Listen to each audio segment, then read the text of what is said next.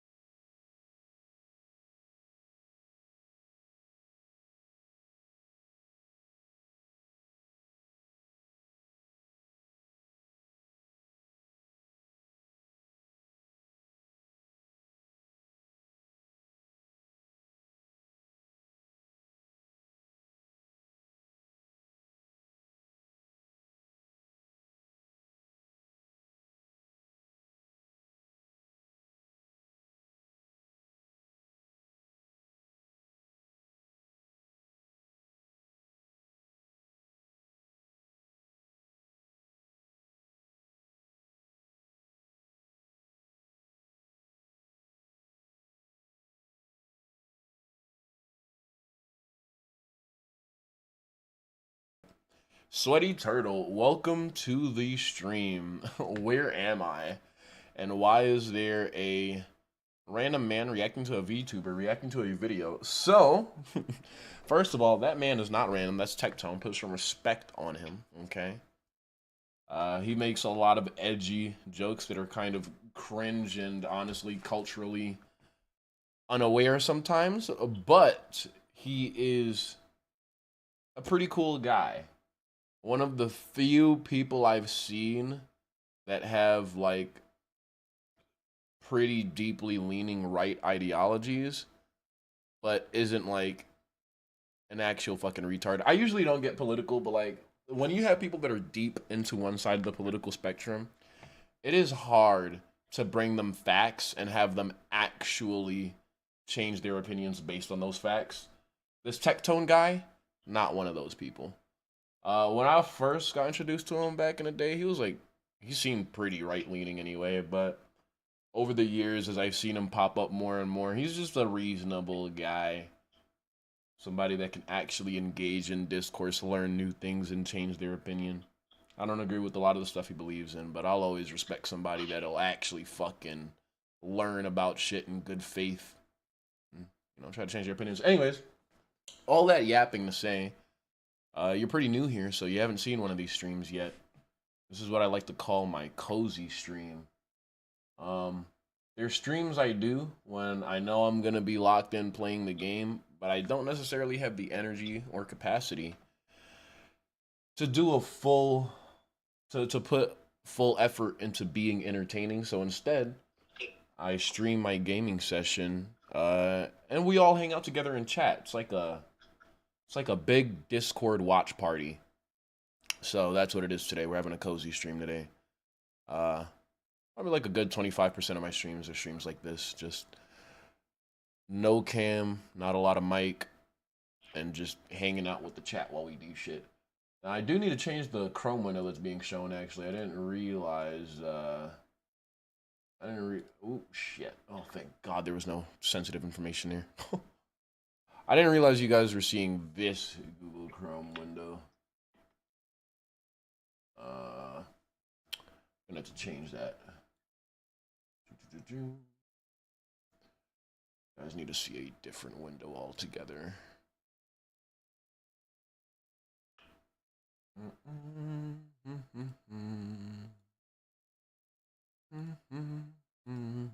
Anyways, I'm turning my mic back off. Bye.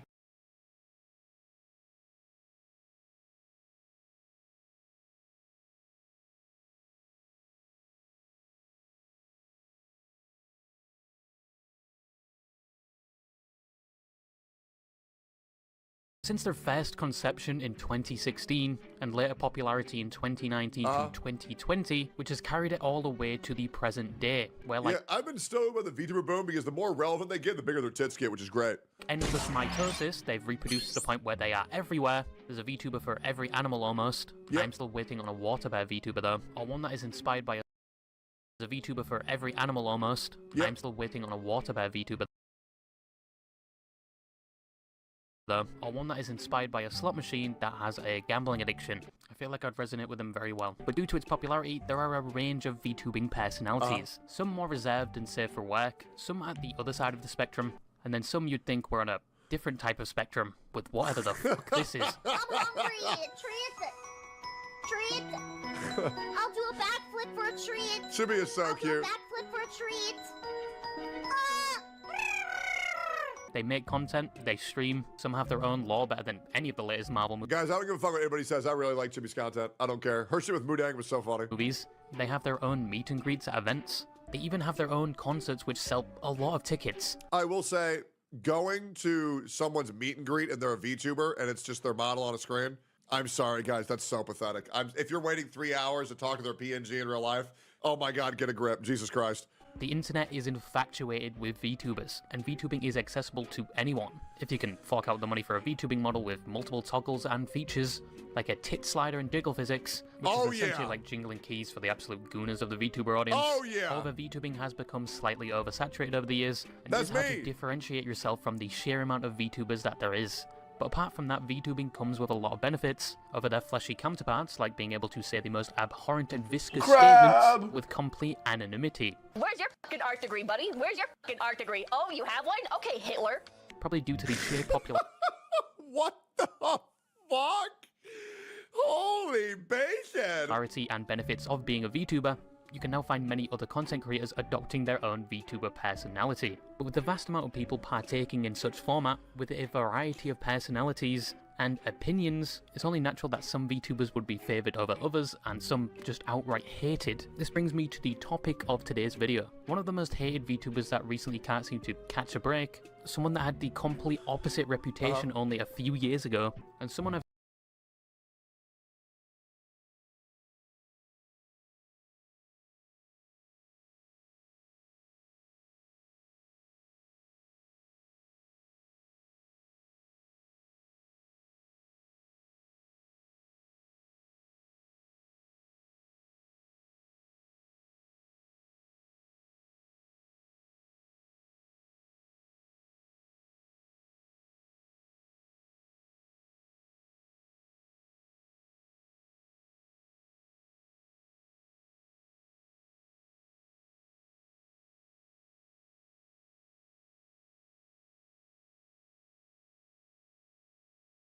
I've spoken about before, but never really in depth, Nux Taku.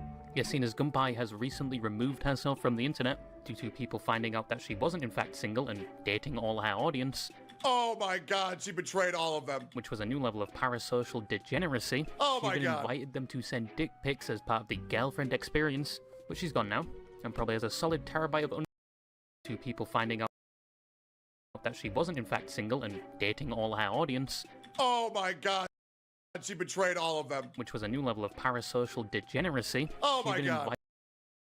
invited them to send dick pics as part of the girlfriend experience, but she's gone now, and probably has a solid terabyte of uncut penis on her hard drive, and that one of the Hell yeah. VTuber really doesn't count in this category, because most people still don't know they exist. I don't know what 40-year-old Indian man was running her OnlyFans account, but bet he saw hella dicks. Which is partially a good thing, so the Big title old now dicks. falls on Nux, as in recent years he's been regarded to be one of the most hated VTubers, and still to this day gets shit like a public outhouse more than any other VTuber. But who is Nux Taku? Yeah, I'll be real, man. Every single time I ever do anything with Nux, I always get told, don't do things with Nux. Don't do things with Nux. And then I do things with Nux and everything's always fine. Like, I really don't know what they think he did, but like, what's the big deal? I'm glad I at least get to watch this. How did he become so hated, and does he deserve it? I'm just incredibly famous on the internet, so people decide to try to cancel me on Twitter for some reason because they're jealous of my incredible success. So for one of the most hated VTubers, you'd have probably expected this man to have spawned straight from the spread cheeks of Nurgle, with malice and hate as his prerogative, which isn't that far from the truth. Nux originally started posting on the internet in 2015 with anime-based videos, which I They were cannot great. relate to in any way. Anybody that has ever made such content should be lined up and shot with hollow point 7.62 rounds. His but I videos were digress. great and still Nux are had great. made his start on the internet making primarily anime-targeted content, which people actually loved. A major critique against Nux from previous fans seems to be that they enjoyed it when he just made anime-themed content rather than the content he would I think the only content creators who were ever successfully bullied into not doing things with me, because people on Twitter said don't do things with him, are the Limbus Company content creators. That's why there was never a Limbus Company Gotcha Cast, because every single creator was like, no, I can't. I can't. Have you seen what they're saying on Twitter? And I'm like, oh, okay. would later shift to, but we'll talk about that later. But in the current time frame, the gravy train was not ending for Nux. He collaborated with many content creators doing the same niche he was, that at the time held a lot of influence on the platform, and he even eventually reached over 1 million subscribers by 2019, Oh, despite yeah. once again doing anime content, and conveniently around the same time, by his own words, somehow got cancelled for the first time in the year of 2020, which was one of the first of many to come, and honestly, to Nux's credit, he has withstood a lot of them. You cannot take it away from him. Dude has tanked controversies even though sometimes it's down to his own actions. But his first cancellation, in his own words, was due to comments he made credit. He has withstood a lot of them. You cannot take it away from him. Dude has tanked controversies even though sometimes it's down to his own actions. But his first cancellation, in his own words, was due to comments he made towards animes and anime characters. Yeah. I think the thing that people got the most anger from him for was him getting interspecies reviewers being the #1 most highly rated anime on my anime list. That's when people lost their shit. We must have been very bored in Which is like, come on. 2020. And one of the comments that put him under scrutiny was when he referred to male anime characters that presented themselves as feminine under the title of traps, which I discovered Sure. recently has become a slur. Thank you for the 2020 slur patch notes 5 years later. And to be honest, I haven't heard anyone use the word trap in a while. The second thing he was accused Well, yeah, because now it's not a trap. It's like an acquired target where people want to fuck femboys. Right? But I will be real, and I'm just going to keep it a buck with you. Like, if all y'all like femboys, just understand they age like milk, brother. I'm sorry to tell you guys, they age like milk.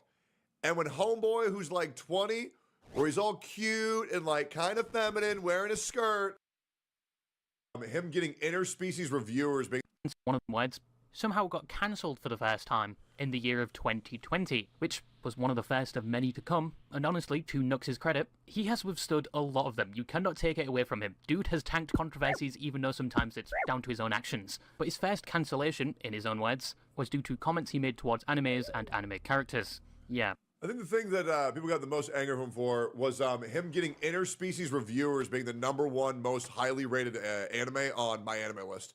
That's when people lost their shit. We must have been very bored in Which is like, come on. 2020. And one of the comments that put him under scrutiny was when he referred to male anime characters that presented themselves as feminine under the title of traps, which I discovered recently has become a slur. Thank you for the 2020 slur patch notes 5 years later. And to be honest, I haven't heard anyone use the word trap in a while. The second thing he was accused of. Well, yeah, because now it's not a trap. It's like an acquired target where people want to fuck femboys. Right, but I will be real, and I'm just going to keep it a buck with you. Like, if all y'all like femboys, just understand, they age like milk, brother. Honestly, that's hilarious. It sounds mean, but brother is not lying. I myself was a femboy, probably until I was like 23, and coincidentally, I stopped when I like bulked up and got to like 170 plus pounds or whatever. I'm 6'1" for reference, but I think for like pretty much until 23, I was floating between 140 and 150 pounds, and a lot of it was not muscle mass. So I had a nice little femboy look. Bro's not lying. Femboys age like milk. Okay, if you were assigned a male at birth, okay, once you hit your second puberty, which every single human has I call it the second puberty. Scientifically, it's like, basically, once you reach the late stage of adolescence, like once you're reaching the final stage of adolescence, so that'd be somewhere between like 24 to 28 years old, the presence of like those levels of testosterone in your body. Like, anyways, I'm not gonna go into all the other research I've done, but long story short, if you have not been doing any type of hormone therapy or anything like that, and you're just a regular dude that was doing femboy shit, you're gonna age like milk, bruh. Once your body is done, once your body is actually completely done with adolescence, between like 23 to 28 years old, brother, the presence of testosterone in your body for that long, it's cooked. All right, you're gonna need some outside intervention to keep that femboy look going. You're done for. So he is not wrong. I like scoffed at it the first time, but brother is not wrong. I didn't stop being a femboy because the looks got less feminine. But now that I think about it, I think about the pictures I took back then, and I'm like, even if I completely waxed and shaved now, just wouldn't hit the same. I'm sorry to tell you guys, they age like milk.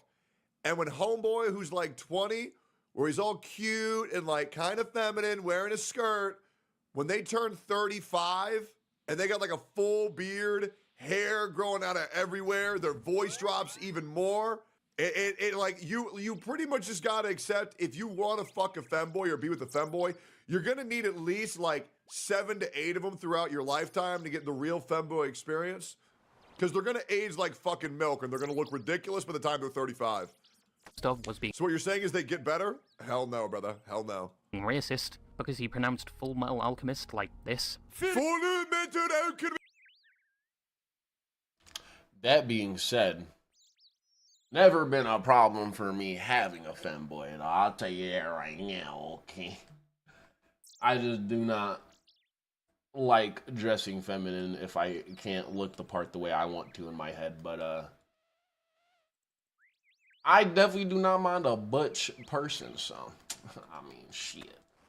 I ain't having a problem being monogamous with one femboy either. If you're I feel like also if you're getting with feminine men just because they're feminine men, no matter what, you're kind of already just engaging in a fetish at that point, so I don't think you're gonna have a femboy that's gonna fucking turn 35, 40 plus. It's just not gonna happen. You're pretty much always gonna be hopping around at that point anyway. And the third thing was that he was sexist for talking about anime female characters in a negative way. But sorry to say, Sakura is a fucking useless character. Yep. I had to say it. She would have been more useful as a shuriken shield than anything else in the story. But out of all the controversies that Nux would later have, this one was by far the least impactful on his online reputation. Yeah. But Nux's response to these allegations and critiques gives you a good example on Nux's online persona, which has persisted even to this present day. He kind of just told them to go f themselves, and he clammed on the people hating on Good. him, and clarified he wasn't in the wrong Good. because the majority of the time he was just talking about anime characters. I don't think I did anything that warrants an apology, and therefore I, Lord D. Nuxanor, will not be apologizing. This is the persona a lot of people revered him for. He was someone that had relatively no filter and was certainly unapologetic for it. He was loud, energetic, satiric, Dude, I used to be such a huge Nux fan. Now I just like the guy as a person, but yeah, man, his content was funny as fuck back in the day. and in his own words, he just loved the chaos and just flexing on the haters. That is also a term I haven't heard for a while. People loved this about him. It was somewhat of a breath of fresh air for that time. Yep. Which, to many's horror, someone with the same characteristics and significantly less apologetic was about to become popular around the same time. Oh yeah!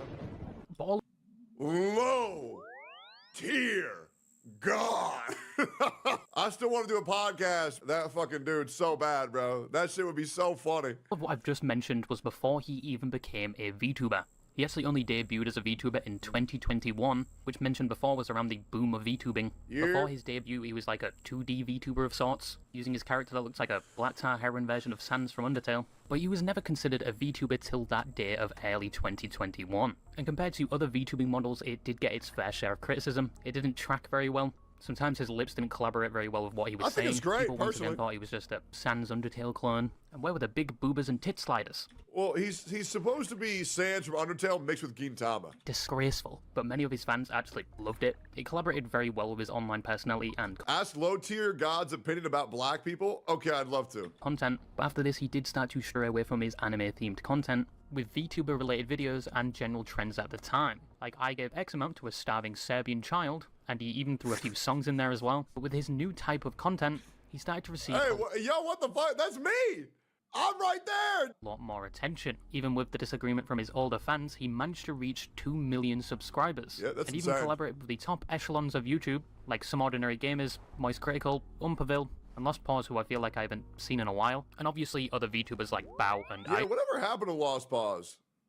He always comes into my chat like once every 3 months. But yeah, what happened to that guy? Mouse. He even started a podcast in 2021 with Umperbill and Mutaha, just talking Yeah. about things that happened on the internet. And even though his older fans criticized him, his content had changed drastically, and he wasn't everybody's cup of tea. All of this was outweighed by the support and positivity for him. However, due to a number of controversies regarding his own actions, the tide of positivity quickly turned against him. And in the Uh-oh. current day, he doesn't collaborate with many YouTubers like he used to. His content is mainly Wait, that's me again. turned against him. And in the current day, he That's literally him from like a month ago, man. Yeah, no, this is fine. I think Nux is great. doesn't collaborate with many YouTubers like he used to. His content has mainly evolved into just slop reaction content. Oops, sorry, wrong channel. And on his second channel, he's dived into mainly evolved into just slop reaction content. Oops, sorry, wrong channel. And on his second channel, he's dived into politics, which has also landed him in Wait, he made a video about Corinna Boatger? Stop. No way, bro. No way he was talking about Paimon. hot water, and many of the people that were once close to him have seemingly distanced themselves from him. Many address him now with either infamousy I don't know, man. I think we're good. It's all good. or just outright hate, which is very polarizing when compared to his previous years on the platform. But what are these controversies, and does he deserve a reputation that is essentially on the same level as a urinal cake marinated in piss? And the point that I'm trying to make here is, for some reason, I became the goddamn enemy numero uno. Now, probably one Let's see.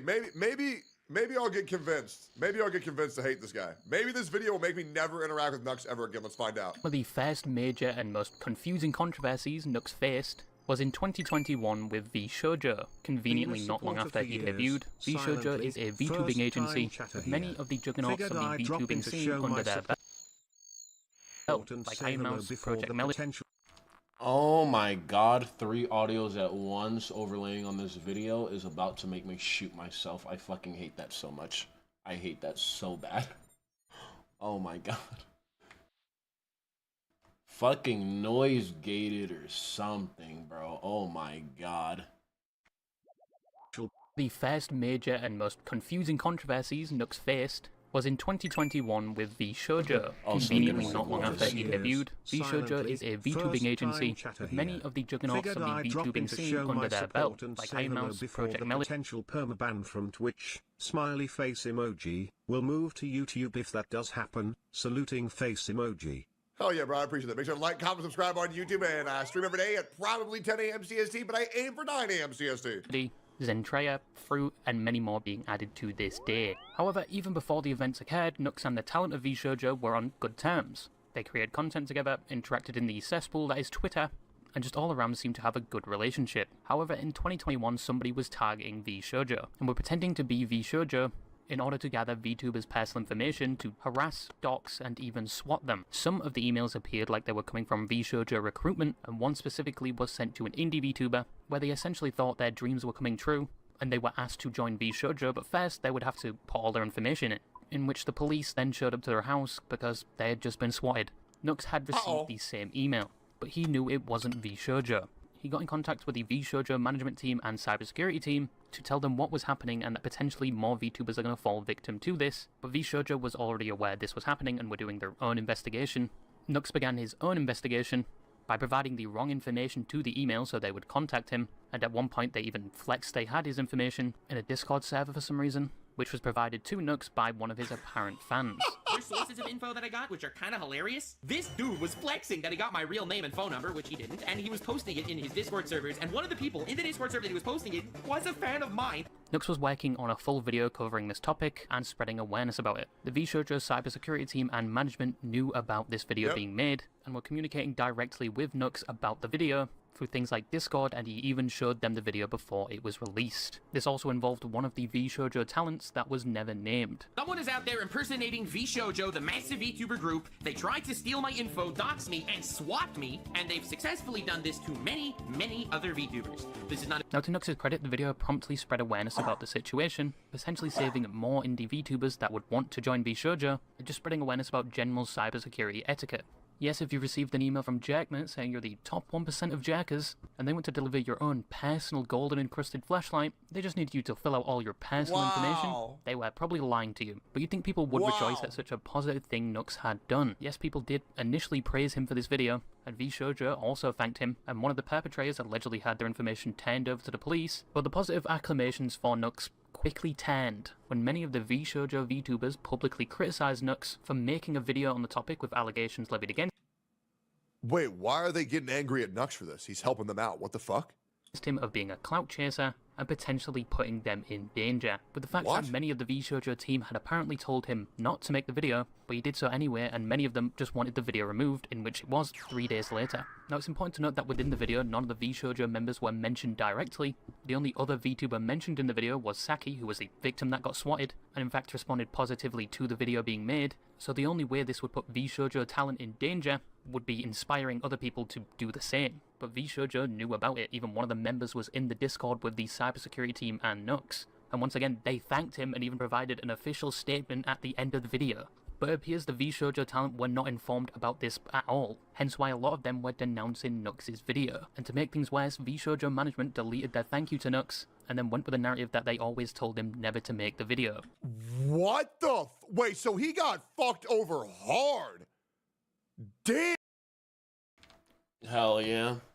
I'm trying to make some money before bingo myself, cause if I can get just maybe 2 or 3 more good drops before it starts, I might just liquidate to a T-bow. I've really been missing solo CMs. Solo CMs are so fun and chill. Anyways, let's get to it. Damn, bro. Did they ever apologize? Did Iron Mouse ever apologize to Nux or no?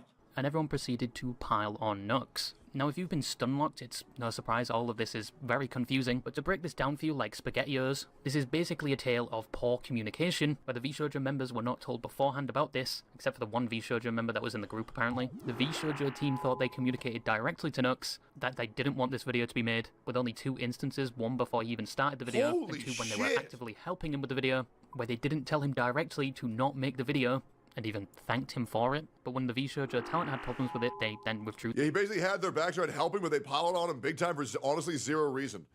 Wait, this is pathetic. their thanks, and once again reinstated their stance they never wanted him to make this video, despite once again being informed and having It was found that the V Shoujo talent was Project Melody. That makes sense. some part in it. And I know Nux and Melody used to be very close. Don't know if they still are. They also expressed concerns about the one person he called a fan, who was the one that told him they were leaking the fake information, that they were a part of the attack and could be feeding him misinformation.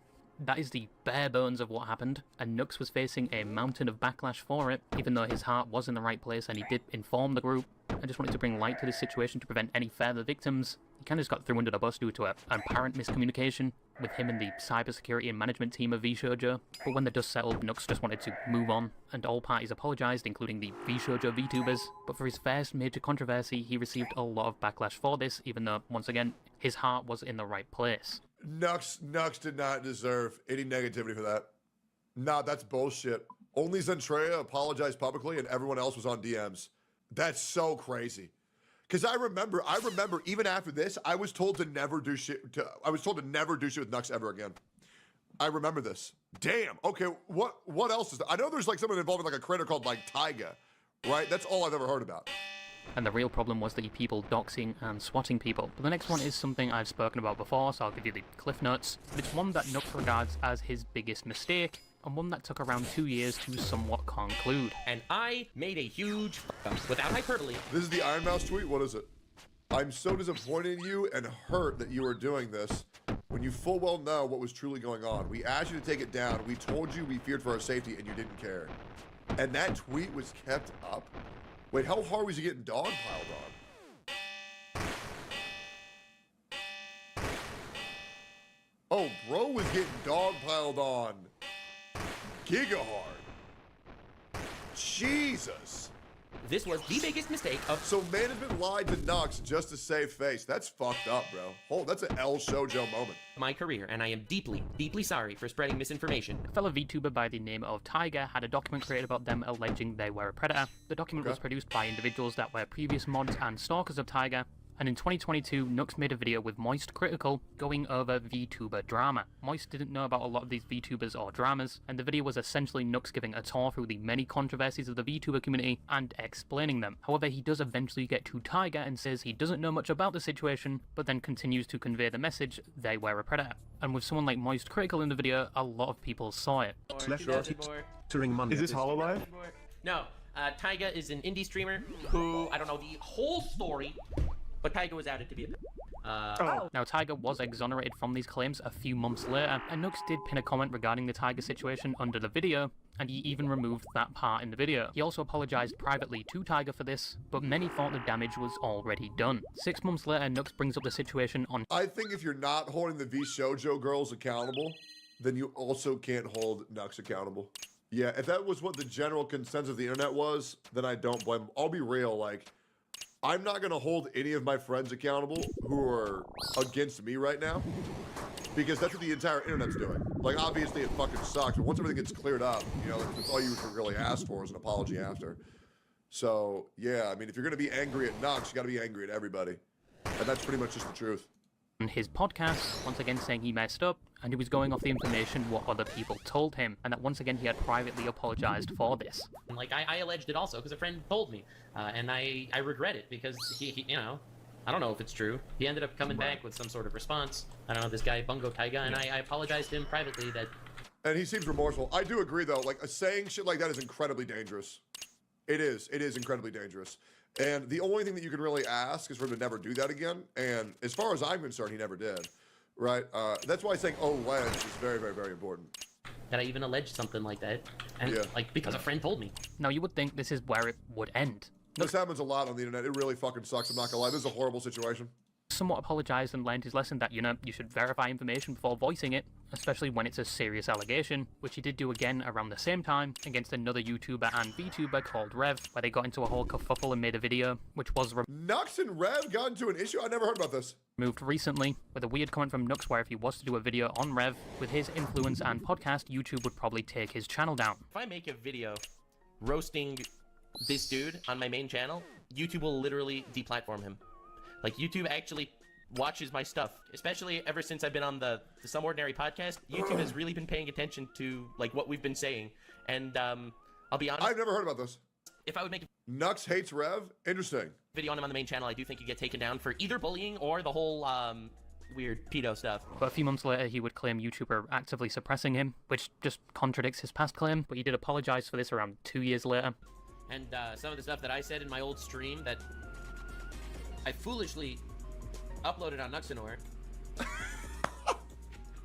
And yeah, I was definitely out of pocket when I talked about Rev like 2-3 years ago, whenever the fuck that was. But with the Tiger situation, it wasn't done yet, as Tiger thought it wasn't I wish I knew why Nux and Rev had beef. What happened? That's what I want to hear about. What the fuck? a good apology, because Nux claimed privately they would publicly clear the slate regarding Tiger, possibly with another video with Moist Critical. But the video or cleaning of the public slate never came. This guy, Bungo Taiga, and I apologized to him privately that Let me be clear. Let me check exactly what he said. If I do a sequel with Charlie, I was planning on it. I'll try to clear the record more publicly. I'll also do more research. Again, I don't know right now, however, I'll try to rectify any extra damage I caused and hope you can accept my apology. This was in December 22nd, 2022. 2022. He said he was going to make a sequel video with Moist Critical. Video never came. Now moving to 2024, Nux was still getting backlash for That's probably because Moist didn't want to make a video with Nux, right?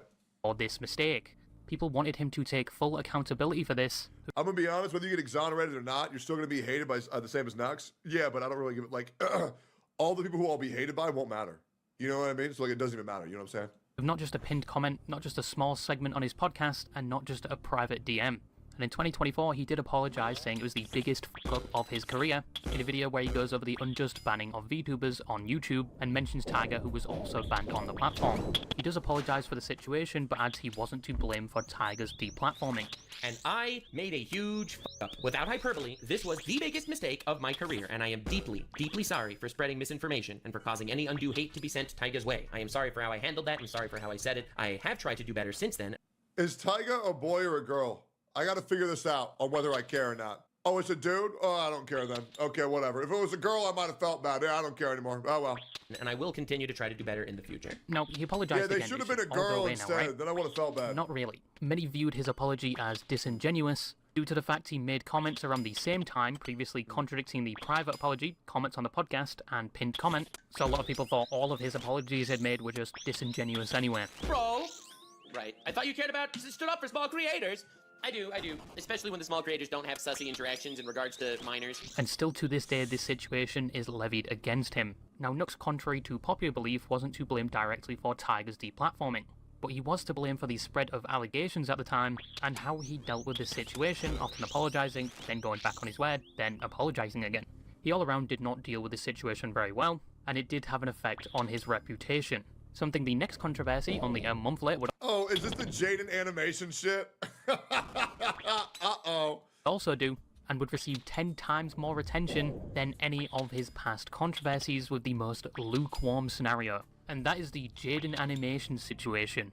Now, most people know who Jaden Animations is. Oh, She makes no. anime videos, mainly storytime videos, and even herself later became a VTuber. But this whole controversy boils down to Nux that had just changed his type of content to mainly just reaction-based content, which many popular content creators do, like Asmongold and Pyrocynical, the Mounting Ugly. What the overall, fuck? but people had a problem with Nux due to the fact he started reacting to Jaden, and he would take the title or situation and involve himself in it. With That's it? Okay, so I think the V Shoujo shit's a non-issue. I think the Rev shit's a non-issue. I think the Tiger one's actually pretty fucked up. I totally get it. But the only thing that we can ask of somebody who fucks up like that is for them to not do it again, and he hasn't, right? As far as I'm aware. So far, only one real issue. Let's keep going here. the title like Me and Jaden had a good 10 years on YouTube, or Jaden Animations talks to me about dating, or Me and Jaden forgot to file our taxes and the IRS found us, stuff like that. Okay? Who's we? There is no we. It made it look like they were doing a collab of sorts, Okay. even though I don't think there's any recorded event of them interacting, but people were not happy with this, and a whole bunch No, me, Jaden, and Nux, we played Among Us back in 2021, 2022. So they have interacted. I remember that. of hate was sent to Nux, especially with the perceived reputation he already had. Someone made a fake response from Jaden, which many believed, essentially telling him to fuck off. Someone made a Google Chrome extension, which adds him to every YouTube video, and someone ratioed Mr. Beast with a meme, and he took credit for it. People made a Teen Titans Go reference with it, which was "and Bumblebee," which he assumed meant it was just kids making fun of him. I'm getting canceled. by Teen Titans Go children. I'm being written by toddlers. Oh It's amazing. no! Even though Teen Titans Go, yes, it is a bad sequel to Teen Titans, but it is pretty old now, and I think it aired quite a while ago when I was a toddler. But people that didn't know who Nux was before this just thought he was the Jaden Animations guy now, which I don't know if it's good PR or bad PR. But to be honest, he was just doing what every other React channel does, albeit changing the title slightly. I don't know why he chose Jaden, he wasn't framing any other titles like this, and he'd already... We're really upset at Nux over this shit. Like, at this point, just admit that people were looking for a reason to get upset at the guy. How the fuck are we getting upset over some goofy titles and thumbnails? Like, brother, come on, man. We're just dogpiling just a dogpile. That's it. already been doing it as far back as... Man, the video's over half done, and they haven't touched on Nux's really weird obsession and defense of involvement with lolicon content. Like, bro, that's the reason that I know anyway that Nux is hated, and I think it's really weird the way he tries to defend lolly content in general, and the fact that he only distanced himself from Shadman when he got exposed for basically being buddy-buddy with Shadman. So that's, you know, kind of sus. Video still has a good 10 minutes in it, though. So if they don't touch on that, I'm about to start showing up to Tectone's chat to start asking that nigga if he knows about Nux and his fucking lolly obsession. Because that shit is kind of strange, bro. This 2 years ago, but it was just reaction videos, Who which many people cares? watch, so they don't feel alone watching YouTube in their dark, dingy basement. But anyway, now the last controversy, yes, we're almost there. I know I've taken up a majority of your time, but let's be honest, that time playing War Thunder or Dead by Daylight wouldn't have been time well spent, now would it? So True. shut up. But the last one, and probably the most impactful, was basically surrounding Lolly. Now the topic of Lolly Okay. has been debated for years Wow. Speak of the fucking devil. now, especially within the anime community. On one side, you have people that argue lolly characters in anime or VTubing is only an aesthetic thing focused on characters that are small or have a specific body type. A key example. Yeah, I'll be real, man. Like, I feel like if you sexualize children in anime, it's fucking weird. You know what I'm saying? As long as the characters look like an adult, that's pretty much all I give a fuck about. And no, there is no height of consent. We know when a character looks like an adult, and we know when a character looks like a fucking child. Okay, it's very obvious. It's very, very, very obvious. They try to make it very confusing, that way they can get away with their mental gymnastics, but we all know this shit's weird as fuck. Example used by this side is Rebecca from Cyberpunk, which was a whole different controversy back then, but she did get absolutely balled on in the anime. And on the other side, people say they are depictions of children, and if you sexualize them, you are a predator. With the example, some anime characters seen in that light are underage. But how does this relate to Nux? Well, Nux was heavily against lolly publicly, saying, Let me guess, he did some lolly thumbnails or some shit? along the lines, if you like lolly or sexualize it, you are a predator. However, many took a look back at Nux's history with some of the content and thumbnails, some of which have been deleted and changed over the years. Many cited he had straight up involved lolly sexually in his thumbnails or suggested such themes in his content. Even at one point he had a series where he would straight up show anime porn to other influencers to get their reaction. He has the same facial expression as Tom, bro. Whoever made this needs to be in jail. What were we doing back then in those days of content? Jesus. He even showed hentai that was considered lolly to his fellow co-host Mudaha. Is it hentai? Which one? Nah, for real, sweaty. Like, bro. First rule, hug your little sister every day. Okay, it's fine. Okay, just hug her for at least 10 seconds. There's nothing wrong with that. Yeah, it's fine. No, the third rule isn't any weirder, so you don't have to worry. Oh. But he was mainly being called out for being a hypocrite due to the thumbnails and the videos. Okay, that's low-key weird as fuck, I ain't gonna lie. Yeah, that's for sure a little bit hypocritical. Yeah, for sure, I get it. But what made things significantly worse at the time was the Ava Chris Tyson allegations, where Ava Why? was a supporter of Shadman, an infamous character online that drew NSFWR, and more notably drew NSFWR of Keemstar's daughter at the time, who was underage, which everyone viewed as fucking disgusting. But after the whole Ava Chris Tyson story, a post was made showing all the creators that associate with or endorse Shadman, and Nux was listed, where he previously included Shadman's art in his thumbnails, which he did change a few days after the video was released. Yeah, but that's not even a kid. So like, let's come on here. Let's come on now. Let's come on. Nah, that's a fucking weird take. That's a drawing of someone's kid.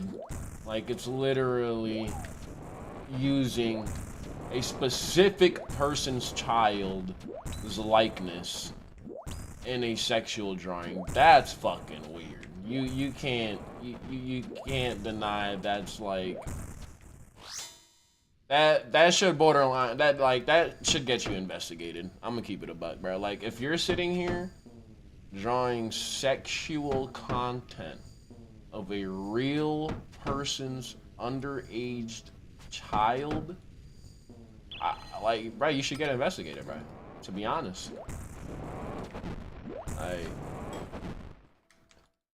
God damn it, I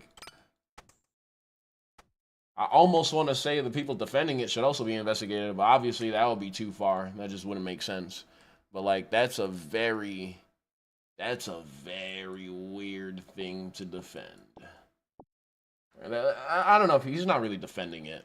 I guess he's more so saying maybe the intensity of response is like misaligned, but I don't really think so, bro. That's weird as fuck, bro.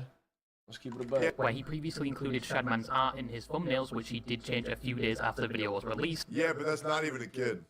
Oh, maybe he's talking about this fucking thumbnail picture instead. I'm fucking retarded. Yeah, this is why I should just keep the mic off. So like, let's come on here. Let's come on now. Let's come on. A few years ago. Remember the video that I talked about that had a Shadman The drawing in that thumbnail specifically was not the Shadman drawing I was just referencing.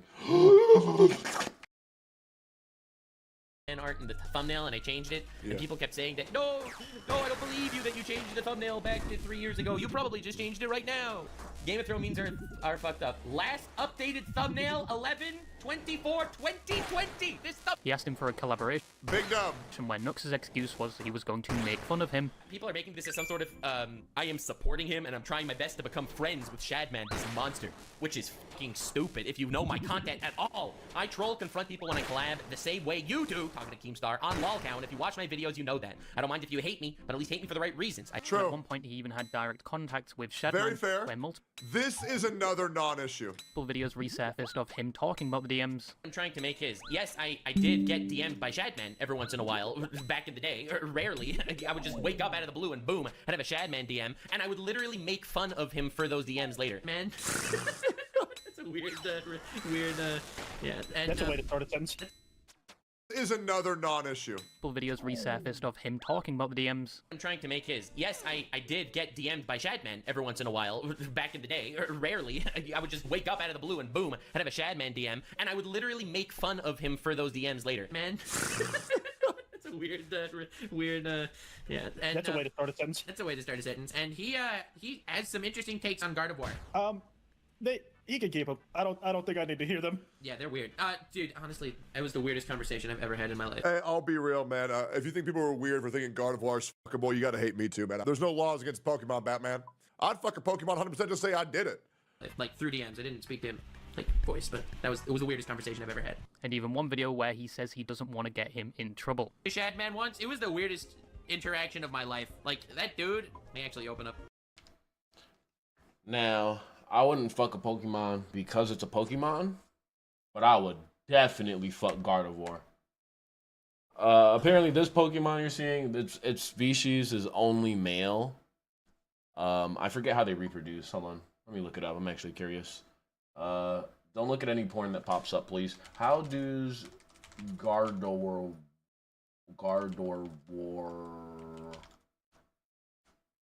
reproduce?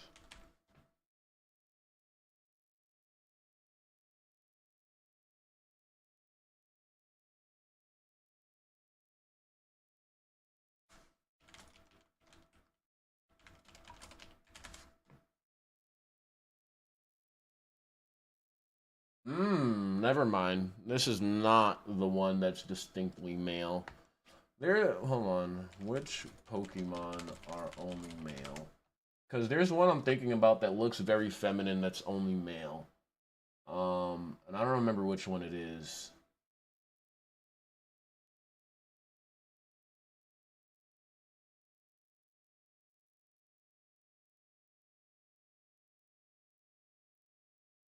Alright, let's start looking. It's gonna be one of these.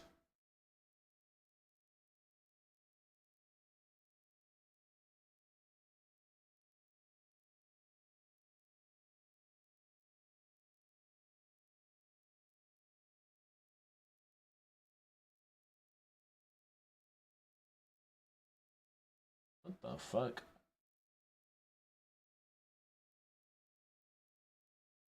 Maybe I'm tweaking and there was a specific Gardevoir in the anime that was being referenced that's male. Because none of these are the ones I'm thinking about.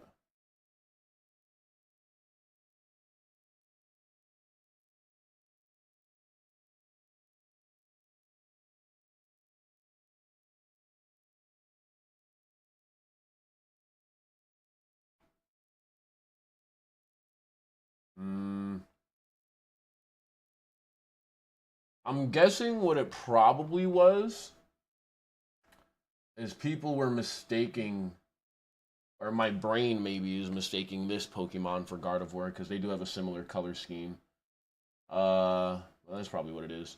Anyways, listen, male or not, Gardevoir, I would totally smash. I don't give a fuck. You said, what about Lopunny? Let's see.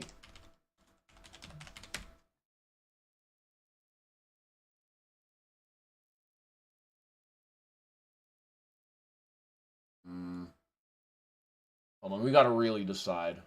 Let's throw hentai after. Let's. Oh! Voice, but it was the weirdest conversation. All right, guys, back to the video. Even one video where he says he doesn't want to get him in trouble. Shadman once, it was the weirdest interaction of my life. Like, that dude, let me actually open up the DMs. Let me see if I can find anything funny he said. Oh my god, I can't even read you most of this. I can't even, oh my god, I literally can't read any of this to you. I really want to show them to you, but I don't want to, like... Hold on, guys. This Lopunny tab is going crazy. I'll be right back in maybe about 7 minutes. I gotta analyze the footage. BRB.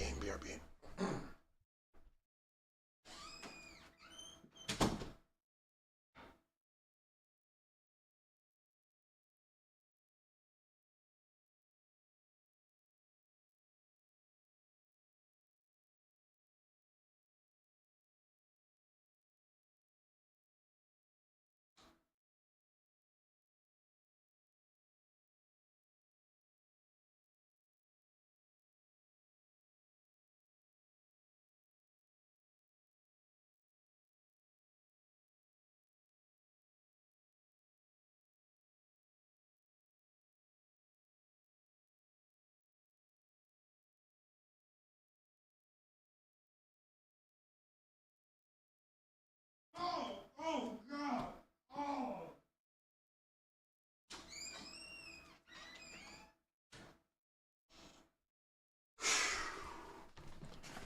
Wow. All right, I'm back, guys. Whew. Oh shit! I didn't mute my mic. So sorry if you guys heard that. There must have been somebody walking past the window that yelled or something earlier. I heard it while I was in the bathroom. Anyways, back to the video. Show you anything that I can't reveal. Like, I don't want to actually get him in trouble. It's just like, yeah. But Nux clarifies he never knew about the Keemstar Shadman thing. Now, it's been unclear if Nux was ever going to actually roast Shadman if he did a video with him, or if he He absolutely was. He said the same thing to me before. He made a video with me just shitting on me. I thought it was funny as fuck. truly didn't know about what Shadman was doing, but the fact he had direct contact with someone like Shadman, many still viewed as incriminating, even though in his own words he was just making fun of him. In his response he also said he regrets a lot of his previous content and the involvement of Lolly in them, and he has always been against Lolly. It wasn't a review of Lolicon. That's obviously bad faith. Probably one of the most bad faith ways to twist what actually happened I've ever heard. Now, I have said in the past, and I'll say it again, I do regret making a lot of those old videos. I have literally always been against the Lolly. I made old videos where I found, like, crazy hentai, and I showed them to people for shock value. These hentai videos are on YouTube also. And I reacted to a YouTube video, being like, this is crazy that this came out of Japan and is literally on YouTube. So, anyway, it was a little wild. I invited a lot of people to the call. Obviously, no one thought it was weird. People had eyeballs. I mean, everyone thought that the content was weird. A lot of this controversy just boils down to Nux saying he hated something, but he was involving it in his content, and was actively showing it to people.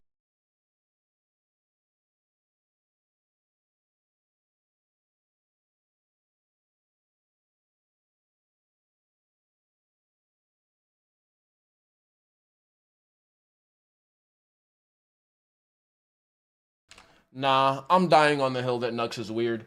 See, I would have given him a pass if he was doing that, like, if he debuted in 2021, I'd given him a pass if he was doing that fucking lolly hentai shit back in, like, maybe, like, fucking, like, 2020 is where I'm gonna start turning my nose up a bit, but I wouldn't raise a brow yet.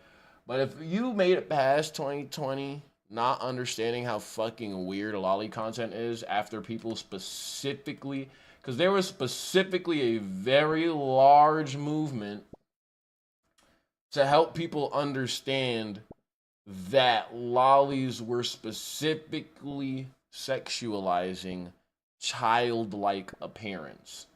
And that is a very, like, let's just put emotions aside for a second. And I know exactly when this happened as well, because I'm very involved in the anime community. And I also used to fucking like lolly until I was like 17 or 18, and I realized like that it was kind of weird. It was like 2017 or 2018 is when I stopped interacting with it, which is just about when I would have turned an adult. And you know, like, it's specifically sexualizing childlike appearance. And when people started like basically broadcasting that and specifying that and explaining that, like, the only difference is that they look like a child,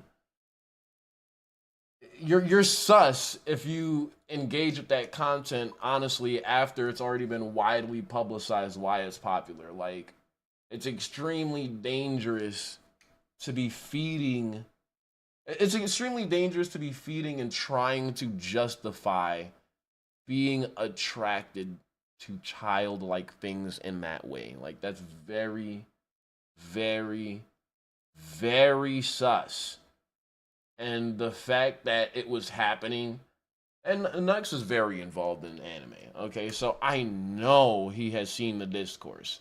It does not matter, especially if you're somebody that's as chronically online as a fucking person that YouTubes for their job, dude. He has seen the Reddit posts, the Twitter posts. He's seen it literally everywhere where people talk about the fact that why lolly is weird. And there's very, like, decent analyses on how they're portrayed differently versus adult counterparts in the same kind of content. Like, I don't know, man. You just gotta be, you gotta be a really strange person to bat for this. Like, sure, freedom of speech, freedom of expression,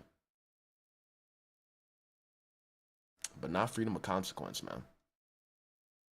You need some consequences if you sexualizing childlike shit when we have a very real problem with children being abused.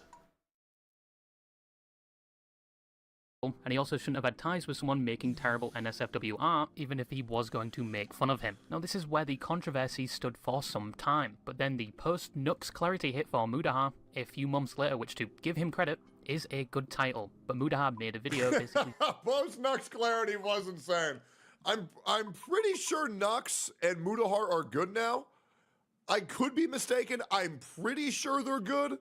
I mean, fucking Nux's profile picture is literally Muda on Twitter, but maybe I'm wrong here. Saying he was distancing himself from Nux due to some feedback he got from Reddit. But to go back to it, Nuxtaku is a former collaborator, a former friend of mine, and I mean really a former friend of mine, because some of the stuff that I've seen over here is disgusting enough that I really can't continue a friendship, and I really can't, like, again, excuse some of my behavior watching some of this content. He said they had no more business relations and they were no longer friends due to things like the Tiger situation, the Shadman situation, and the Lolly involvement, which he had some part. The Shadman thing was a non-issue. The Lolly shit was weird 100%, and the Tiger shit was...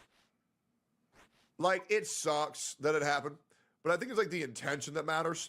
Yeah, I don't really think it's that big of a deal these days in 2025. What do you guys in this think? Situation, I just wanted to provide you the context of all of this, right? This wasn't us sitting together watching. That's the other thing when people say, Tectone, all you do is just listen to what your chat says. I'll be real, on any controversial topic, my fucking chat just doesn't say nothing. They won't type shit. Lowly, you know, just on like the off time. This is a collaboration for one of Nux's main channel videos. And at the time, really nobody thought about it. But we should have. It really did blindside me. There was a bias, call it, you know, friendship bias, call it, you know, there was other creators working on it, but really it was something that I was putting up a blind spot to, and I'm not using that as an excuse. I really shouldn't have done that collaboration, and I really shouldn't have watched that content, and if any way contributed to normalizing it. And he went on to say he didn't know about Nux's content, and he was naive to some of the things he took part in. Wait, you should want those videos? But in this video, he was basically taking accountability for his involvement, but then deleted the video, citing he was overreacting and he apologized to Nux, and they are still friends. That's great. Yeah, I think Mudahar probably just got fucking bullied by a bunch of fucking Redditors. I think that's great that they made up. That's great. Muda deleted his video, posted a community post, and then... Thank God I know this, because I really wanted to do another podcast with Nux and Muda, and hopefully I can make that happen again. Hassan was the cause of Muta's vidom. Was he really? Yeah, that makes sense. Called me, and apologized. Many thought this was disingenuous of Mutahar taking accountability then walking it back, and he did receive a lot of flack for this, many citing that wearing the Christian medallion was giving off some gamma radiation and probably skewed his judgment due to this. And many said he was just throwing Nux under the bus, who was supposedly his friend, so he didn't have to deal with the Reddit hate. Mutahar probably should have thought a lot more about this before making the video, but the two of them made up anyway, apparently. I think it was definitely an L move by Muda. However, I think him apologizing publicly and saying, "Hey, I fucked up," I think that's a very big. I think that's a very big W, to be completely honest. But the fallout of this video was a lot of the previous stuff being... Because I know how many people were going after Muda for this shit. So yeah, I think that's I think he made up for it for sure. Brought up again against Nux, and other people like Chud Logic were affected when Who cares? Why are we talking about Chud Logic? Who cares? How, bro, he's like another Frogan. Like, who the fuck even knows who that is, bro? Who is that? I'm good, man. Just get him off my fucking screen. Yeah, it was a pretty rough moment there. So in conclusion, does Nux deserve the reputation of the most hated VTuber? Looking at all the controversies, he tried to do the right thing with the V-Shoujo situation, and the Jaden Animations thing was just kind of a joke. But due to his own actions, like contradicting himself at times or going back on what he says and taking no accountability, except for sometimes years later, it has led to a lot of people hating him. So yes, he does somewhat deserve that title, mostly due to his past controversies and the public perception of him. But in the present, I predict we probably won't see any more dramas from Nux. I'm probably wrong. Nowadays, dude is just reacting to politics and Adventure Time, and yes, he does get a lot of hate for his political takes, but I'm in no way political, or have any knowledge on politics. But yeah. Here's my opinion. First of all, I thought this was a very great, very fair video. If I'm wrong, feel free to correct me. I think it's fine if people don't like Nux.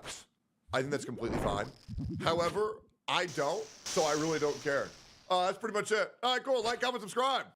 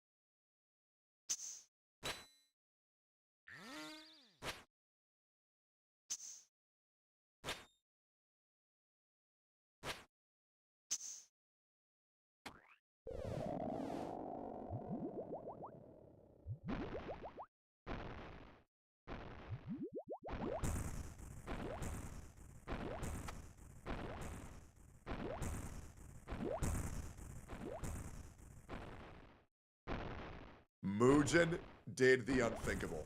He made a 2-hour video on how a legendary VTuber got exposed as a psychopath. As a guy who's been heavily involved in this shit, I will weigh in, but I'm ready to enjoy absolute fucking cinema. Well, guys, it took a while, but after 4 months, 2025 has officially had its first apocalyptic level VTuber drama that has caused an industry-wide disaster. One of the biggest This is about one of the biggest independent VTubers coming off the heels of VShojo losing another member, and this is still bigger on the planet, and how for years, while pretending to be her friend, tried to take away opportunities and suppress the success of an even bigger independent VTuber by the name of Bao. This all started when a very well-renowned artist within the VTuber community published this document titled Terminating My Work with Cinder. This document is such a bombshell filled to the brim with proof that it's currently sitting at almost 3 million views, and it hasn't even been up for 24 hours. That artist wasn't the only one. There are multiple documents with a lot of proof published by multiple people, including Bao, who usually stays away. Yeah, the only document that doesn't have proof is Cinders. From drama. And as time goes on, more and more people are coming out with their side of the story. You have to understand, this doesn't just involve Bao, this involves multiple very successful VTubers being backstabbed by that person. And that is barely scraping the surface here. Not to mention that her apology was one of the worst I've seen in recent memory. To say that this is a Shy Lily's response being censored because she used like 18 slurs. Not really. It was just like hot fire. No spoilers for the hottest response ever. Apocalyptic is an understatement. The entire VTuber community is shook to its core. So what the hell is going on? Well, you already know the drill. Let's talk about it. So as I mentioned, the VTuber at the center of this controversy is Cinder, but she didn't always go by that name. She actually started off in 2020 as a YouTuber by the name of Tashi.mp3, making a variety of different ASMR RP videos. Yeah, her ASMR videos like crazy girlfriend jerks you off ASMR. Like, you're such a good boy for me ASMR RP. A year later, on June... Oh my god, I forgot that was actually Cinder. I completely forgot that was her. Oh my god. 2021, she would create her Twitch channel under the name of Cinder and would start streaming. During that time, she would build herself a small community of people. But the real turning point for her was a year later, on June 2022, when she would officially do her model debut. The whole thing was a resounding success, and people fell in love with her model almost instantly. At the time, very few models looked like it, and it was seen as innovative, unique even. Not to mention that it had 2 very big reasons to keep your attention, I guess. Yeah, the flames in her ears, not her giant fucking milkers. During her debut, she would spend close to an hour showing off her model and the different features that it came with. After her debut, she would get a lot of traction. People really liked her model and her personality. Nanolist was also able to gain some of this traction because she was behind the design of her model. This allowed her to start receiving I ain't gonna lie. That is so fucking hot. Many commissions from other VTubers who wanted a similar style, and as you can see from how many followers she had in 2023, she was also able to grow exponentially. Cinder would understand that one of the things people loved about her was the design behind her model, so she stuck with Nano and would keep commissioning a new model or outfit every few months. Now look, when it comes to VTuber models and VTuber outfits, this costs a lot of money. We're talking thousands of dollars. The fact that she was able to do this every few months already showed the resounding success that she found in I've seen VTuber models cost up to $62,000. Yeah, it's fucking insane. Like, the amount of work this shit takes and the amount of people know they can get away with because they know how much the creators will make from it. So it's actually worth, like, a worthy investment. That's what's insane. content creation. Her average view count on Twitch was I'm not going to say who. unstoppable, reaching thousands of concurrent viewers today, ranking her as the 471st most watched content creator on the entirety of Twitch. Part of the reason of that growth was that she was able to be a part of the VTuber friend group that included the biggest indie VTubers on the planet. She was seen as a dear friend, and as far as the others knew, that's how she saw them too. Always collabing together and always being a part of their tier lists or whatever other challenges they do. But that's not all. Her success knew no bounds. At the beginning of 2025, she announced that she was a partial owner of the company Gamersubs. This is a huge energy drink company that sponsors many of the top VTubers in the world. And you can use code BALDY for 10% off if you want to try Gamersubs and my flavor Happy Juice. Thanks for the plug, Muujin. Even released her own shaker with them, and the art on the shaker, of course, was also made by Nanolist, and it sold out completely. All this to tell you that she was extremely successful. Guys, she was never in any controversy. As far as anyone was concerned, she had a very warm and kind personality, as well as a really cool design. So of course, no one could have ever expected that it would just take one document to make her entire successful career come crashing down in an instant. But that's exactly what happened.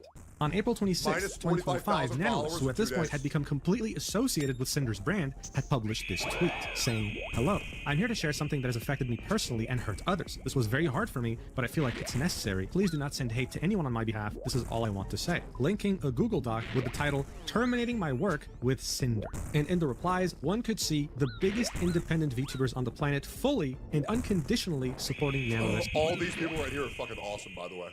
They're all fucking great.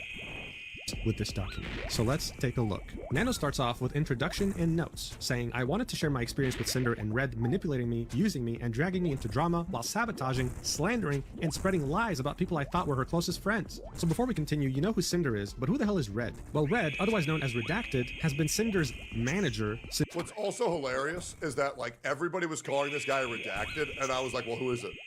I never realized his name was just Redacted.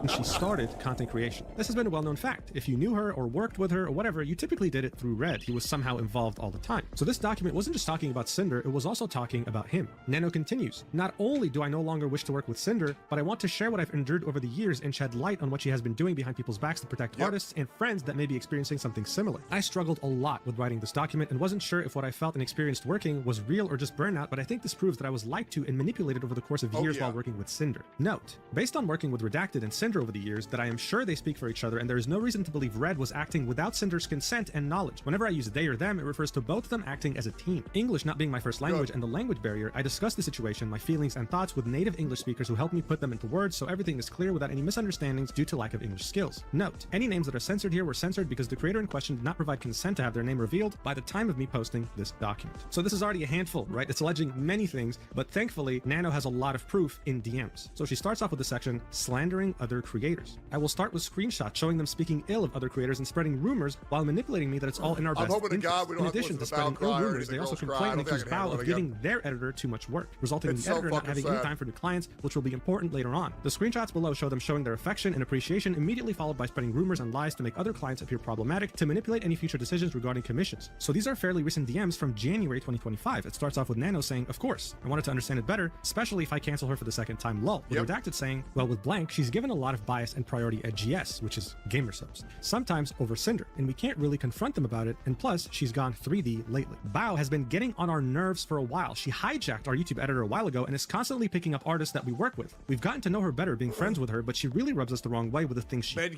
can you believe that Bao was trying to work? Man, that's insane. I can't believe she hired an editor. That's so fucked up. They're my editor. They can only work for me. Like, what the fuck? It's a freelance part-time job, brother. You can have multiple clients.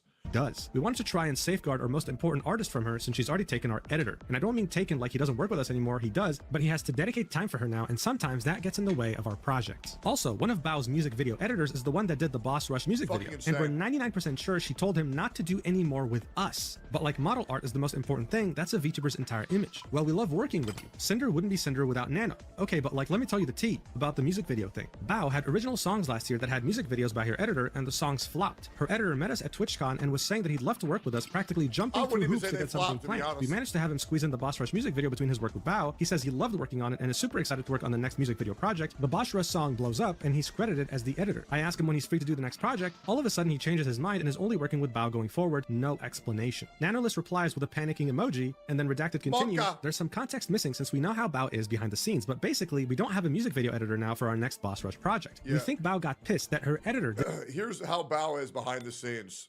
She's a fucking alcoholic. I'm not gonna lie, bro. Partying with Bao is hilarious. Like, that shit goes crazy at parties. It is so funny.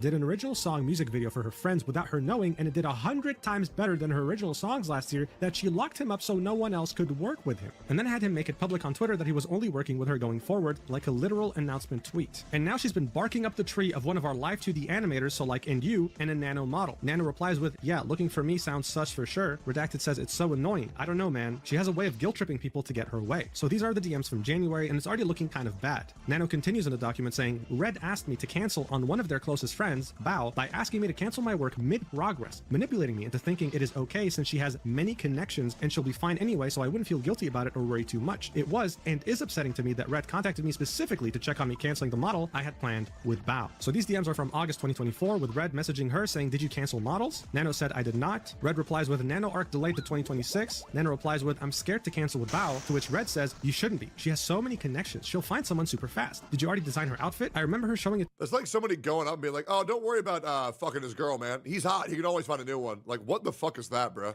To us at WeepCon, to which Nano says, yeah, I can give her the design for free as an apology gift. This is so scummy, man. You have to understand, commissioning a VTuber model is a very lengthy process. It is. Everything from the It initial takes concept forever. to the design, to the rigging, to the testing. If you don't pay extra, it might take a year. If you pay... And let's also just be real, and I hate to say this, bro, deal with artists, they're lazy as fuck. Like, I'm sorry, bro.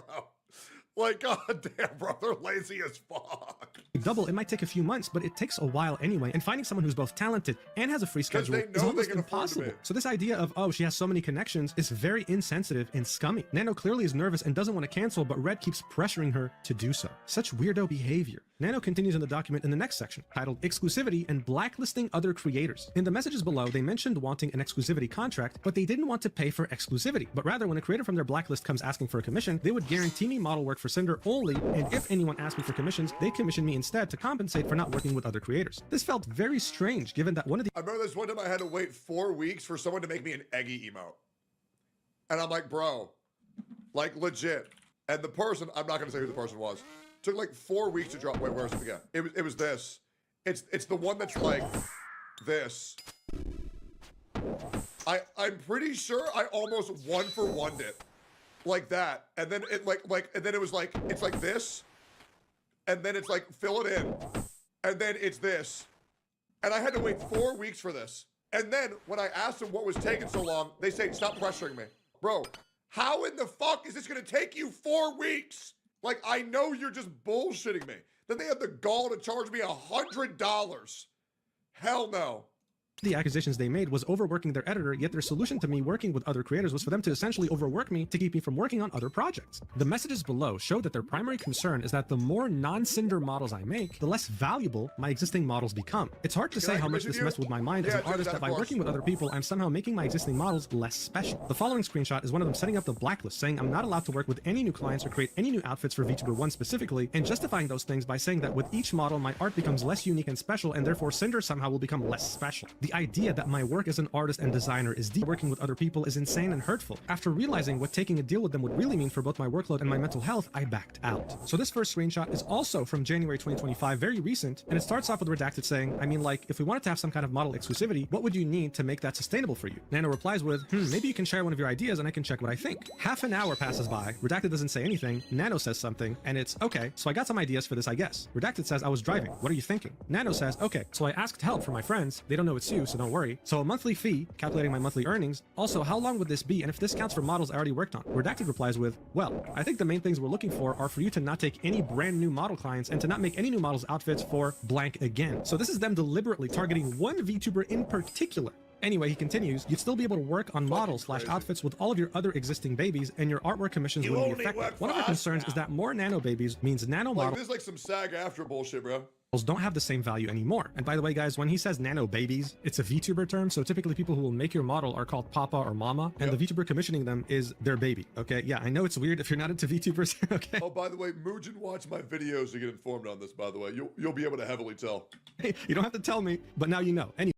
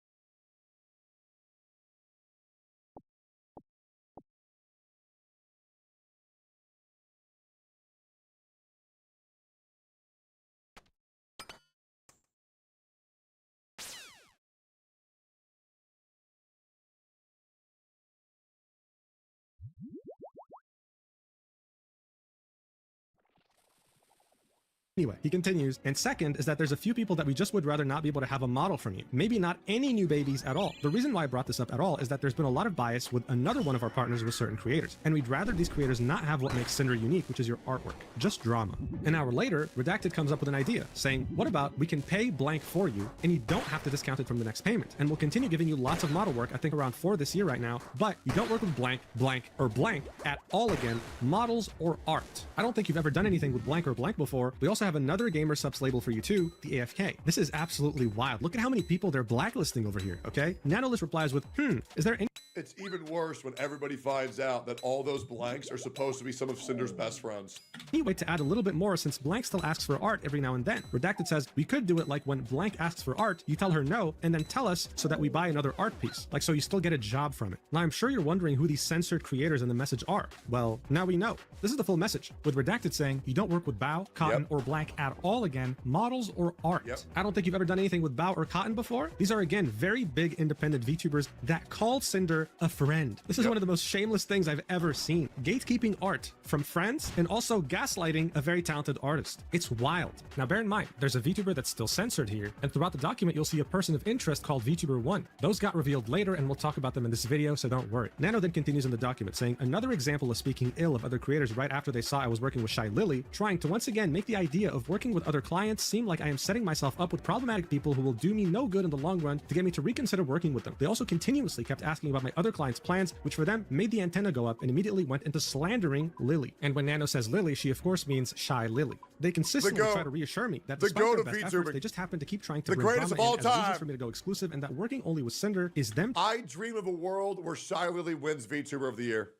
This has to be the year, man. 100%. Surely she wins. Trying to look out for me. So this is extremely recent, like a couple weeks ago, right? In mid-April 2025, with Redacted saying, hey Nano, do you have more plans with Lily besides just the model, like outfits or merch or anything? Nano says, been just the model so far, to which Redacted says, okay, her asking you for a model recently just made the antenna go up. She's been acting weird towards Cinder lately and we don't know if something's going on. Nano says, oh, that's weird. Redacted says, ever since after V-Card launched, which is a VTuber trading card game that Shy Lily helped launch. Nanolist says, but what do you consider... Same, by the way. I help make V-Card as well. You're welcome.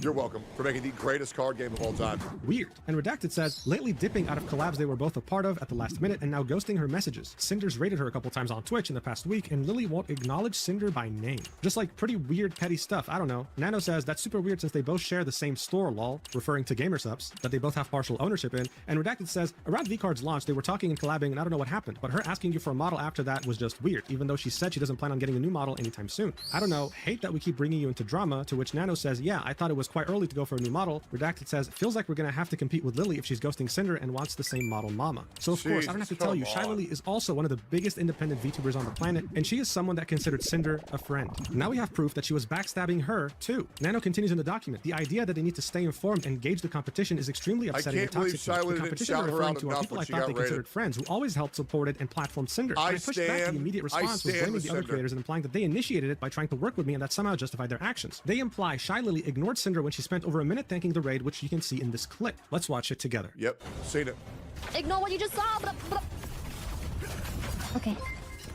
Ooh! Oh my goodness! Hello! Oh! Hello, Raiders! Also, by the way, this is also during a sponsor, right? So to not be understanding of how, like, she wanted like a whole-blown conversation. Like, bro, Lily is doing a sponsor. Like, what do you want her to do, man? Hello! I am playing Berserker. It's called The Last Berserker Kazan.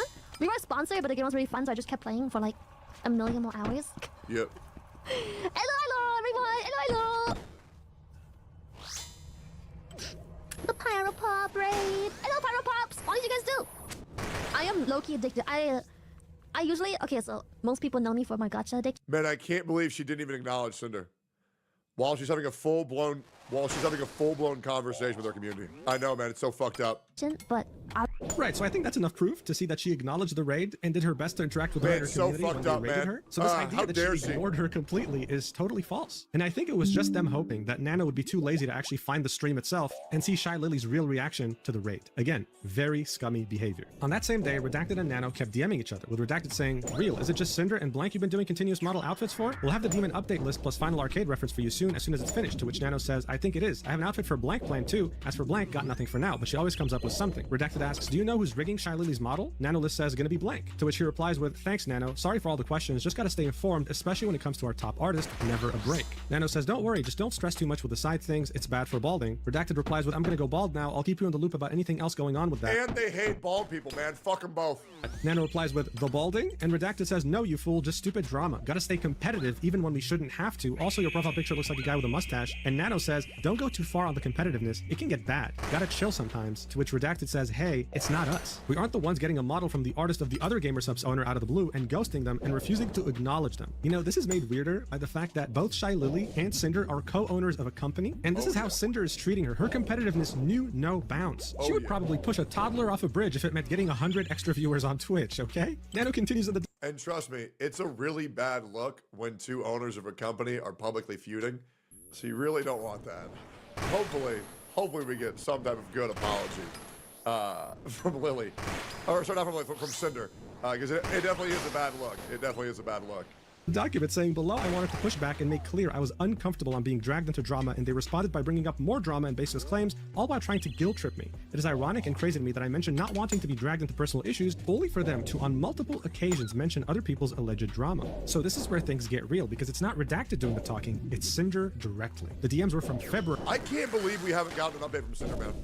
I legit cannot believe it. I legit cannot believe it. So just a couple of months ago, and she's probably doing the 72-hour rule, which is like a strategy online where if you fuck up, you just wait 72 hours and then all the emotions blow over and then you just say something and people are like a lot more willing to accept it. That is something a lot of content creators do. It starts with Nano saying, Cinder, just wanted to say sorry for stepping back on the exclusivity deal. Wanted to apologize personally to you since I've only talked about that with Red, but I just don't want to be dragged on any personal issues like that. After all, Blank is still a client and it makes me anxious and kind of destroys my mental to do this kind of deal. Just wanted to let you know I still love... Because even now, where's that coming from? Any general related to OGK going on right now? Oh no, knowers know what I was joking about. If not, I don't feel like explaining it.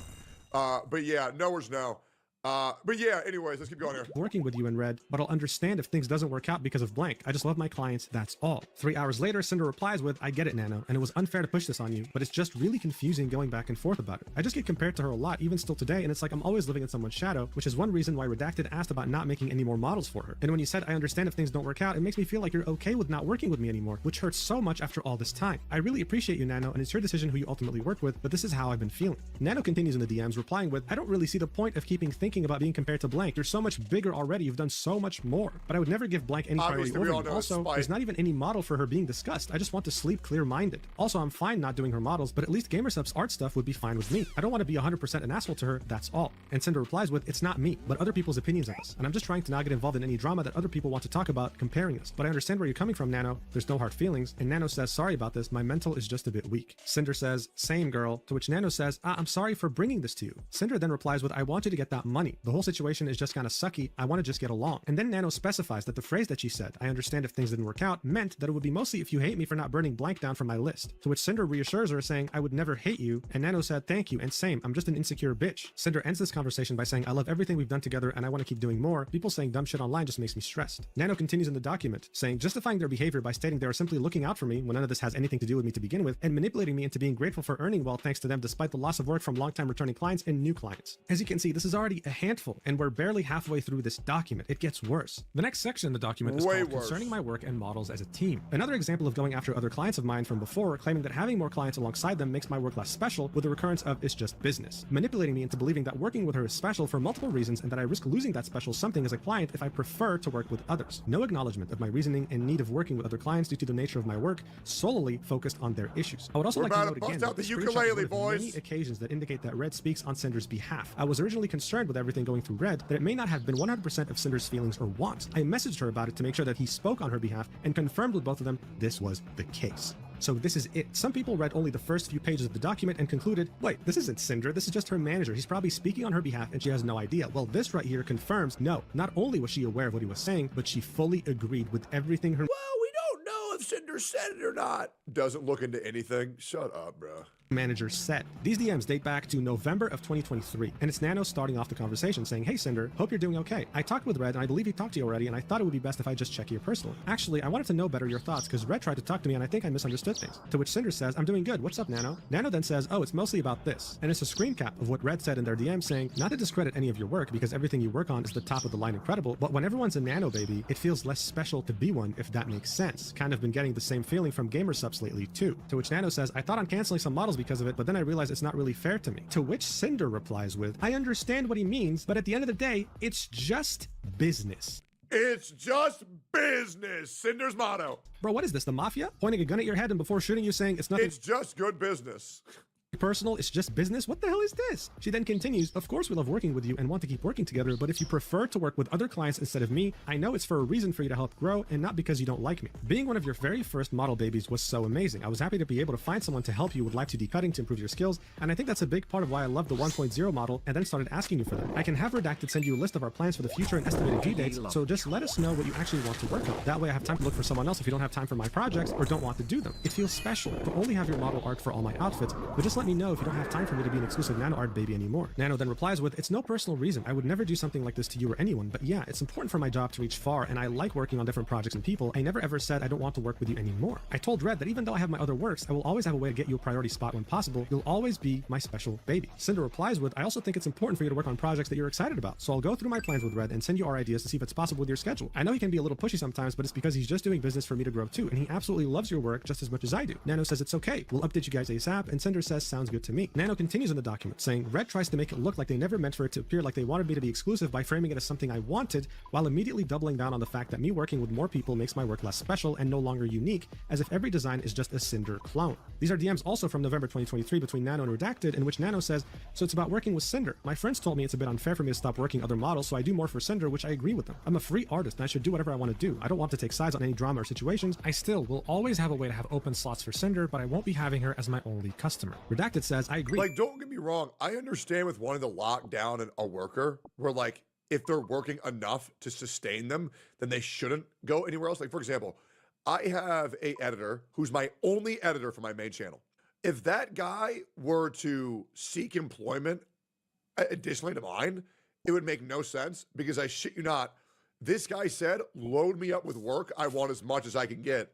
So bro's editing like 10 hours a fucking day every day the moment I send it.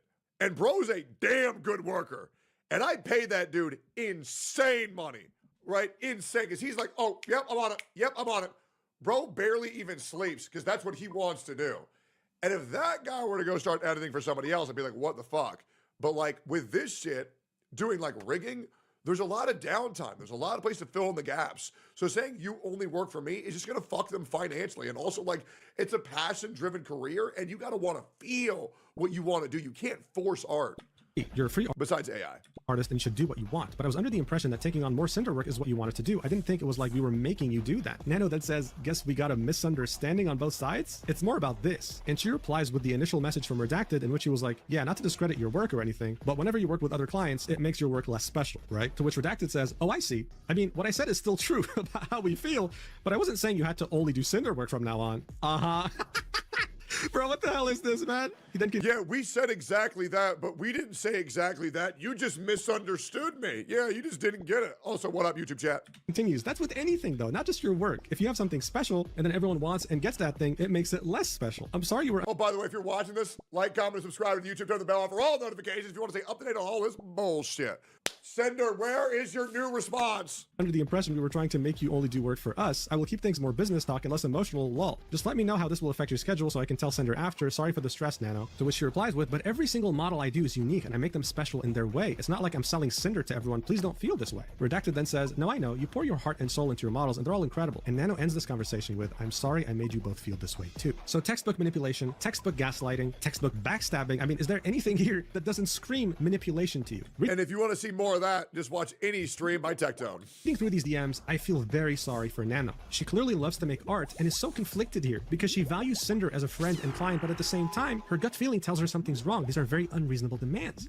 Anyway, the document continues. It's simply business. Normalizing their behavior once again by stating that it's simply business to It's just good business. sabotage other VTubers' careers and not work with them and focus on Cinder instead. This is again from November 2023, in which Redacted says, "It's okay, Nano. You're just making a living and making a name for yourself, and I can't blame you for accepting work from other big names in the industry and having very desirable talent. If you end up filling your model schedule again like it was, let me know. We'll have to replan some things depending on that." Nano replies with, "Thank you for understanding my side. We're all trying to have our names somewhere. Just don't take this personal or anything. I still love working with you guys, and again, apologize for the trouble on your plans. I'll still revisit my list and see what I got." He then says, "Business is business. If you want to go through the projects we talked about and let me know which ones you want to do too." Later on, Redacted replies to another message from Nano, in which he says, "I don't want to take any sides on any drama or situation," and he says, "Is this about blank model Nano?" Nano says, "Yeah, I want to take it, but I don't want to disrespect Cinder. I just want to do pretty models, no hurt feelings." Redacted then says, "Business You wish is you would business," get that, to which right? Nano replies with a crying emoji. Redacted replies with, "Nano, you're a freelance artist and blank is a long-time client, so it makes sense to continue doing work for her. I understand the logistics of it. At the end of the day, you need to do what's best for you." Nano replies with, "I really appreciate for understanding my side. I do understand your side too, but sadly it's something between you two, not me. I shouldn't get involved in this fight. I just go art, brr." Redacted then says, "Right, I know. I just didn't think our conversation sounded like I was trying to make you not work with her on a model, like blank specifically." Nano then says, "Maybe I just considered the situation too much. My mistake for thinking this way." And he says, "It's okay." Then Nano says, "But are we good for real? This feels like a weird breakup. I'm stressed." Honestly, wanting exclusivity with an artist isn't a bad thing at all. It's pretty common in creative partnerships. If you're investing time, energy, or resources in someone's work, sure, but there's a big difference between doing that with someone who you've employed versus someone who's a freelance artist. And the other thing is, when you know the only reason why you're trying to stop them from working with other people is because those are your competition, but those competition are your fucking friends. It is way different.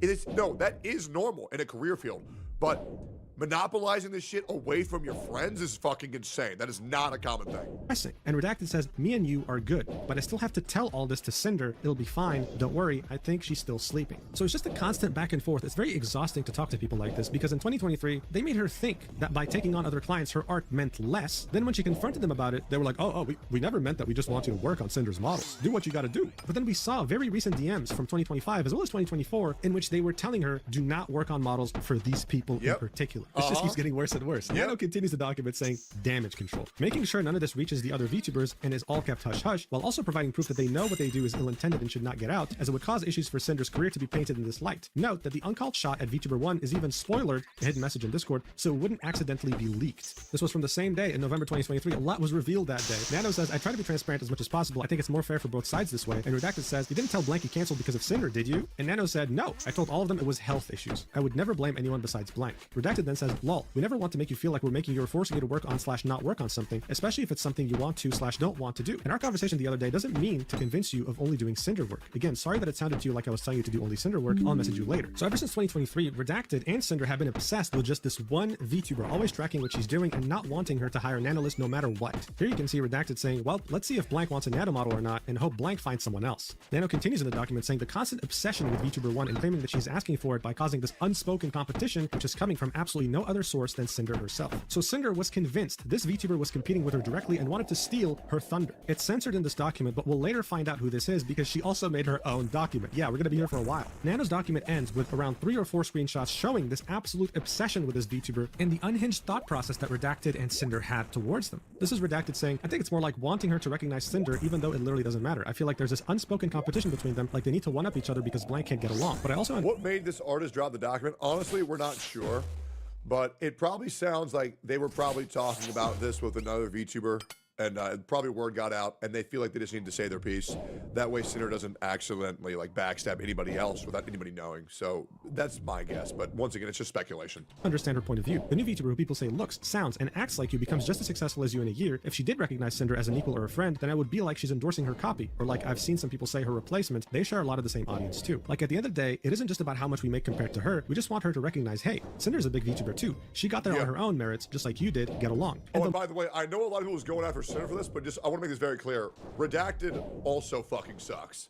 Marketing potential and money they could make if they teamed up. I just know anything we do, she's watching and will take from or try to outdo. Oh my god, you know the spinning figure we have on stream? Blank's figure was announced on Wednesday, no spinning figure. Cinder debut Saturday, everyone hears about it. Figure announced, spinning figure on screen with exclamation mark figure right next to it. Blank streams yesterday, first stream since Cinder debut, guess what? Spinning figure with exclamation mark figure next to it. Now this might seem confusing, but we were just talking about VTuber 1. But there was another VTuber that both Cinder and Redacted were... Oh, and by the way, that's because it was an ad and they had to have the same deliverables. Also being upset because someone stole your exclamation figure command. What else were they fucking supposed to call it? Obsessed with a Cerberus pup VTuber. Here we have Redacted talking about her mid-conversation, accusing her of copying Cinder every chance she got, saying that like a month later unfollowed her on Twitter and started taking her ideas, Cinder's ideas, like the flames, and now she's basically rebranded to more of a fire Cerberus, using fire emojis all the time, shaking my head. Never did that before. It's funny because she used to call herself a hellhound, but stopped when Cinder grew past her and now uses Cerberus, or Cerber pup, or whatever her lore says she is, I don't know. Nano says the unfollow is weird, and then Redacted says, yeah. So it's like, there was also unprovoked tweets from her like, I didn't copy anyone else for my design is all me, this is who I am. Like, huh? Who are you saying that to? Then he continues and says, oh, lol, on random Cinder clips on YouTube, there was one dedicated blank fan or someone she knew, I don't know, that would comment on these clips saying like, when are you going to clip blank? Only on Cinder clips. Nano ends this document by saying, I'd like to highlight the irony of expecting to be entitled to recognition for her own efforts and size when her own active efforts are tied to sabotaging this very same VTuber. Also feeling entitled and insisting to be recognized by someone else is odd. Thanks for taking the time to read through everything. I hope everything makes sense and everyone who has been hurt, manipulated, or sabotaged by her will find closure. So look, this whole idea of, oh my god, this VTuber's copying me or whatever, this isn't the first time we see it in the VTuber space. It happens more often than anyone would like to. Oh, yeah. But Cinder, as well as Redacted, were taking it to a whole other level. They weren't just concerned by someone copying them, they were obsessed. And they were dragging their artist who has been loyal to them into this mess as well. It was a very, very bad look. Some people were analyzing some of the DMs between Cinder and Nano, and this part right here, where she says, being one of your very first model babies was so amazing, I was happy to be able to find someone to help you with Life 2D cutting to improve your skills, and I think that's a big part why everyone loved the 1.0 model and then started asking you for them. Made people think like, wait, what are you saying here? Are you saying your skill is thanks to me because I found someone that can help your Life 2D cutting? And the reason everyone even started to look for you is because they loved my model first? It seemed like Cinder believed Nanolist owed her for the success, that she would be a nobody if it wasn't for Cinder. What a very weird attitude to have. Additionally, here's a screenshot of all the models that Nanolist worked on. Oh my god, I have to censor that. Dude, her boobs are literally out of the outfit. What? Anyway, as you can see, they don't look the same at all. They're all very special and all have their unique traits. She made the OG Snuffy model, bro. Bro, the OG Snuffy model is one of my favorite outfits of all time. I had no idea. Bro, this one is what got me to like VTubers. Was Snuffy's massive fucking jugs, bro. Holy shit, that's so good.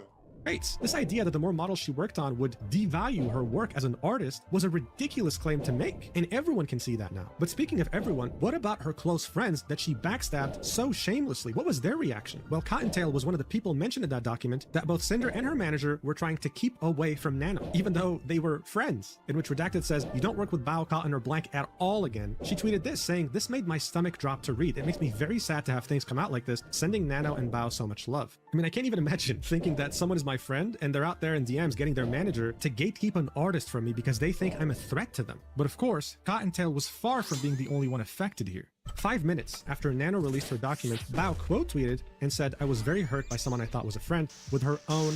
Yeah, fun fact, Snuffy's massive fucking boobs is what got me into watching VTubers. Bao and Vienna were the first creators that I ever talked to, and I convinced them both to go full-time. Real story, by the way. Real story. We met back in like 2021, 2020. We played Phasmophobia because I had this mod called Hornstorm, and I had no idea what the fuck VTubers were. So I got my mod called Hornstorm to give me the lore dump on everything involving VTuber culture and who Bao and Vienna were. That way I could like make sure the collab went as good as possible. And it went really well. And we started playing Apex together. We started playing a bunch of games together. We started like chilling off stream all the fucking time. And they were nervous about going full time. And I was like, no, girls, you got it. You guys got infinite charisma. You got everything going for you. Like, fucking go off. You got this shit. If there's anything you need, fucking let me know. So it is what it is. You know what I mean? Who's Trig? Vienna Simp? Yep, who's Trig? Very, very, very true. And then Neander's my goat. I'm not going to say why, but I've been aware of Neander's for a very long time. How? I don't need to fucking tell anybody. But I've been watching Neander since I was in high school. I think I've been watching Neander since before she was a VTuber. Yeah. And then Aethel was the first VTuber. I was like, wow, dude, VTubers can be cool. Man, that's insane. Google document. Now look, many friends of Cinder were involved in this, but Bao was more involved than most because this didn't just concern Nano, it also concerned editors as well as animators. So here's what Bao had to say in her document, saying, hello, this is Bao. I will only speak to what Nanolist has decided to share with the public and the messages that directly mention me by name. I would like to kindly ask everyone to refrain from turning this into a witch hunt and remember that we are still humans at the end of the day. Before I start, I want to point out why I'm addressing both Cinder and Redacted despite the messages being largely from Redacted. Many times throughout the messages, the words we, we're, our occur numerous times. As someone who was close to... Also, I'm not talking about Pom Pom's Kimuchi. I'm talking about everybody in the cloud getting tipsy. And worked with Cinder for years, I have first-hand experience in how Cinder and Red collaborate and the extent to which Red operates as her primary point of contact in her professional and personal projects. It is that experience that leads me to believe that all requests and messages sent by Red were both known about and approved of by Cinder. In March 2024, I announced that one of my subathon goals was a live 2D model. This right here is the tweet of her announcement. If she reaches 10,000 subs, she's going to commission a new sexy mommy live 2D model. That's what she's referring to. She then continues, Nanolist was going to be the live 2D illustrator. After she finished both the design and base model sketch, there was suddenly back and forth on whether or not she had the physical and mental capacity to continue my model. I was very sad, as I had not only teased the screenshot of the model sketch on Twitter, but I had grown very attached to the design and showed it to all my friends in a private group chat that Cinder was a part of. I shared how devastated I was, and she did not comment or say anything despite others in the group chat comforting and reassuring me. I now realize that the reason for her silence was because Cinder and Redacted were deliberately sabotaging ongoing commissions and blocking VTubers such as myself from having access to art from Nanolist. She then shows us the same screenshots that were in Nano's document, in which we now know that Bao, Cotton, as well as other VTubers were directly targeted by both Redacted and Cinder. Bao then continues in her document and says, Nanolist asks Redacted on why he is encouraging her to not finish my model. Redacted then lists my name amongst various VTubers as well as the vendettas Cinder and Redacted harbor against each. She then lists all these reasons that they were targeting Bao. The first one being, Bao has been getting on our nerves for a while. The second, she hijacked our YouTube editor. The third, constantly picking up artists that we work with. The fourth, now she's barking up the tree of one of our live 2D animators. And the fifth, has a way of guilt tripping others to get her way. This is what Redacted lists as reasons why Nanolist should cancel her ongoing live 2D commission with me, all the while continuing to collaborate with me and pretending to be my friend. This is not what friends do. Friends do not sabotage other friends out of business opportunities. Friends do not spread lies to fuel selfish narratives. Friends do not use the private information they get from the privilege of being close friends just to use it to manipulate others. If stepping on your friends and abusing your power and connections is how you get to the top, then I hope you realize no one will be left when you get there. She then links another screenshot we saw in Nano's document of Redacted asking, did you cancel the models? And then says more screenshots of them urging Nanolist to cancel the ongoing live 2D commission with me, even mentioning how excited I was about it when I showed them the design during Cinder and I's concert at LeapCon in 2024. But they're probably not going to take so that shit scummy. too good, Again, right? this is a screenshot that we saw in Nano's document. So then Bao mentioned something that happened in this conversation between Nano and Redacted, in which Redacted was urging her to cancel the model with Bao, and Nano saying, I can give her the design for free as an apology gift. Redacted then said, I wouldn't offer it for free, maybe half price if she starts shit, lol, and Bao quotes that sentence of Redacted and says, I don't know what I have ever done to either Redacted or Cinder to deserve this level of vitriol towards me. I don't remember having any issue or any problem that couldn't have been solved by talking. So yeah, this is really, really screwed up, obviously. I mean, anyone can tell, right? It's like Bao murdered one of their family members and got And the worst thing is, this guy's like, oh, you're going to be nice to her? No, we can't do that. Yeah, go ahead and scratch that. Go ahead and charge her half price. Like, what the fuck? away with it. Like, what did she do, man? Anyone who's ever worked with her has said nothing but good things about her. Out of all her friends, she decided to target the person who is probably the nicest out of all of them. Anyway, Bao continues, saying, regarding the messages where Cinder and Redacted openly accuse me of stealing... No, it's Shy Lily, my goat. My goat. Shy Lily is the most... Well, Shy Lily or Nanner's my goat. Bao's in the top 5, for sure. Bao's in the top 5.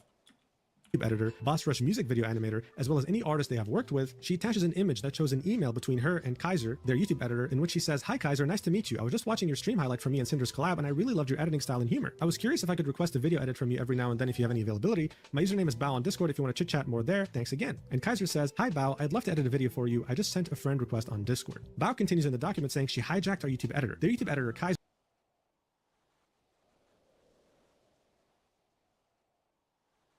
is a mutual YouTube channel editor for myself and Cinder. My channel manager, June, and I asked Kaiser for one stream highlight per month as we are aware of his extensive position as Cinder's channel manager. I made a point to note this in my inquiry email to him in 2023. She then shows a screenshot of a call that lasted 5 hours and says, "On March 20th, I started a group Discord call that lasted 5 hours to hang out with my editors. In this group call, Kaiser shared with us that he was afraid to ask Cinder for a raise because he initially turned down an exclusivity deal. As a friend to both Cinder and Kaiser, I encouraged him to take the deal and reassured him that it would not change our friendship, as I would never want someone I care about to miss an opportunity, even if it meant I would lose him as an editor. The other editors who were in the call can corroborate this. I'm sharing this context because there are no words to describe the hurt and betrayal I feel now, knowing that on the other side of this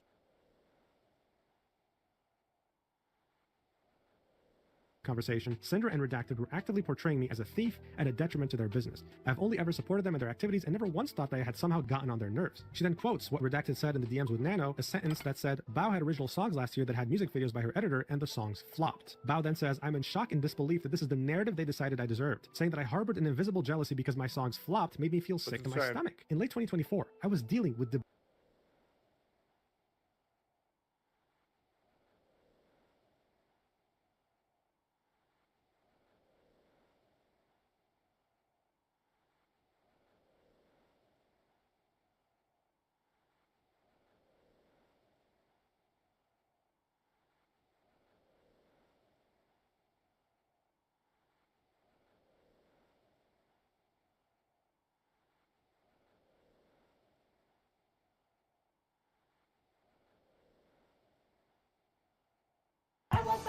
boner. I woke up with a hard penis. I woke up with a boner. I woke up with a boner. I woke up with a boner. I woke up with a boner.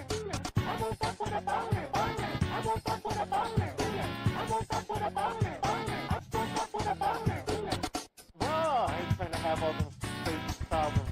Whoa, I ain't trying to have all them fake problems. Whoa, I ain't trying to have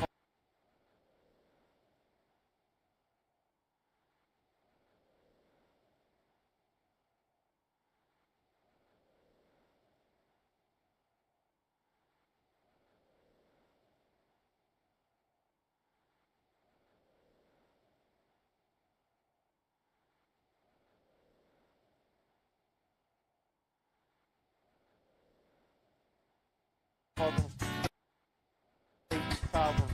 Whoa, parents identified and that have entered dysphoria and are mentally ill. I woke up with a boner. I woke up with a boner. I woke up with a boner. I woke up with a boner. I woke up with a boner. I woke up with a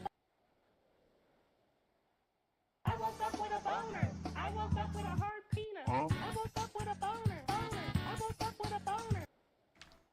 Yo, unironically a fucking banger. What the shit is this song? I'm sorry I keep repeating this, guys, but like, it's unironically really catchy. I woke up with a boner. I woke up with a hard penis. I woke up with a boner. I woke up with a boner. I woke up with a boner. I woke up with a boner. I woke up with a boner. I woke up with a boner. I woke up with a boner. I woke up with a boner. Whoa, I ain't trying to have all them fake problems. Whoa, I ain't trying to have all them fake problems. Whoa, I ain't trying to have all them fake problems. Whoa, parents identified and that have entered dysphoria and are mentally ill. I woke up with a boner. I woke up with a boner. I woke up with a boner.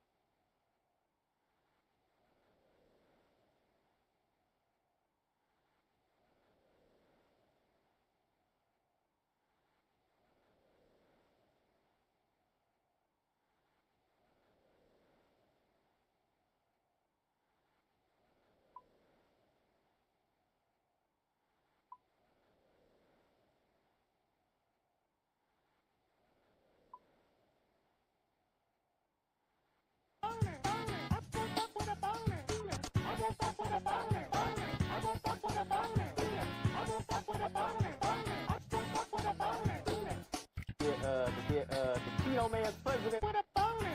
The Cheeto Man's president, know what I'm saying? The Cheeto Man's president with a boner. Free hot Cheetos. So anyway, I gotta bounce. See, I got a meeting. Gotta bounce, got a meeting. I gotta bounce. See, I got a meeting.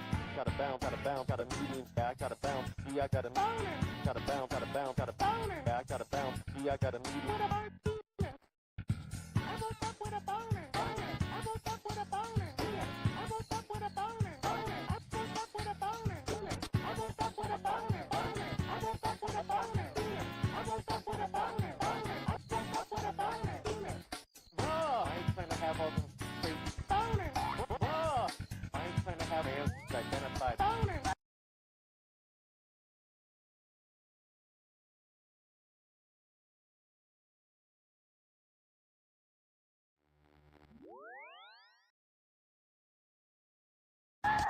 Bruh, I ain't trying to have all them crazy boner. Bruh, hands identified and I have seen it. Got a boner.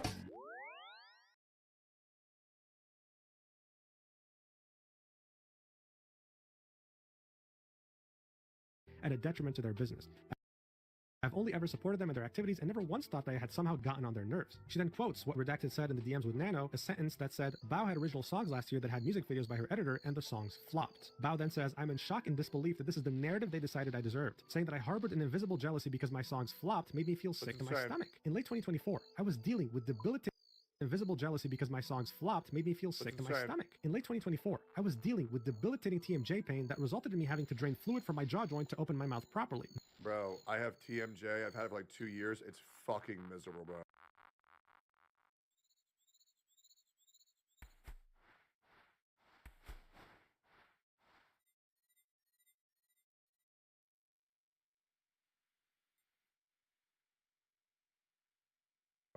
It is so bad. They both knew this. I have always wanted my friends to succeed alongside me, and I don't know how they could say these things while simultaneously weaponizing my most vulnerable moments against me. I mean, at this point, no comment, right? Like, no comment. This is disgusting. For years, they were trying to backstab her. What's TMJ? You ever see me like move my jaw around a lot when I talk? It's because I'm constantly having to crack it because it's in like fucking extreme pain. It sucks ass, bro. I've been dealing with it for like 2 years, and it's probably never gonna go away. As hard as they could, she had no idea. She thought they were friends. So this was her clear. TMJD's nuts. Bring up the whole idea that she stole their editor. She did nothing of the sort. But then there was the topic of her animator. So here she quotes the sentence that Redacted had told Nanolis, which is, we're 99% sure she told him, Sacramore, her animator, not to do any more with us, referring to the Boss Rush music video. Yeah, TMJ stands for too much jaw. Bao says, in these messages, Cinder and Redacted are referring to my animator, Sacramore, whom I have been working with since 2023. She proves this by showing DMs between them in 2023. Bao saying, hi, I'm going to bed, but give me your rates and turnaround time for a video like the Bao Experience one. Me and my editors loved it, and Sac said, yo, all good. And she continues, in 2024, Sac asked me if he could go completely exclusive for me and work for me in-house with no credit in order for him to be able to quietly work on his personal projects and brand without having VTubers ask him for more commission work. I was happy to accept. I want to reiterate that this was Sac's decision and no one else's. Then she says, here is proof of Sac mentioning his wishes to be my in-house animator directly to my channel manager June back in December 2024, refuting Redacted's claims that I locked him up due to Boss Rush's success. These DMs between Sac and June, her channel editor, have Sac asking, yo, is it fine if going forward I don't be credited in video descriptions? To which June says, okay. Sac then says, thank you. I'd rather just be more an in-house type of thing for Bao after this blank thing is done. It's the last commission I ever do for anyone besides Bao, and want to make a name for myself through my own content and not really my work for others next year. So again, Bao showed up with the proof and she's showing us how delusional Redacted and Cinder were. Bao then ends this by asking, why aren't you solving this privately? And then replies, if you look at the timeline of events from Nano's document, some of those messages date back years. I found out about this less than 48 hours ago, and they did not give me common courtesy of talking to me privately about this over those years. My thoughts, feelings, my most vulnerable, darkest moments that I shared in confidence with people I thought would be by my side years and years from now. This affected her publicly.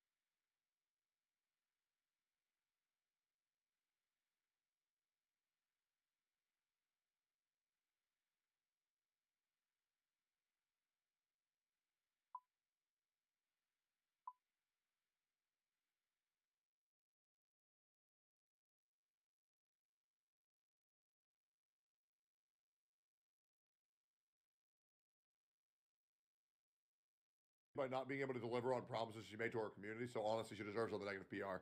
Give me 2 seconds. Clean your room? My room is plenty clean, man. It's plenty clean. Yo.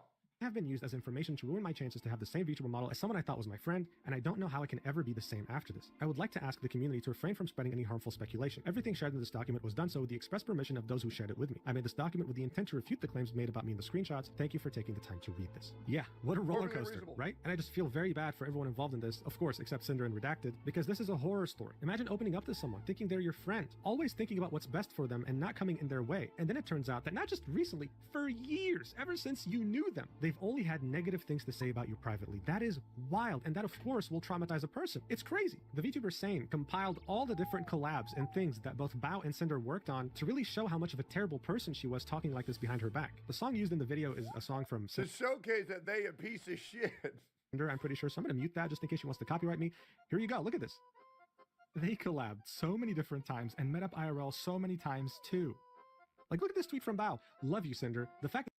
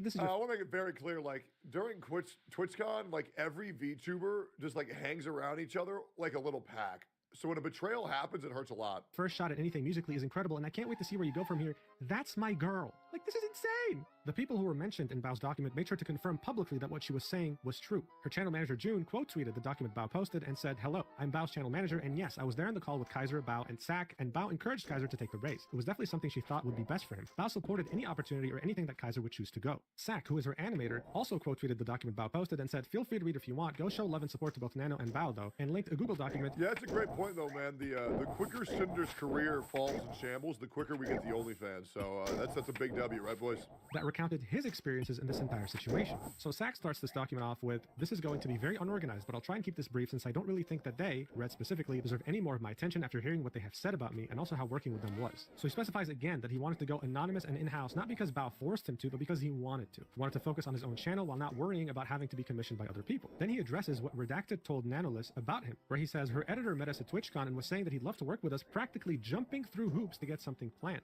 Sak says, "When me and Cinder initially discussed working on a music video project at TwitchCon, everything was fine and friendly. However, the part that is stated as practically jumped through hoops is, well, a bit of an overstatement to say the least, since they had asked me a significant amount of times trying to get me to work with them after I told them no multiple She already times. streams and on they only said yes Fansly? because they offered Yeah, I'm me not really pay." surprised, So in guys. this DM, you can see in September, Redacted reaching out to Sak asking, "You wouldn't happen to be available for a music video in a week or two, would you?" And Sak saying, "No, I'm completely full every day this month, and earliest I could do is November 9th. Sak really tried to make it work, but couldn't find any slots in his schedule. Redacted would continue asking questions. How long does it take you to make a music video? What do you need? And even with Sak saying multiple times, "I really can't, I'd love to, but I just can't," he says things like, "Okay, thanks though, Sak. You're missing out on a good one."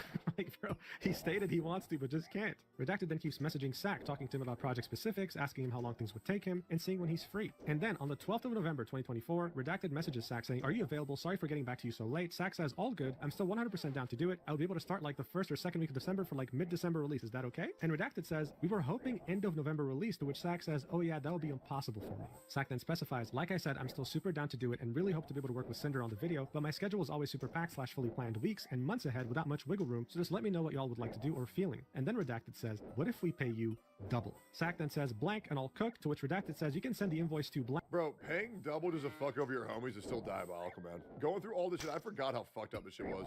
Blank whenever, we'll get it paid ASAP. Sack then continues in the document saying, also, I'm not sure what they're on about with Bao not knowing about me working with them, since I asked Bao with Cinder and Red standing right next to me at TwitchCon if it was fine, since I had agreed to do all the Halloween album but would probably miss one of the songs, and she had no problems with it at all. So even though this would sacrifice the music video for one of Bao's songs in her album, she still said, yes, please go ahead. I mean, Cinder is her friend, as far as she knew, right? Then Sack goes on to detail his work experience with Cinder and Redacted, saying, also, the stream was pushed back for the reason of the video wasn't done yet. Song was going up at 2 p.m. if I remember. However, this part really got under my skin due to the fact that it was just straight up not true, and if something goes wrong in the video production line, no matter who's at fault, the blame will always fall to the editor / animator pretty much every 100%. time. I'm still not sure why stream was pushed back. People so have it felt no as if I was getting compassion for passive editors aggressively whatsoever. blamed publicly on stream in front of thousands for the lateness really upset me, since the video was not late even under a very tight deadline where I did not even receive all the artwork until the 18th, the first full master until the 19th, and was then asked to also make a teaser version as well as an ad for the end of the video for their merch on the 21st, which I was not informed of at all prior to planning. I also had skipped going home for Thanksgiving after having a family member pass to get this video done and rushed the hell out of it. The entire video was done from scratch in a little... Not a pyro pup, but the revenge hentai popping up on Twitter is weird low-key. It's so weird, bro. Don't... What are the artist names so I can fucking block that? I don't want to see that. That's horrible, man. That's awful. Under 2 weeks since there were quite... Our video was done from scratch in a little... Not a pyro pup, but the revenge hentai popping up on Twitter is weird low-key. It's so weird, bro. Don't... What are the artist names so I can fucking block that? I don't want to see that. That's horrible, man. That's awful. Under 2 weeks since there were quite a few both visual and audio assets I did not have at the time that even remotely resembled what the final product will sound like. So I felt like this was an attack on my work ethic, which is something I take quite a lot of pride in. I did not receive the merch assets until the 27th as well either. Even with revisions and all the extra trailers, the video was completed and delivered on time with enough time for YouTube to process the 4K version. There's probably more that I should clarify, since I'm aware this is unbelievably poorly organized, but I'm very tired and don't feel like giving any more energy to these What people. is he If there's saying? anybody who has questions for me, just send me a DM. So this clears up more What things is that he were happening saying? behind the scenes between Sack and Cinder as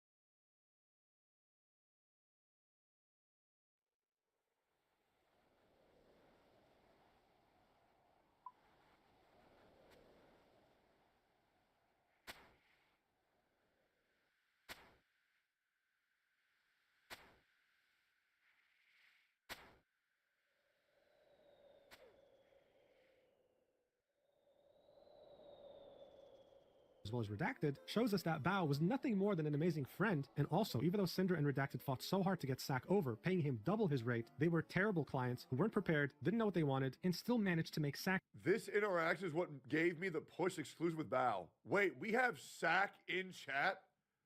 What the fuck? Bro, first of all, huge fan. Second of all,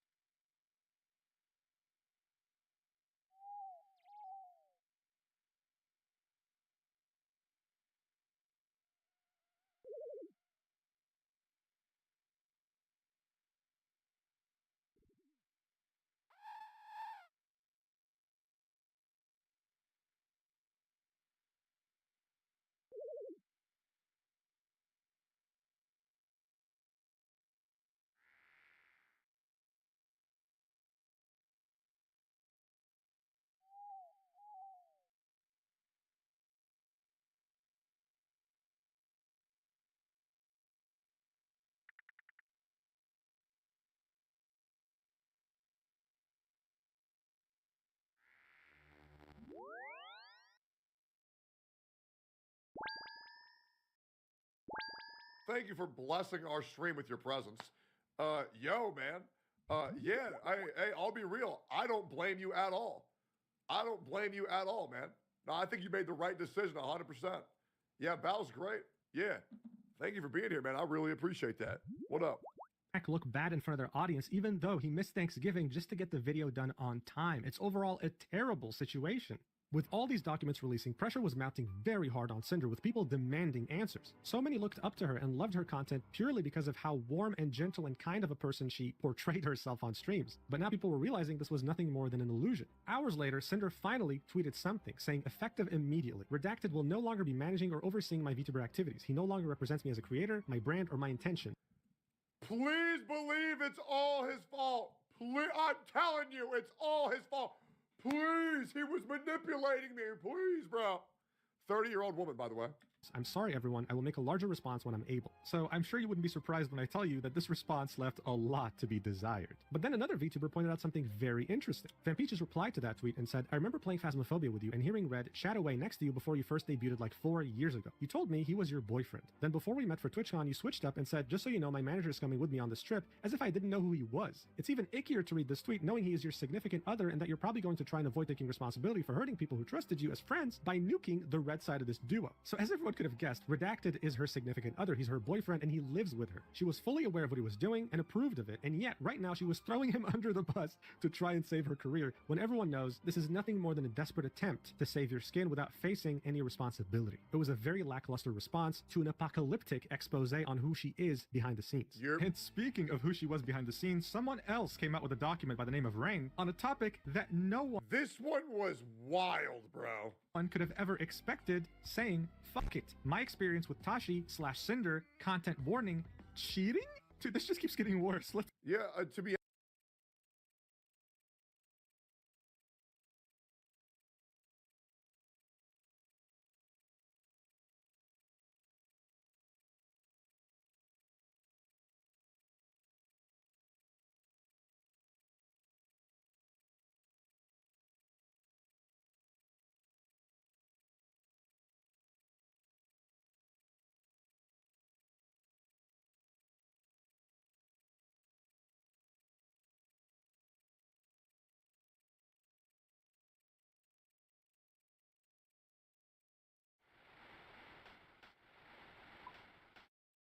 be honest, guys, I think we'd all agree that cheating is honestly the worst part, don't you think?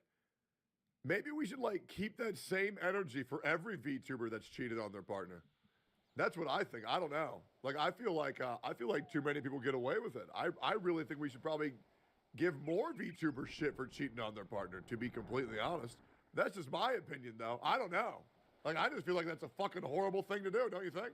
Let's look at this document. So this goes back way before Cinder was even a thing. This is about Tashi, her previous persona. Things were getting so spicy, my tongue isn't working anymore. The document starts off with, hello, thank you for taking the time to read this document. The events described in it happened about 4 to 5 years ago before the first Cinder debut. I understand there will be accusations of me clout chasing by revealing them. However, I wanted to corroborate Nanoliss's assertion that she is not who she appears to be on the surface, and confirm that no matter how much damage control she does, she's just as responsible as Redacted. The first section is titled The Beginning. Cinder and I met while she was still running her Tashi.mp3 YouTube channel, which is why all the following screenshots will show her as Tashi rather than Cinder, and that will come up later. At the time, she was only starting her account, and I already had my own ASMR RP channel with 8K subscribers, and as a bigger channel than her, she couldn't wait to work with someone as talented as me. This message dates back to May 2020, with Tashi saying, "You'll get there. It's still hard for me to believe that someone so talented likes my voice enough to want to work together." Rain continues and says, "We never ended up actually making any content together, but that didn't stop us from talking pretty much every day at the time, and eventually she found a new way to make me useful." The next section is titled, "Oh dear." Pretty much immediately, she was flirting with me despite, as you can see here, having a boyfriend, and both of us knowing she had a boyfriend, including regularly talking shit about him to me while telling me how great it would be if I were to replace him. What the hell? He continues, "I understand that I'm no angel in this myself, but hey, at least I can be honest about it."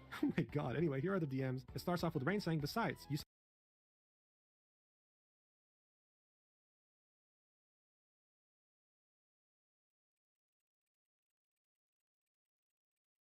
it's hard when your boyfriend is far, far away. I'm not your boyfriend, am I?" To which Tashi says, "No, but how nice that would be. Your perfect boyfriend material, heart." Okay. Go. Rain then continues, "Oh ho, so you want to go at it behind his back? How sneaky." And then she says, "Hi honey, I've been talking to this guy about how badly I want him to fuck me since he wanted to buy a flashlight instead of giving me any attention when I'm needy." What? Rain then says, "Fucking oof, dude. Literally, why would you even need a flashlight when you have a girlfriend?" And then Tashi You want to know why I'll never cheat? Because I'm really good at masturbating. I am. I'm so fucking good at it. Like, you know, like I just jerk off. And then bada bing, bada boom, I'm good to go. You know, like more people should try that, man. Tashi/Cinder replies with, "He sent me a screenshot a couple weeks ago telling me he was getting one and had the nerve to use it in front of me to show me how great it was. Wow, yeah, must be great." Rain then says, "Yo, what the fuck? That's like me inviting you to a chatterbait room so you can watch me fuck someone else in all the ways I said I want to fuck you." To which he replies with, "Isn't that great?" Rain then says, "I'm very slowly not feeling as bad for him about all this, because it did honestly leave a bit of a bad taste in my mouth that all this was happening while you were taken, but then, yeah, that's a bit, Did you tell him that was fucked up and hurtful to you?" She then replies with, "He asked me if I was okay with it, and after I explained how I felt, he told me it was too late to do anything about it because it shipped, and he kept it." Rain then says, "I mean, far be it from me to give you advice. It's your relationship, and the only ones who can decide what is and isn't okay is you two, but that just sounds really sketchy to me. And why did he ask if you were okay with it after he bought it?" Well, all I'm going to say on this is, two wrongs don't make a right. As much as I enjoy the second thing, it's really not right if you still want to be with him. I would either try to reconcile with him and get what you need out of the relationship and step back from me a bit, or maybe consider taking a break. And I know that last part sounds fucked coming from me, but I swear on my life, I'm not being scummy about it. That's really my opinion. She then replies, "I've just been really stressed about everything, and talking to you makes me feel so much better. I don't want to lose what we have, but I'm such an awful person, I don't deserve it anyway." Rain then says, "I don't believe you're an awful person. I believe that you're stressed, you're emotional, and you're looking for something to make it better, which happened to be me when he wasn't helping. Listen, take a break from what we have just for a little bit and see if you can get something out of him first. You can't really have both of us. Plus, it wouldn't be very fulfilling for me to just be the other guy in this scenario and not get the full relationship experience myself. You can do it, sweetie. I believe you can, truly." She then says, "I'm so sorry. I don't know what I'd do without you." To which he says, "I'm not saying to stop talking to me completely. I'll still be right here to support you, whichever decision you end up making." And then she says, "I love you so much. I don't know how to thank you." Bro, this is so weird. This is so weird, man. It actually makes my blood boil just hearing this again. And look, I'm convinced this is some weird, like, roleplay fantasy she has. She knew that Rain felt really weird about this, knowing that she had a boyfriend, so she was making up this story to make him feel less guilty about cheating. That's just my theory, right? But I just find her story so unbelievable that it just can't be true. Rain then continues in the document saying, "Despite what was evidently nothing serious for her and just a means of keeping herself occupied, she felt the need to keep stringing me along with proclamations of real love," which again, I was silly to have believed in the first place, but still. And it's a screenshot of her saying, "Regardless, I'm always going to love you." He then continues in the document, "For obvious reasons, I won't share any of the explicit sex thing, not just because of the NSFW nature of it, but also I just don't think it helps. However, note that all this..." I shared it. And if you want to see it, go like, comment, and subscribe to my YouTube channel. It's all up there, man. I don't even care. Just go look it up. It's funny. It's also really gross, not gonna lie. Went on for several months. I'm sorry, bro. I find it so weird when, like, listen, I'm not gay, right? But like, okay, so you guys gotta understand. So like, for like 8 years, okay, that's not true. Since I was 16, I always thought that vaginas were gross. I did. It's only when I was like 31 that I realized that they're great. But like, dude, just hearing a woman like. I won't share any of the explicit sex thing, not just because of the NSFW nature of it, but also I just don't think it helps. However, note that all this. I shared it, and if you want to see it, go like, comment, and subscribe to my YouTube channel. It's all up there, man. I don't even care. Just go look it up. It's funny. It's also really gross. Not gonna lie. Went on for several months. I'm sorry, bro. I find it so weird when listen, I'm not gay, right? But like, okay, so you guys gotta understand. So like, for like 8 years, okay, that's not true. Since I was 16, I always thought that vaginas were gross. I did. It's only when I was like 31 that I realized that they're great. But like, dude, just hearing a woman talking about touching themselves just makes me want to fucking puke. I'm sorry, guys. It is. It did. It did. Yeah, I'll be real, man. You know what's crazy? Before I was 31 this year, I had only had sex once with my ex-girlfriend, Elena. It did. That they're great. But like, dude, just hearing a woman talking about touching themselves just makes me want to fucking puke. I'm sorry, guys. It is. It did. Yeah, I'll be real, man. You know what's crazy? Before I was 31 this year, I had only had sex once with my ex-girlfriend, Elena, which you guys probably don't know of. She was one of the best ex-girlfriends I've ever had. She was great. She was awesome.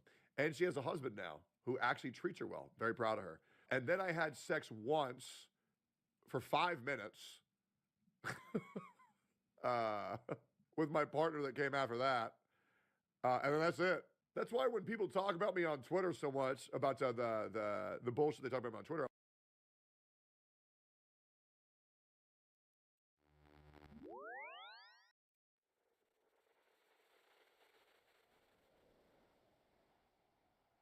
I'm like, bro, my dick didn't even work. I even got documented proof that my dick didn't work.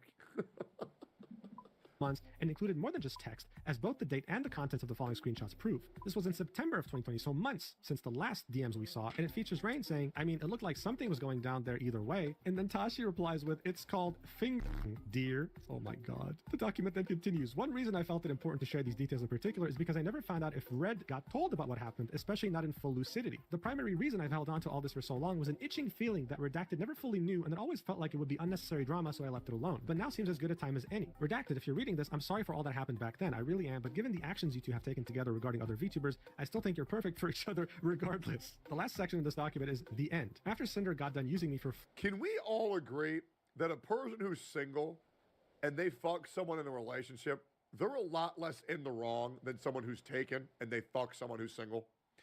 Can we at least acknowledge that? Like, there's layers to this shit, you know what I mean? Because people who are single who do that, they also have like plausible deniability. They could just not know. No, I do think it is fucked up, the home wreck. I do think it is fucked up, the home wreck, when you're fully aware of it.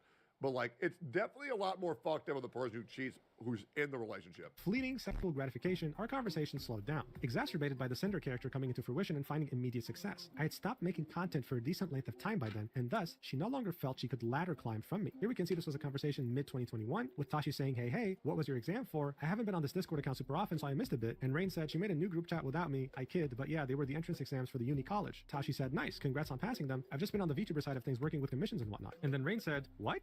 And Cinder doesn't want to be my friend? Only Tashi does? To which she replied with, it's just easier not having multiple ongoing conversations. Rain continues in the document saying, until eventually she stopped using that account altogether and committed fully to Cinder, and I never heard from her again, something I was... And I know you said multiple times that you don't do a cheater, so you're still going to invite Cinder for golf and stuff? No, when I said that, I completely forgot that she was a cheater. No, I'm good. Yeah, I got no desire to talk to her. I got no sympathy. I got no love for cheaters. I'm good. Absolutely pass. No thanks. I just completely forgot when I said that. Was uncannily aware what happened even back then. These are DMs from around the same time in 2021, with Rain saying, I'll message you at this time in 2022 and you won't even remember who I am, to which Tashi said, I'd never forget you. Rain then continues the document and says, and that's pretty much it. This isn't meant to be a witch hunt. Like, even if everything is misunderstood about this shit with the girls and they forgive her, I'm not going to forgive a cheater. I'm good, bro. Pass.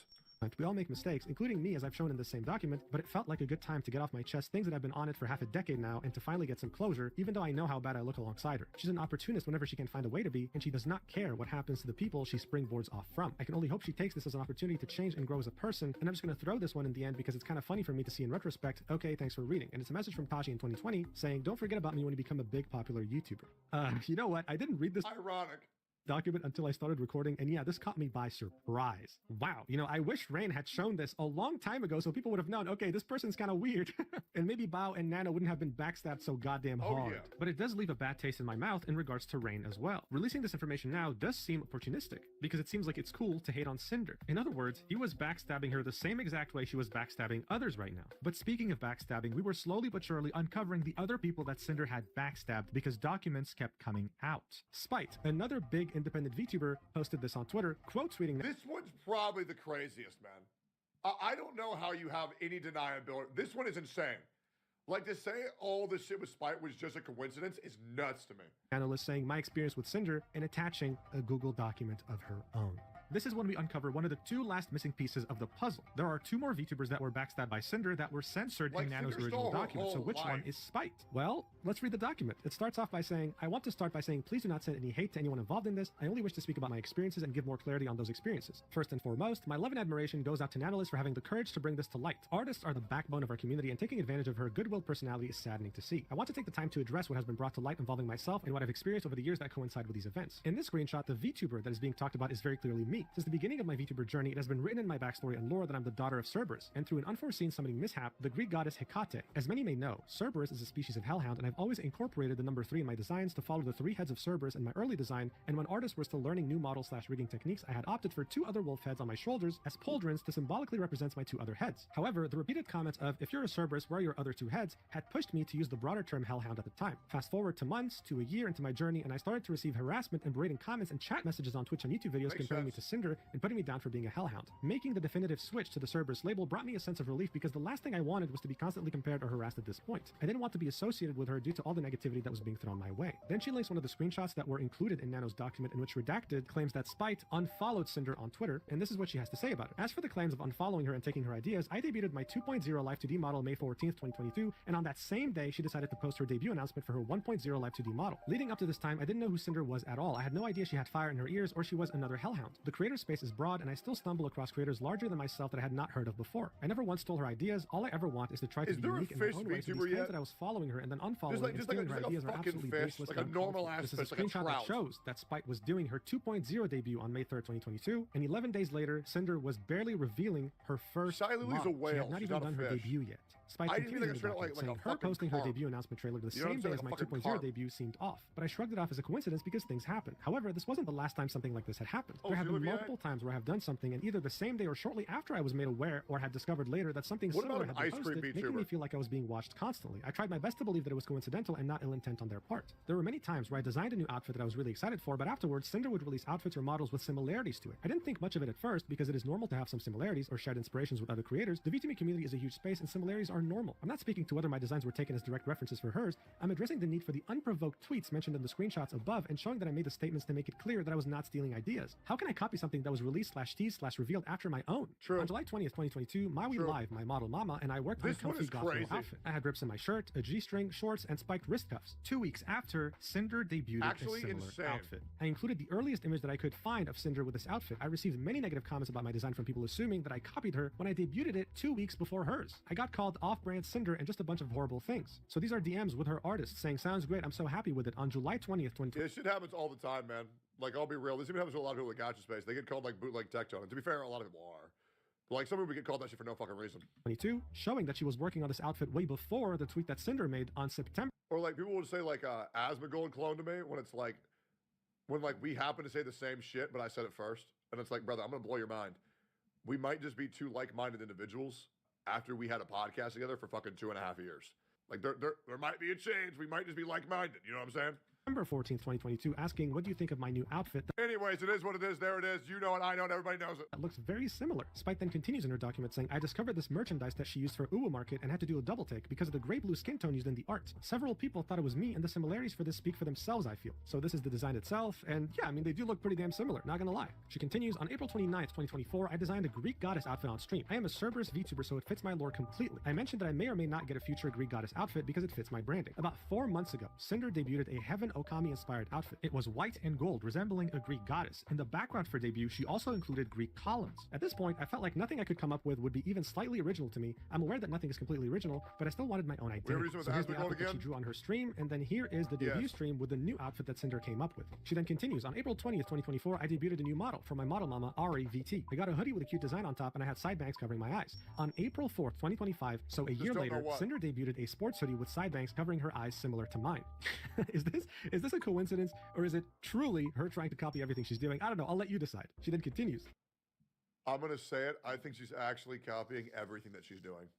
I think she wants to squash Spite and everything she's doing because she knows she can buy the better version of it. And I think she's just trying to fucking stomp on him. Yep, that's what I think. There are some instances that I do not have screenshots of. For example, I remember posting about my first ASMR stream. The day that I was supposed to do said stream, Cinder plugged her ASMR channel. I thought it was a bit suspect, but brushed it off. I don't have any screenshots of the comments and bullying that I received from her community. There were too many that it became too much to keep track of and just started ignoring them because I never wanted to save images of their words that hurt me. I didn't even want to read the harassing comments in the first place. I just wanted to be left alone and be happy in my own space. I received a DM on January 25th, 2023. I will not disclose who the sender was without their consent. The sender expressed to me that they were getting bullied by Cinder and certain members of Cinder's community because she too had fire in her ears. I never responded to the DM because I wanted to stay away from drama as much as possible. Here's what the DM said. Hey, you popped in my feed and can I just say I love your design? I had a rather odd question, I suppose. Have you had any messages from the VTuber Cinder regarding your design? This may seem out of nowhere, but I'm only asking because I had made an original character like a while back and I was accused by her and others of stealing her design because my dog girl had flames in the ears and her fans claimed that was exclusive to her design. It was this whole big ordeal on Twitter, so I wondered if anything similar had happened to you yet. I would like to clarify, I, myself, am not saying your design looks like hers. I was scrolling, sorry, totally awesome design. When I saw the flames near/in the ears, I had flashbacks and thought to myself, oh no. So I guess this is just my curiosity getting the best of me. Spite continues in her document saying, I'm just very saddened and disappointed in the situation. I had my suspicions about this, but I've never wanted to be a part of drama, so I kept quiet. I've also seen what happens when a creator stands up for themselves and receives major backlash even if they're in the right, so I've never vocalized my concerns. I've always designed my own models. I've gotten inspiration from Cerberus with the chains and spikes, Disney's Hades, and because I call myself Goth Girlfriend, I was inspired by Sam and Ember from Danny Phantom plus many other of our goth crushes that we've had growing up. Bro, Sam from Danny Phantom is so bad, bro. Oh my god. Focused on myself and my friends. Meanwhile, I had eyes on me It's like that one chick from Total Drama Island, bro. Fucking so fucking fine. the whole time. Knowing that I was being watched and talked poorly about really hurts, especially when they never attempted to interact with me. I did my best to go through and find what I could and get appropriate screenshots. It's crazy because I didn't know who Cinder was until she debuted her Life 2D. I just wanted to exist peacefully as a VTuber and spend my time drama-free. I woke up this morning in shock. It's terrifying and hurtful to know that someone could attempt to blacklist me when I've never even spoken to them. I hope going forward that no one else has to experience anything like this. Thank you guys for being supportive towards me. I love this community so much. Please go and give love and support to all those who have unfortunately been involved in the situation. Please support Nanolist, who was very brave enough to speak up, and the VTubers who were affected. Please support my first model mama, the wonderful Maui Live, and also my most recent model mama, the wholesome REVT. Thank you for taking the time to read this. So as I said in the beginning of this document, this was one of the last two remaining pieces of the puzzle. Who was this Cerberus that they were so obsessed with? A VTuber they never even bothered interacting with, who had this design even before Cinder, and yet they were completely and utterly obsessed with her in such a weird and unhealthy way. Honestly, Spite should get a restraining order. Like, let's be real here. Honestly, true. What about the last? It wouldn't do anything. But honestly, true. If it actually worked that way, yeah. Trust me, I've tried getting restraining orders, but they won't work in the way that I need them to. Missing piece of the puzzle. The one who was called VTuber 1 in Nano's document. Well, this is one of the most screwed up cases of this entire incident, and we're about to find out why. So, you no doubt remember the screenshot in which Redacted was trying to blacklist Bao, Cotton, and a third VTuber from ever being able to commission Nano again. Well, we now know that this third VTuber is none other than Silverveil, yet my second goat. Another very big independent VTuber. I love Sylvie so much, man. It's crazy how sweet and understanding she's been with me since I've known her for like 4 years. Like, she's such a gem. Like, legit. She's so sweet. She's so nice. She keeps to herself. She's such an angel, man. It's ridiculous. Many hours after the initial statement from Nano, she quote tweeted Nano's tweet and said, "My statement on Cinder and Red." You know what was funny as fuck? I've actually never talked about this. This is so stupid. So you guys know how I'm a very paranoid individual. So For the first 3 weeks that I met Sophia, I thought she was Silvervale. Because they sound so similar. They sound so similar. And I was like, okay, I'll just wait for her to tell me that she's Silvervale. Because I didn't want to pressure her. But I knew Silvervale was like socially awkward. And so I actually thought she was sober for the first 3 weeks, bro. What the fuck was I thinking? Okay, if you hear Sophia talk, you can hear it. Next, I was like, okay, it's fine, Silver. You can just keep on playing pretend. And I was going to act shocked, and I was like, wait, they're just like actually different people. Redacted linking yet another Google Doc. It starts off with a section titled Introduction. I shouldn't have to say this, but me putting out this statement is not a call for or an excuse for anyone to turn the situation into a witch hunt. My intention for making a statement is strictly to give myself closure from the events of the past years and clarify how I have been personally affected. I debated if I wanted to even say anything after being asked if I wanted my name in the original document censored, as the situation is much bigger than just my personal experience. However, after finding out how wide and extensive the transgressions were, I feel the need to give clarity to my situation and how I was personally affected. Does Sophia know? No, Sophia has no idea what a Silvervale is. I want to note, as others have, that though a majority of the messages are from Redacted, who is Cinder's manager, I find it impossible that he acted solely on his own intentions without Cinder's knowledge or consent, given the extent to which he has represented her publicly and professionally. The next section is titled Nano and VTuber 1, in which we see many messages that were already included in Nano's document, where Redacted was trying to convince Nano to go exclusive and not work with specific VTubers. As you can see, this is the message where he says you don't work with Bao, Cotton, or Silver at all again, models or art. And then Nanolith says, is there any way to add a little bit more since Silver still asks for art every now and then? To which Redacted says, we could do it like when Silver asks for art, you tell her no, and then tell us to buy another art piece, like so you still get a job from it. So they wanted to blacklist Silver so hard that if Silver were to ask for any commissions, Redacted and Cinder were willing to pay money to Nano so that she doesn't take the job. We also get more clarity, right? The model that Redacted was talking about was Silver's model. The DMs between Nano and Cinder also reveal to us much more now that Silver's name has been uncensored. Here we can see Nano saying, just wanted to let you know, I still love working with you in Red, but I'll understand if things don't work out because of Silver. I just love my clients, that's all. That was in February 2025, barely 2 months ago. So this person that Cinder was saying I just get compared to her a lot even still today was Silver. And Silver had no idea this was happening behind her back. Silver then continues in her document saying, I am VTuber 1 in the screenshots Number one hater and they don't even know they exist. I've been friend and client of Nano for years, and seeing how she was manipulated and abused by Cinder and Red makes me livid. She's an absolute sweetheart and just wants her clients to be happy. It breaks my heart to see how she was treated like a tool and a resource to be used for growth rather than a talented living person and gaslit into somehow believing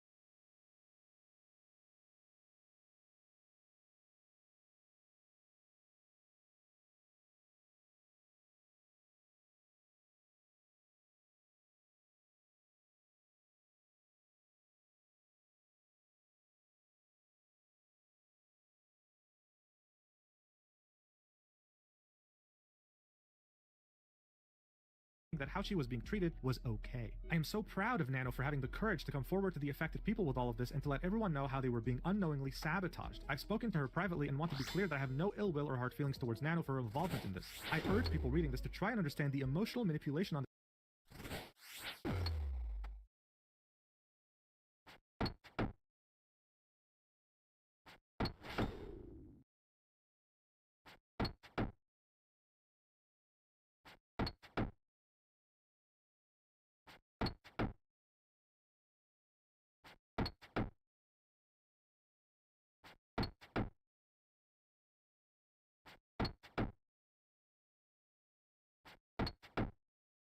display and empathize with her situation. There is a lot I could say about how disgusting I find their behavior towards other creators in general, but I want to focus on my personal experiences. The next section gets real, and it's titled Cinder and I, and this is where she goes into the Here we very go. weird relationship she had with Cinder and really revealed the depth of the backstabbing. She starts off by saying, discovering that all of this was going on behind the scenes has been gut-wrenching. I didn't know Cinder, we weren't friends, and we have barely talked. Even writing this, I do not understand what I could have possibly done to warrant the level of malice and cruelty she I said this multiple times. It's not what they did, it's what you have, Silver. shown. In our private interactions, I was as cordial as possible, but I just wasn't interested in associating with her professionally or being her friend. From the few uncomfortable interactions I did have with her, I had gotten the vibe that her primary goal was to climb the social and content ladder and grow her brand. I am fully aware how common that attitude is and that that's just how you grow in this sphere, but I personally don't have the emotional fortitude or bandwidth to have friendships for the express purpose of growth. For the record, I think it's fine to have that view and approach to content creation, but I also reserve the right to simply not. That's why I love Silver and her pedal pals. They just fucking sit there on their little mountain and they just play fucking cozy games, cozy vibes with Sylvie. It's so funny. Vibe with someone. I would much rather not associate with someone at all than pretend to be their friend for the purposes of growing my brand. The only time I had actually talked to her directly was during my meet and greet at TwitchCon 2023. I had just finished my meet and greet, and as I was wrapping up, she walked directly to the screen to meet me and had someone else take a picture of us together. I was not informed of this picture or asked permission for it, and only knew about it once I saw it on Twitter later on. And as you can see, this is a tweet from Cinder back in October 20th, 2023, with her saying, "Stop by to say hi." Does that not make her look just like fucking obsessed? Like, that's so weird. After my meet, Wolf Girls, really making it seem like her and Silver were friends and knew each other, when that wasn't the case at all. Silver then continues, saying, after the meet and greet, she contacted my manager at Mythic to ask me to collab with her. I told him I would rather not collab. That's my boy. Yeah, that's my boy Jet. Yeah, that's my motherfucking man. I went to go eat with him like 2 days ago. Yeah, he knows hella gossip. I got some behind-the-scenes scoop on that one, man. It was great.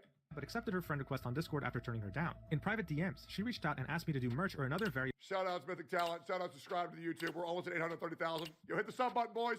form of collab to be monetized, to which I again declined. I will always prioritize my mental health and peace over any potential profit that would make me feel used transactionally and put me out of my comfort zone. So these are the DMs with her Mythic manager saying, also, Cinder really loved meeting you and wanted to collab, so I told her I'd let you know, and I could throw you guys in a group chat if you were interested. To which Silverveil said, hello, I appreciate the sentiment, but I prefer to not do collabs. Her manager said, no worries, hope you're having a good weekend. To which she said, aw, thanks, I'm trying to, just busy and lots of IRL stuff coming up, lol. Sorry for not being interested in collabs, I just like to do my own thing, but I'm always open to messages, lol. I hope you had fun at the con and everything went okay. So these are the brief DMs she had with Cinder. Silver starts off the conversation after accepting her friend request saying, hi. Cinder then replies with, hi Silver, sorry for getting back to you late. I've been super sick from TwitchCon. I guess a lot of us got sick after the last couple parties. I hope you had a good time at your meet and greet. It was nice to see you there. But yeah, no worries if you don't prefer to stream together. My manager suggested something more like sponsorships, merch, music, or some kind of other project together that maybe Mythic could help with if needed. I'd love to chat more either way. To which Silver replied with, no worries, it's been super hectic and busy for everyone, lol. I hope you're feeling better. I'm really flattered by the persistence, but I'm just not interested in transactional relationships with anyone. I hope you can understand. So then we go back to Redacted's DMs about Silver and we realize just how unhinged both he and Cinder were, accusing Silver of copying Cinder with that spinning figure and saying things like, oh, we just want Silver to recognize Cinder because she's a big VTuber, and typing in all caps, and the marketing potential and money they could make if they teamed up, adding, I feel like there's this unspoken competition between them, like they need to one-up each other because Silver can't get along. Bro, she literally said in the DMs she's just not interested in transactional relationships, and she was as nice as possible. I've already said this multiple times in this video, but man, this is... Not only was she nice, she was straightforward and to the point. It's like, how do you not mishear that? How do you mishear that message? So weird. Silver then continues in her document saying, I had a new Live 2D models in the works. How do you think this will affect Gamer Stuff since she's a co-owner? Zero. It will affect Gamer Stuff zero. For my birthday with Nano, which was eventually canceled. I was devastated as Nano was the one who originally asked if she could do this model because she was excited to make it with all the new things she had learned, and my birthday was special. At the time, the reason given was health and stress reasons, which made sense given how much was on Nano's plate, and despite my disappointment, expressed my support for her prioritizing her health. I will say, I feel so bad for anybody who watched Cinder, and like, they bought all her merch, they supported all of her streams, they spent all this money on merch, and then it's like, oh, she's a fucking snake? And then you're just sitting there just looking at it, and it's like, fuck. You know, what do you do, man? I actually feel so bad for that. Can we get 5 big booms?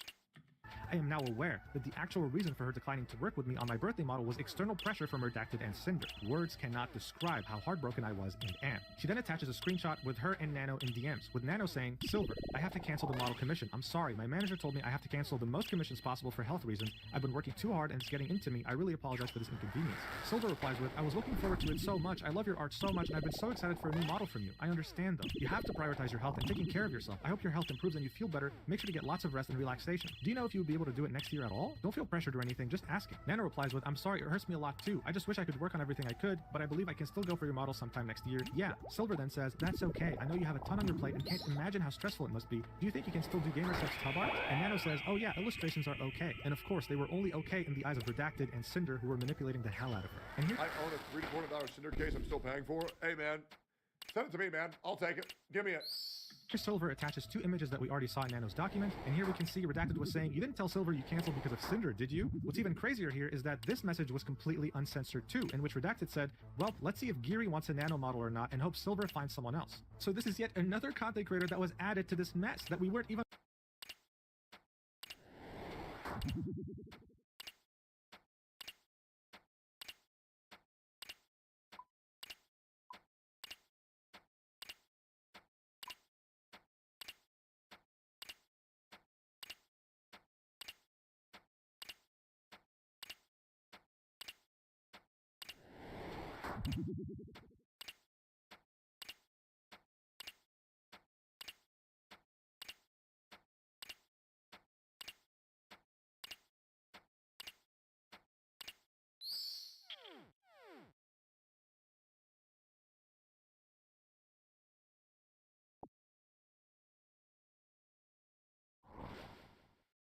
unaware of. Silver continues, I didn't think much of it at the time, but Cinder messaged me on Discord right before my model was canceled. She celebrated that we shared art despite the fact that at the same time she and Redacted were actively working to take the potential for more away. Here you can see a private message from Cinder to Silver saying, hey Silver, I just got your GamerSub stuff in the mail and it looks amazing. It's so cute that we both have Nano's art on our merch and she's both our model mama. This is Oh wait, no, this is Hawkeye Star Rail. Never mind.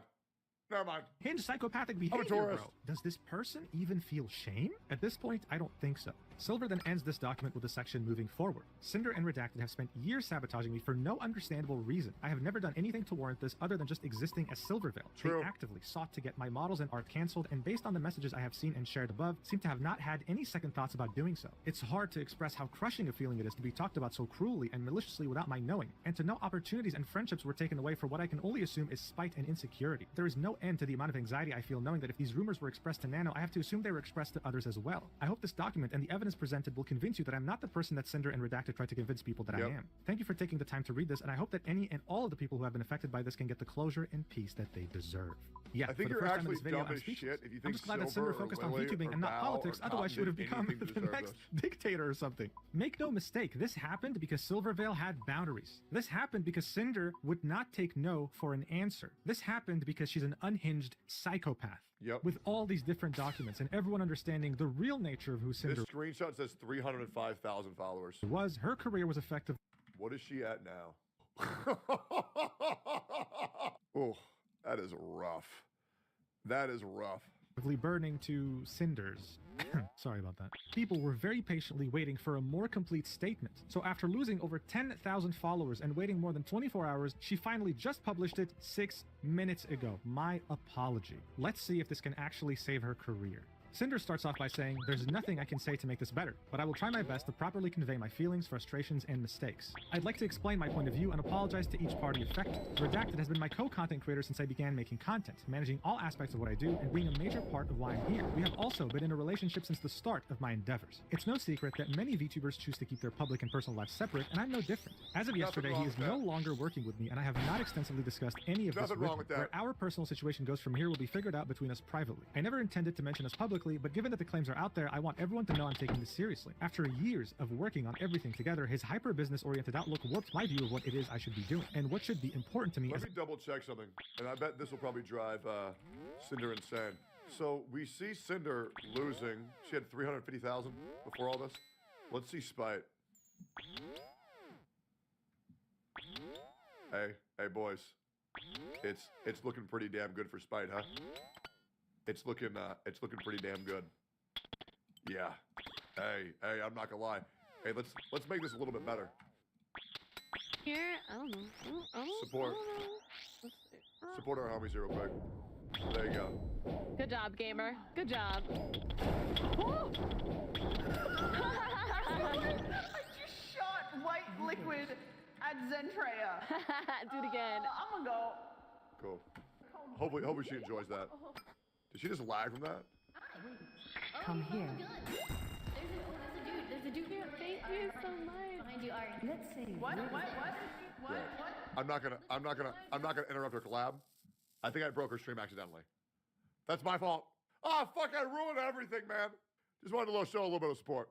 As I navigate this career path, I have a terrible work-life balance as it is, and being around projects and streams all day every day made me lose sight of the point. It took all of this happening for me to realize this behavior isn't normal or healthy, and it's not an outlook I want to have. This doesn't absolve me of the things I've willingly done wrong and went along with, or the way I've treated people who were fully undeserving. Guys, right off the bat, it's not looking good, okay?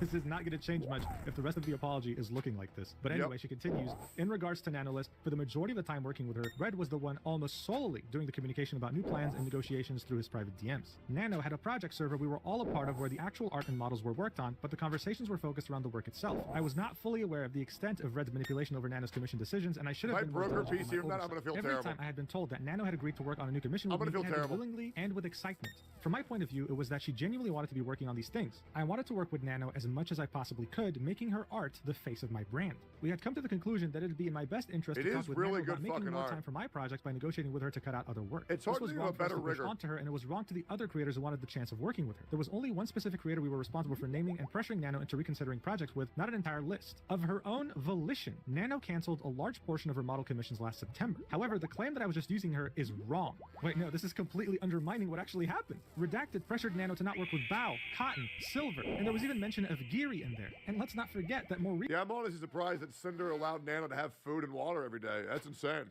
recently, Shy Lily was included in there too. So for Cinder to say Nano canceled these of her own volition is wild, seeing that they manipulated her into doing so. Anyway, she continues, I've always treated Nano with respect, and as my friend, I did give her a lot of work, and we did everything we could to accommodate her schedule if she needed more time or a break, and even helped her with her own project payments multiple times. I've invited her on my stream, I've sent her my merch and things she's made for me, and I was always open to talking to her about things outside of our projects in the instances we would message each other. Regarding the exclusivity deal made between them, I had no part in the direct negotiations of their eventual agreement, and I had no knowledge of Bao and Cotton being included in this list. If I had known my friends were included, I would have said something to put a stop to it. I was only aware of it being about one person who I was Does this thing know what proper punctuation and spacing is? Like, bro, fucking use paragraphs, man. Holy shit. fairly pursuing. When Nano had messaged me about this agreement almost a month later, I was under the impression this Look was at only about this, Silvervet. like, brother. I was upset, and my initial messages to her were Like, very guilt-tripping, but I wasn't going to space force Nano to some do anything shit she out. wasn't okay with, and tried reassuring her that I was okay with her decision. Nano had also never come to me as seriously and professionally as her document was looking to address the issues she had with either of us or to terminate our partnership. I had no idea there was even a conversation about Shy Lily recently between Red and Nano until reading her document. It's true I had confided in Red that lately I hadn't been hearing from Lily like I had in the past and was worried something was wrong, but that's as far as it went, and he took it upon himself to try digging for more info. And I was never even aware Nano was ever planning to work on a model for another one of my friends, Geary. I do not condone anything about what Red said about Bao in these DMs either, and him using we and our in this context is abhorrently incorrect, and I believe was done to gain greater credibility behind what he was saying. Yes, Red and I were initially upset when Bao hired my editor, and I took it personally when I shouldn't have. I felt as if maybe my content wasn't good enough or like I wasn't paying enough for his work, but I accepted it and was happy for him for getting that bag and supporting one of my friends at the same time. I don't know. At this of point, course, these things man. are very hard to believe. If she confided in Red how pissed she was, she's admitting that yes, she was pissed, and she confided in Red. Red then used this information to add them to the blacklist. But regardless, those feelings are not things you're meant to feel towards friends. True. Anyway, she continues, and she says, and yes, I was also upset when Sack, the Boss Rush music video editor, had told us that he I also highly doubt that Red was doing all that shit behind the scenes and never told her a single fucking time. Yeah, fucking right. he won't be working on any future project with us and would instead be working exclusively for Bao. But Red got it in his head that it was Bao's fault that it happened and seemingly held a grudge against her for it. He was very passionate about Boss Rush and the potential future projects around it, but he told me about a music video editor as talented as Sack. The future projects wouldn't reach the same heights, so he created this headcanon that's laid out in those DMs. I wasn't convinced this was the case, but it's my fault for never speaking with Bao about these things directly to clear things up and letting it spiral to the point it got to. Every comment here about her own music, guilt-tripping, and claims about our shared feelings towards her are disgusting, and I honestly don't know why you thought this way about my close friend beyond the resentment over those two things or why it was worth sabotaging her over. Like, again, if you had the time to confide how pissed you were about this to Red, you could have messaged Bao to clear things up. Assuming you had no idea what Red did, it's still kind of a problem that you didn't want to clear this up in one DM. She goes on to say, the it's just business screenshot of my DMs with Nano's document was from November of 2023, and I'll go into my thought process of everything I said here. What Red was trying to explain to Nano is that if everyone has a model by her, then the innate value of her models overall are diminished by there being an oversaturation of that type of model out there. If everyone in the world had a VTuber model done by her, then the value of having her model would be the same as if there were only a handful of them, which If they were the same model, but they're not the same model. Having a bunch of Baja Blast doesn't make it taste any good, like any less good. Like what? be viewed as a negative for me. I understand where he was coming from with this, but in the VTuber space, this isn't something we should have pursued, so I was never upset seeing new model siblings. In many cases, I was there cheering them on at their debuts and looking to collab with them as sisters when I could. Oh, you mean how you met up with Silver at TwitchCon, cheered that you guys are both wolf sisters, and then stabbed her in the back? Yeah, that makes sense. She continues, it says, me saying it's just business was referring to my acceptance of Nana's business decisions, whether she chose to work with me or not. This was not in reference to anyone's model being canceled, further explaining to her that it's okay if she chooses not to work with me. I can understand where the next part can sound manipulative, but my intention was to reminisce about the journey we had together up to this point, since at this time I wasn't sure if this is where Nano and I would stop working together as frequently as we had been, and I'd have to look for a new model artist. I then encouraged her to work on projects she's excited about while I talk with Red to find a project that would work with her schedule. That's definitely looking at things with the perspective of best case scenario. Like, I want to believe that's the case, but with how Red was talking, it just makes it very hard to believe. She continues, when talking about Silvervale, I need to start at the beginning. Before I was Cinder, I was a pink cherry blossom girl named Tashi that did ASMR content. When the VTuber boom happened in 2020, I knew I wanted to join in. Red and I contacted an artist in October, and they were set to start my VTuber design by December. The plan was to take my cherry blossom persona Tashi and make her a pink and white wolf girl VTuber. In November of that same year, Silvervale revealed her Sakura wolf redesign. I had heard of Silvervale earlier. What the hell is this half-assed apology? Oh, bro, it's actually not an apology. It's this. What we call this is a fucking lie. That year, but I didn't watch her streams at all. We knew we had to pivot before we were stuck with a design that would just be a copy of one of the most popular VTubers at the time. Like I've explained many times on my stream, I knew I wanted to be a wolf girl, so I mixed my love of Okami and metal music into the design and came out with a Hellhound. My name was originally going to be Ember, but Red came up with the name Cinder since it was a mix of Sin and Cinder, both hell and fire themed. It was only a coincidence that it ended up being similar to Silver. I was genuinely interested in pursuing a friendship with her and drew fan art myself of us together. See, that would be considered wholesome, but then teeters on the borderline of being a stalker when we know how hard she tried to be friends with her and then ended up backstabbing her. She continues, on the other hand, Red was in my ear the whole time saying how great working together would be since again he's been the business-oriented side of my brand. Since I started streaming, I have been ruthlessly compared to Silvervale, being called the discount version of her. I was accused of copying her design, copying her personality, and even copying— Also, for anybody who wants to excuse this, there's a term in the law called gross negligence, and this is 100% it at best case scenario. Her laugh of all things. And there was a large number of people who were diehard believers in the fact that I stole all of these attributes maliciously for my own gain, citing the art I posted of us together, calling her an inspiration, when in reality this was referring to the decision to become a Hellhound. The only time Silvervale was mentioned in the original designing of my character was when we explained why we were pivoting to something else, and there were no references of her character involved. I grew more and more resentful of Silver over time between the constant belittling of myself, a controversy around— What's the worst case scenario? That she was telling Red to say all this shit? My first waifu cup and other incidents, even though she herself never interacted with me directly. And that the cheating wasn't a one-time thing, it was a multiple-time thing. I'm underneath the opinion of if somebody cheated once, they're gonna cheat twice. That's why I'll never date a cheater. Yep.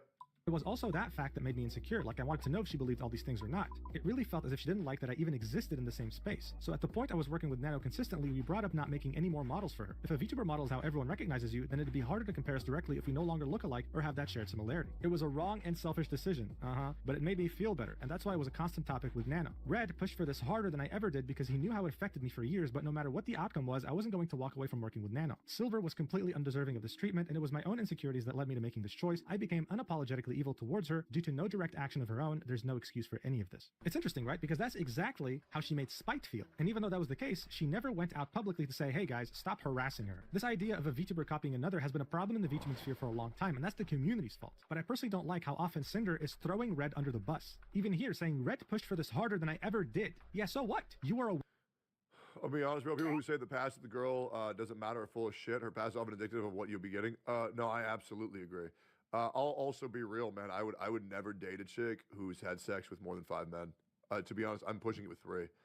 Just like if I was a girl, I would not fuck a guy or be with a guy who's had sex with more than 3 women.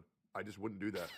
I think if you're that lackadaisical with who you're giving your body to, who you're fucking, who you're getting fucked by, I think it says a lot about you as a person.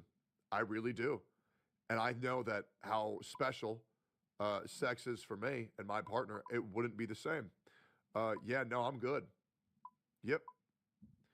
I'm good. Yeah, I also don't fuck with casual sex at all. I don't. Casual head, casual blowjobs, any of that shit, I do not fuck with it. Absolutely not.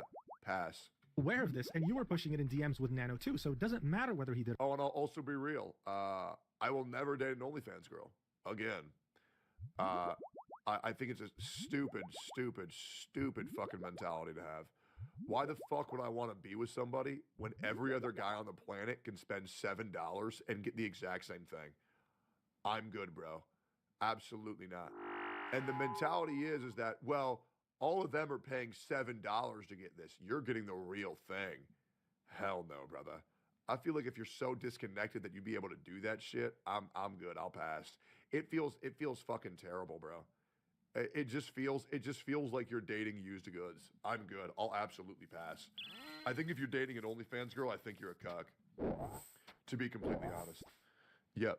I think you're just a fucking cuck, straight up. It or not. Like, I wonder, we're not even halfway through. Is she still gonna push this narrative that Red was doing the majority of this, and I was on the sidelines, but I'm still sorry? It's like, no, no, you were very much aware. She continues, moving on from Silvervale, let me talk about Spite. Once again, I had no involvement or knowledge of Red bringing up Spite to Nano in 2023. My only personal involvement with excluding someone specific from working with Nano was Silver. My design sheet and outfit were finished and made public. Oh, why'd you date a whore then? Oh, because I was stupid. Yeah, because I was dumb. Sometimes you gotta, like, learn from your mistakes, right? Sometimes you gotta learn from your mistakes. At the very start of 2021. The first thing she mentions is a debut teaser in 2022 that was apparently posted on the same day as her original debut, which I honestly don't know if at the time this was intentional or not. I don't know when I first discovered Spite, and it could have been after she debuted. When I first debuted, I was very possessive of my design details. I had made it a year and a half since my design sheet was finished and public to having a full VTuber debut as I watched everything grow and change from the sidelines, and I didn't want anyone else to capitalize on my concept before I could. Soon after my original debut, I remember Spite getting an update to her model that made it seem like she more closely resembled me, including fire added to her model. Without evidence, I saw it and thought she must have copied me, but I never did anything about it other than voice my frustrations to Red. I didn't want to start drama with anyone, and I didn't have ownership over fire as a design detail. Yeah, the references for the ripped shirt and shorts outfit. Better a former cuck than a current cuck, you know what I'm saying? My bikini model was given to Nano in June of 2022 with the purpose of having a cover-up outfit that would be safe for Twitch. The merch art she's referring to was designed around my concept of fire changing blue. The fact that the rest of the art was grayscale was the artist's choice since it was going onto the back of a hoodie and I didn't have a say, or at least didn't counter that being the final decision. There was no intention to deliberately look like Spite for this piece. Unfortunately, both my Angel and Sleepy outfits being similar to outfits Spite has done in the past was just a coincidence. I had always planned to one day make an Angel counterpart to my Demon outfit when it was being made in 2023, and my original ref sheet laid the groundwork for that idea. I've never liked theming anything around my brand in a religious light, so I chose to make my Angel form more Greek Valkyrie than biblical, which also gives it a similar look to my Demon form. The Sleepy outfit was a last-minute decision to pivot from a fully new 3.0 model because I had the opportunity to work with gamer subs on an AFK flavor. Spite never should have received the hate comments over her outfit or any comments comparing us or belittling her because of my existence, and I never advocated for anyone to do so, especially given my experience. In regards to Spite, I'll let you decide. Was it a coincidence that so many outfits matched each other? Fuck and is no. it a coincidence that every time There's Cinder no way. complained about anything to Red, he would make it personal? Anyway. One coincidence makes a dot. Several coincidences make a line. And that's how I draw my conclusions. There's no way. She continues. Spite also brought up another creator who reached out to her about their experience with me, and I can only assume it's Niantic.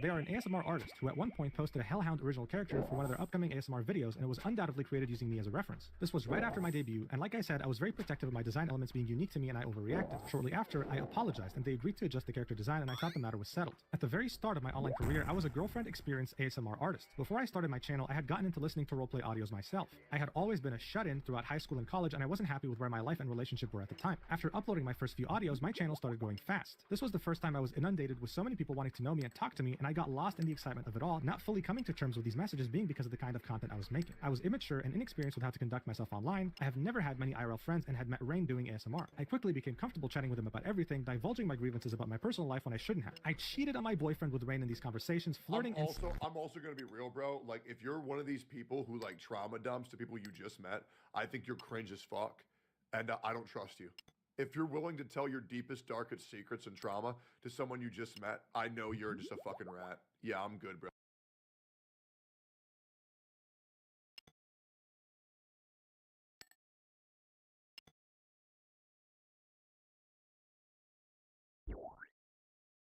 I don't trust that shit at all. I used Rain for emotional comfort and sexual fantasy. And I also know you're probably just fucking lying, and you probably don't know how to talk to somebody unless you bitch. And I'll be real, anybody like that, I'm good. Pass.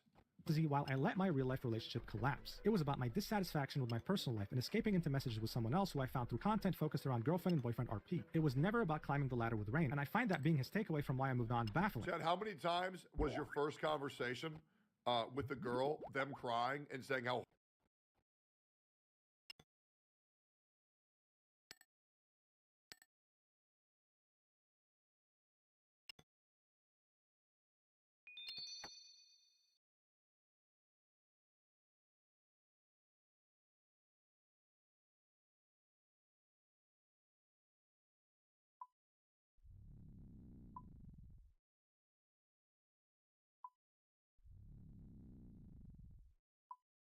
horrible the shit they went through was, and then they turned out to be a fucking rat.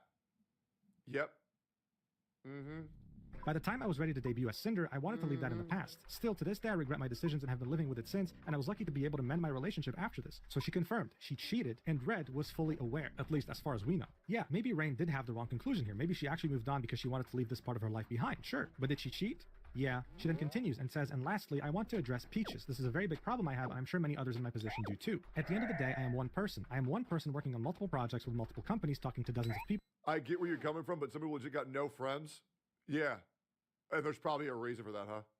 And streaming for hours almost every day. I've never had a big social battery, and I get tired very easily when interacting with people. I haven't had much energy at all over the past year, leading to me taking frequent naps. I've rarely been able to keep up with my closest handful of friends on a frequent basis, let alone everyone else. Red has always been a big help in keeping up with things, but he doesn't do everything. I'm so sorry I made you feel forgotten, Peaches. I've always cherished your friendship, and I was so incredibly excited to meet you in Paris. I'm so grateful for everything you've done for me, and I've never thought to purposefully drop you just because I could. I'm sorry, I know I've made a lot of people feel forgotten or ignored. It's so easy to get caught up in projects or what I'm doing while I have the energy to do it that people fall by the wayside. I understand the feelings of those who resent me over this, and all I can say is I'm sorry. I don't deserve to be able to contact everyone involved directly to personally apologize, so I'll do it here in the chance they read it.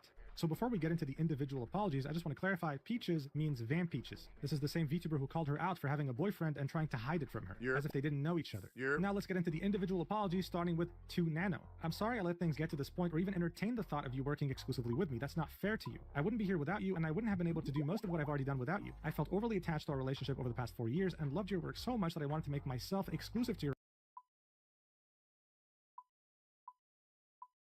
art and should have never sought those feelings to be reciprocated. Everything you've ever worked on for me was always so perfect, and I lost sight of how everyone else around me would have felt. I had no intentions of pressuring you into anything, but looking back on my cloud of judgment, I can see how my messages felt that way. When I talked about how my models helped you improve, I meant that as looking back on how far we've come together. We've been friends for so long and cheered each other on when we both started growing and getting more opportunities like plushies, figures, etc. You had been my exclusive artist for full life 2D models for the majority of my time as a VTuber, and of course I would have been sad if you didn't want to continue that relationship, but in all our private DMs, I was okay with you ultimately doing what was best for yourself. I saw you as someone I trusted and loved and wanted to make sure you were still taking care of yourself with all the projects you took on, mine or otherwise. I never saw you as just a business partner. I thought I was reassuring you that I'd always be understanding if you wanted to move on to other projects. I genuinely appreciated our friendship. I always saw you as a close friend, and I'm sorry for what I've put you through. To Bao, since the start, I've always admired you and how genuine you've always been to everyone. I wouldn't be here without you either. I'm disgusted with myself for buying into the narrative that my friends were competition. I've never had such genuine friendships in my life, especially with you. We've gotten to know each other so well online and in person. You've already been through so much, and the last thing I'd want to do is cause more harm. Well, that's a bit too late. But I did. I'm sorry for not reaching out sooner about these ideas that were put into my head. I wish we would have been able to talk about this too. I didn't know about the severity of things that have been said and theorized about my own friends behind my back until now. It's my fault for not realizing the things Red was saying about you. The countless friendships I've made here within the last several years mean so much more to me than him and the business side of things. Wait, did you just say the countless friendships I've made here within the last several years mean so much more to me than him and the business side of things? Like the friendships mean more to you than your boyfriend? Or did you just write this like in a non-clear way? Anyway, no amount of popularity or money means more to me than the relationships I've built in this community. I've always been myself, whether that be on stream or in person, and I hope the friends I made can understand I never condone this behavior or any of the things that were said about my friends. I've always wanted everyone around me to thrive and find happiness. I can't stress enough how disappointed I am that I didn't see this sooner until it got to a breaking point. I'm sorry, Bao. After all these documents and these different people and their perspectives or their points of views, is there a single word that you believe in this paragraph? Let me know in the comments. Next up we have Tasak. I loved getting to chat with you in person and absolutely loved all the hard work you put into the Boss Rush song. I was so grateful to hear you were on board to edit the music video. I don't remember exactly why the stream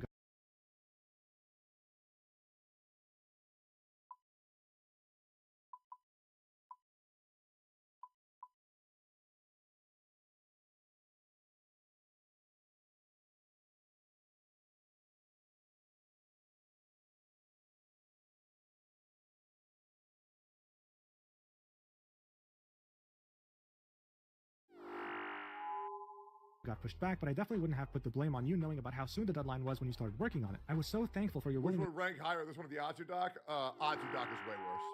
to complete the project despite everything, and the quality of how it turned out was incredible. I can't believe how Red talked about you, especially— There's a reason why the Atsu doc trended globally. Which, by the way, Bao supported.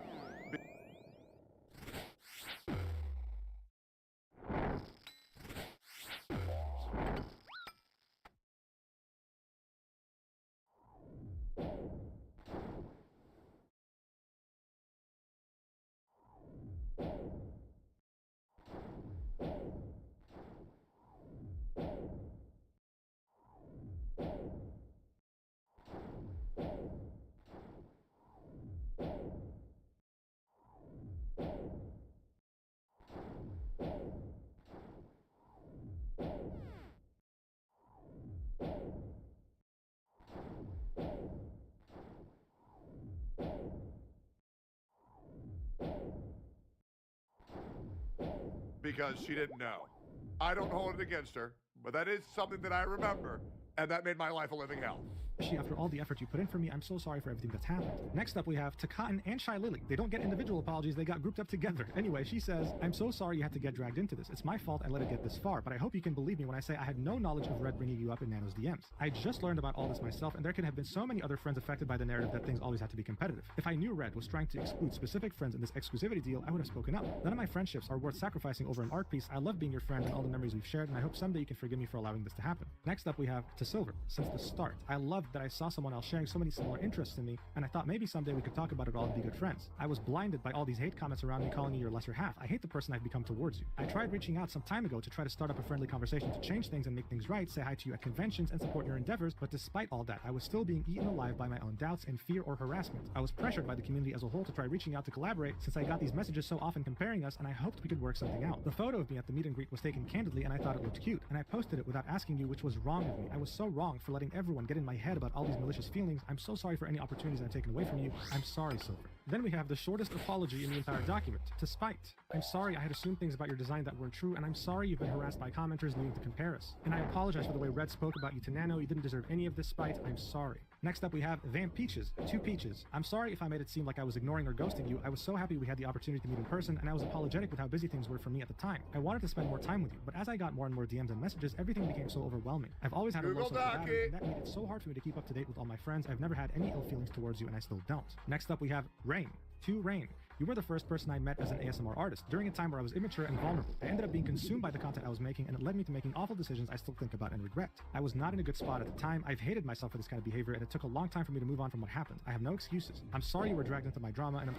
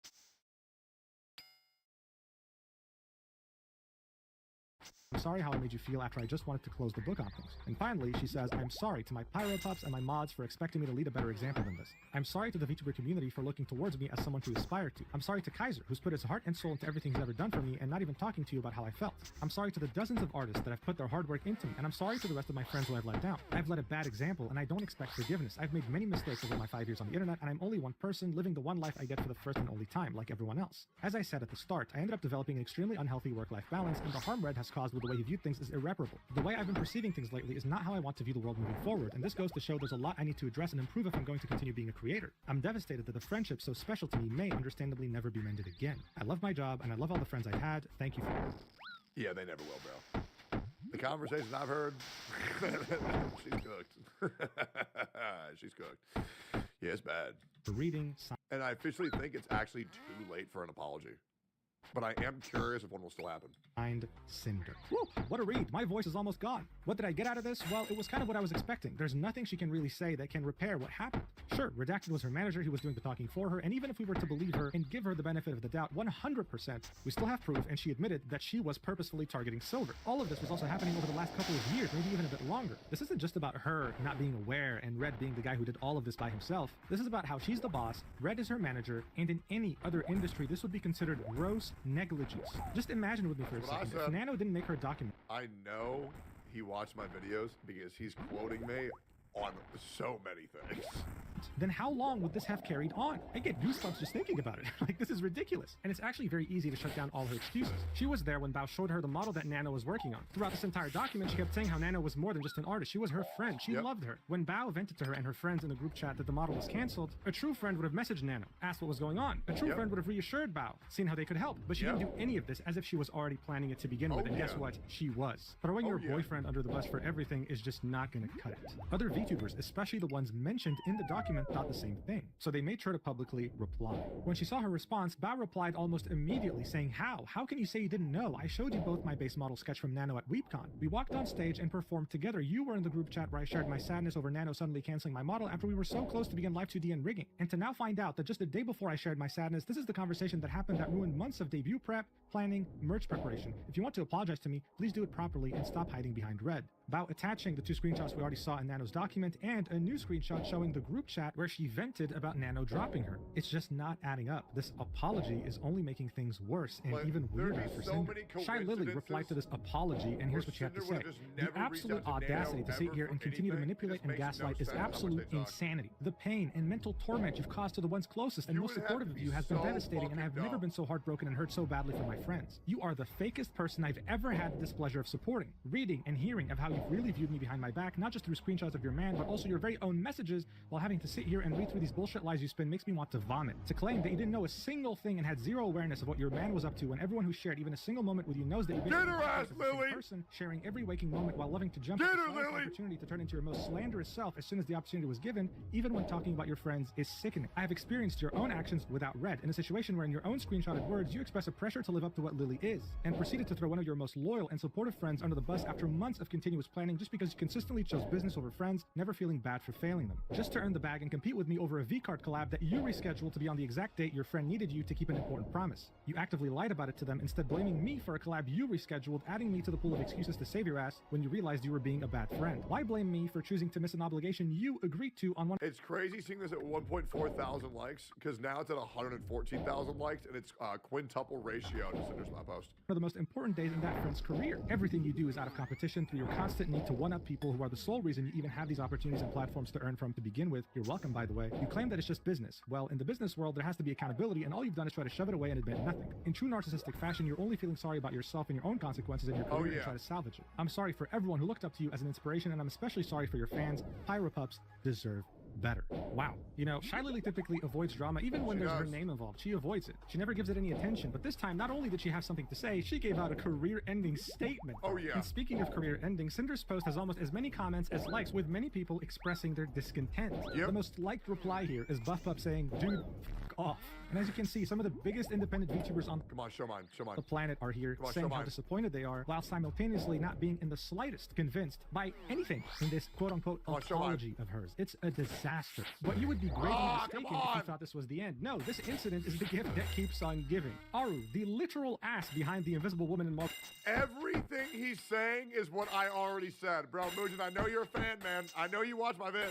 Rivals. Yeah, I'm not even kidding. They actually use her as reference. But more importantly, she's a streamer and content creator who used to be a VTuber and is on friendly terms with Silvervale. She revealed to us after Cinder's catastrophic apology that her weird obsessive/stalker behavior towards Silvervale didn't start in 2023. This went on for way longer, and she tried to use Aru to get to her. Here's what she had to say in her statement. I hadn't planned on tweeting anything about this until I saw Cinder's apology. While I wasn't hurt to the extent others were, it's clear now that I was lied to and used, not treated as a friend, but as a tool. I first met Cinder during a Twitch Rivals tournament and really looked up to her. We hit it off, messaged a lot, and got even closer at TwitchCon 2022, where I spent most of the day with her and Red. At one point, she noticed I was mutuals with Silvervale, someone I admired since meeting her at PAX, and asked if I could introduce her. I thought she was just a fan like I was. Cinder invited me to go with her to Silvervale's meet and greet, and it meant a lot to me. As someone who didn't grow up with many social invitations due to being homeschooled in a foreign country, that gesture felt special. But looking back, I realized she only invited me because she thought I could give her access to Silvervale. After I introduced them, Cinder pushed me to ask Silvervale for a collab. I'm someone who rarely initiates collabs. I prefer to build friendships off-stream first or let things happen naturally. Still, I went out of my comfort zone to help because I believe she genuinely admired Silvervale. Now I know that wasn't true, and realizing she actually harbored resentment the whole time makes me feel completely used. I wasn't a person to her, just a connection. I did message Silvervale about the collab the first time, but when Cinder followed up again, I brushed it off because I didn't want to pressure her. Over time, I started noticing that Cinder didn't treat me like a real friend, more like a means to an end. Sometimes she made it clear IRL that she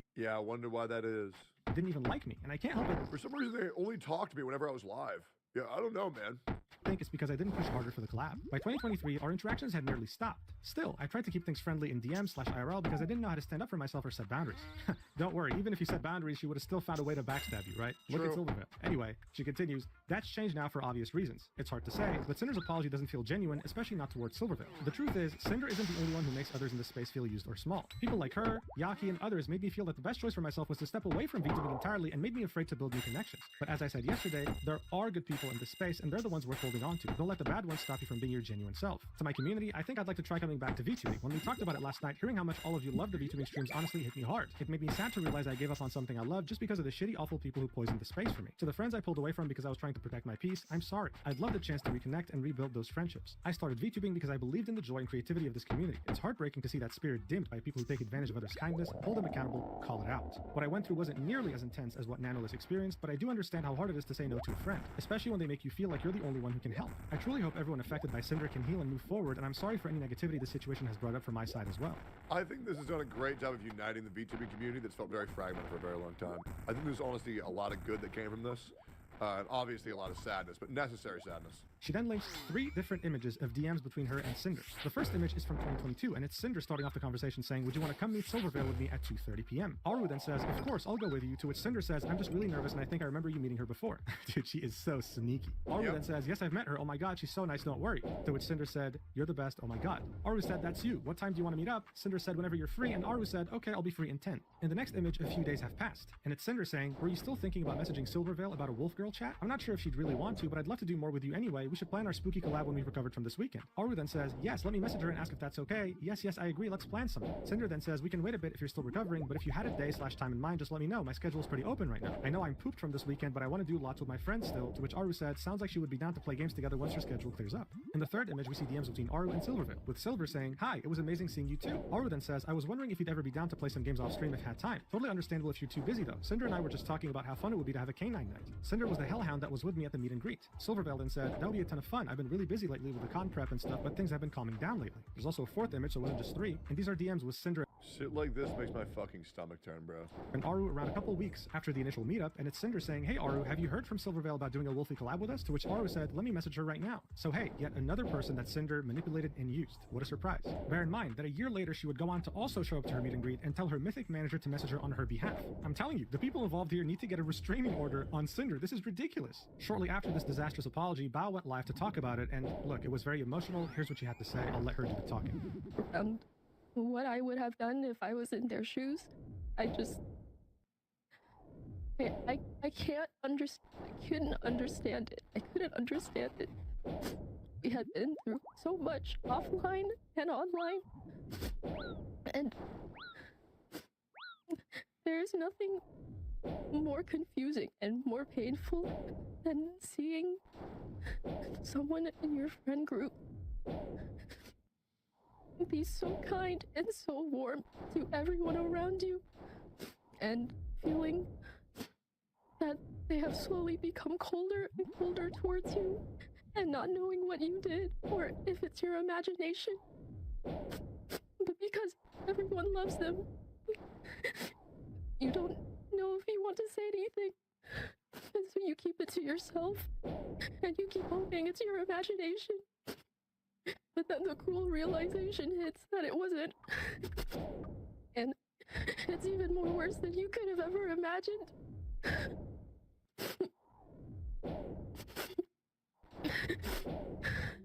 So yeah, it's definitely Mods ban Bao. a very hard watch. Look, to the No, on a real note though, I've had a lot of relatable moments just like that. It is not a good feeling. average person, this is just another drama, but to these people like Bao and Cotton and Silver and so many more, this is real life. This is someone they've known for years and genuinely thought that they were close and they were friends and they tried their best to treat Cinder like a precious person, not just a content creator or a VTuber. This is not something they'll just get over, right? They need therapy. They need psychiatric help. This is trauma. It's very hard to trust someone after something like this. As I've already mentioned, this didn't happen overnight. This was a multi-year operation from both Cinder and Redacted to backstab her friends, and she only apologized because she got caught. That is it, and people won't be forgetting about it anytime soon. But the question on everyone's minds is no doubt, is this the end of Cinder? Well, not necessarily. She might have burned every possible bridge in the VTuber community, but that doesn't mean she won't have viewers. She's an absolute psychopath that can't be trusted, but hey, other creators have done worse things, and they Yeah, some people get turned on by that still have a shit. career. She will just never be able to reach the same level Yeah, bro, I killed like 8 people and I still got like at least 2,000 viewers. You know, it's good to go. she had before this controversy, that's for certain. And in the end, controversies like these only serve to hurt gamer subs even further. She's a partial owner. I wouldn't be surprised if they dropped her. Anyway, that's the They won't. entire drama. I don't know how long the video is going to be. I would be shocked if they dropped.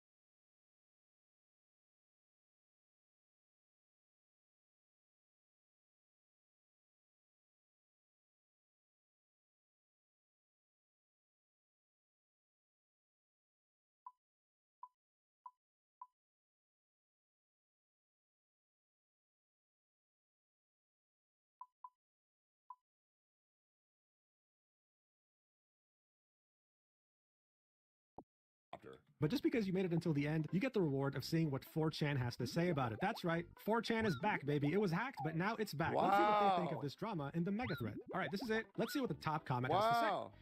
That's great and all, but I don't care whatsoever. I just want to Cinder's tit. That was me. All right, guys, thanks so much for watching until the end. I really appreciate it. I love you so much, and I'll see you in the next video whenever that is. Mwah! We got through the entire fucking thing. Holy shit, we kept it nearly 2 hours, bro. Get me the fuck out of here. What a great TLDR. Muujin, I know you're watching my videos. I know you're a fan. See you on the next one.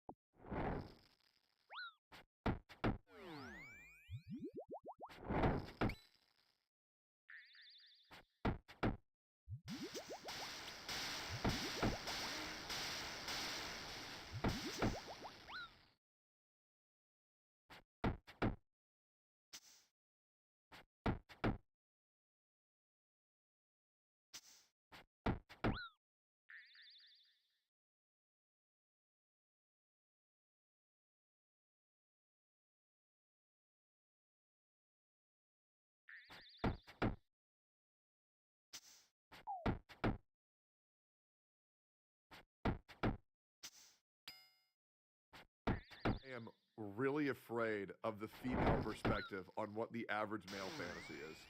But this video has less than 1% dislikes, and I've never reacted to a shoot-on-head video. I believe she makes good content. I'm unfamiliar with her game. Yeah, what are the perspective of the women's perspective on the average male fantasy? Let's see here. She's awesome. She was pretty fair. She's base as fuck. Oh, okay, great. All right, let's get into it. Money, status, fast, expensive cars. What is the ultimate male fantasy? Jeez, what is my male fantasy? You know what mine is? My male fantasy is me blowing up to where I never have to listen to another retard for the rest of my life. Own a giant castle where like me and like 8 of my friends can live, but me and my wife and my 3 children have our own separate wing, and then the rest is like the village where like all of my friends live, and we have like cows and we have workers where they make all our food for us every day, and we can just ignore the rest of the planet. Nobody can bother us. Oh, If hang on, anybody guys. I gotta tries to turn off my trespass on our Ruby Bolt property, proc they cheat. instantly get fucking vaporized or sent to the dungeon to be our slaves. Yeah, that's probably my fantasy. Yeah. Is it fame, fortune, 3 hot chicks at once? Hell yeah, bro. I just feel like having more than one woman at the same time is just like, then I can't focus on it. You know what I mean? Like I want to focus. Like maybe if like there's one like licking my nipples and the other one's juggling my balls and then jerking me off at the same time. But then again, if you have a real woman, she'll do all 3 at the same time anyways. Yeah, no, I think I'm fine with just one, bro. I don't need multiple women, bro. I'll just have one. Brother. No, according to men on the internet, it's something a little more simple. Like what? Having a handicapped waifu? This is literally just a fetish. I fucking hate men so much. Men are why we can't have nice things. I felt like there was nothing sexual about that at all, and it was just a guy and a girl being friends and helping her see the world. And, okay, hold up. Let's keep going here. As I was working on an upcoming video, I made the terrible mistake of logging onto Twitter, where I saw this post. A montage from the anime Josie, the Tiger, and the Fish, a movie about a college student who's assigned to take care of a paraplegic girl, and spoiler, eventually they fall in love. Many men were urine posting in the replies of this tweet and talking about how they wish to fall in love and would love a relationship like this, while many others, mostly women, were absolutely disgusted at this. Why would Are handicapped women not allowed to have love or what? Oh, ew, cripple. Like, is that the... What the fuck is this shit? would a bunch of men be fantasizing about being with a woman in a wheelchair? Seems pretty creepy and predatory, right? Also just unrealistic and problematic. Well, in this video, we are going to be talking about why so many men resonated to that clip and this movie, and why so many people are so confused as to why. We're also- It also, like, didn't seem sexual at all. Like, okay, okay. Man, okay, the Love and Deep Space community must be going crazy right now. going to be reading some No one hates women more than women? Yeah, true. absolutely unhinged tweets, as usual, to get to the bottom of why such a wholesome post turned into, once again, another battlefront for the ongoing, never-ending gender war. Men versus women, women versus men, the male loneliness epidemic, the female loneliness epidemic, the dealing with dating apps. Do men prefer thin women or curvy women? Brunettes or blondes? Do women like dad bods or fit men? Do they like beards or clean-shaven? Oh yeah, that reminds me. Let's quickly get into today's sponsor, Henson Shaving. You ever just accept that- Henson Shaving! I love it. What's your code? Oh, bro. Dude, they're so good. I love that because the razors are really good. Dude, go to hensonshaving.com/shoe. Really good razors, dude. Really good razors. shoe and add both a Henson razor and the 100 blades to your Absolutely. car. Not skipping a 100%. connoisseur. In fact, I basically know nothing about anime. I am probably I know everything about anime. I will help you. I will help you navigate this field. I got you. No one knows anime more than me. the most tourist of all the tourists. Okay. Yeah, hi.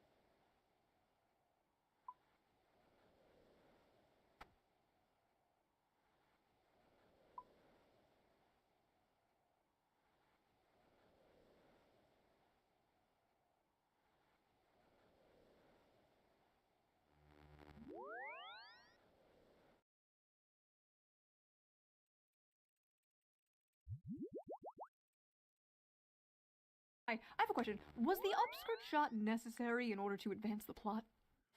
I will say, in Hajime no Ippo, do they really got to talk about Ippo's monster cock that much? Do they really? Yes? Oh, okay. Yeah, I mean, Jesus, for the first 30 episodes, it was so innocent, and then everybody's like, have you seen Ippo's elephant dick?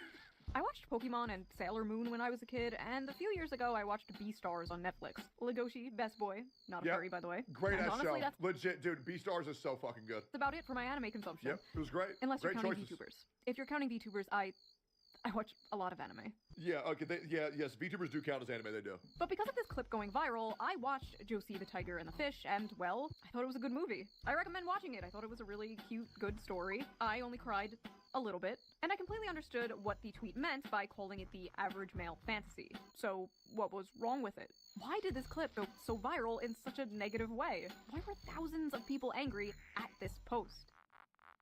That's what I ask myself every single time I tweet. So much so where I'm just like, okay, well, they're gonna get angry anyways, so I'm gonna just tweet whatever.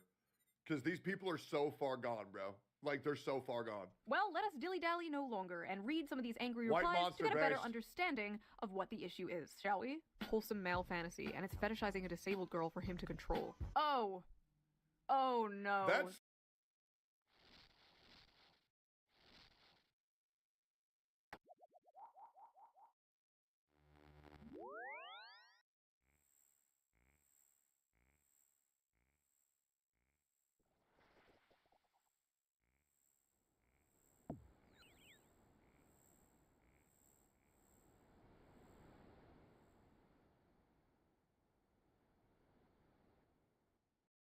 They like, think, oh not god. what happened. Why? Always vulnerable, always happy, always needs you. Pretty perverted. Where are these fan fictions coming from? There were like hundreds of tweets just welcome to Twitter, where everyone's mental illness is your responsibility. like this. Why did they see a cute montage of a happy couple, a man and a woman happy, together? I know, unheard of. Why did they see that and then immediately come to these conclusions? Like, as someone Because they hate men so much, they can't possibly fathom the idea of a man making a woman happy. who actually watched the movie, Josie is not always happy, and she's absolutely not portrayed as some like vulnerable ooh-woo sex doll waifu. She's boisterous, she kind of has a foul mouth, she's very sassy and headstrong, she like straight up calls him her servant, but she was also very depressed. She basically never left her house, she was basically a girl failure. As a former girl failure, I love to see representation in media. But Are you really expecting Twitter to look for full context, Shuon Head? That's your first mistake, man. they actually show That's your her first disability, mistake. like, not in a good way. Like, they don't romanticize it, they don't sugarcoat it. And I noticed, unlike a lot of movies, unlike a lot of romance movies, at least like the Hallmark kind, where it's like the stuffy male lead learning to live life from the quirky, cute female lead, he's already got his shit together. And she learns to live life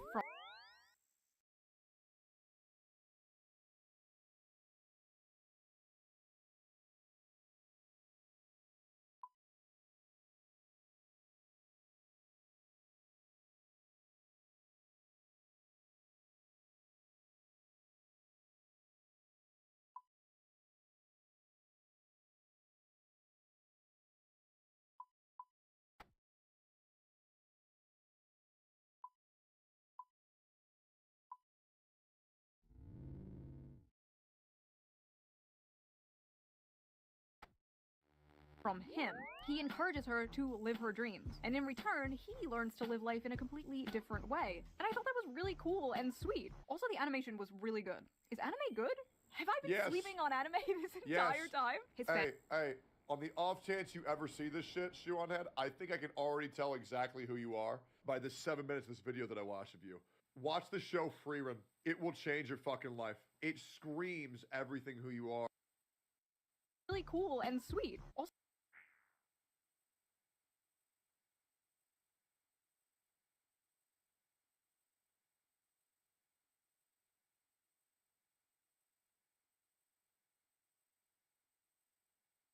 the animation was really good. Is anime good?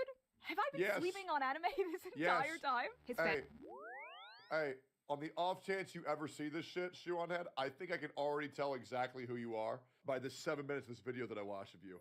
Watch the show Freerun. It will change your fucking life. It screams everything who you are. It will give you a deeper appreciation of life and enjoying the little moments before they pass and enjoying those that you love before they're gone.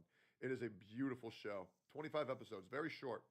Fantasy is that she becomes permanently disabled and You can watch the entire thing in 8 hours. helplessly dependent on him, but can still make him a sandwich. Sounds about right. Oh my god. After watching the movie, these tweets are even more insane. But even putting the movie aside, just seeing that like cute montage out of context, where the fuck are they getting this?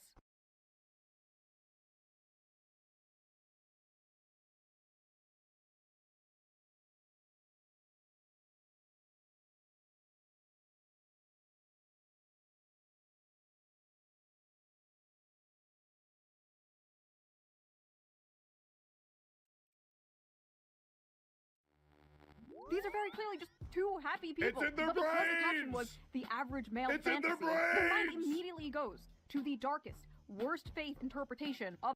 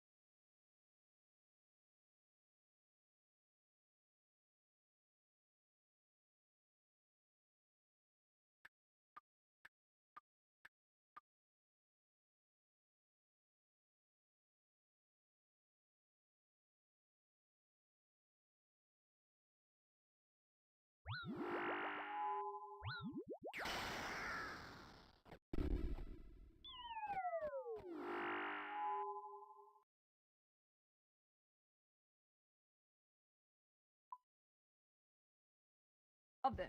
The problem is these people can't see any humanity in men. They can't see any humanity in humanity in general. Average male fantasy equals girlfriend with no agency who's completely physically dependent on you and forced into blanket subservience and compliance. Sounds about right. You males are weird for fetishizing physically disabled women. These are the same people who think that a unconsensual hug is rape. And these are the same people who think that if you regretted something that you did with a man 13 years ago, that now that it's rape. Yeah, all of these issues are self-procured in their own fucking mind. And they have this desire to be a victim non-fucking stop, and they want to make sure that everybody else on the internet suffers for it. Average male fantasy is having a physically disabled girl that they can abuse however they want. Got it. Not to be that guy, I'm gonna be that guy. The infantilization of the physically disabled here is a little... This video is a great demonstration why a lot of men are choosing to be single.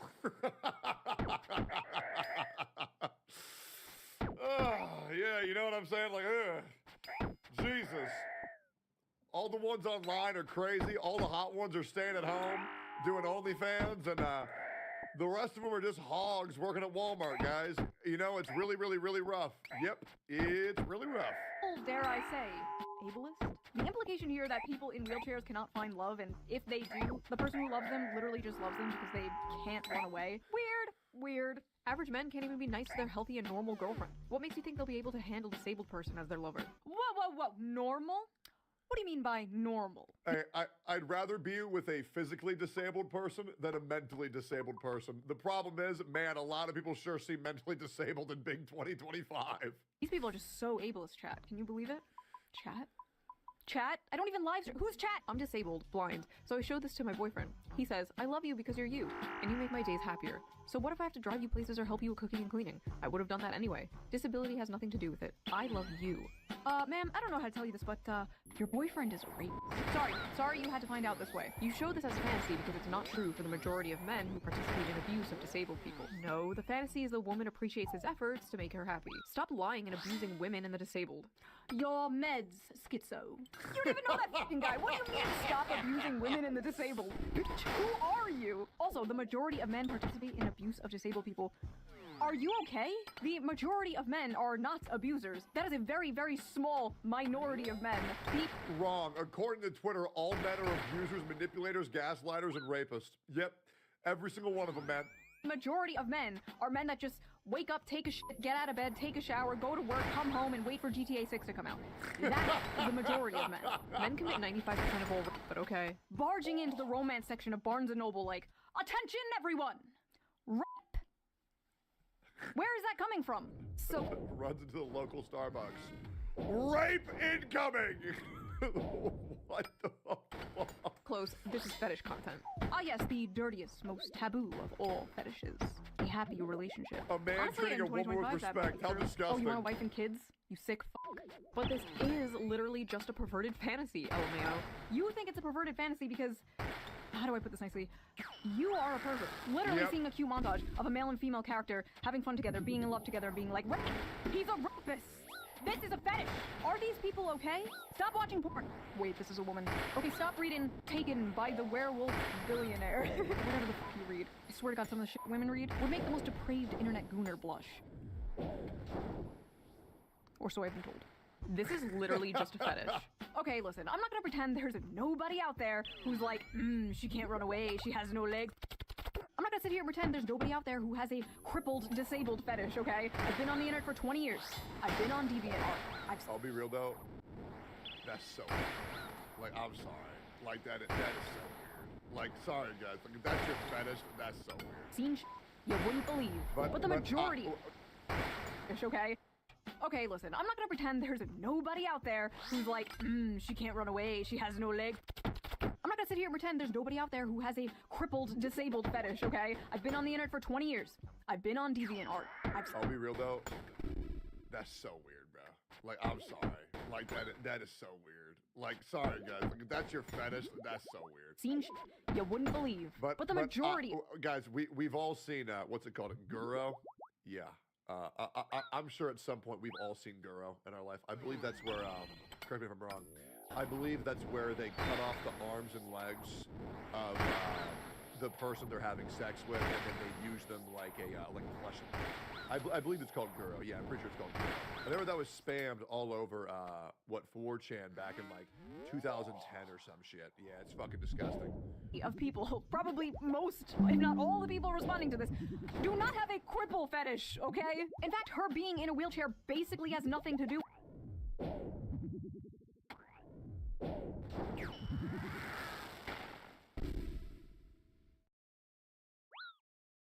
with it. Much like how females coom over like vampires or, like I said before, the billionaire werewolf fantasy. This is just the average male fantasy distilled down to its most extreme.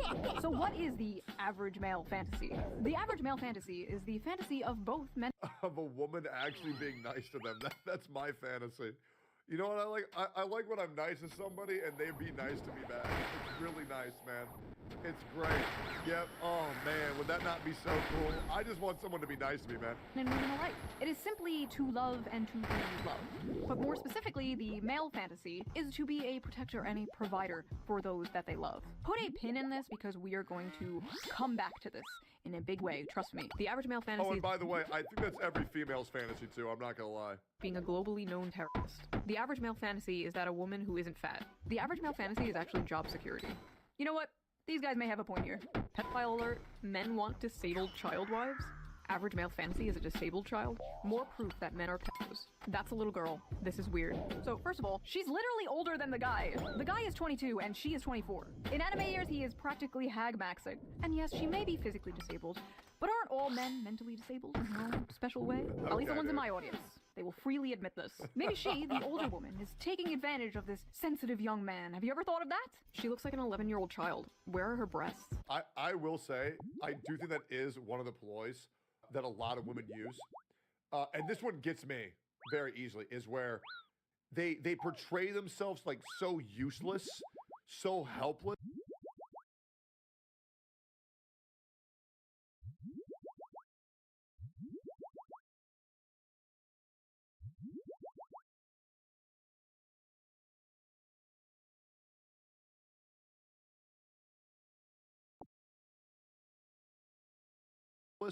So fucked up. There's a part of me that always thinks, I will save you, my queen.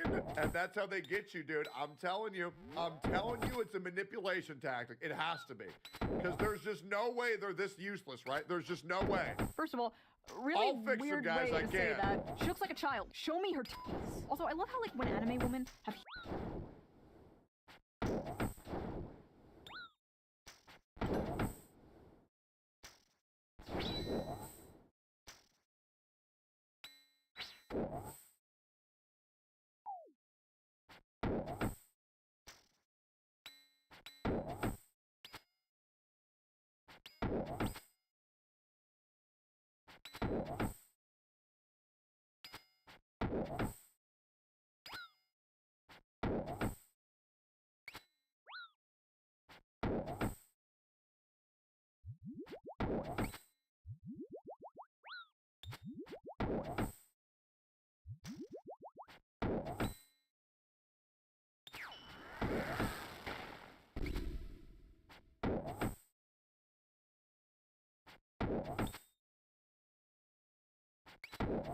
huge boobs, it's disgusting, Coomer brain or whatever. But if the anime woman has small boobs, she's a child and you're Chimo. Can't fucking win. Also, if she had big boobs, they'd absolutely be like, wow, look at this sexualization of the disabled. Also, you know like adult women can be flat-chested, right? Like that actually exists in real life. Like adult human women can have small boobs. We love all titties here on the Shoe on Head channel. All titties is good titties. End of story. Women fantasy. A boyfriend with depth and the loving, soft, deeply caring side of them. Men's fantasy. 12-year-old anime girl who looks and speaks like a toddler. Also notice how she's literally the shape and size of a child. Yuck. Have you people ever seen a child? No. You're all childless. Silly me. She's not even that short. She's just sitting. See, like when they're laying side by side, she's like a full-grown adult woman. Why do these people look at this and immediately think of child rape? Go to therapy. And listen, I know with anime can get a little weird, right? Like, excuse me, Poo Poo Pee Pee Chan is 2,000 years old, and this is Poo Poo Pee Pee Chan. But this does not even look like a child. This looks like a cute woman. This is like a random rant, but I feel like there are no more cute women nowadays. You know what I mean? You have all like the insta baddies, the e-thops, the e-girls, the muscle mommies, the boss babes, the boy babes. But I feel like every woman is just hot now, which by the way, I don't think is healthy for the male psyche whatsoever. You shouldn't wake up and be able to scroll through pictures of like the hottest woman you've ever seen in your life like 20 times before you've had like your morning cup of coffee. You shouldn't log in and immediately be one. Bro, it is so bad, guys. It's so bad. It's actually so cooked, bro. And you know what the worst thing is? They all got so much plastic inside of them. They're borderline like the fucking Terminator. It's all filters and fucking surgeries, guys. It's so bad. Shotted by 10 It's so bad. all day, as if that wouldn't make you go insane, as if that wouldn't make you crash out. Yep. Like back in the day, you'd probably see like one fine dame on your bus ride to work, and you'd think Yep. about her for 40 years until the day you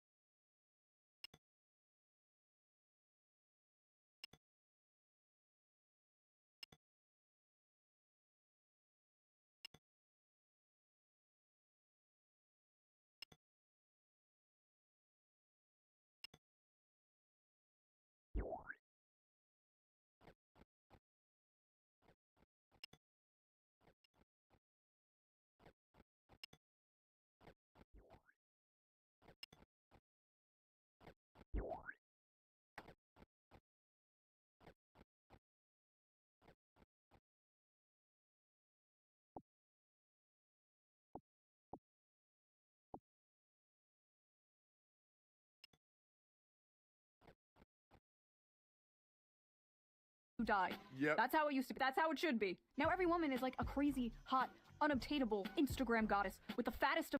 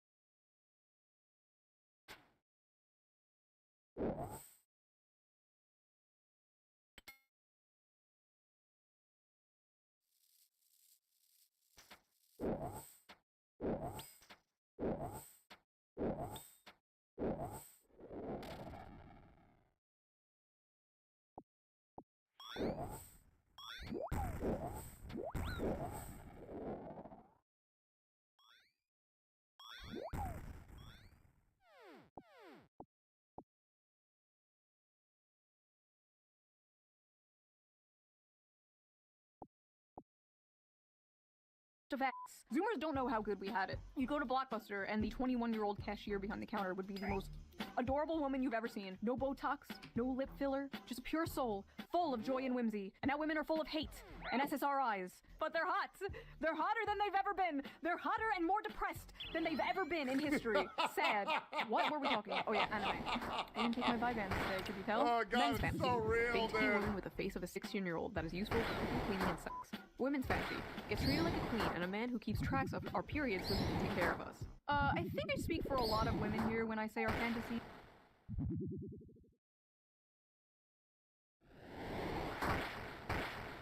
Do not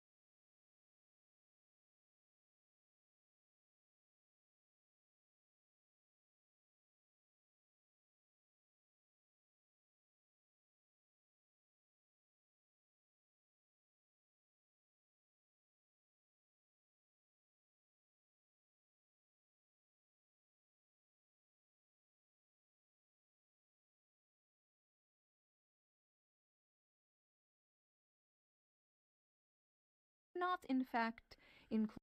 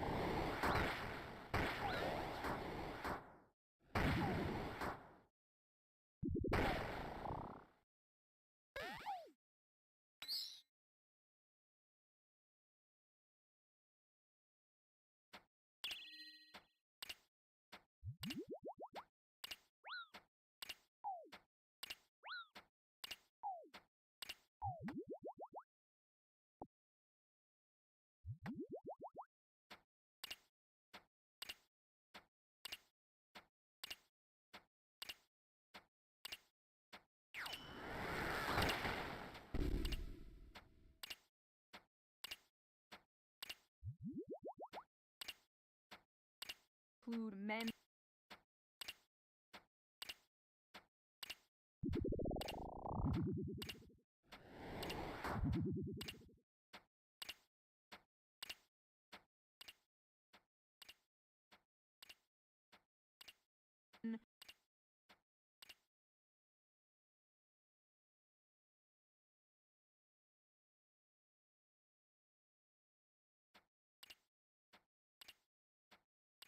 Tracking our periods. Personal.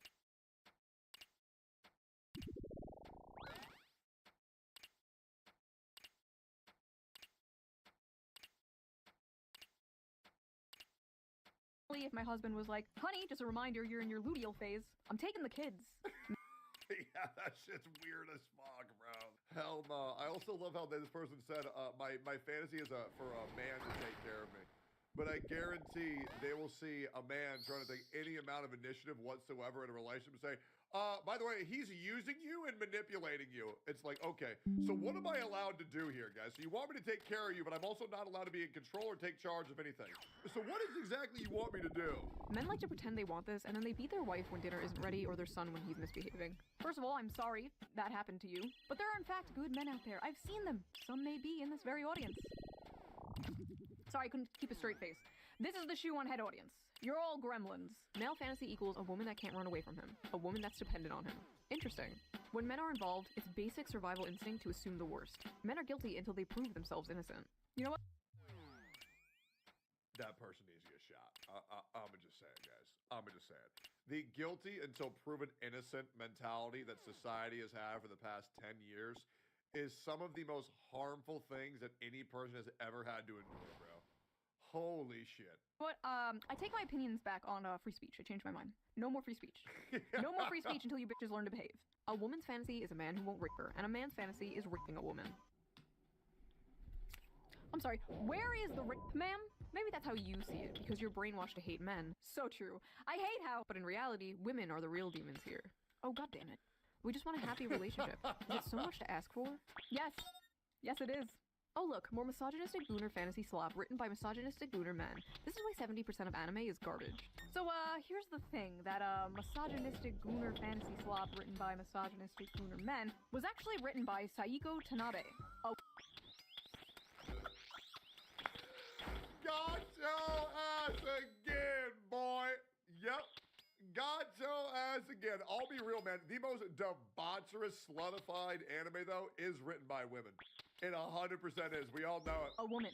A woman wrote this story. Yep. And I feel like a very important detail everyone is sleeping on when they covered this was the fact that this is very much the female fantasy as well. A man loving you for who you are despite your flaws, literally sweeping you off your feet and carrying you around on adventures, helping you live out your dreams, face your fears, and supporting you through the good and bad times.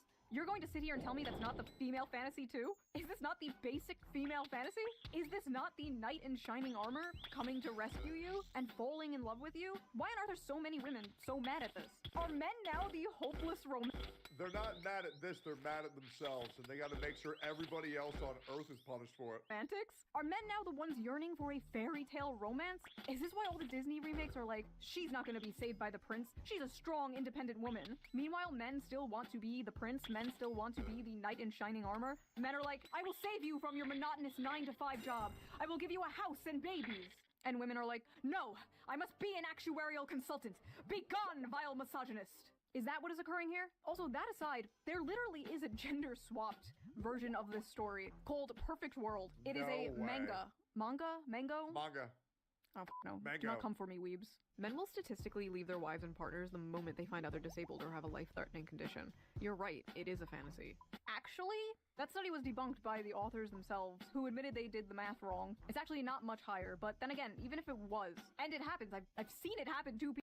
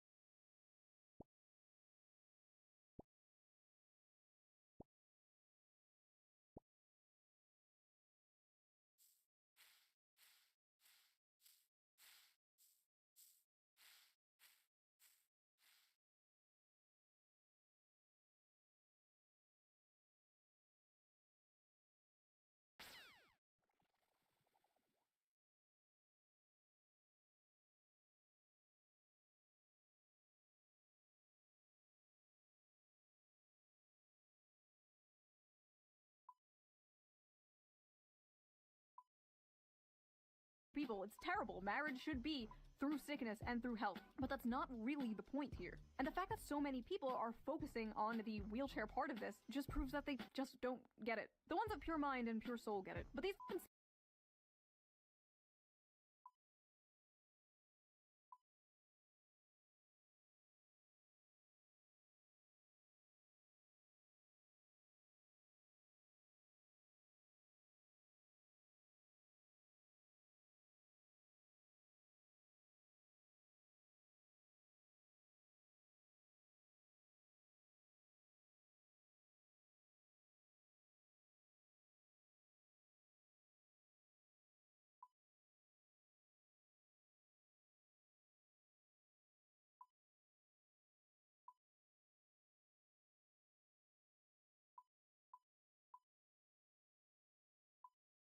semen demons out here, they don't get it. But not all semen demons. The amount of people in comments who just don't get that men want a cute, loving girlfriend is beyond me.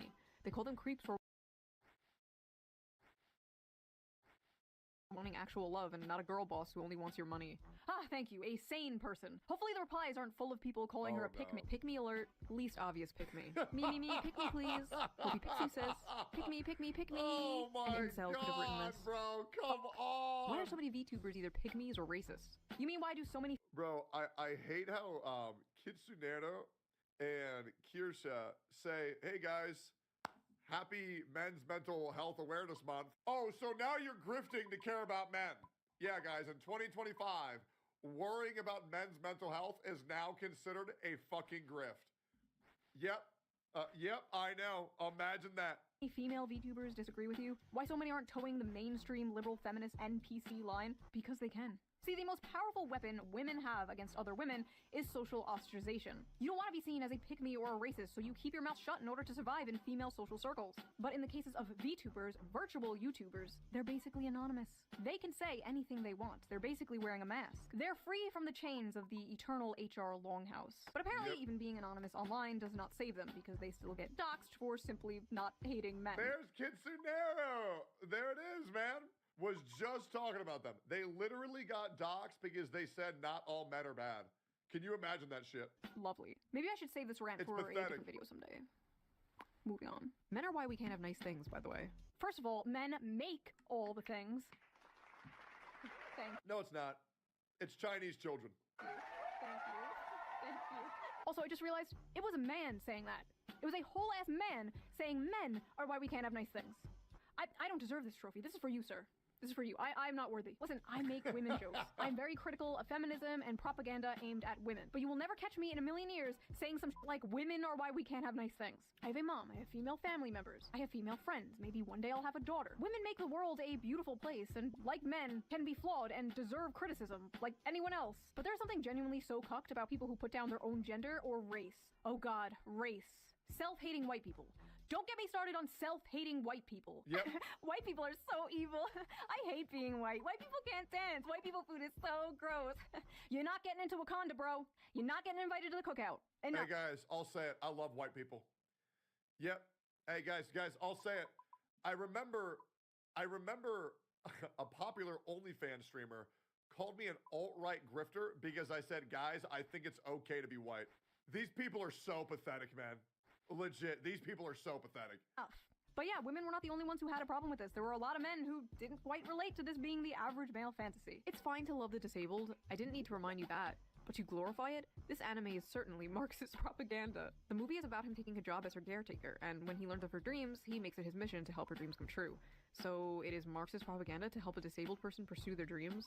Yeah, it's woven in. Empathy is the target of propaganda. Marxism is when girl in wheelchair. I love this.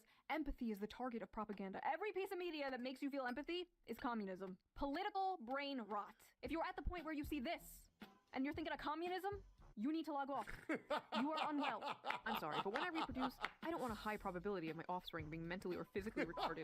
We need a better class of incels whose bar is higher than the retarded. She's not retarded, she has a spinal injury that's not genetic. Also, what is this LARP? I love how everyone is just kind of having like a normal conversation about this clip, and this guy just comes out of nowhere like, I would never put my pure white seed in such a vile creature. Like, you absolutely know this guy has a non-white girlfriend. They all these like, I hate white people women always have white boyfriends. All these, I hate non-white people boys always have non-white girlfriends. I don't know what it is, but I've seen it too many times. I guarantee you when this man logs off of his Black Sun Roman statue Twitter account, he's clapping Latina booty cheeks.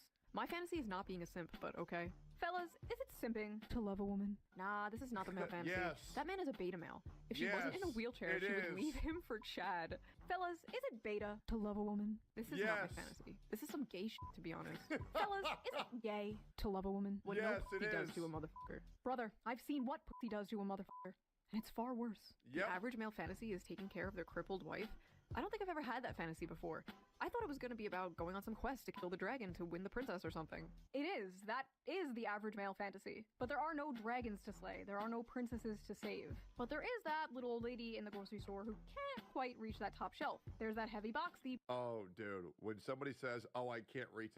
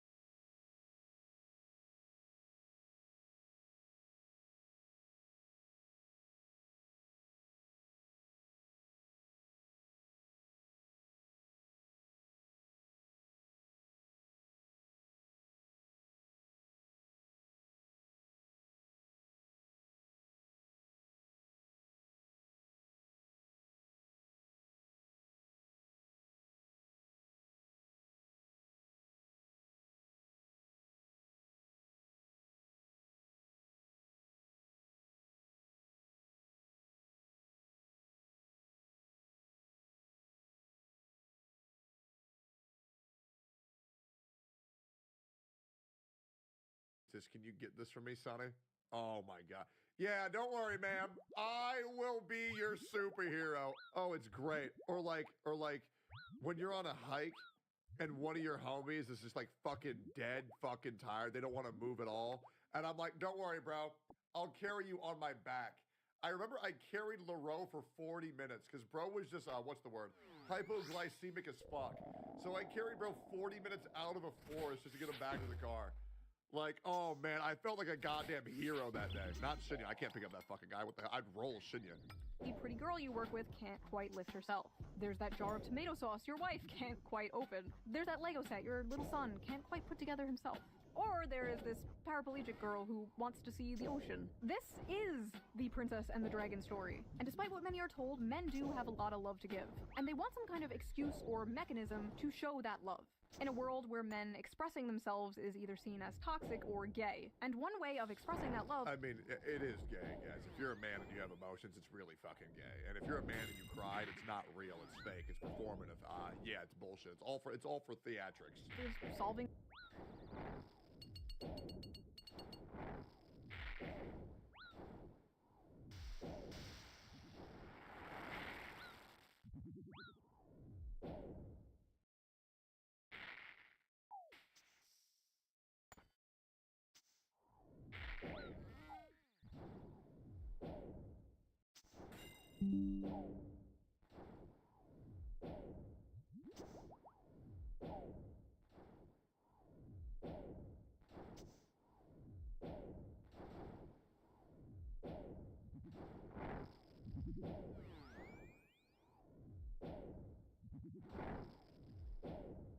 problems. Everybody.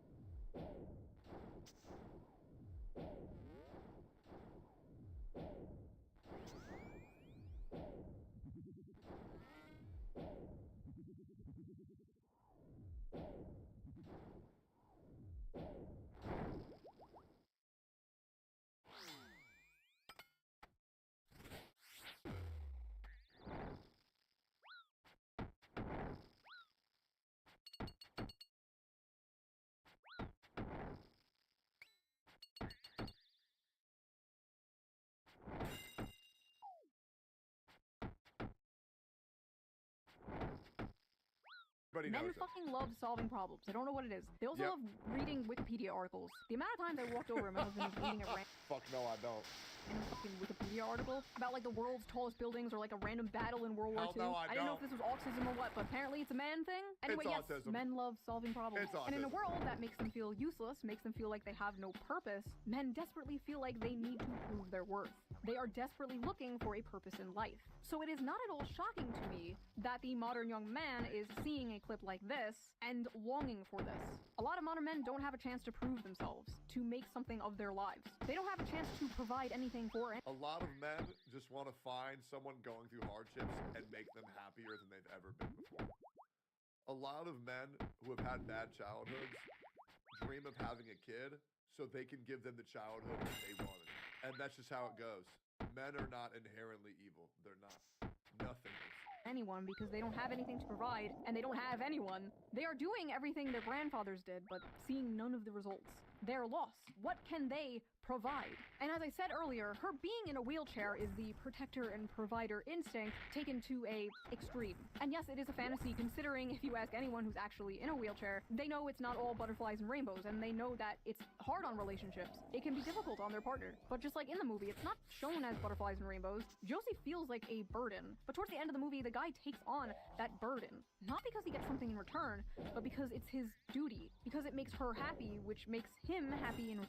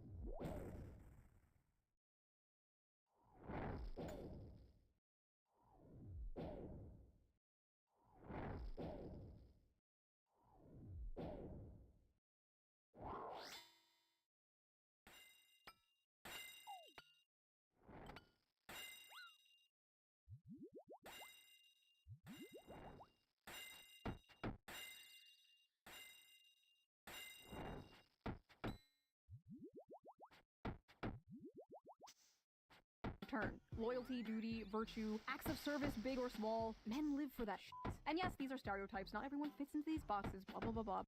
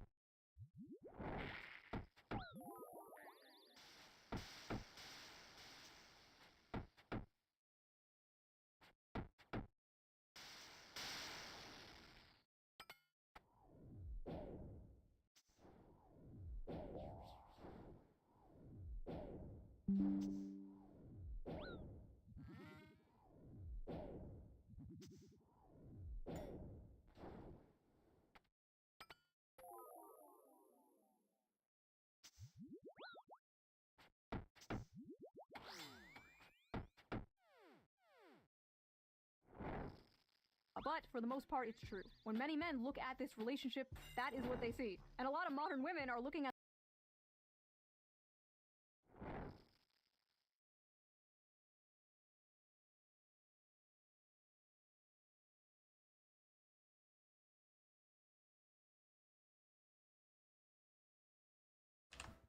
Unmuting the mic on stream just to bitch, bro. I am so fucking frustrated with this raid. First of all, had a shit shaman room. Okay, I don't know what the fuck was going on with those lures, but it was unlucky. So, got face rolled in shamans just to get here and get fucked by RNG in a bunch of different ways again. Bruh. I know it is a learner raid, but like we're actually getting fucked by RNG. You got what? Okay.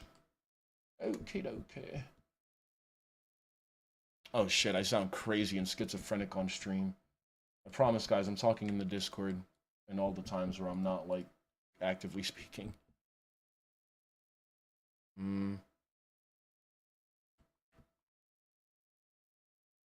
This raid is unfortunate, man. I would not have been pissed if it wasn't for the fact that I fucking noodled Mage Hand. Overloaded with Augury and a full Mage Switch, bro. Like, come on. Like, why the fuck am I not doing 40 damage in 6 hits on normal Cox, man? I'm gonna redo a whole fucking melee hand, bro. That's so annoying. They should like, I don't know, man. Like, I get part of the skill is making sure that you brew at the right times and you're revited and you time everything correctly to make sure the 2 hands go down at the same time, but I think it's really fucking stupid that you can still just get fucked by RNG no matter how much you try to fine-tune the hands. Like, what the fuck am I supposed to do about hitting 3 zeros and then a 2 and then a 1? Like, what the fuck am I supposed to do about that? That's so annoying, dude. Jagex, petition to make it so if both the hands are less than like 5% of their total HP, just make it a fucking insta-kill, bro. Like, if one of the hands are dead at that point. If the other hand is dead and the other one is less than like fucking 5% HP, just make it an insta-kill, bro. Please, for the love of God. So fucking annoying redoing a whole phase basically because of that shit. Alright guys, I'm done bitching. I'm muting my mic again.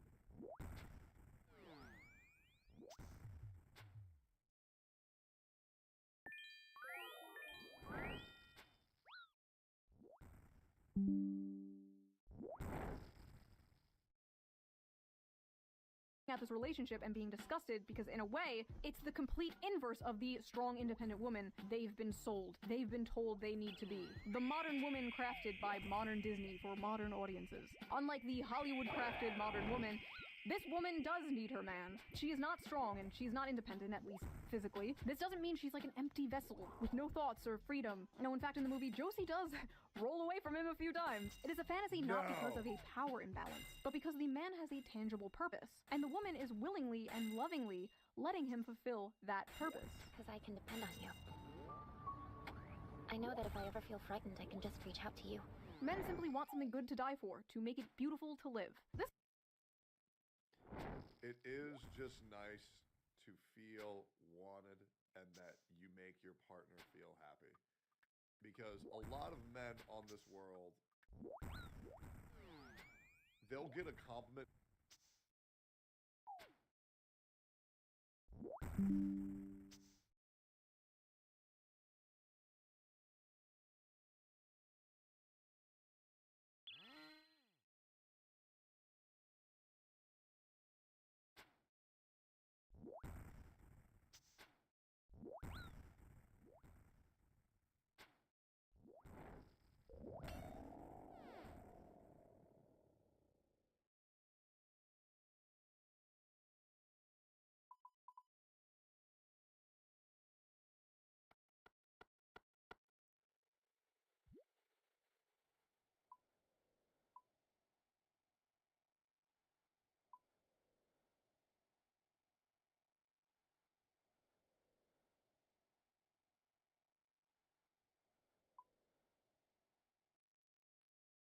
It 12 years ago, and they'll remember it every day. And it is nice to just know that your partner loves you and appreciates you. I mean, even that moment was very. I might go watch that movie. That was a very, very, very nice moment. This manifests in a lot of ways, but the most common is having a loving partner and or a family. Now, I would like to say, not all women. Let me rephrase that. Barely any women are this fucking retarded online. But showcasing the retards is hilarious. Because good God, they're miserable. I know tons.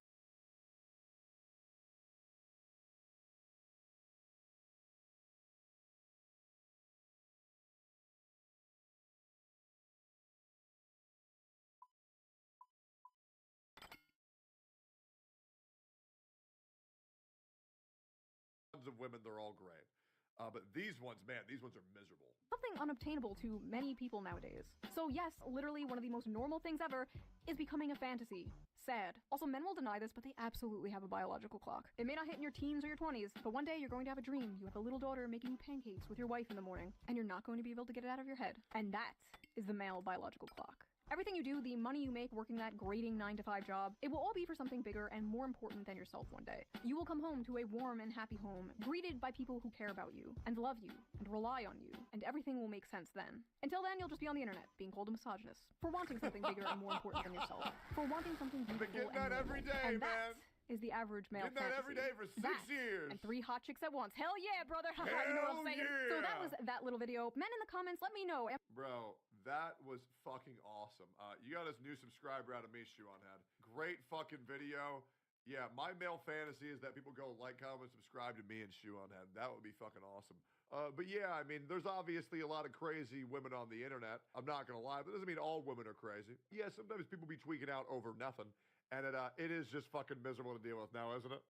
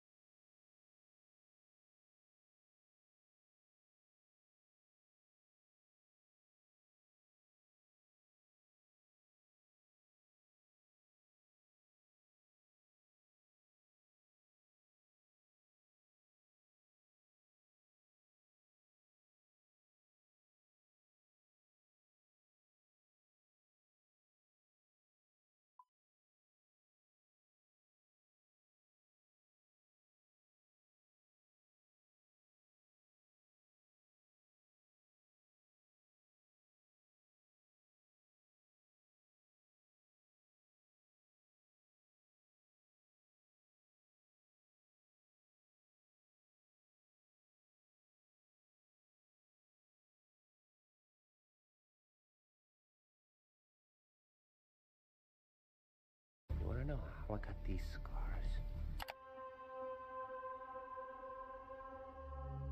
In November 1992, at the West New York Children's Psychiatric Center, an assessment was published on a 7-year-old boy by the name of Andrew Ditch. Andrew, who had been admitted to the clinic after putting his fist through a window at school, was described as having poor self-esteem, impulsivity issues, and mild to moderate depression, reportedly owing to abusive behavior from an older half-brother. Despite writing a lengthy diagnosis list, the physician characterizes Andy's cognitive and behavioral abilities as mostly unremarkable for a boy of his age. This was one of the last times that Ditch would be described by anyone as unremarkable, and over the next 3 decades, he would work to cement his status as one of the most prolific deviants in internet history, projecting everything from family feuds to fetishes for online attention, while also spending years on a campaign trying to convince everyone in his life that he has autism, and fighting all of those who dare to doubt him. With behavior that was successfully pitiful, then repulsive,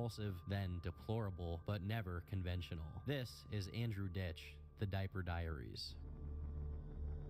But before I go any further, today's video is brought to you by TurkeyTom.shop. We have this new Epic Gym t-shirt, all right? They're already almost gone, so if you want to pick it up, now's your last chance. It's a very epic gym shirt that I know all of you guys are going to be fiending for because, let's be honest, the average physique of a Turkey Tom viewer is just, I mean, you guys are strong, okay? You're spending all day watching YouTube. You're strong, and I'm strong. I'm not fat. And we also have these Stop Gooning hats in stock, all right? I've seen a lot of you guys out there gooning. I've seen the things you're doing, and frankly, because you watch my videos, I won't call you out. But given what you're doing, I have to disapprove strongly. On a serious note though, I really appreciate everybody who has bought the merch in this drop and in the past, because I put a lot of time, energy, and money into the merch, and being able to sell the merch makes it so that we don't have to take other sponsorships, which is very nice. So if you are inclined to pick up the shirt and the hat at TurkeyTom.shop, and if you're not inclined to purchase either of them, then f you. Now back to the video.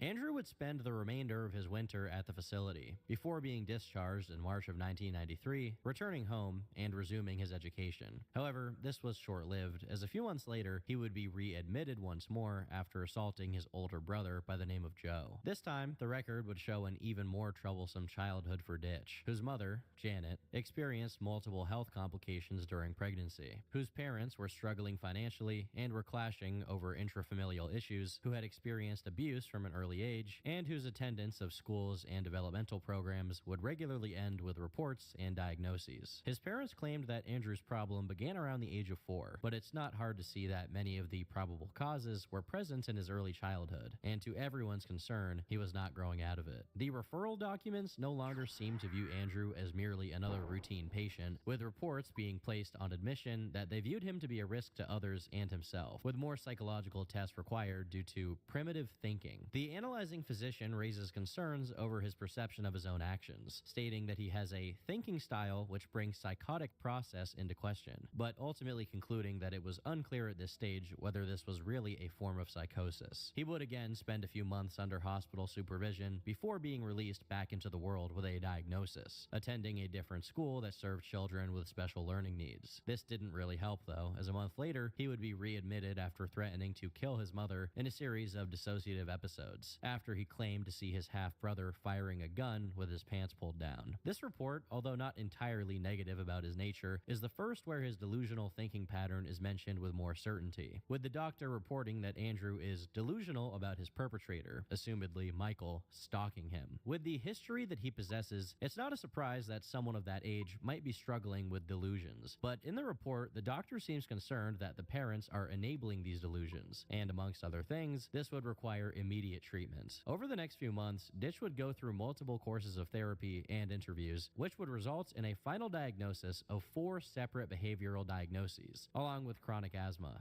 These included PTSD, which I assume you're all familiar with, oppositional defiant disorder, which is often found in children who are openly hostile to authority figures, expressive language disorder, which affects people who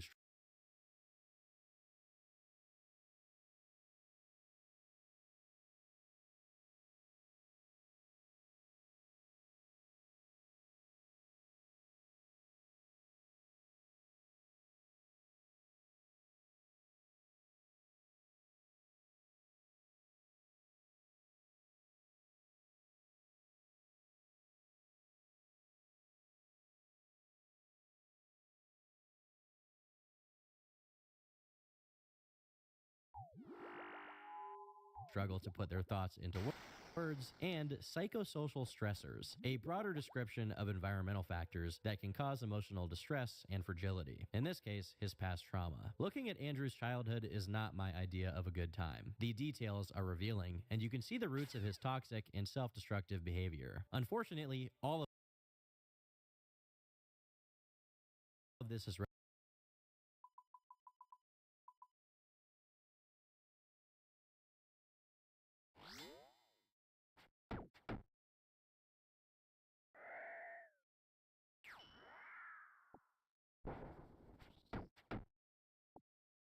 relevant to what happens later in his life, and how he tries to rewrite his own documented history to justify his gross actions. This is the last time that I'll be able to remind you.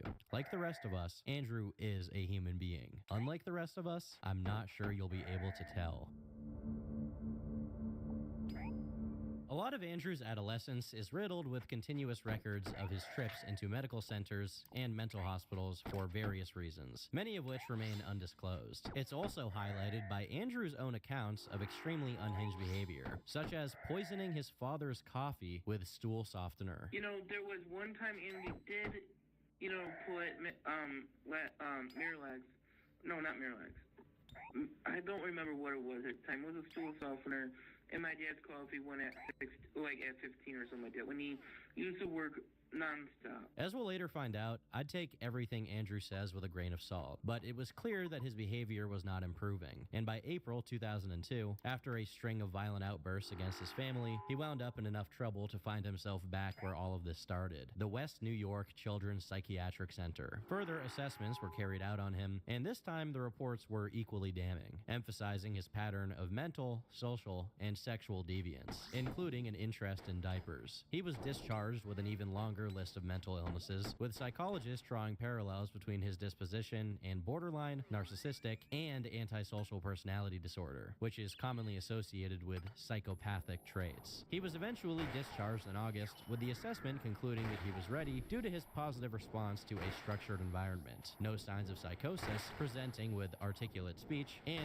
illustrating good judgment and insight that he must maintain appropriate behaviors in the community. However, many concerns were still harbored that this was a person who was seriously unstable and unable to exist in a functioning society, with the report referencing his coercive, threatening, and manipulative nature, stating that he only became responsive to treatment when threatened with legal detention. It was clear there was still the suspicion that Andrew was merely on his best behavior for his own selfish purposes. From this report, psychologists believe that Andrew knows how to behave well. It's more a case of his own will. Despite the reservations, though, he was released back into society once more to complete his education, and although there would still be reported altercations between him, his family, and his school, he remained out of trouble for the most part, moving between jobs at fast food chains and convenience stores. It wasn't exactly a life, but it was living. The reason that he was dismissed from so many jobs is somewhat unclear, but we do know he suffered a head injury in 2005 that he would later claim cost him his McDonald's job. In 2008, now a 23-year-old man, Ditch would have yet another psychiatric assessment, with the evaluating professional noting that he had already attempted to seek consultation at another clinic, but didn't like the doctor, who Andrew alleged did not want him to seek employment. In the interview with the doctor, he would refer to himself as suffering from schizoaffective disorder, bipolar, ADHD, Tourette's, OCD, and conduct disorder. Although the psychiatrist concurred with the conditions that had been documented before, they ruled out bipolar disorder and deferred any access to diagnoses, which concerned previous speculative conditions like borderline, narcissism,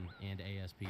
It was clear that Ditch was on some sort of mission to have a label that he could understand himself by, but didn't always like the answers that certain doctors provided. I'm not entirely convinced by his allegations that the past doctor told him to stop seeking employment, nor am I by the allegation that this offended him so much that he just couldn't work with him. Receiving multiple opinions isn't a bad idea, but the doctor still hadn't said the magic word that Andy was after, that word being autism.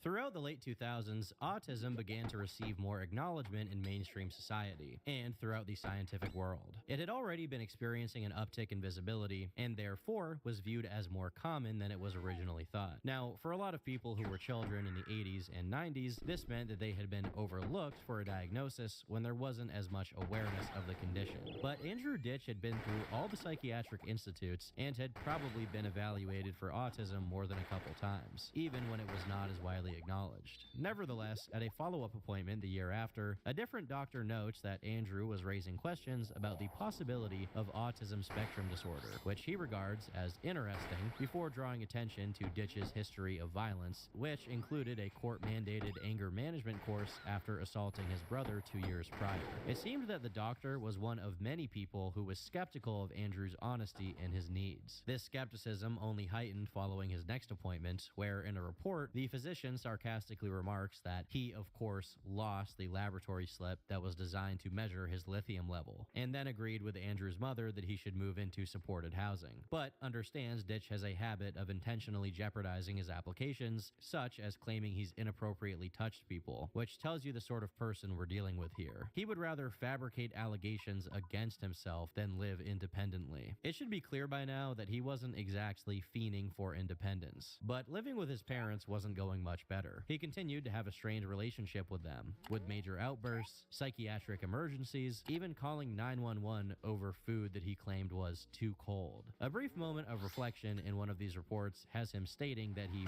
might have overreacted, and that he hasn't been taking his medication due to concerns about his weight. In another one of these documents, it's reported that he denies he would ever hurt himself or his family, immediately after an incident where he swallowed pills and took a knife to his own wrist, and then called the police on his mother. This is one of the first times that we can see that Andrew's mother was advised to seek a restraining order against her son due to this pattern of behavior. As you'll also see, it's unlikely this advice was taken too readily. Okay, it's polyethylene glycol 330/50 USP powder for oral solution.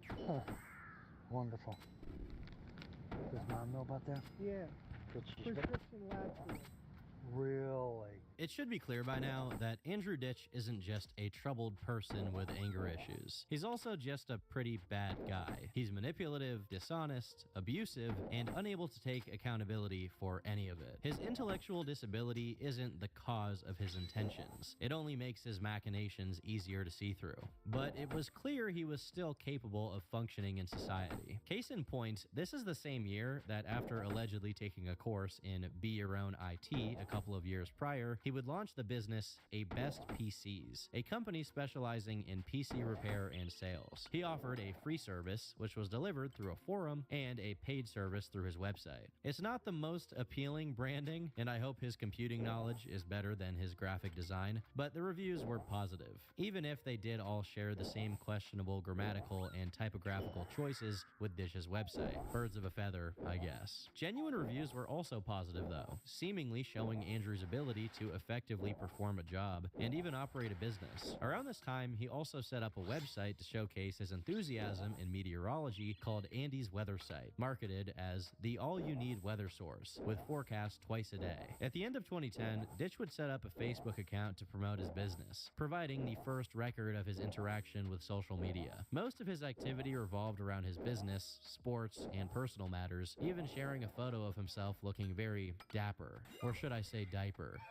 That's the comedy you pay for on the Turkey Tom YouTube channel. He'd post photos of the weather, his family, and his dog. It all seemed like a relatively regular Facebook feed, but as time went on, it began to look a little more interesting.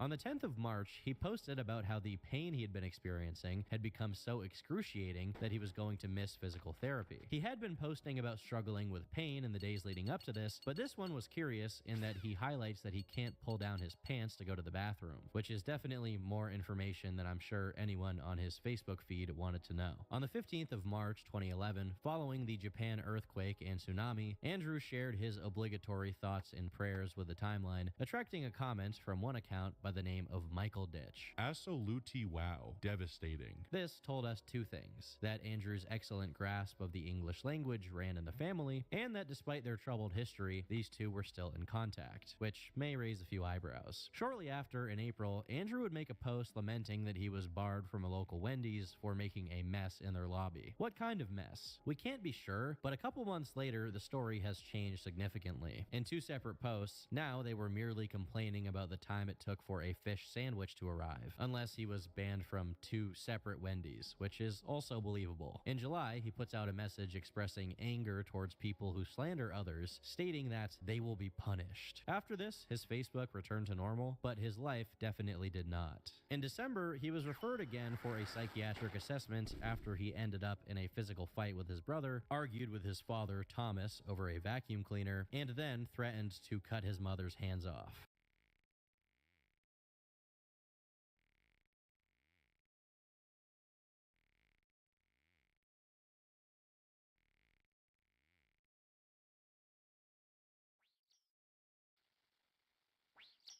He denies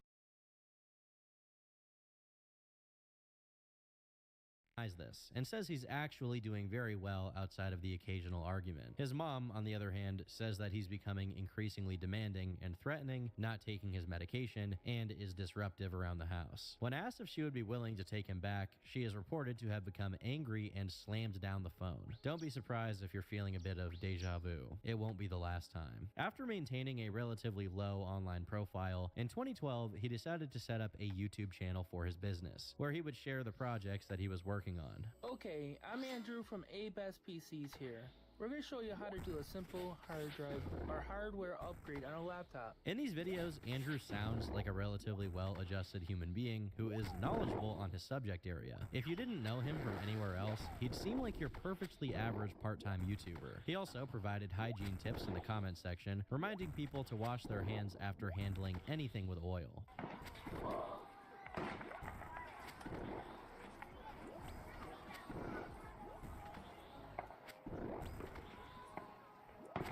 He would upload multiple videos.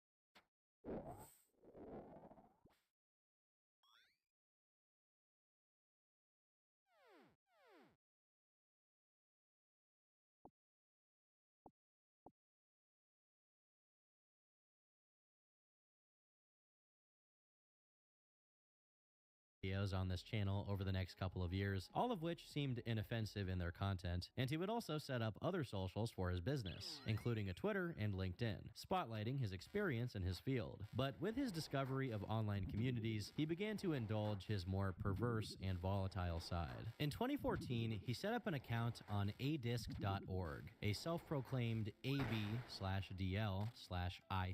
community, with the letters standing for adult baby/diaper lover/incontinent. On his account, he classifies himself as the latter two. Now, if you're into this stuff, you don't normally want to make it known, but in this case, Ditch makes it a bit hard to ignore by naming the account a best PCs, which is an unorthodox way to court new clients. Around this time, he also set up a Google account, which wouldn't see too much activity on it at first, other than two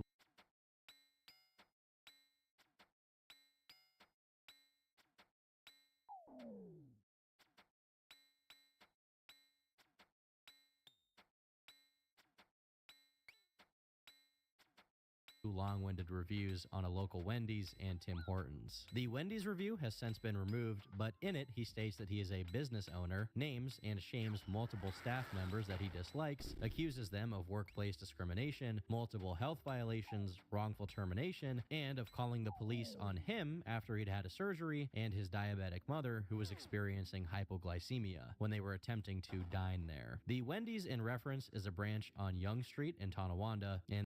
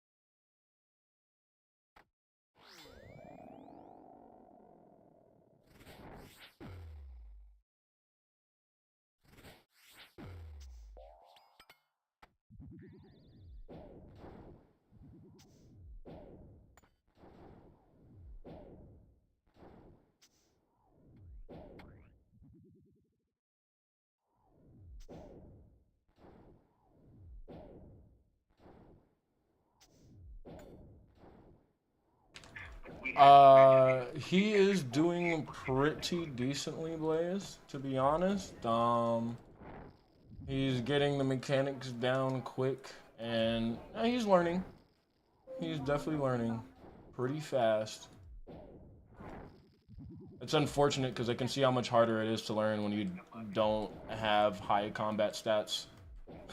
Bro's a quick learner, but he is getting, dude is getting face rolled by everything in Ohm. Every single time he gets hit off prayer, it's like 25 plus damage. I'm like, damn, bruh.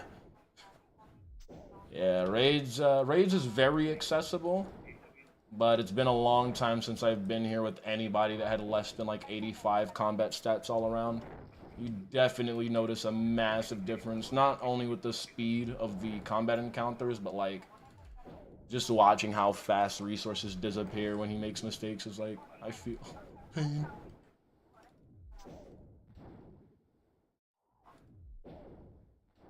Like, damn, bro, spending half his combat encounters drinking the brew. Can't help it though. Ohm just kind of fucks.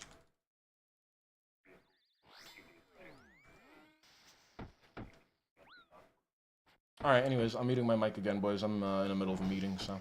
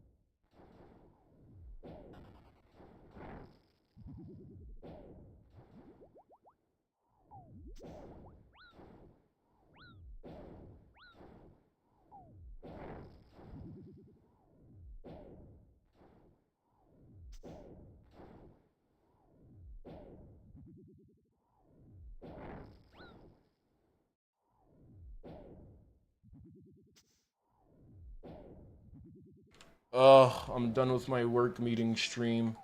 It was... Wait, what the fuck is happening? My headset must be dead. I turned everything back on, but I can't hear shit. It almost killed me just now because I thought I was able to hear the game. Oh, my headset's off. I can't hear and it's throwing me off. Go on, Melee Hand, when you're done picking your stuff up.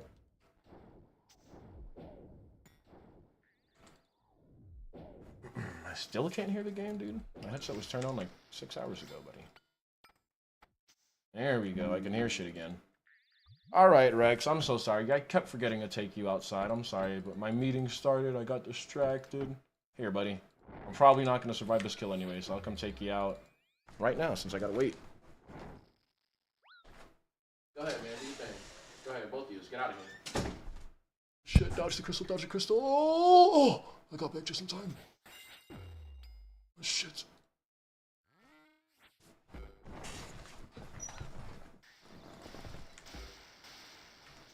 Oh, that was the last thing that I needed to pay attention to my computer for today, so after this, we're locking in for some fucking Ratingtons.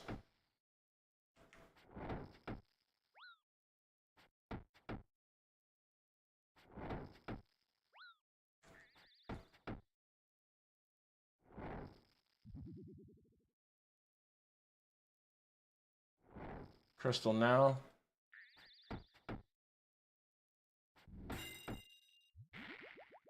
Oh yeah, I'm not gonna live. It is so fucking ogre.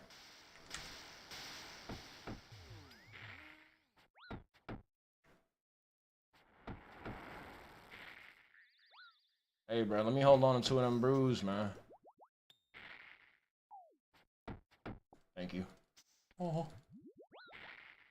Oh. Holy fuck. I need another one. Oh god, you're... Oh man. Yeah, there was nothing you could have done about that. You was gonna get hit by one or the other. God damn, he just tick ate. Okay. Here's what I'm gonna do. I'm gonna go fucking kill the mage hand first, because my magic gear fucking sucks.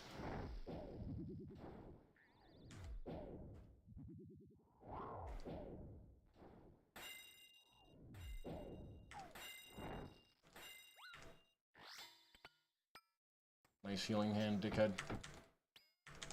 Alright, I'm gonna try my best to tank for you, so go in your corner.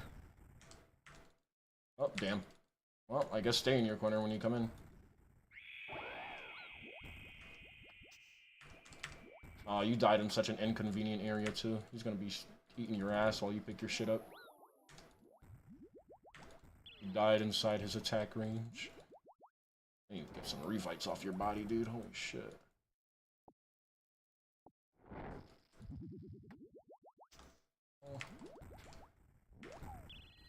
Alright. Range spray now, in case you do get hit.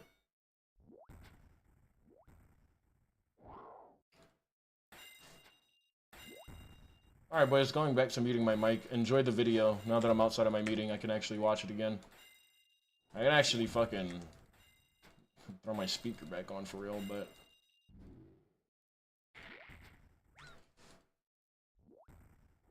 And this is likely the same Wendy's he's referring to in his Facebook post, as Colin Boulevard is at the interchange that you would turn off for that Wendy's. The Wendy's that he initially admitted to making a mess at, which seems slightly difficult to do if you were ejected before you could even order. The negative review on Tim Hortons in New York is equally amusing, making a variety of allegations against the staff. Pointing towards his experience as a business owner again, he shares an experience where he ordered a steak, egg, and cheese on a jalapeno beagle. I guess that's a buffalo special. His order was missing the steak, his Diet Pepsi was half full, it looks like someone spat on his brother's sandwich, and took a bite out of a cinnamon roll. It's a cartoonishly awful experience. How am I supposed to eat this pizza without my drink! But what reason would Andy have to lie about this? Well, the answer is at the end of the review. They didn't hire him. The reason being that he is food safety oriented and customer friendly, something that the staff at Tim Hortons are not. But if he was a successful business owner, why was he still mad at Wendy's 4 years later and applying to work at Tim Hortons? Well, outside of him receiving some clients, there was no evidence that this business was actually profitable or even an actually registered business. It was also apparent that Andrew is just a very vindictive and petty person, and if he feels wronged, he will hold a grudge for as long as is convenient for him. And he has no real limit for how far he'll go. Whether that's turning up to a fast food restaurant, making a mess, and then leaving a review 4 years later claiming that he was actually the one who was mistreated. Most people move on from life's inconveniences and difficulties. Andrew, on the other hand, uses it to fuel his victim complex, despite often perpetuating these situations. Even if he was operating a business, he was clearly still a deeply disturbed person and had no interest in changing. In fact, he was only interested in justifications to continue behaving this way.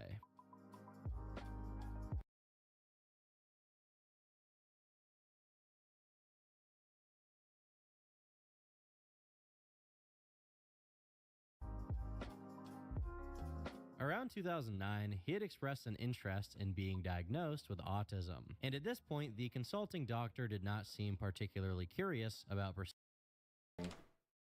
Listen, all right. Iron, okay? Give me a break. Give me a break, okay? We're watching... This guy does documentaries on lolcows and, like, basically internet degenerates, okay? And, this video just happens to be this topic, okay? Look. Listen. pursuing this any further. But in March 2016, he created an account on the MedHelp forum. That is Jeff. You said what? Oh my god, I go check out what you're watching. Forums, a discussion board that allows for medical professionals and community members to provide help to people in addressing their individual health concerns. I was just wondering. I love videos like these. Yeah. States that he has received feel several me? differing and incorrect opinions from doctors, but was recently diagnosed. Yo, with what is that lag, bruh? related issues. I got hit by 2 rocks on the center of my fat ass head back to back. I was moving. And needs to have Bruh. a set schedule. That was an This is the actual first moment of time lag. on record Holy that he appears to mogoly. claim that he's received a formal diagnosis He's of gonna autism. tank it a couple And in times the before I community's could forum, tank. He elaborates on this, Oh, there we go. stating that Now I'm it is a tanking again. recent development that he struggles with loud and Oh, unpredictable oh sounds and nah. crowded areas Oh and events to nah. the I'm point where he getting needs someone to face guide rolled. him This out. shit is He says he diabolical. takes jokes literally, struggles with eye contact, and sometimes flaps his arms when he becomes excited or bored. I got Now, something these for are you all once you get possible out. manifestations of autism. I ain't gonna lie, bro. If it ain't that banana on a platter, lubed and oiled up, ready to go, bro, I don't fucking want it, bro. To be honest, bro. I better be that banana ready to get peeled back, bro.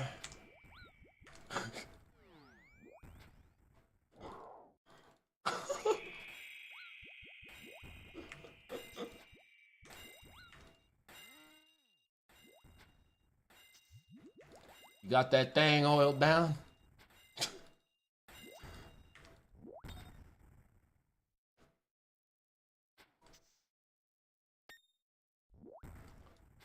God, this community's fucking sus. Bunch of fucking fabulous people. Yeah, go ahead and mute that mic. Hey, man. Don't do me like that.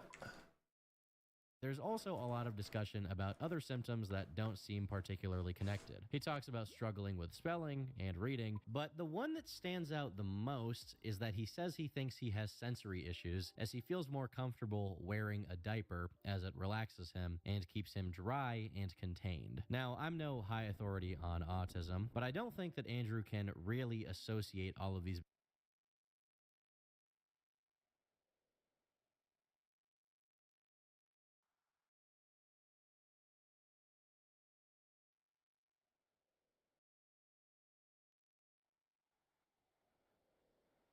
behaviors with autism. I'm aware it's different strokes for different folks, but there's a word for people who like to wear diapers, and it's not autistic. In this post, he also asks why a well-respected neurologist, someone who treats conditions of the nervous system, did not recognize he had autism. He complains about being treated poorly at Wendy's, again, talks about his time at McDonald's, and claims that he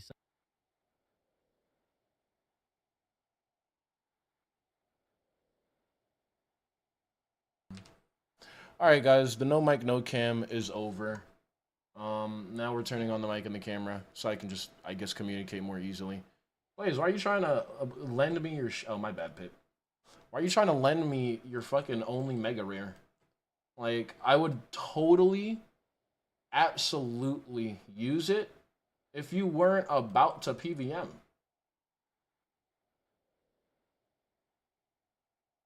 You're literally going to PVM like just now. There's kind of no... I mean, I guess I am going to get to use it for this one raid. So, you know what? I'll use it for the one raid. That's about it. Thank you, sir. But I'm definitely not going to use it while you fucking have... I'm not going to use it while you have to be on my team. Now, if you had to be on somebody else's team... yeah, I'd absolutely do it. Fuck that!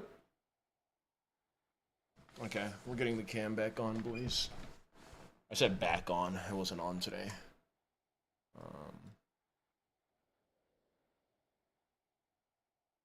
My cami right here. Take my runes. I mean, you don't need to fund the rune cost as well. God damn. Look at this guy. Really out here funding the entire run. This is going to be interesting to do... because I'm pretty sure I can't do what I usually do, but it won't matter because it'll be so fast.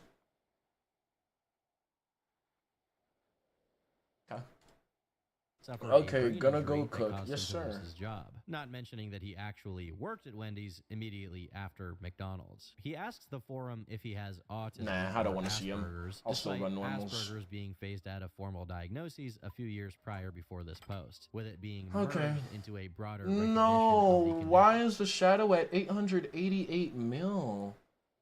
Oh, well, you know what? Actually, no, it has dropped lower than that, so that's fine. It should. I hope it's not going to keep consistently dropping. Because I do want to camp TOA one day for log, and like, I'll be on once this one is done. Heard you, heard you. I better get my TOA log done ASAP before it's... excuse me, before it's impossible to make money there.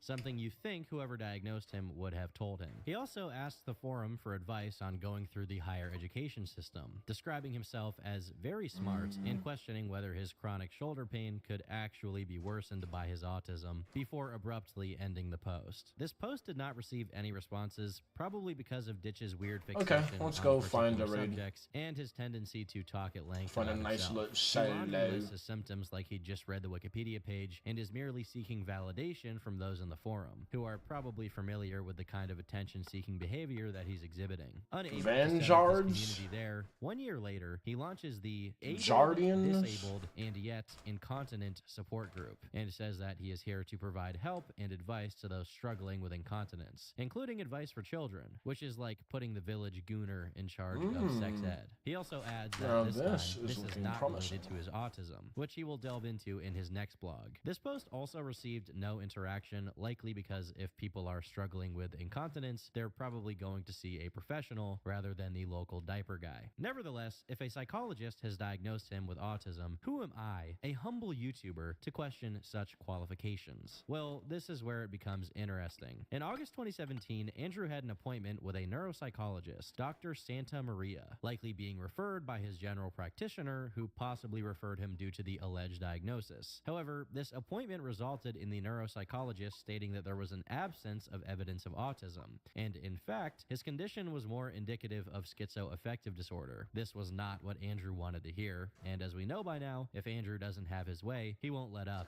I am actually going to turn my cam back off. I'm in super chill mode today, but I will keep the mic on. To YouTube, posting a 44-minute video. Just won't be very talkative. Where he again shares his life story, making sure to mention autism in the first 10 seconds. Hey guys, I'm Andy here, and a couple things that you may not know about me so much.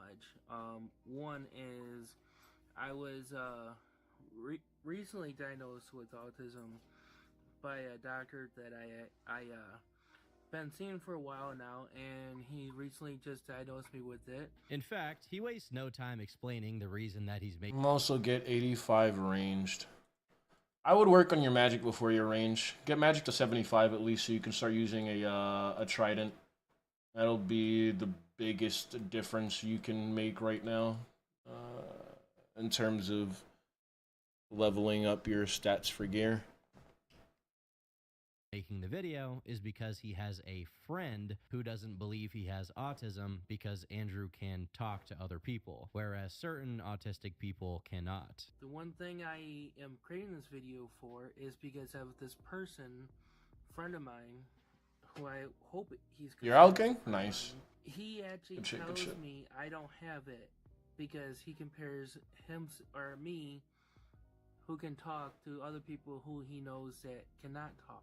Now, I'm not mentioning any names here, but, you know, I just feel kind of uncomfortable that people just don't understand autism and what it is. Andrew makes the point that you can't just boil autism down to certain symptoms exhibited by people before boiling down autism to certain symptoms exhibited by him. But basically, I gotta... It takes a while to do the stuff, but you smell me? I smell you, my guy. Hey, I smell what you're cooking. But I mean, that's the thing about the game, though. Like, do it at your pace. You know what I mean? You ain't gotta rush shit. You feel me? I was damn near 300 Cox KC before I had all of the, like, recommended stats, which would be, like, I was... Literally, I was like 300 Cox KC before I even had 78 Herblore. So when I did solos, I had to look for raids that would give me enough overloads to get through Ohm. Because I couldn't fucking, I couldn't make overloads. And honestly, I used to do no preps a lot too, because the brews I made were shit. Yeah. Anyways, the nice thing about this game is that you don't have to do all your progress overnight. You can still enjoy all the content that certain unlocks would make easier. And I encourage people to do shit before you're perfectly set up for it. I feel like a lot of people wait around to do content way too long. You do not need to wait. Like, there are so many times where people are like, I want to get this for that. I want to get that for this. And I'm like, bro, do you want to do the content or not? You better hop your ass in there. I built my account for raids, rushing 90, farming an herb, then I didn't do raids. See, if you feel me, that's why, and that's another reason why I'll be telling people, yo, just do what you want. Because you're not going to know how you're feeling tomorrow. So, you know what I'm saying? You got a craving to do something, you better just do that shit. That's the best way to play the game. Fuck all that efficiency bullshit.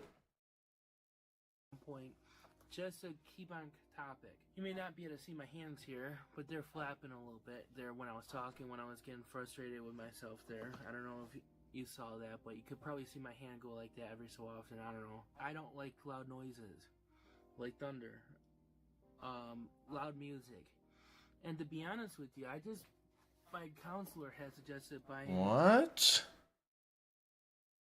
The dudes who were teaching learners required you to have 90 herb? Huh?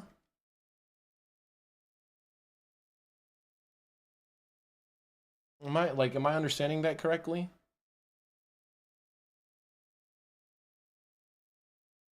They wanted you, or were they saying you can't come learn with us unless you get that level, or were they just suggesting it? No, they didn't require it, but with learners, everyone was yanking the supplies, so I wanted to help. I see. Okay. I was about to fucking say, I was like, what kind of learner team is about to tell people they require 90 herb? Are you fucking smoking crack? Bro, I was about to be like, what the fuck? a good pair of headphones. Another thing I would have problems with understanding jokes. Required 115 combat. Understandable. I saw firsthand now. This is the first learner I've had that's been so low leveled, but I see firsthand how hard it is to survive the encounter without higher combat. My boy is out here getting face rolled, bro. He's level 96. Bro, be out here. It'd be looking horrible once. Bruh, if Ohm back-to-back Jads, bro's easily taking 50 damage. That boy's made out of paper mache in front of Ohm. I have problems with, and you know, being able to make friends comes easy to me, or easier than keeping a friendship. And that's the other thing that bothers me. My boy's coming in the raid after this. I need to stop sitting around.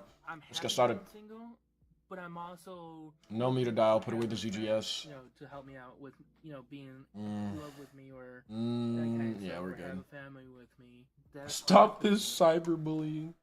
It's okay, man. We only bully you because we love you. Right? We want you to be better than this. Huge problem with Fucking with you. feeling other people's feelings and emotions, understanding people. But listen, man, I'm not the one that's cyberbullying you, okay? That's Ohm. You gotta tell Ohm to pull his punches. You out here punching you like you 138, you only 96, man. Gotta take that shit up with Ohm. See, if Ohm wasn't doing too much, we wouldn't be laughing. I'm Ohm's fleshlight. Nah, Ohm do be wilding out, man. I be seeing it. Most of the video is Andrew ranting. It's funny because I don't remember what Cox was like when I was your level, but I did get into Cox around your stats and your level as well. You had better gear than I did for sure. When I got into it, I was using fucking obsidian armor for melee. I had a whip, fucking dragon defender. I think my magic armor was literally mystics and a fucking trident that I was borrowing. And my range gear was blowpipe and void, which was literally all my money. No, it wasn't void. I'm fucking tweaking. I did not bring void to fucking Cox. It was blowpipe and ancient d'hide because that was the cheapest one of the blessed d'hides. But yeah, I think when I started Cox, I was legit, bro. I had freshly unlocked the blowpipe. I was like just 77 or 78 range or so. Yeah. Yeah, my brother got an imbued heart and split it with me. Oh, that's so nice. That's cool. Yeah. That's fucking fire. We love having people to play RuneScape with like that, man. Shit, I wish my brother still played, man. That's fucking dope. Shit, what was I gonna say? Yeah, I think I started pretty much around the same time, like even down to not having any of the like really levels or anything. But my boy just kept hogging me, bro. He kept fucking killing me. Can you link the video? I'd be finished by now. Wait, what? Link the video. Bruh.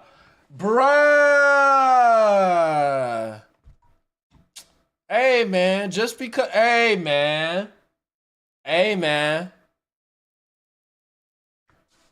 Hey, man. Alright, I'm gonna shut up and play it after this. But last thing. Yeah, I got into raids around that time, and I didn't remember, like, I can't remember that Ohm ever fucked me, but I'm seeing it in real time with somebody that has better gear than me. So I know I must have been finishing all my raids with like 50 to 100 points back then, because I definitely used to be getting fucking rolled. And a lot of the mechanics we have now, we did not do back then, like mage skipping. What the fuck was that?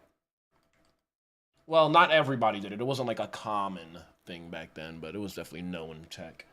Anyways, enough yap. More plap? I don't know. About why he has autism, listing off all the knowledge he has on the matter, and even letting it slip that he's been doing some research into the condition. Keep talking, bro. It's okay. You did not offend me. I promise. I see immediately, based off the tone of your response, that you feel bad. I promise you, I am not feeling targeted or anything. It is okay. I could feel the guilt was palpable. Damn. It's all good, bro. biggest problem I have is the arm flap. The whole reason I was doing a cozy stream today was because I wasn't feeling that chatty. So I just have moments during my cozy streams where I start chatting, but I'm gonna shut the fuck up pretty soon. I guarantee it. And Good, I went soft. I'm hard. Yeah, motherfucker, feel bad. I'm hard again. Hey, yo, diabolical language in here. Why is everybody swinging around hard meat in here, man? What the fuck going on, man? Research on is more autism type of symptom from what my doctor said at least. All right. Spectrum of disorders from what I've learned. Basically from my doctor. Reading Good, I went soft, followed up by I'm hard again. We gotta put that shit on a plaque. Somebody put that shit on a plaque and hang it up in your room, bro. My counselor, the internet, the YouTube videos, the extensive research that Somebody goddamn writing out the transcript to a porn video, bro. Insane. I've done. It's a Okay, spectrum of let's actually get to it now. I was honestly smoking my pre-roll. Very smart, and that he was one of the best performing students in his classes. The pretense for this Alright. tangent is to bust 2 the seconds alleged apart, too? stereotype Nah, that deadass. autistic people have low intelligence, but is clearly just That's how you know Iron Woman is not a woman. Joking about the dick being hard again in 2 seconds? Bruh. used here as a self-serving mechanism. Ain't no for unicorns Dick out here to like boast that. About his academic achievements, which are all from at least 15 years ago. Not to say that I'm dumb or anything. When I was in school, I was one of the smartest kids in my school. So every kid. Yo, hold up. I gotta turn my cam on for this because this is an intimate thing. And I'm sorry, I keep yapping and getting distracted, but I gotta turn my cam on for this because this was an interesting thing I found out about that I feel like I just have to share because sometimes, you know, people just need some random facts. Gummy to hard in 2 seconds is love. Ain't enough love in the world, bruh. Now, I will say this. All right, look, if your shit goes off after you bust, it's done. All right, your shit not coming back for a few minutes. However, I've definitely been with people where it was able to keep its goddamn, you know what I'm saying, energy afterwards. Now, that's love.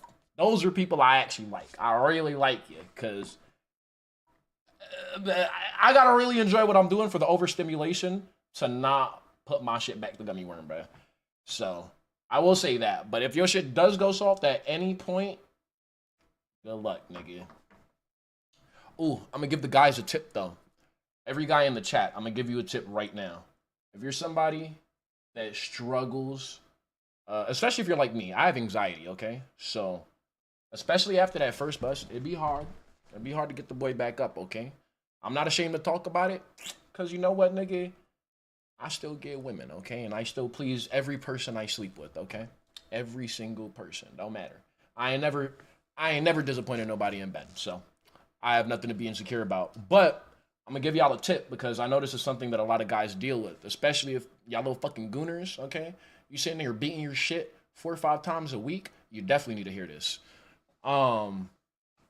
If after you bust or after you ejaculate via like sexual activity with somebody else and your shit goes soft and you cannot get it back up, I'm gonna give you the hugest cheat code. And honestly, the only reason I'm giving you this advice now is because I thought of something else previously. But now that I'm thinking of what I thought of previously, I'm gonna give the context and say this is really only gonna work for guys who are having vaginal penetration with women. It's only gonna help people with dicks that are penetrating pussy. Let me just leave it at that. But if your shit is really having a hard time coming back up and you really can't get back into it and your partner is still in the mood and they still need that, I shit you not.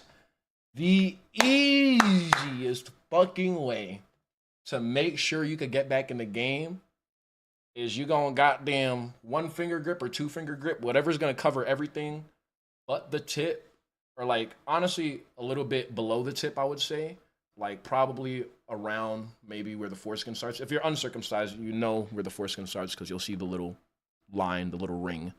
But if you're uncircumcised, then I'm sure you know where your foreskin starts and ends. But basically, you want to grab it with just, you know what I'm saying? Just like the tip and where the foreskin starts underneath. Fold that bitch in half. Okay? I'm serious. Not either fold it in half or squeeze very hard towards the bottom so you push whatever's blood in there to the top and just do soft, short penetrations. Basically, what you're trying to do is you're trying to rush as much blood up to the tip as possible, which is the most sensitive point. And if you squeeze what's up there, not only is that part of the penis going to then be firm, but now that all the blood is there, it's also going to have maximum sensitivity. So the overstimulation after you come is always followed by that period of where it's really hard to re-stimulate. And, you know what I'm saying, if my girl really need that next round and I can't get that boy back up, I'm telling you, that method, tried and true. Literally, say this is my meat. Say this is my meat, the tip right here. I grab this shit. I'm telling you, you gotta squeeze that bitch like you in the gym. Squeeze. Push everything up to the top and just do small penetrations in and out. I guarantee you, you'll get that shit back in no time and be in your next round. Guarantee it. I'm not afraid to give y'all the tips out here, okay? Because I've definitely had many a times awkward moments sitting in the bed in silence. Like, you ready? No. I'll tell you right now, that should have worked. So the whole reason I thought of that, I know this is weird and this seems like tangential, but you have to understand I have autism and ADHD, so my brain connected like really obscure facts. Not obscure facts, obscure memories. The only reason I thought of that was because I was initially thinking of how useless there has to be consequences to these actions. To what? Me giving you a tip on how to get your next round? Nigga, you better type thank you in the chat right now. I'm not gonna lie, Mega, I knew you had something. Bruh, it's funny that you say that, Iron, because you were definitely here for the undiagnosed days. Definitely here for the undiagnosed days. But yeah, Blaze, you better say fucking thank you in the chat, nigga. I wish I had somebody to tell me that. Boy, you know how many awkward ass moments I had trying to get that bitch up, bro? Going to the bathroom, getting some lube, like, god damn it. Goddamn, jerking that bitch at every different angle, bruh. Bruh. I'm telling you right now, that shit is tried and true. You will get back into the round every time. I'm gonna tell you how fucking reliable that method is. I have, and this is not something you should ever do. Respect yourself, love yourself all the time. But that has been, like, the reason I learned how to do that was because I was staying with a bitch I did not actually like. And I was just too cowardly to actually end the relationship. But that bitch was a nympho, bruh. She would need to fuck like 3 times a day. I'm like, damn, bro. But yeah, I did not like having sex with her, I'll be honest. And she was very coercive as well. Respect yourselves. Do not let people violate your boundaries in your space. But yeah, she just wanted sex too much, and I didn't actually like her. So especially after that first initial bust, nigga, that shit was not coming back up for nothing. So one day I was just goddamn playing around. You know what I'm saying? I went to the bathroom, I got it up, and I was like, shit, all right, while it's up, I gotta run out there because I'm gonna go soft immediately. I don't like her. So one of the reasons I found that I can't fuck with people I don't actually like for real. And it was soft by the time I got to her, so I was like, fuck it, I'm gonna just try it anyway. And I accidentally held it like that and did that, and I was like, cheat code, nigga. Cheat code. Get the rounds in every time. So I learned that trick because I had to fuck somebody I didn't actually like. I didn't have to, but I just didn't know how to do proper confrontation back then. Anyways, so that's why I learned how to do that. But I was thinking that it's very funny because that shit would never work if you're not doing vaginal penetration. If you bust and go soft and you're doing anything but vaginal penetration or not just like touching and side play, you're cooked. You're cooked. You are cooked. Unless you sleeping with a damn porn star, bruh. There is no keep going if you go gummy worm in the butt, bruh. That shit is too tight, bro. Too motherfucking tight, bro. Like trying to pierce. It's like trying to pierce a fucking ramen noodle with a string. It's like trying to pierce a ramen noodle pack with a fucking string. It's not happening, bro. Motherfucker. Learning, you know, the science. Anyways, sex talk is over. My earth science class. Guys, if you have trouble keeping it up, I'm telling you, gummy worm just below the tip, short saw penetrations quick, you'll get it back and get back into action right away. And I promise you, I know for a fact, because I've had conversation with guys, I've had conversations with many guys, you know, borderline strangers, and because we're strangers, they're more inclined to share intimate details. So I know it's a problem that a lot of guys deal with. Imagine being a girl, desert when you don't like them. Yeah, that is rough. That is rough. Hell nah. See, at that point, like, bro, oh my goodness. That's why I'd be glad that I was born a guy, because I've definitely been in situations where it's like, man, unfortunately, I realized that as a woman, my non-confrontational behavior, especially, I was like detrimentally non-confrontational, especially up until adulthood. I want to say I started realizing it around like 19, actively started working on it when I was like 20, and now I'm at a place where I can say that I am very proud of my ability to stand on my boundaries. But damn, bro. Like, I'm thinking about all the shit that I went through and that's been done to me as a man. Like, yeah. This world is evil, bro. It takes me way too long to bust. It's an issue. Brother man is like, these are my tips and tricks, and I'll say thank you. Danny, I was giving tips to the chat, to all the guys in the chat, or maybe even if there's women in the chat that have a nigga that take too long to get it back up after the first round. I was giving a tip for always being able to get it back up, no matter what. If you're in your head, like if you're anxious or you're feeling insecure in the moment or something, no matter what, my method will work for you. Tried and true. Definitely. So if you want to know how to not suffer from soft cock syndrome, we call that triple S out here. Okay. Oh, wait, it's triple S. What the fuck are you talking about? We call that SCS out here, okay? Man, soft cock syndrome, okay? I know how to solve that. Not with my mouth this time, Danny. Last time was just an experiment. Yeah, earth science teacher. That January I took the test and I ended up passing it on the first try with a very high marks. I don't remember exactly what okay, we're good. I think it was like I was in the mid 80s. And here I didn't learn half of this math stuff, but I passed it. I was one of the few people that passed it. But in New York State, I was one of the few students who actually passed the German proficiency test in the New York State region requirement. Oh my and god. My German teacher actually said he bitch. Like, I was so non-confident, bruh. When I did that shit with that woman for the first time and I realized how well that shit worked, bruh, it's so funny because I was so non-confrontational that I went and did real scientific research to perfect that method so that it would be infallible. Rather than just tell the bitch, I don't like you, I don't want to sleep with you. Bruh, you can't make this shit up, man. would never passed it either. He said it was a really tough test. It's clear that Andrew has an image in his head of how he wants to be perceived as this high-functioning autistic person, which is probably the reason why he was asking in the forums if he had Asperger's, the Rain Man of cyberspace. There's times I have trouble remembering what I was going to say in the middle of a conversation. Do some damage. There's time I would say, oh, thanks. I didn't say that, but I was thinking this.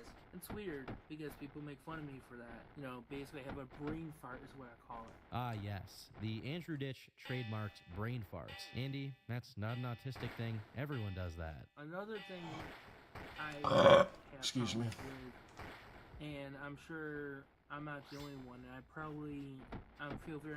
But nah, basically, I forgot to leave off my thingy. I know that guys go through that a lot, so every time I have a chance to tell guys about that shit, hey, look, I'll be telling them, man. especially as you get older and you haven't been doing any lower ab or hip centered workouts. Yeah, man, good luck. All I'm telling you right now, y'all better start doing them hip thrusts in the gym. Y'all better start working on your glutes and shit. Y'all better start doing deep squats, nigga. Thank God I'm by my shit right. But I talk to other dudes my age. Hey, bro, all I'm saying is every part of your body is worth exercising, man, okay? Exercise in general, no matter what shape or form it comes in, is gonna improve your bedroom life. And for all you niggas that be obsessed about sex, you should care about that. Get them hip thrusts in, man. It wouldn't be an Andrew Ditch video without an explicit mention. Work on your glutes, your hamstrings, all that shit. I guess it's common for people with autism to have problems even with incontinence, even with you know, as an adulthood. It is what it is, and I'm not comfortable talking about it in public, but I'm also not shy about it either. Gosh, I want to say, you know, I was in and out of diapers all my life. You know, professionals, counselors that thought I was, you know, doing it on purpose to get attention. What 12-year-old want to be wet? You know, have wet pants or wet bed? That's a question I still can't answer to this day, why that counselor would even think about doing that. This time, Andrew ties his incontinence more directly with autism. And although it is true that incontinence is more common in autistic people than the general population, I think it's important to acknowledge that it's a very broad term for bladder and bowel dysfunction. A lot of non-autistic people experience it, and it often doesn't result in people wearing diapers, or at least talking about doing so at length in a YouTube video. But you have to remember who you're dealing with here. I had all the classic signs of autism, and yet these doctors never saw autism in me. Even when I couldn't speak, even when I couldn't get dressed on my own, even when I couldn't, you know, ride a bike, the way I sing and talk, I can't hold a tune when I sing. He then reverts to expressing frustration about how it took doctors 32 years to diagnose him with autism, despite his struggles to dress himself, ride a bike, and sing, which are all telltale signs according to him. The one thing for people with autism, and that really helps me cope with my symptoms, whether temper tantrums or meltdowns or whatever you want to call them, headphones. Fidget spinner. Being alone helps me calm down. Like, there's most of the time I want to just isolate myself. The one thing I don't like though, and I hate it immensely, is people ignoring me. Even if he wasn't a compulsive liar and making this video as a response to his psychologist's diagnosis, what would this video tell the average person? Even if he was autistic, he's not going to find community by talking about why he's autistic for nearly 45 minutes. Very few people are like that, and those who are would rather be talking themselves. Who was he showing this to? I hope this video helps people understand that doesn't mean I can talk, doesn't mean I can't talk, or someone else can't talk, rather.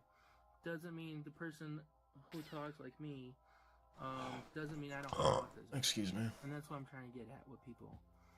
There are certain people that just don't understand the symptoms of it. Perhaps it was his psychiatrist, because less than a month later, his psychiatrist, Dr. Richard Wolin, would change the psychologist's diagnosis from schizoaffective disorder to ASD. This is the same doctor who Andrew had brought up his condition to in 2009, so it's very possible that the physician could no longer be bothered to deal with Ditch's bullshit and just relented. So finally, Andrew had exactly what he wanted, an autism diagnosis. He could embrace all the wondrous benefits that an autism diagnosis provided, which included eating out at autism-friendly restaurants,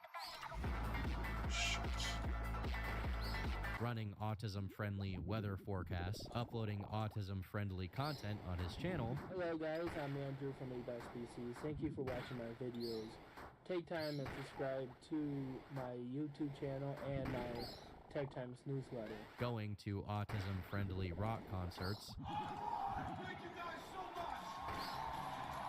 and visits to autism-friendly medical centers, this time because he was feeling depressed. Nothing came of this appointment, although it did give his parents another chance to highlight that he was verbally abusive. However, this utopia would be disrupted again in November 2018, when he had a second assessment with the neuropsychologist who had evaluated him the year before. With the support of his general practitioner, he may have expected less resistance from the physician, but this doctor reaffirms his previous diagnosis of schizoaffective disorder and rules rules out autism spectrum disorder. In this report, the doctor notes that Andrew seems very fixated on receiving a diagnosis, and that he has researched buzzwords and symptoms to bring up in the appointment. The doctor refers to his previous report and the evidence of thought disturbance and delusions which are not characteristics of autism. It's also apparent that from reading the report, the doctor is very hesitant to change his opinion as he's aware of Andrew's agenda. And even if there was the possibility that Andrew was autistic, his intentions of acquiring a diagnosis make it impossible to actually provide a proper evaluation, noting his careful responses in the examination data and apologizing for stimming and flapping throughout the day, representing Andrew Ditch's tokenized perception of autism. If he was as smart as he said he was, he would have been able to present himself with a hint of subtlety. Instead, he was leaving the clinic with yet another negative result. But how was he going to deal with this news the second time around? Janet stated that her son got in her face and was screaming at her. Not very well, with his behavior spiraling rapidly to the point where, at midnight on November 18th, the police would be called to his address, where they would find Andrew's mother, Janet, in a frightened state, who subsequently shared that Andrew had accosted her, became extremely aggressive, and screamed at her. Andrew did not challenge the notion that he had what was described as a meltdown, but he did deny screaming or entering his mother's personal space. At the time, his mother declined to press charges, but his behavior didn't improve, and a week later, Andrew was admitted to the Erie County Medical Center after threatening to take his own life. However, once arriving, he denies any of this, and instead claims that his father was making threats the previous night, but now he just wants to go home because it's too loud. In this report, the nurse practitioner calls Andrew a poor historian, describing him as demanding, manipulative, and threatening when observing him on a phone call with his mother. The nurse also states that Andrew called the police while there, stating his needs were not met, and stated his intention to sue all of the doctors in the hospital for not providing him with his medication. The nurse also reports that he was complaining he couldn't stand due to knee pain, but notes that he was walking fine earlier on in the day. So you can probably guess where this is leading. What's even more telling is the reports of the interviews with his parents, who state that he has been seeking an autism diagnosis while researching and faking these symptoms, with the schizoaffective diagnosis making him very angry. Andrew had since been threatening everyone in his life, including police officers, and once he was detained, he continued to make these threats, in their mind because he wanted control. In other details, Andrew's parents allege that he has called the police over 400 times throughout the year, often from the slightest inconveniences, and that he repeatedly makes false accusations of abuse despite being both verbally and physically abusive himself. They state that they threw him out 14 years ago after he assaulted his mother and brother, but he kept breaking into their house until they gave up on kicking him out. They refer to Andrew's previous jobs and housing as evidence that he is more than capable of being independent, but chooses not to, expecting his parents to cater to his every need, and alleging that he is faking incontinence and has been intentionally wetting and soiling himself throughout the week. This appeared to be the breaking point for Janet and Thomas, who state they are considering orders of protection, something that has been considered many times in the past, but who knows, maybe this time they actually mean it. In a psychiatrist report from this time as well, Andrew is reported to have his disposition change rapidly from cooperative to demanding, expecting the staff at the hospital to change his diaper, likely related to his claims of being unable to move. The psychiatrist explains that Andrew has been offered a diaper, but only on the conditions that he change it himself, something that he has refused to do, all while continuing to threaten lawsuits and demanding to call the chief admin. The psychiatrist clearly does not want to keep Andrew here and references his previous living autonomy as a reason to release him to a shelter. 2 days later, he retaliated against his family by having his father arrested for an altercation earlier on in the year where he made threats towards Andrew after Andrew ate an entire meatloaf. After this, his mother decided to go ahead and press charges for the incident 10 days prior, with both Andrew and his father Tom being taken in by law enforcement. Thomas was then booked on single charge of harassment, second degree, and held in the to see judge on 11/28, 2018. Shortly after his arrest, Andrew was admitted back to the hospital after an incident where he banged his head against a wall as he didn't like the lighting. His autism is repeatedly referred to in these documents, likely because of his own repeated references to it. And here, the alleged autism presents as a hindrance to a planned MRI scan. But shortly after this, he was discharged. It seemed like Andrew's failure to acquire an autism diagnosis had pushed him over the edge, and he would go to whatever ends to have his way, even if it meant harassing his own parents. parents. It is completely fair to feel sympathy towards them after the ordeal that he had put them through. But at this point, they had to draw a line and set an example. If Andrew continued to live with his parents, who knew what could happen? But what I have an issue with is every single time I walk in this door, I'm being told that I'm going to be sued and my job's going to be taken away, and he's pointing a camera in my face. It's getting ridiculous. I did not hear that. It was clear by now that all of the involved authorities were growing sick and tired of Andrew's shtick, and nobody really wanted to deal with him. In February 2019, he was referred back to the Erie County Medical Center after threatening to take his own life again. This time, he attempts the charm offensive with the reporting doctor, who reports Ditch to be pleasant, calm, and cooperative. Ditch then leverages this to his advantage, sharing that he'd rather his parents not be contacted, as he claims that his father verbally abuses him and his brother. He reports the arrest, but doesn't elaborate on any details, just stating it was due to a meltdown and that he couldn't remember exactly what happened, but that he did appreciate the structure and care the jail provided him, which makes you wonder if they changed his diapers.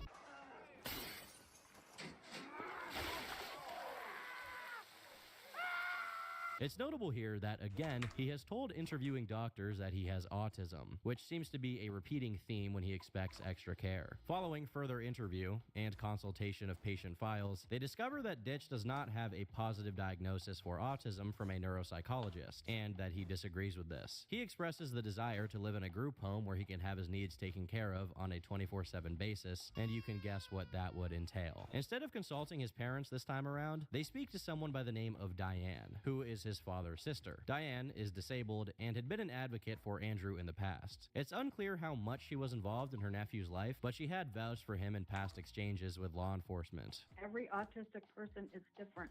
When I go to court, when I hear him, he's not telling you everything. He doesn't communicate well. He doesn't communicate well. Are you kidding me? No.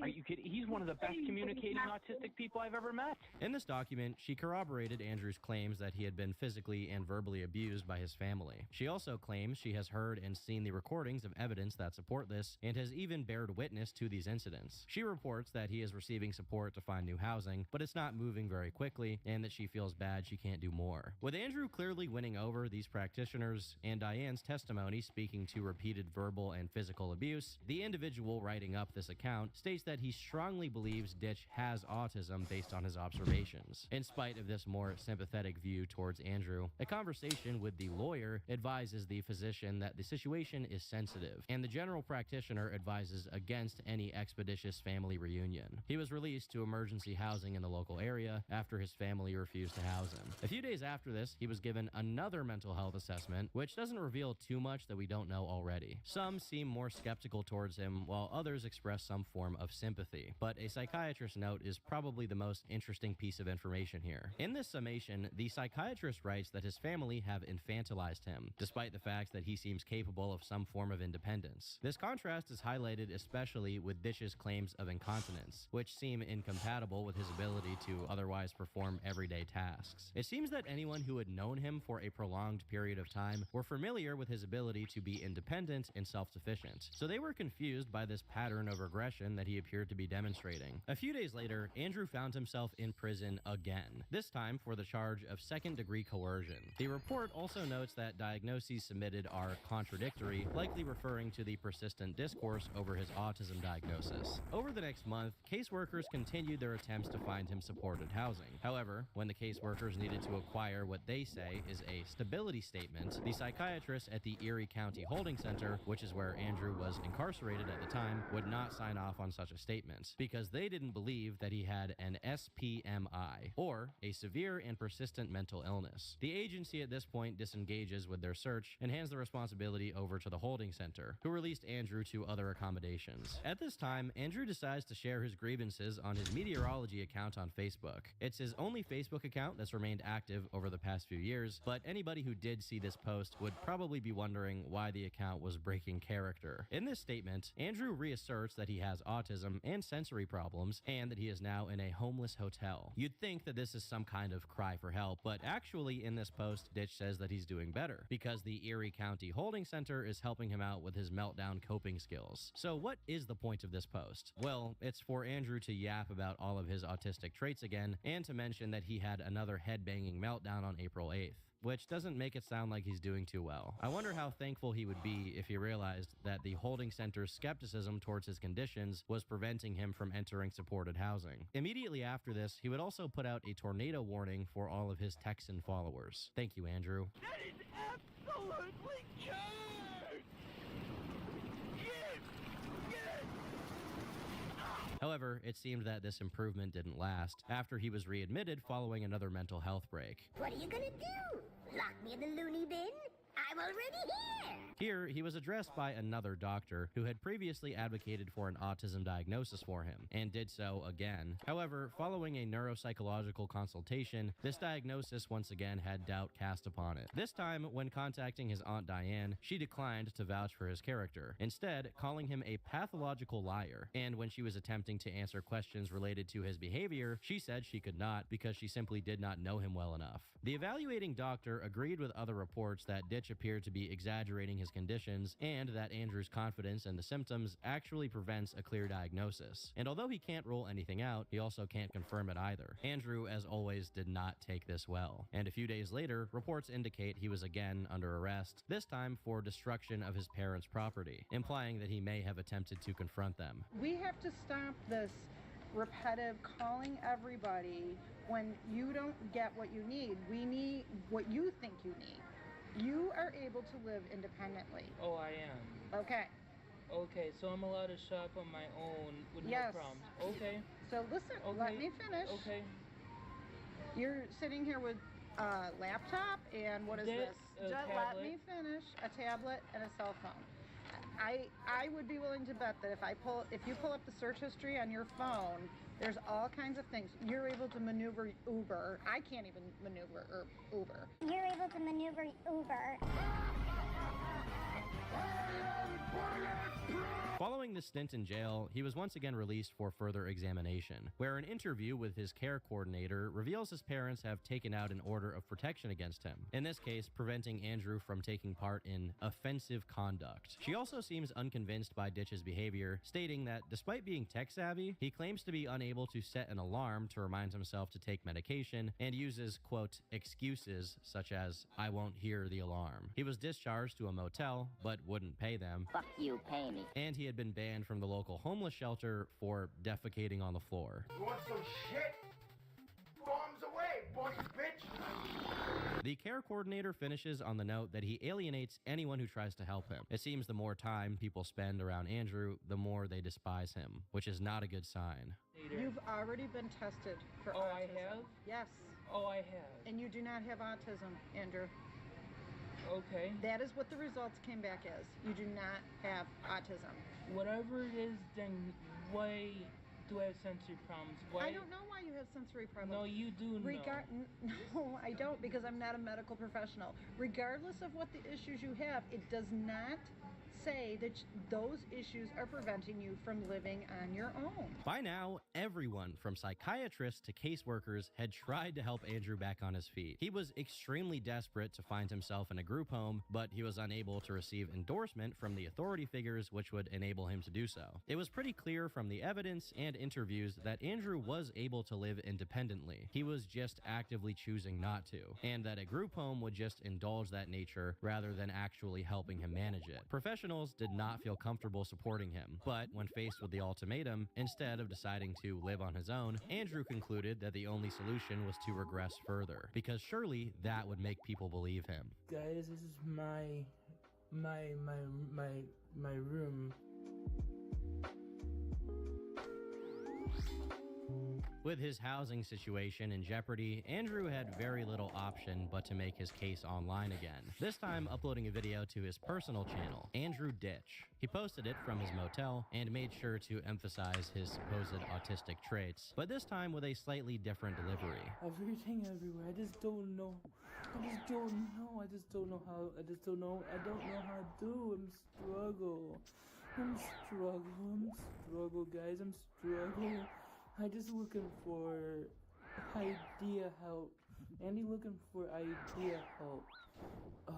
It's really struggle. This is not behavior that I, as a viewer, or any of the professionals have been acquainted with in the past. He seems to be mimicking the speech of a young child in distress. He's made a mess in his room, and he shares the news with his audience that he is struggling. And then this garbage, that's not garbage, it's the stuff I hit can't put away, I don't know, and then the pop bottle, and I just realized there's garbage on the floor thingy. Look at fridge thingy.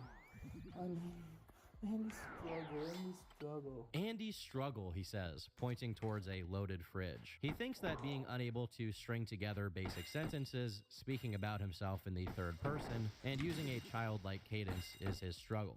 There's my weather radio there. I love radios that have weather radio load thingy. But this is just, that's my white noise maker. I can do it different sounds. I can turn different sounds up. This one bothers me because it's sensitive to thunder. Sensitive to thunder. He has some items he's interested in all set up and organized, such as his weather radio, his oil diffuser, and his Wi-Fi, which he boasts that he can use to control the lighting in his room. But when it comes to matters that Andrew would rather be helpless at, such as cleaning himself or his room, he becomes extremely flustered and upset, framing himself as unable to address these matters. Look at this, this is just my norm. I just don't know how to do this stuff. I mean, may I ask, how do I organize? How do I organize? I mean, how do I organize? I mean, how do I do it? I mean, really, how do Andy do it? This is his Hail Mary to try and draw attention from some sort of service or advocate to his case, as he pulls out a toy and attempts to broadcast his more autistic side. This here is a clicker. I love this toy, and I just don't know why. There's a little toggle thing, a little switch back and forth. There was a little thing that like a joystick thing for Atari, and then I don't know why that sound. I don't even understand this. In this video, he doesn't outwardly state that he is autistic, but the implication is obviously there. It's clear that after realizing that intentionally seeking a diagnosis was actually jeopardizing his chances, he would just exhibit all the symptoms without further elaboration. Okay, look at this, guys. It's a fidget spinner on my Samsung watch. I love the thing. I'm just watching it spin on my camera. It's like, it's just things that spin that really attract me. I don't know why, guys. I don't know why. Danny just want to be normal one day, you know? The spontaneity of his feelings in this video is obviously undermined by the fact that he recorded it, uploaded it, posted it, and gave it a title, trying to attract attention from anybody relevant. I want to say, I'm sorry for not. I just can't do it. Why is it hard? Andy not normal. Andy not normal. I'm sorry, Andy not normal. Andy just not.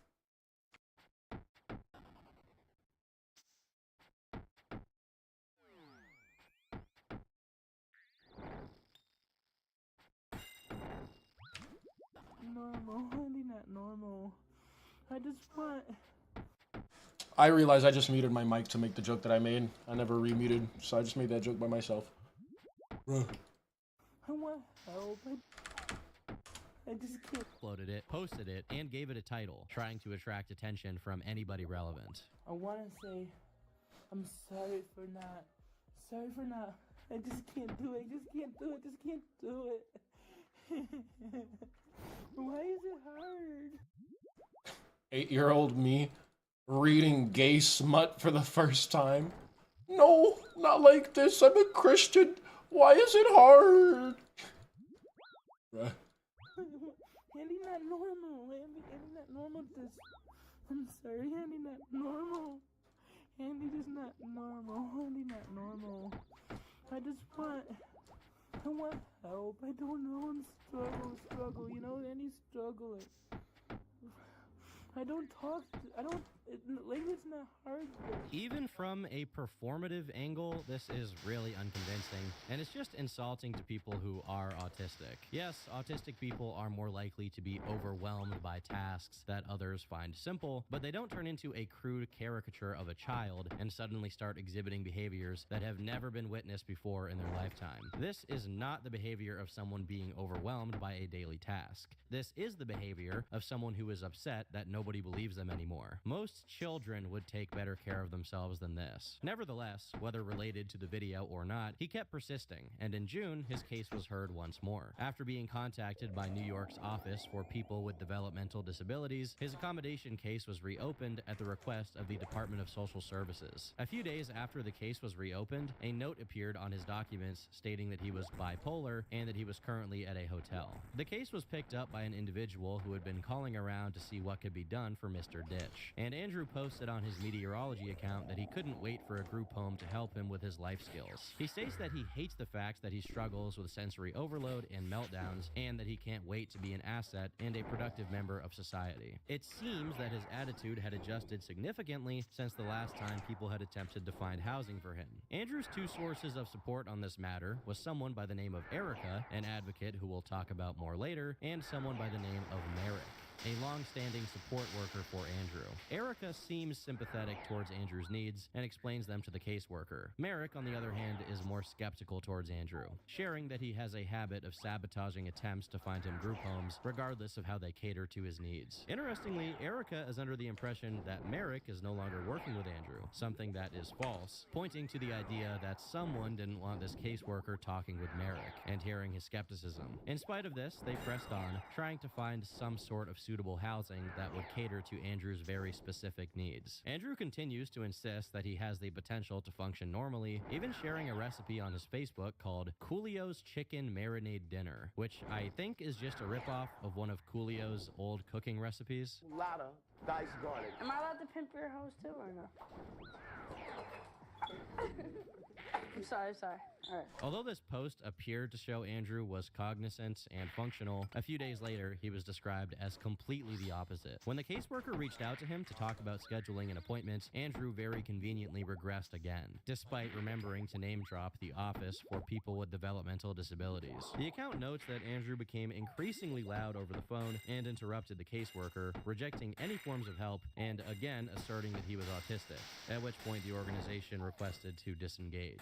Despite wanting to appear enthusiastic and willing to live in accommodation, Andrew's Goldilocks complex was preventing him from actually making any progress on finding suitable housing. This was likely intentional, moving the goalposts every time someone seemed close to scoring, and fabricating additional issues with tasks that he didn't struggle with before. You guys don't talk to my one friend and advocate, Joanne.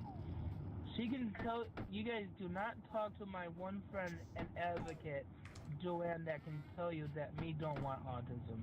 There's not a medicine out there to help somebody with that. It's only me struggle with all my life with the symptoms that have been told that I deal with, and you're gonna call me a liar on this stuff? I mean, seriously. I don't believe that he called you a liar. No, but it's what is being said by a lot of people. I can't see Mark Parker calling you a liar. No. Myself calling you a liar. But why would people say that if they believe in something, they could do it? Do you not? Because I talk to people, they get me to know what to do when they don't even know how to sing a song. Where's the movie theater, and where's the money if me acting? Andrew is also really obsessed with singing. What are those things that he thinks me can do and can't do? Do you mind, providing some of that for me? Sure, you can make a phone call, you can communicate, you can email, you can text, you can record conversations. That was set by my phone automatically, but You can YouTube, from what I understand, your YouTube channel, this is what I was told, some type of social media channel. So those are very higher level of functioning. The fact that you can change your diaper without, is showing your fine motor skills. Within the speech, when you call me with the messages and within the phone call, you display a speech impediment, but then further in the conversation, you speak totally normal, which is a beautiful thing because, that hopefully that those skills can be honed in and somebody can work with you on that. Andrew continued to push the idea that he was unable to take care of himself, and his baby talk that he had developed, although often fluctuating, would become increasingly prevalent in regular conversation. The problem was that Andrew wanted to have his cake and eat it too. He wanted to be infantilized for certain needs, but he also wanted to have the autonomy of an adult for hobbies and work that he was interested in. There was no type of housing that wouldn't come with some strings attached, and he was not ready to accept that. Notes at the start of September indicated that Andrew was only interested in working with the Office for People with Developmental Disabilities and required staff available to deal with his incontinence, something that made finding suitable housing significantly harder. So, in the end, although many people tried to find him a home, his requirements were deliberately impossible to meet, and in spite of the protective orders against him from his family, he decided to go back to them, where all hell broke loose. So, I know you didn't want anything done, but it's at the point where I'm going to press charges, okay? Andrew Ditch was always a bit of an unstable person, but as fall 2019 set in, he began to adopt a terminally online approach to covering his life, recording nearly every single interaction regarding his condition and any conflict with those around him, of which there were many. And if my lawyer, I just not good.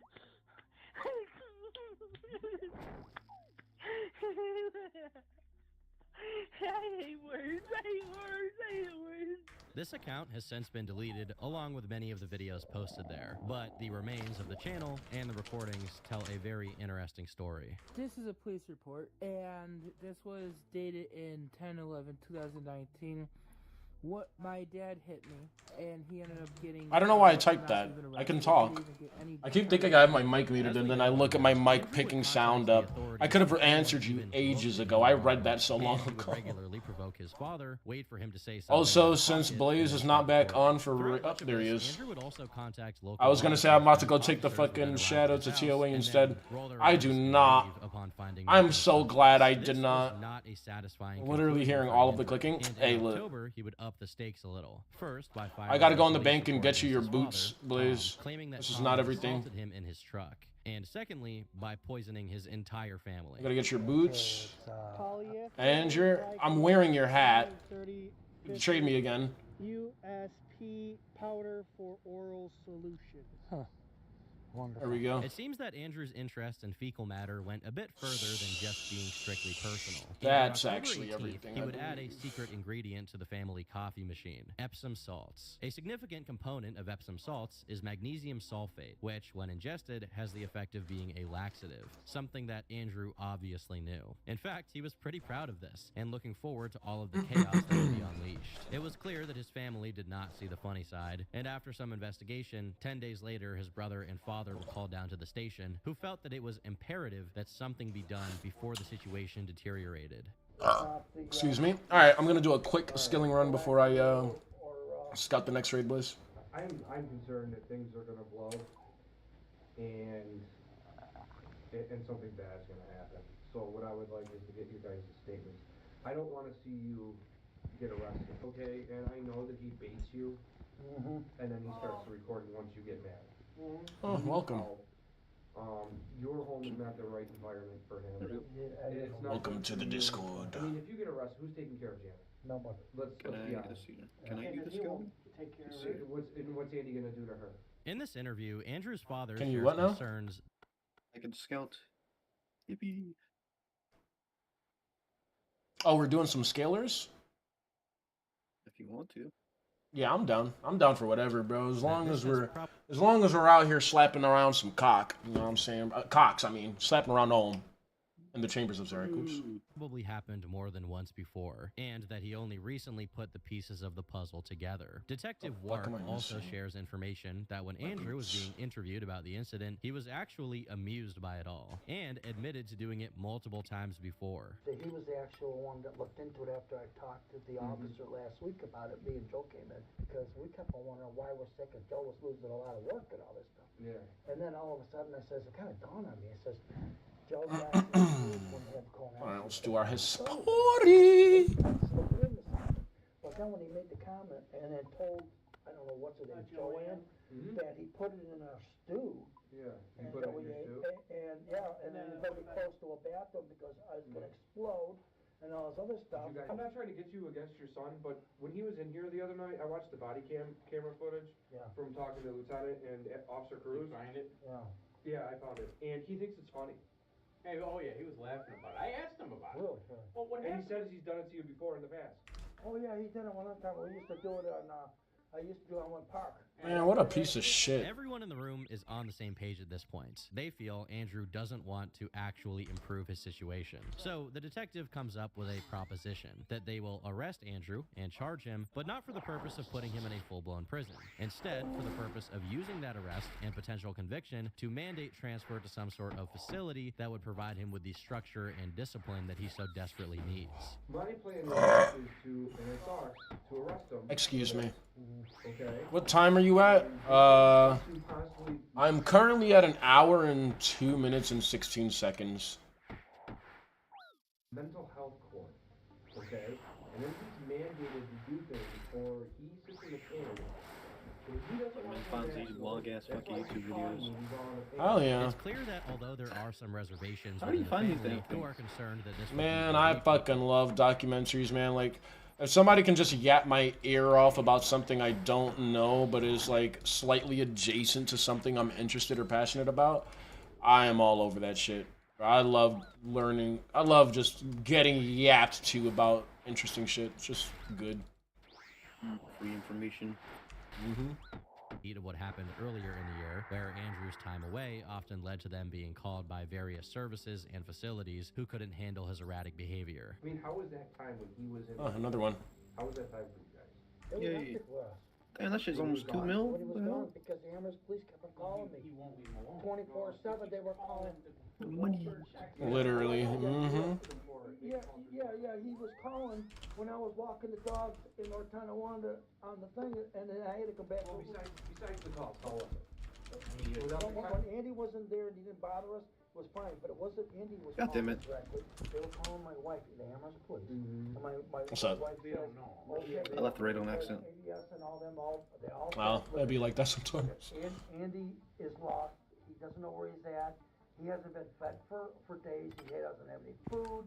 So they wanted to know if we could supply him with food, dinner every I need to night, make money so on and so before forth. And bingo because I need to buy a heart because doing my bingo goal without a heart is gonna be AIDS. 3,000 miles. Well, unfortunately for you, you'll have a heart whether or not you make the money for it, because it's not like I'm gonna be able to use it for anything. They were calling us. We had to move the stuff out of the motel. He was playing the autistic game at that point. But he talked, you should hear I think him. he's given up on that. I'm not kidding you, I talked to him for probably 1.5 hours at least. I'm gonna use this somewhere because you still gotta do like DT2 bonuses. That's what I'm gonna be doing if no one's doing getting raids. He was going after the Getting X pieces. The only thing, the only thing he can't talk clearly about is how you abuse him. That's where he comes to a brick wall. Because he can't. You're not doing it. But the detective is insistent, underlining Andrew's consistent pattern of behavior, drawing attention What am I to his missing? I know what I'm tendency to missing. turn down This, living arrangements this, and harass practically this, anyone who and tries this. to put some distance Alright, let's between go. themselves and him. Most notably Erica, who had previously been one of the foremost advocates for Ditch, but who he had now turned to spamming with messages and videos. Does my plan make sense to you? Because I'm gonna talk Also, I'm missing one of you sapling. That's what looked wrong. Okay. Because I knew the other shit I was missing, but what looked wrong were the saplings. I didn't have enough used saplings. I'm supposed to have 7, not fucking 6. Now I need 6. I want you to really think about this because Surely we see a drop from Cox, right? Like it's been a little while. this is no joke. Yeah, been a hot little minute. Okay, but You know, we wanted to get him to help, get him to home, Yes, or whatever, but, he is burning all his bridges with the advocates, with the counselors. He's had at least 3 placement homes that he's denied. Like this. God damn it, did it again. Erica. He burned that bridge She hard. stayed at nights with her sister's You know, on Friday, he sent her 67 videos and 101 text messages. And people are having to change their phone numbers. Yeah. So we got to do something. A lot of the conversation over the next hour is related to behavior that we're already aware of, but they provide their statements. And a week later, Andrew is arrested for poisoning his family, being held on 2 felony counts of second-degree attempted assault, 2 counts of third-degree criminal tampering, and a felony charge of aggravated criminal contempt for breaching the order of protection that was in place. Police in the city of Tonawanda say 34-year-old Andrew Ditch spiked his family's food and coffee with laxatives and Epsom salts. Ditch allegedly sprinkled the substances on food and put laxatives in the reservoir of the family coffee machine. This incident actually made multiple news sites, including social media. On Facebook, some people shared his side of the story and expressed sympathy for him, including posting a message that Andrew had sent to the Tonawanda city community the year before, accusing his father of being abusive. Andrew himself responds to someone, repeating allegations that he won't go back to the house because it's unsafe, and that he's now in a hotel and loving it. However, another person shares their own personal story, stating that she had come into contact with him on an autism page and that he would share videos of the alleged abuse, but it turned out to be just Andrew abusing his parents. She states that she has 2 autistic children and genuinely wanted to help, but he was just an attention seeker who wanted a diagnosis above anything else. She also mentions that he has harassed pretty much everyone, and if you block his number, he'll just call from other numbers, stating that he's very good with tech. It was a very concise account from someone who had no side to take on someone who wasn't well known at the time. And what this says is that Andrew already had a reputation. To add insult to injury, shortly after this arrest, he attended an autism assessment at the Western New York Center for Children and Families with his mother. This was another thorough evaluation of Andrew, and the physician, Dr. Naylor, reviewed past documents and present behavior to see if a new diagnosis could be reached. However, during the interview, the doctor was, like many others, confused by the inconsistent behavioral patterns presented by Andrew, and how they've only just surfaced in the past few years. He was also bemused by Andrew's use of infantile language, stating that it is not consistent with autistic tendencies, although further evaluation will be carried out before a conclusion is reached. A few weeks later, the interviewing doctor reaches out to Andrew in a phone call at the start of December, a phone call that he was bound to regret, also mentioning that Andrew had been, again, emailing and calling them repeatedly. The reason I'm calling Andrew is I'm responding to the emails that you had sent and, phone calls to my administrative assistant. Yeah. And after we met the first time, when we initially met, you sent me some additional information, or I made copies of previous assessments that you had done by Dr. Santa Maria. He states that after further evaluation and review, the psychologist concluded that Andrew did not have autism and reaffirms Dr. Santa Maria's diagnosis of schizoaffective disorder. In explaining his rationale, this doctor highlights Andrew's strange use of pronouns and explains that this is more likely to be indicative of something else, which Andrew then takes as well as you would expect him to. When reviewing other documents that you provided me, and after meeting with you, I am going to conclude and support Dr. Santa Maria's assessment. I don't know why everyone says different things. The reason why I've been told that SPOA denies me every time we go for, a client. I can't get housing. He published this online and provides additional commentary over the time. What's up? I'm gonna go to GE real quick. Responding to this doctor in even more detail. It's clear that, again, this doctor found himself in an awkward position where Andrew was attempting to provoke an autism diagnosis, but the doctor simply couldn't go along with that. So one thing, Andrew, generally people with autism who have difficulty in social situations generally have the ability to change how they're referring to themselves. Dr. Naylor, if you got the speech reports, it would say that was my anxiety issue, Klonopin resolved that a lot. It's also easier for me to talk with the Klonopin, but I still have communication problems. You can't use that as a symptom of schizophrenia because there's all kinds of medical documentation stating my speech problem. The doctor gives Andrew far more time than he should. And even though Andrew says he doesn't care for the autism diagnosis, something that we know to be plainly untrue by this point, you can tell he takes immediate offense when the doctor declines further assessment, stating that he does not have autism. I understand some things on that where it's similar to autism, but Andy don't want autism. I just want the proper help. I've been denied everything, but nobody will use that diagnosis. Right. So what I'm going to do is, and the reason why further assessment isn't needed to determine if you have autism is because you don't have autism. How do you know? But we didn't do this test medically. And if you look at CDD's letter, and just pull this rate out of his ass, or just reset the rate.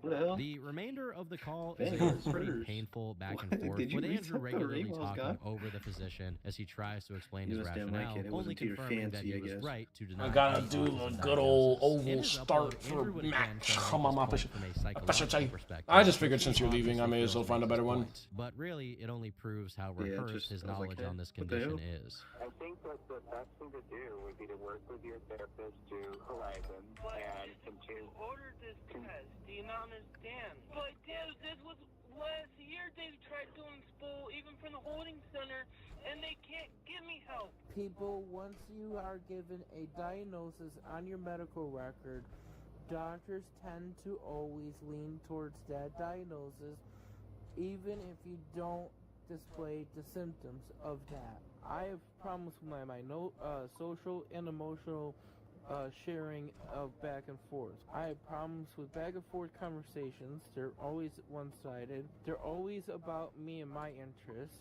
and I have trouble responding to social interactions. Andrew is very articulate when he needs to be and when he needs to make a point. However, when he's faced with pushback from higher authority that prevents him from having his way, he immediately lashes out. And like clockwork, 4 days later, he voluntarily admitted himself for depression before being discharged and being moved to a shelter, reportedly because he was feeling unsafe in his home. A few days later, a note of diagnosis came through, confirming that he was still diagnosed as schizoaffective, and on Christmas Eve, documents state that they were again going to screen him for housing, and so the cycle restarts. Some people who have different issues, like schizoaffective disorder, may not see themselves as having these difficulties. In spite of his reservations from the previous assessment, Dr. Naylor agreed to do a follow-up assessment where he could take a closer look at Andrew and see if he could draw any concrete conclusions regarding a diagnosis. However, despite providing a detailed write-up of the time he spent with Andrew and his performance and tests, the physician declined to make a diagnosis, other than an unspecified anxiety disorder. This is because Andrew had been spamming the doctor with emails, texts, and phone calls, which has clearly colored the psychologist's judgment surrounding Andrew's intent. Later on in the year, Andrew took to Google to write a negative review, accusing Naylor of failing to do a thorough examination and performing a non-approved test that merely tested mental illness, which explains why the doctor reached a similar conclusion to ones drawn by other professionals. The report that Andrew shared himself shows that he did more than that, including a parental interview, but he chooses not to reveal that, instead complaining that he doesn't like tests and is now going to be homeless as he's unable to care for himself, stating that his doctors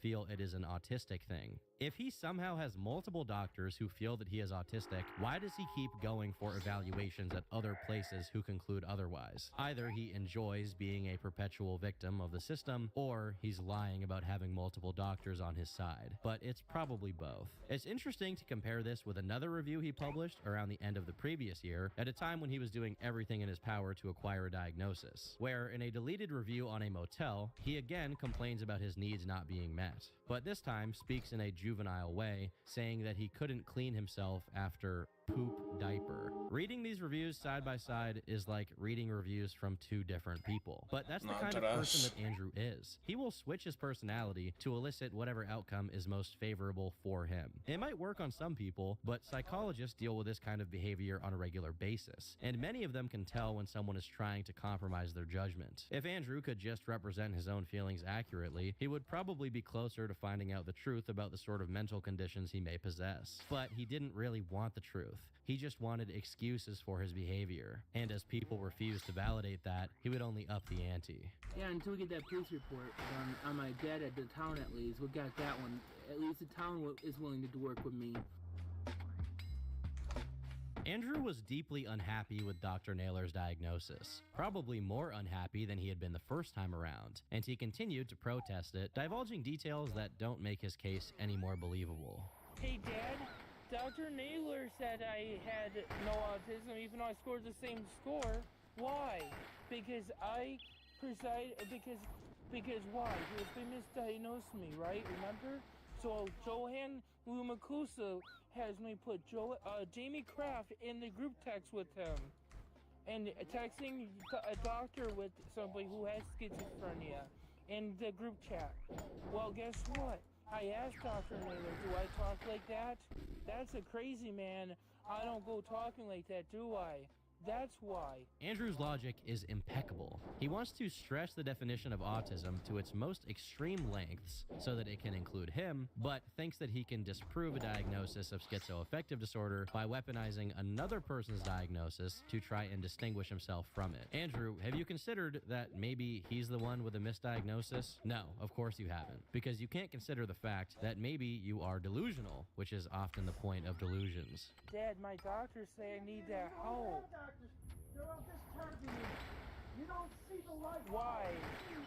Why? Why the hell are they? Once they Hey, Dad. they're gone. Hey, Dad.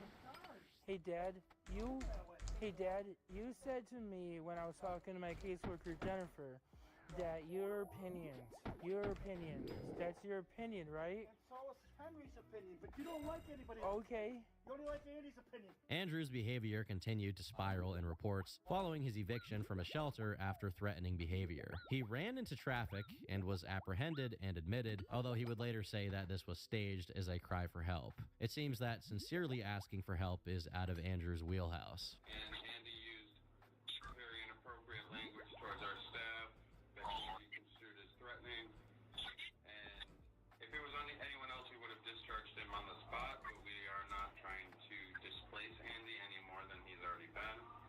But we are looking to have him discharged early next week. His search for housing was still proving fruitless, as reports indicated he was not cooperating with any searches, and his persistent requests to be treated by New York's OPWDD were rejected after they concluded that anecdotal evidence implied he could perform abilities related to functional independence. They also state that there isn't even a qualifying diagnosis, refuting Andrew's claims of autism as unsubstantiated based on previous findings. I don't need to tell you what happened next, although it probably would have happened My anyway. headset I don't want to work.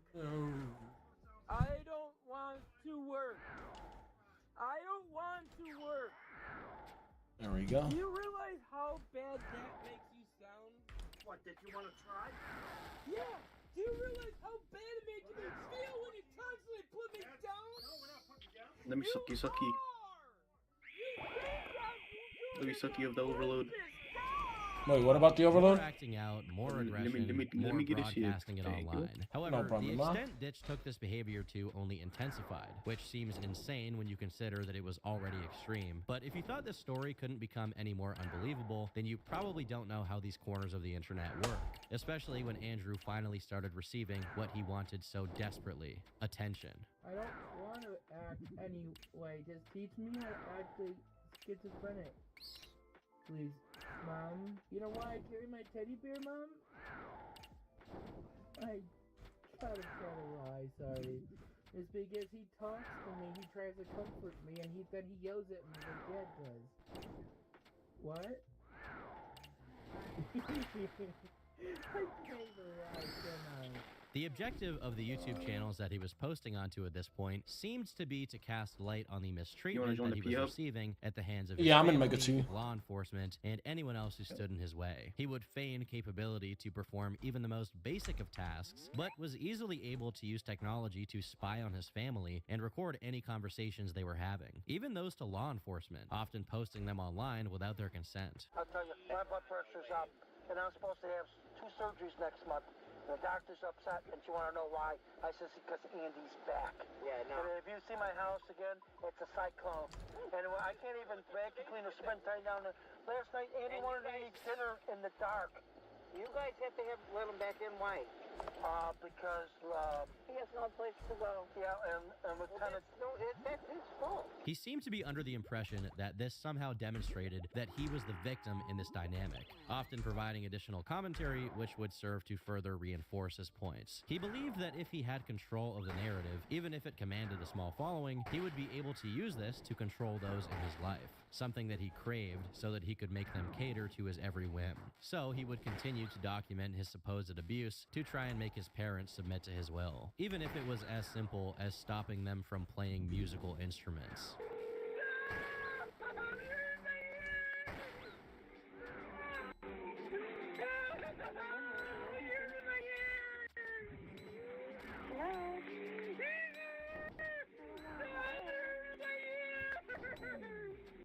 What is the address? Okay, Andy, you need to go and get off out of my room because you're not welcome up here. I need to get away from you. It doesn't matter. You either Get go away from outside me or I'm going or you crazy. sit in the living room while we finish eating, and then we'll be out of your way. We No, need to go. you say that every Andy, single night. follow I'll be up here instructions. until you come out. No, Andy, get off my bed. You're a bleeder. I don't want you getting contaminated in my bed. He often emphasizes his disabilities in these videos and repeatedly mentions his autism as a means to explain why he can't do certain things himself. From Andrew's perspective, this was going to work if people genuinely believed he was as mentally challenged as he said he was. Because for someone this incapable of caring for let me set themselves, this they shit. surely need the support of a family or group home. But this was compromised by Andrew's lack of sophistication in his schemes, and his nature to overshare, which often showed him to be the manipulative coward that many in his life claimed him to be. What law tells you that Andy can, that my dad can take a swing at me? What law? This wasn't the day. That was not the day. That was not the day that that happened. I want to have my right to due process. Stop abusing me. Okay, I want your supervisor, please. I have a legal right to file. Andy wants to grieve against you. I want to grieve against you. You already denying me my right to grieve? I'll let you fill out a form right here. You can fill it out and then you can leave. How's that? Andy wants to have my right to file a grievance against you. Because I'm not getting abused anymore. I'll give you something to fill out, okay?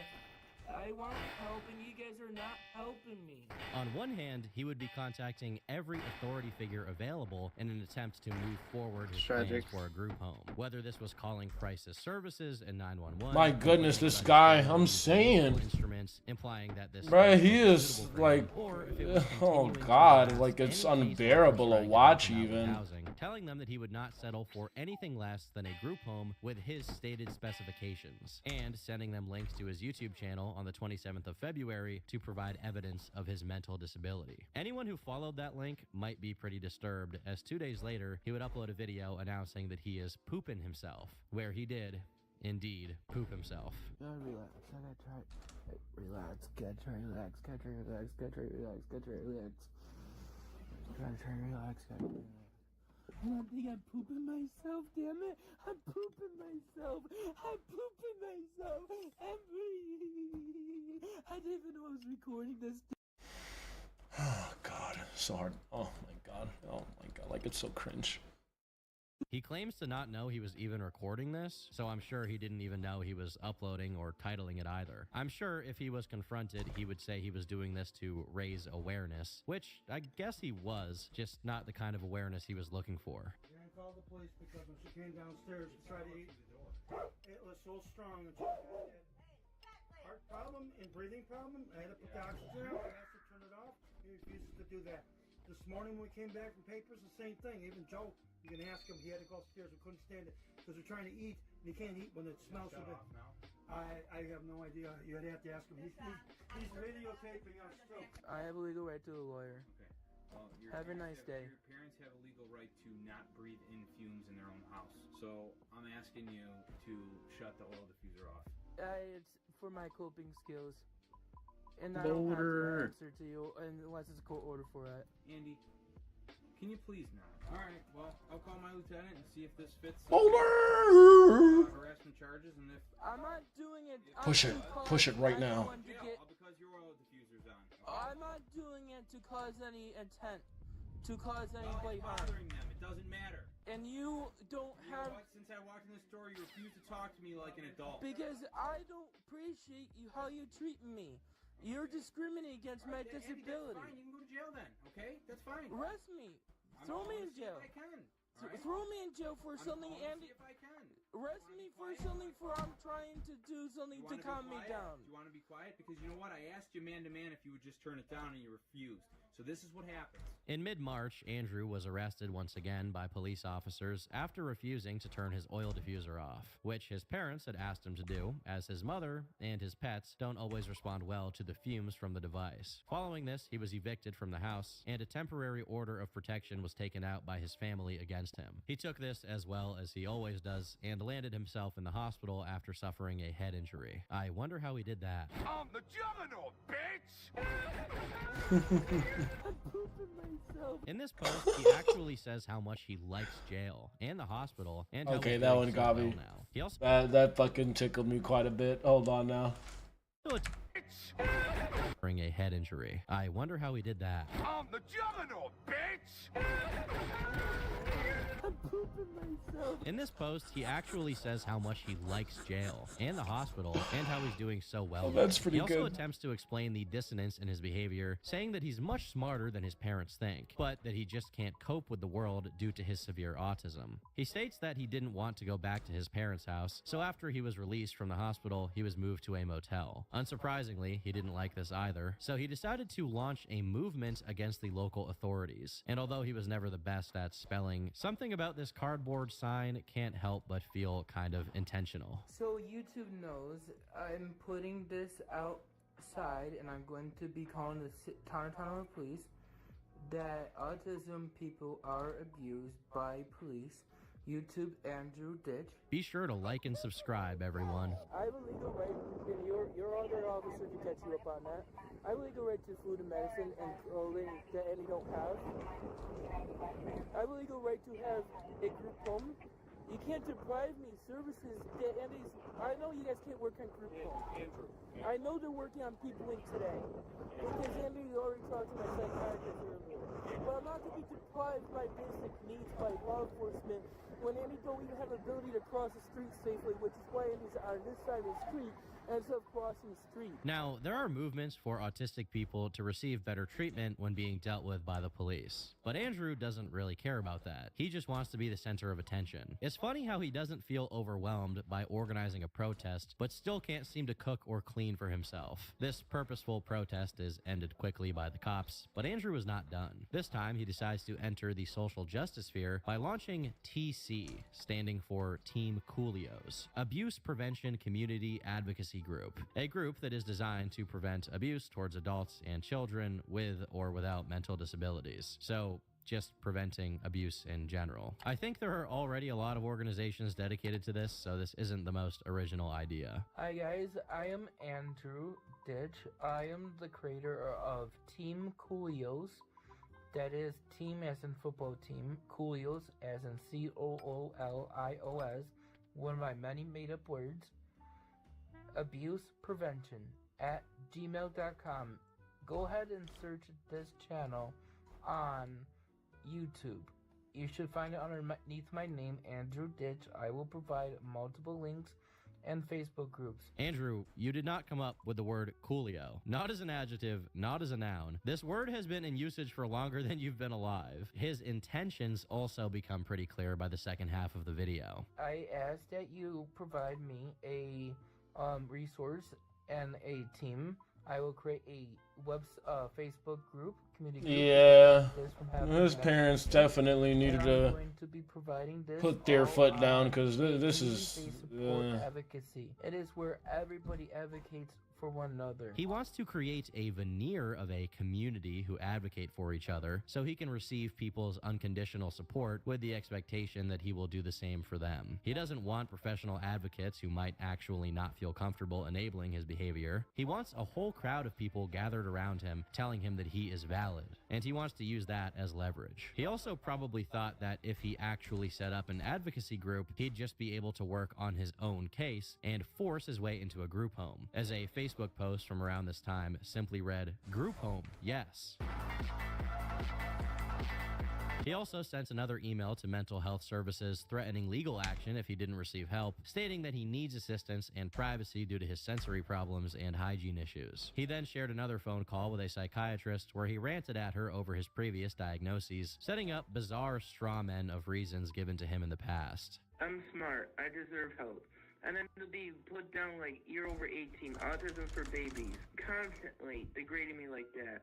Do it yourself. And then he expects me to put my own self and safety by cooking or not knowing how to cook properly. Very smart, very potentially very good at cooking, but Annie needs help. Really, you could give me something to Annie been denied, insurance denied the Dr. Simria second assessment because ADHD and schizophrenia cannot go together.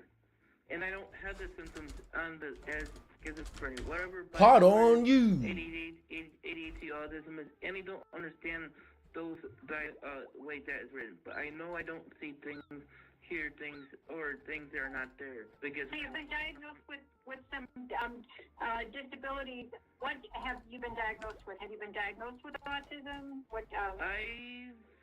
That's where I'm so confused. Like, what is wrong with me? Andrew's persistent nature does not help him because it's so clear that every piece of information given to any authority has to be filtered through him. No clinician is going to take these sorts of phone calls as evidence because half of it is Andrew twisting the reality to create new pretenses that will reaffirm his pattern of thinking. Another note written around the same time states that he will be recording all conversations as he will not be denied services anymore, and he is taking legal action against his providers for what he says is medical misconduct. He informs them that he will be representing himself and that he has no option until he is recognized by the Office for People with Developmental Disabilities. Unfortunately, this recognition would not come for Andrew, as at the start of April, after being sent for review again, it was again concluded that he was not eligible, with his autism diagnosis still being deemed as unsubstantiated. His response was as expected. So everybody knows what medications were thrown out. EpiPen for bee stings, again that bee stings thing. My GI bleed medications, my antibiotic cream, this antibiotic cream, the old one. Throughout these medications, including my Zofran and Gonna get double autoed. my Tylenol, and my migraine medicine, and my allergy medicines. My dad can keep my I lied apparently. breathing medication because Annie don't have my inhaler yet. He refuses to get that for me. I don't even care anymore because Annie just wants away from him. Please allow my dad to withhold a medical device. These are my weights to my vest that Thomas Ditch has. Okay, add some food in here because Andy don't want food either. Andy don't want things from my dad. I don't want not paying attention anymore. I don't want my dad to be my waiter. Oh, for sure. Because Andy has a disability. I drunk my other enhance on accident, but it's okay. My dad anymore. Way he treats me. Way Andy is treated by. Yeah, you'll definitely Andrew's be fine. content continued to dive into new depths as he recorded himself living in squalor, It'll be like that soiling sometimes. himself, and complaining about various basic tasks that he had never struggled with in the past. One of these videos was simply called My Struggle, which, hey, to each their own, but I don't think Andrew wants to be associated with the phrase My Struggle. First of all, there's a pad. There's what I did for one laundry thing. This way you look into my room. I really have a hard time organizing things. That's my bed. I don't have any help changing my sheets. There's blood there. And there was one time that was peed. I don't have any idea how to really organize my room. It was also around this time he called the police and falsely claimed he had killed 10 people.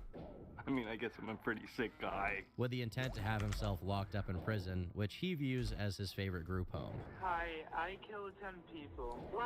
I killed 10 people on Buffalo East Side. And where are you? Now you can take me into jail and I don't have any freedom.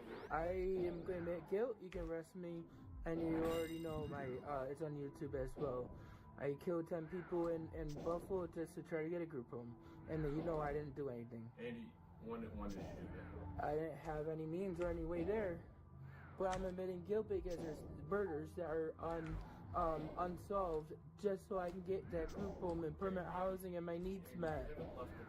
It was around this time he began to receive what he had so desperately wanted for years, attention. But it wasn't the kind of attention he wanted. Towards the end of April, the first dedicated account to documenting Andrew pops up, Andrew Poopy Pants Ditch, which published a video titled Andrew Ditch Fakes Autism. In the minute-long video, a clip is published of Andrew's dad. Even 4 hours of this seems draining. Imagine all of those years. Yeah, bruh.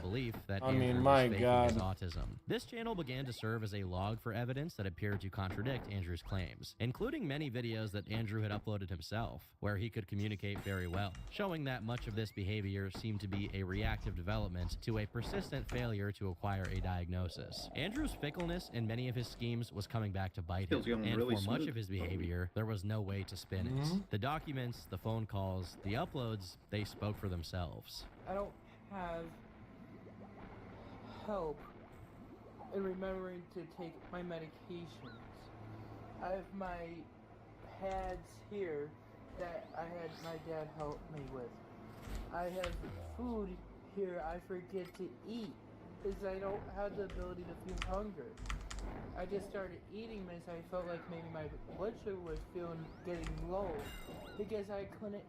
I don't remember to eat. If my blood sugar is getting low and I feel better after eating a little bit, there's something wrong. Andrew was gaining a reputation, with everyone working with him well aware of his destructive temperament. He'd been consistently kicked out of motels and discharged from hospitals when they realized that there was nothing that could be done to help him. So you're gonna allow me to possibly get hit by a car, which has been almost done on YouTube and everything?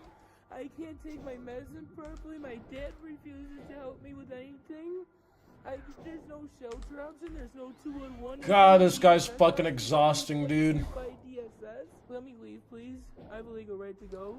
And it's malpractice because I'm unable to care for myself. I have no money, no food, no medicine. He has money. He has food. In one of his most damning assessments in May 2020, a psychiatrist tears into Ditch, stating that his 120 agenda is termites just to seek go. housing, and that the only Termites? of distress is What the fuck? What? Huh? What are you talking about? Termites. Fuck. the rejection from his family. They say that his baseline functioning is in fact remarkable for someone with extreme regression, and he is chronically sabotaging any attempts to find stable housing. The psychiatrist also states that he is using many of these behaviors to avoid responsibility, and reveals that he admitted that he wasn't actually thinking of taking his own life. He just wanted to use it as an excuse to find somewhere to stay. Get me help.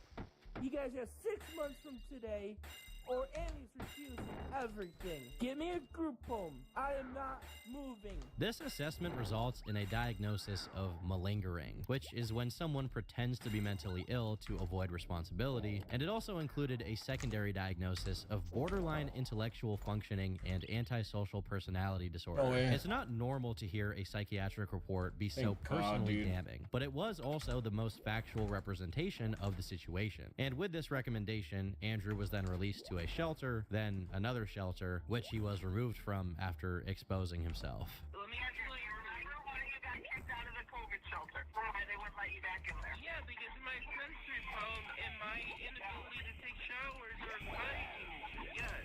No, that was not it. That was not it. You were asked to leave that shelter because you were exposing yourself. No, I was not. And you were videotaping. You really need to go back to investigating that then. He also reports to the police that he's killed 10 people, which brings his total kill count to 20. You can arrest me now. I killed 10 people, right? Nope, I didn't have to have witnesses and evidence. There's unclaimed murders. You can arrest me now. I'm good. This would increase to 30 in June. Want to arrest me for it? Why would I want to arrest you? Why did you call and say that? I will have my attorney contact you. No, you're going to keep this store open right now. Why? Because I don't know why you said that. That's why. I don't have to. I don't consent to searches or seizures. I really don't care what you do right now. Right now, you shouldn't have said that. You shouldn't have called state police and said, why would you say that you killed 10 people? Look at my living arrangement. Which would eventually result in him being charged. It just says here about falsely reporting an incident. So when you call the police station Where's the perps? To report something that didn't happen. In June, Andrew would also take to the Q&A website Quora to post multiple questions asking for help regarding his case. Eventually, one of them actually got some attention, a post in which he shares that he needs help to deal with the abuse and neglect that his parents and providers inflict upon him, before plugging his YouTube channel, complaining about 120 his family, termites and for your stating that he- graceful. Yo, are the weed and the drinks hitting right now? What?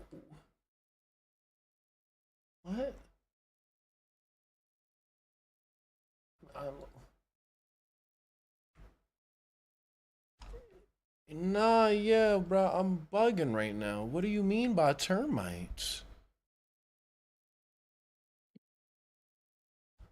Nah, this shit is frying my brain right now. I'm pulling my brain through every possibility.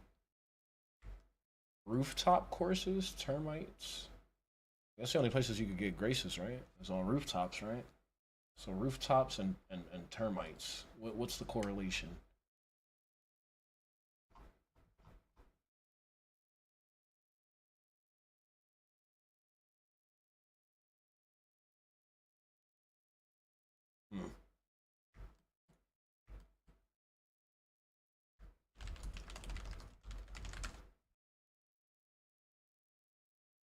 Bruh. Okay, I see.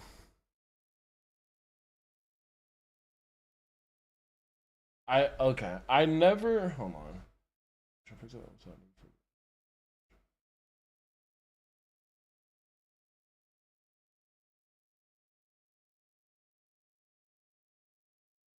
Termites?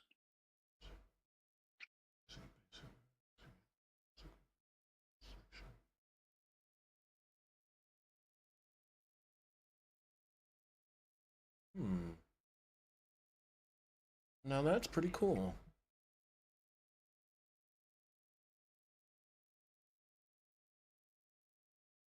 Pretty cool. Well,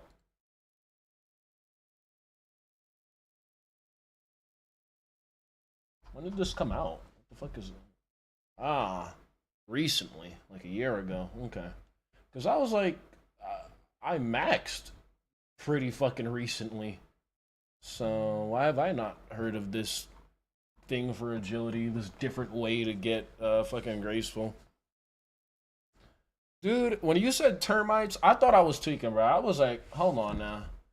Let me goddamn slow down on the beers and the spliff. I was like, what the fuck? Termites? Is there some kind of joke that is going way over my head right now? Anyways. Termites.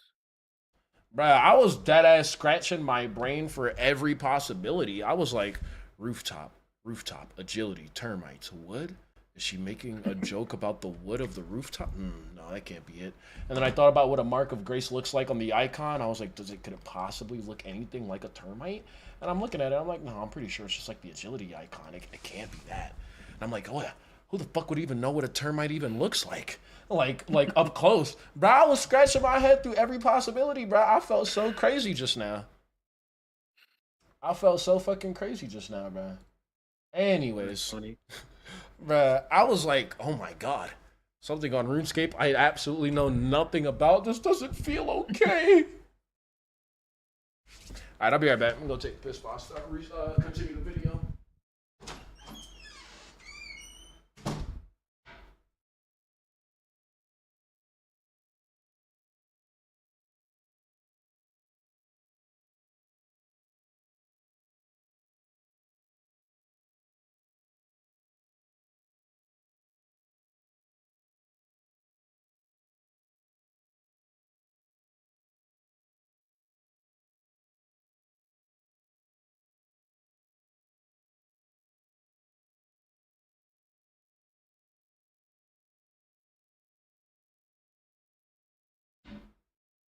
All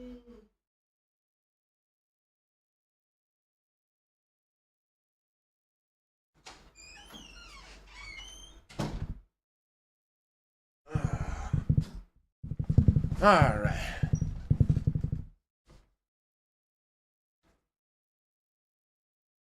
Oh, that's why I feel so lonely in here. Let me look at my cats real quick.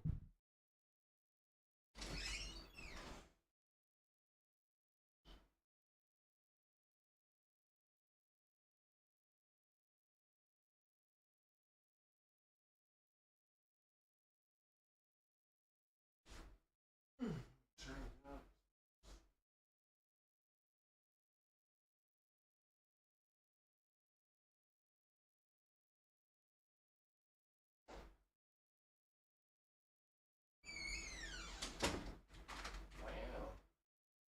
You guys are becoming so well behaved.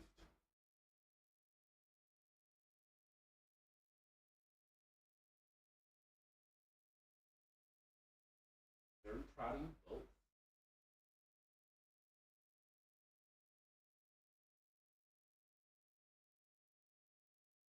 Is that you, Rex? Why you growling at me? You know I wipe your butt all the time, man. Come here. You can just do. Hey, don't give me no hard time. I gotta get this dookie stain off your butt. Come here. You're just being well behaved. Come on. Hey, man. Hold still so I can be done. Rex. What? Rex. Like, you're being annoying now, bro. You're acting brand new. We do this all the time. Thank you. Jesus. I just complimented you for being well behaved. You started hearing the good boy and thought she was finished, huh? All right.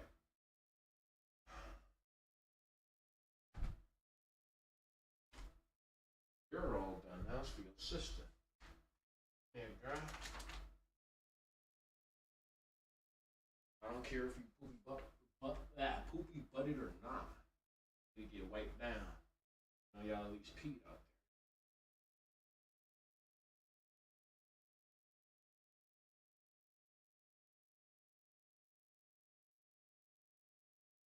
there. Oh, got a dirty butt just like Rex. Dirty butt cat. Dirty butt cat. Wipe you up, man. All right, good.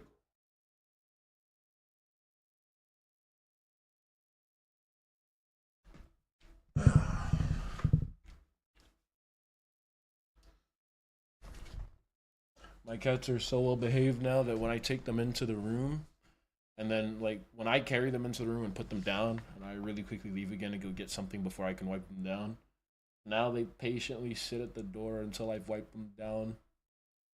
So cute. Daily routine.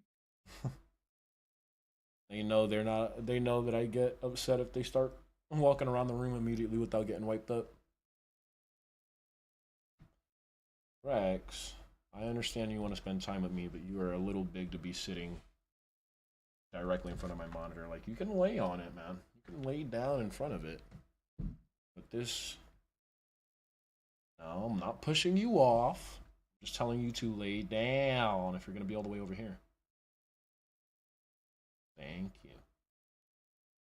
Bruh, you got up again immediately. Here, look. Fold. You'll pause in like this. There you go. Start loafing. No. Come. There you go. Now get down. There you go. Oh my god, I'm actually guiding his body. I'm like putting him into sit position because he's not getting it. Brother, I'm pushing your back down. Thank you. I said get in a loaf position. Yeah. Loaf up. Because I put him down and then he just stood right back up. So I gotta like fucking fold their paws for them when I need them to understand that I really just want them to like sit the fuck down. And I literally fold their paws back.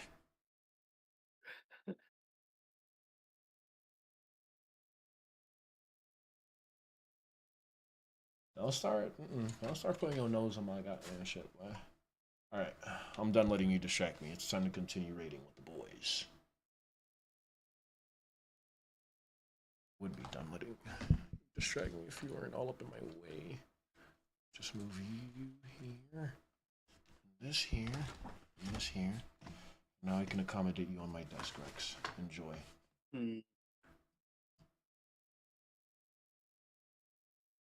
All right, let me re-gear. Needs a group home. Unfortunately, the knowledge of Andrew Ditch's antics hadn't really reached Cora, so a lot of people sincerely engaged with the question, providing advice and referring him to resources and services that may be able to help. Of course, Andrew was aware of all of this. He was just fixated on one outcome, having all of his needs catered to, so he would use Cora multiple times over the coming years to validate his fantasies. Any actual help would be counterintuitive to Andrew's desires. Mom, this is abuse. This is a diabolical raid. You trying to set us up, my guy? Nah, hold up. Let's find a new one. Yeah, I thought you was rocking out with your cock out. It's like, okay. I didn't even look at it yet. I just didn't want to go through a bunch of combat rooms and only get overloads at the end. Be slow, potentially too painful for the amount of breeze I can take in.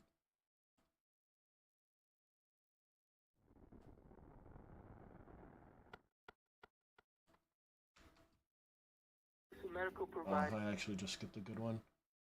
This is another decent one, but I really do not want to do Vespulon normals. You were a nurse, you're also a mandated reporter. Under the mental legal hygiene law, I have a legal right to have help when Andy needs help with taking care of my basic ADLS. That's why Come Mercy's in trouble. I don't want money, I just want help learning.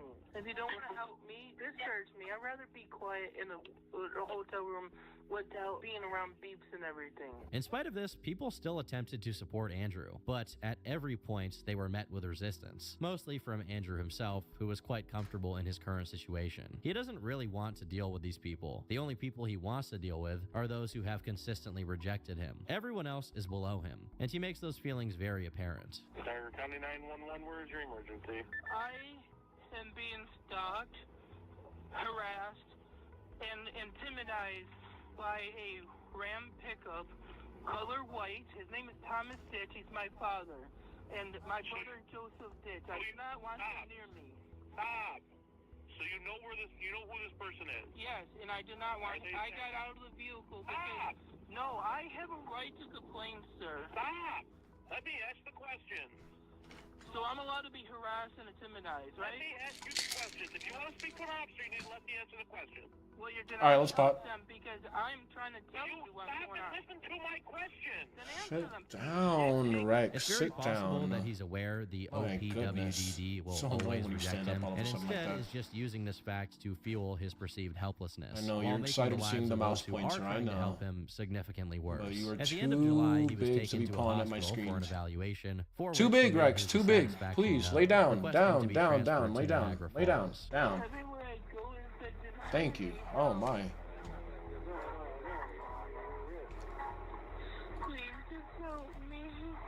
Dude, I'm about to take you off my desk, Rex.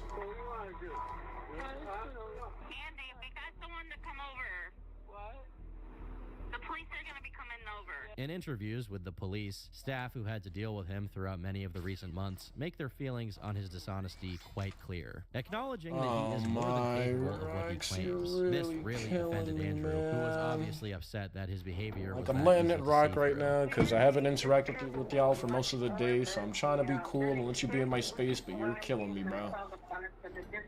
You're being, like, as annoying as you possibly could be right now. He does not. About his behavior is purposeful. Behaviors are purposeful. I'm gonna be suing you now. Yeah, he's just a mess. So he will do this. I mean, obviously, watch what you say with him recording and stuff, because you will be on YouTube later today if you want to check. Yeah, I would just send him on his way. He's not being neglected by anyone. He was just on a rampage already first thing this morning. I heard Shannon talking to him. The second clip I just showed was from Denise, an APS worker. Almost Andrew died. seemed very vexed by her comments, so a few days later, he attempted to discharge himself, making threats over the phone. Hello? If you want me to eat poop, I need you to subscribe to my channel. Look, I gotta go. Wait a minute, I'll give you till July 4th. Wait, sorry, I think I got my files mixed up on that one. Sorry, this should be the right one. I have a legal right for discharge, and I'm demanding it, or I'm going to be bringing I'm dead. very Oh my. with me to DSS. What does that mean? I think you guys are going to be very shocked what I mean by that. I don't want any more services, please. That's correct. It is a promise if I don't get service, if I don't get discharged. Before then making another call and requesting to be put in jail for making threats. Protection, this is Katie. I just threatened you guys, can I go to jail now, and can I have my discharge? Okay, one moment. Andrew presents this guise of wanting to go to jail. This is reported because he allegedly likes the structure, but if he wants to go to jail for a long time, he has options. Instead, he opts for these sort of diet choices that will probably end up with him being slapped with some fine or spending the night in a holding cell. It sends the message that he actually doesn't want to go to big boy jail. He just wants to be a diva and a Karen with occasional trips down to the station. It's intentionally provocative behavior that pushes the boundaries of everyone around him, but never crosses that line into proving beyond reasonable doubt that he's a danger to the general public. Those who are his most common targets are the people who are least likely to take action. His family, who feel bad holding him accountable, the police, who don't want to deal with his bullshit, and care workers who probably deal with genuinely volatile people on a daily basis. Oh, finally. My cat got done grooming himself, got done playing around, and now he's laying down on his own terms on my desk. Which means he's about to fall asleep, which means I finally have peace. My God, it is so annoying. Once they get fixated on moving shit on the screen, it is so exhausting, bruh. Oh my God. I also need to go oh no, I don't need to get anything. And he knows it's none of these people's nature to actually want to see him locked up. So he exploits it and enjoys it under the impression that nobody will take serious action. A Walmart employee said, questions my hanging up of my dad, who was causing me issues, and I didn't want to argue with him. Don't hang up on me. I'm like, I'm not even talking to you. Freaking. He's seen the police so many times that he's not even afraid of them anymore. However, without any pushback, Andrew resolved to only push further and further. I know I have AUTONEPIOPHILIA.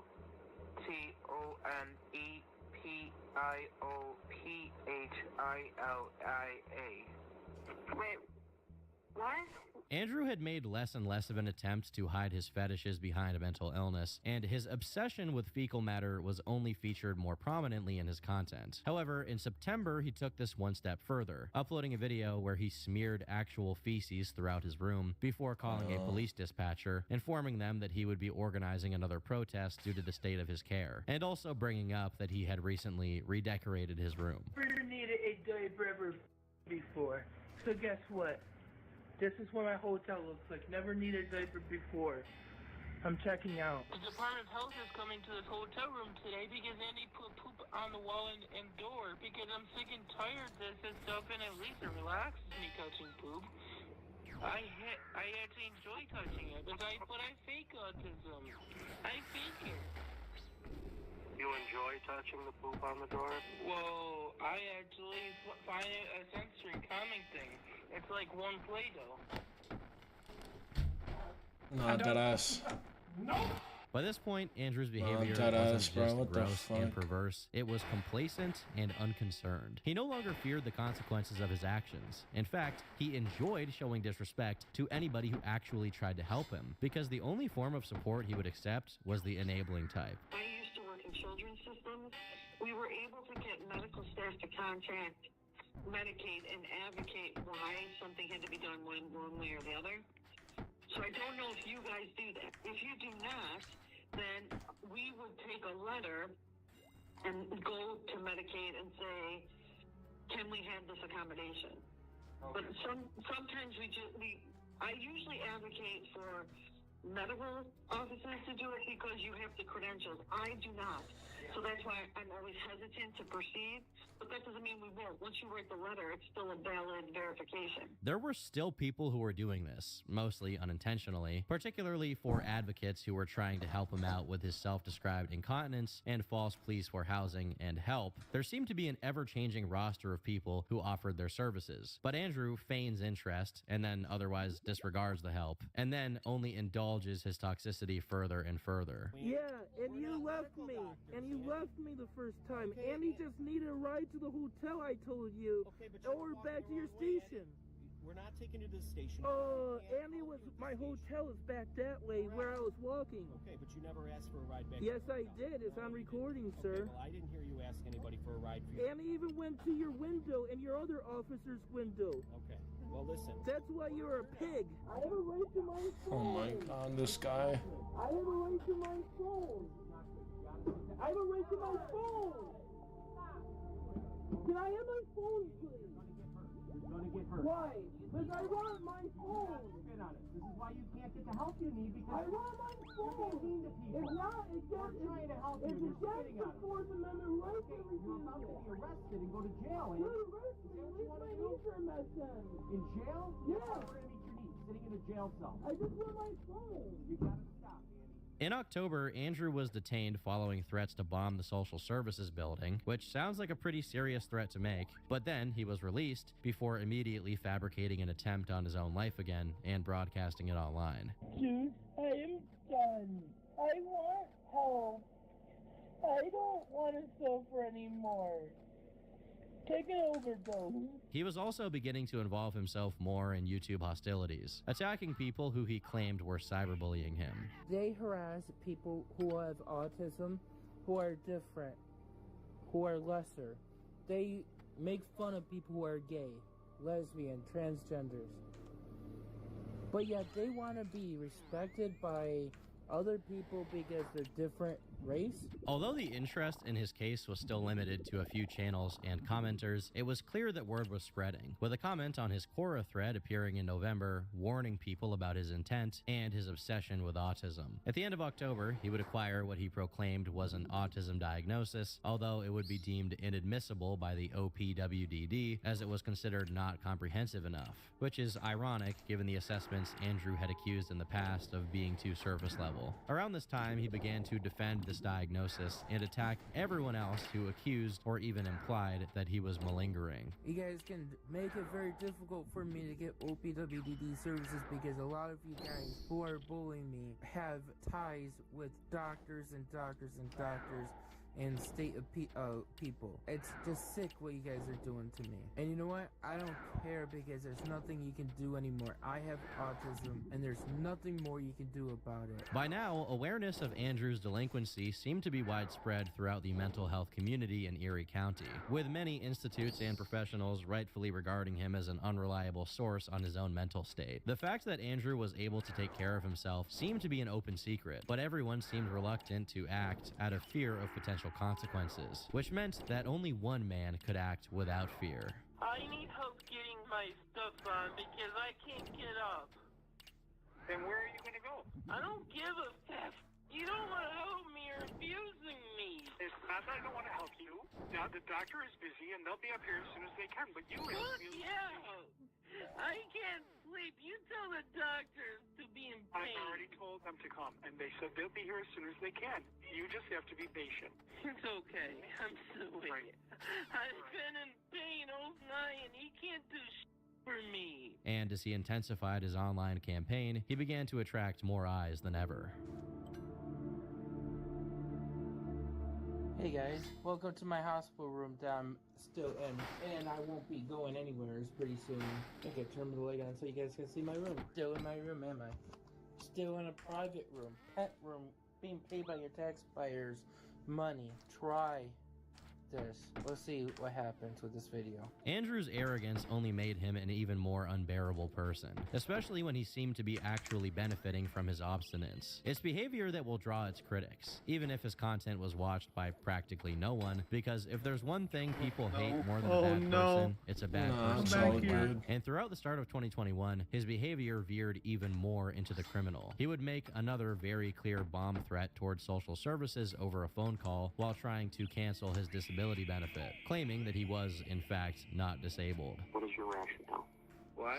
What is your rationale for that? Why would you do that? I have a legal right, sir, and I'm pleading a fifth. That's not a real reason. What is your You're gonna reset, I think. Not disabled, sir. I want to cancel it, and I don't want to have my. Quite all right. Quite all I right. have a legal right, and are you depriving me my civil rights, sir? I don't have a place to live, and I don't want to live in an apartment. I need Were we both hitting it? home, and you're depriving me my right to. Or did I cancel just my hit too hard? services, which is against the law, sir. I'm not. It was a major. You keep threatening me with it, but I really. Maybe I'll walk down there because I'm not too far away, and I'll put a bomb in your door or stuff. It was you, but Not in your best interest. I felt bad. I don't know why it made me feel bad to say it. I don't want it. In these phone calls, he regularly comes across. Nah, it's as okay. a more It's not that aggressive, serious. unpleasant Vanguards are quick. Karen, and a couple of weeks later, he I was feel carrying bad out when people his feel bad about idea making of PVM mistakes though, because speed shit dating. happens. He called the FBI, I'm taking not feeling bad. I'm allegations just of like, police I'm misconduct. I fucked up, but taking accountability. Wasasa. For the last 3+ years, because I have special needs and I'm developmentally disabled. Because my family only needs like one police officer to come talk to help diffuse the situation when I get in a sensory overload or meltdown. Because my family are seniors and I don't have any other place that is safe or viable. And the police have been putting me in danger. Unfortunately, the city Tonawanda police don't believe I need help. I don't qualify for services right now. And these arrests are preventing me from getting services because OPWDD is pretty much not want to help me because of it. And because of this, I would like to file a complaint and actually charges on the police department. He would post all of these videos and audios online, not just with a complete lack of self-awareness, but also with a sense of entitlement, trying to throw his weight around as a performative cry-bully. This was definitely a unique brand of degeneracy, and with that comes a unique brand of interest stemming from fringe creators and archive channels, who often decided to provide context to his behavior. I'm not going to feed into your guys's saying my skin infection is from my diapers, my sitting in my poop all day long and everything. Do you know how childish you are trying to get me to give in to you guys? By 2021, there was a small but dedicated set of people who were committed to documenting Andrew's actions. These channels comprised what some consider the Andyverse, and unfortunately, many of them have since been closed due to violations of Google's terms of service and copyright claims from a certain third party. Look, Andrew Ditch the Poop Squash has 87 strikes of content abuse and content and abuse on his channel. How many strikes does the other bullies have? Oh, I have 0, by the way. However, by this point, Andrew was far less subtle in how he dealt with channels that shone light on his malingering. In the new year, he created an army of accounts to fight the good fight for his cause, joining comment sections and arguing with creators and commenters who were critical of him. Most of the evidence of this has since been erased, although one channel that was covering him at the time did create call-out videos explaining what he was doing. You know, guys, I don't even have to prove anything to you guys. I don't know why I do it, but I'm doing it. Despite regularly posting on YouTube, Andrew's grasp on how online attention manifests was shaky at best, and instead of recognizing that these were online spectators who were repulsed by every fiber of his being, he assumed that they were his family members and proceeded to dox all of them in a video. Maybe if Juice didn't act unprofessional, she wouldn't have been reported. Well, wait, you reported her? Yeah. We all know who you are. And it's gonna come down to it where you guys are going down. It was already obvious that his family were fairly unfamiliar with online communities and technology in general, so this was either Andrew acting extremely paranoid, or it was just him using it as an excuse to dox his family. However, any misconceptions that Andrew had about the identity of these haters would soon be corrected as they became more vocal in their disdain for him. Fake user Mike, good, not the, whatever your name is. Why did you delete this comment off of my channel? Why? Because it's not true, is it? So, I just questioned you in that. You're going on YouTube with this video. It doesn't even deserve a comment.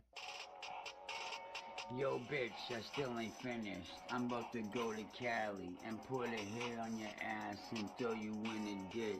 Now, some of these guys were also a bit unhinged. To be invested in Andrew this much, you kinda have to be. Shout out to me. But these people would also spend time creating videos on all of Andrew's social media. And by April, he was growing aware of his own infamy and decided to double down his attempts to fight for his reputation. This mainly included two routes. The more basic route, which was to baselessly attack people and claim they are all people who knew him, or attempt to build an alliance with other targets. One of these other targets was a person by the name of Dragon Lord Frodo, an online figure from New York State who shared a few similarities with Ditch. According to one user, Dragon Lord Frodo was a man who would regularly frequent forums, share photos of his oversized man boobs, and talk about his rather disgusting life in too much detail, which included his sex life, his family life, and his therapy. He's also had run-ins with the law and is, or was, terminally online. The poster says he's developmentally disabled, but not stupid, so it's not hard to see the parallels that people draw between himself and Ditch, with some people even calling him an Andy Ditch clone. Anyhow, it appears that someone drew some comparisons between the two, and when Andrew saw this, he decided it was time Come to over, you build have a enough. bridge, posting a video in April pledging solidarity to his comrade. Michael, if you're watching this video, I suffer for the same things that you are suffering from. I'm on medicine that helps me with my communication problem. Andrew also speaks directly to Dragon Lord Frodo's mother, telling her that she should stop making unreasonable demands of her son, such as telling him to get a job. Can I please offer you, as a mom, one, talking slow like you are doing with your son and being patient like you are is great. It will help him understand things.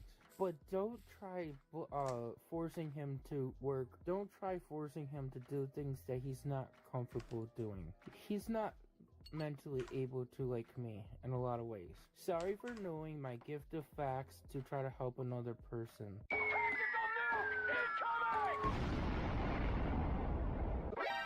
Now open your eyes. It's good that this advice is coming from someone as professional as Andrew, and I'm sure Dragon Lord Frodo's mom is gonna take it to heart and stop demanding her son have a job or be a productive member of society. Then again, maybe Dragon Lord Frodo can end up just like Andrew, a shining example to all of those around him. How was that going, by the way? Don't think I don't have witnesses at Erie County Department of Social Services when you interfered with my getting ambulance in February of 2020. Don't remember that, do you? I played dumb with your smart ass black because I didn't want to know you because you're trouble. If I was in the trenches, that's the kind of man I would want beside me. A lady named who lives in whose phone number is right there, who is harassing me, calling me a fat baby, and all these other things that she says about me. And you know what? I don't care what she calls the police on or not. I have enough on her. Around this time, he also made further allegations regarding the identity of his critics, now alleging them to be from a family he knew. The person he targeted was Terry, who coincidentally had commented on a Facebook post about his arrest for poisoning his family. In the comment section, Terry called Ditch a ticking time bomb. One thing you'll notice is that Andrew has a very good memory when he needs to, and although these comments were made over a year and a half prior, it's very likely he still held a grudge against them. And in this video, he publishes a dox of her phone number, which he had already posted in a comment section around the time. I don't even want to look at him like that. And his one nut hangs lower than the other, and he doesn't know why. And you wanted to see my one testicle, why it was like it was. And he undressed me several times, and I don't want to be doing that. I didn't give him permission to undress me. I have autism. In another video, he accuses Terry's husband of sexually assaulting God. him when he was... Man, as somebody that actually has autism and ADHD, listening to this guy is so fucking cringe and painful. And I've definitely spoken or interacted with people who are like on the more chaotic end of the spectrum, like people who have like severe Asperger's and like behavioral tics and shit. Like, this guy is so fucking cringe, bruh. No cap. My goodness. Fixing their computer. Now, normally such allegations would be treated with the seriousness and sensitivity they deserve, but Andrew has already proven that he doesn't really view his words or actions through the lens of their consequences. So to him, this is probably as meaningful as a McDonald's order. Big Willie D. Look at those.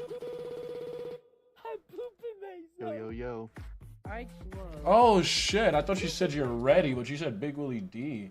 Yo, Nathan, what's good, my guy? What up, what up? We're doing raids, man. Raid Shadow Legends. First of all, where's my chest hair? And you were right, Mom. The breasts are out of alignment. And this isn't me. This didn't really help his case, though, as the negative reception to these videos continued to grow, as well as the coverage Chambers from or other Peter? channels who viewed his actions with the indifference that it Chambers. deserved, turning him into a laughing We are stock one and for the those same. who were invested, even for people who had worked with him. Oh, hi, Andy. It's Joanne. I really hope that you record this. Oh shit, I forgot my Dragon Hunter lance. I knew it felt like I had too many, I making the video. I forgot my Dragon Hunter crossbow. Doing the bullying. I knew it felt like I I'll tell you, had too they're much very fucking... creative and talented. It's providing great entertainment. My head phase is gonna be a little rougher, but I still have my ZCB at least. Clubs or movies, so I hope they continue on. I give them a lot of kudos and praise for their video abilities, splicing, photoshopping. Great job, guys. Andrew's growing consciousness over his past content and people's nature to re-upload it led him to new measures, so he brought back an old friend. Antonin Dovchenko was a Russian lawyer who coincidentally had the same initials as Andrew. He had previously visited Andrew when he was staying at a motel. Now, this story was recited to Andrew's former advocate Erica as an excuse to why he couldn't be moved to supported housing. This time around, Andrew retained Antonin's services to do some sleuthing on his behalf. This lawyer comments on a re-upload asking if it had been made private before that moment. Of course, it wasn't a private video. In fact, Andrew put hashtags in the original upload in an attempt to bring attention to it, before removing it when he realized how bad it made him look. But here, Andrew seems to be planting seeds to try and make the case that these people who are re-uploading his content are invading his privacy, possibly through this fake lawyer so he can make veiled threats, while taking down content that might affect his chances of finding treatment, which he was still dead set on, even calling the CEO of an organization directly to try and accelerate his case. Remember all the stuff you sent to the West Seneca regional office? Yeah. They're probably finding all that paperwork sent. That's probably what it is, Andy. Well, here's the evidence that they have reviewed. 3/12/2019, they have ECMC medical records, Dr. San Maria records. But when this process first started, I didn't have any way of doing it. My providers were doing that. It really didn't help that Andrew had practically ruined all of his relationships with previous advocates, including silly. those who had worked very That hard was to fight for his doubly silly. case. As reports had shown, he had lied and manipulated these people at will, and then proceeded to harass them when they woke up to his malicious acts. One of the most involved advocates was Erica, who I've already mentioned a few times, but I'm tired of this video. I'm gonna put a new one on.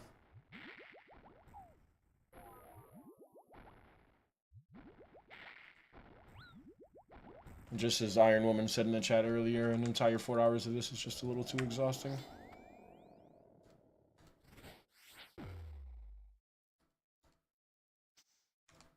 Both my hammers miss. I got one.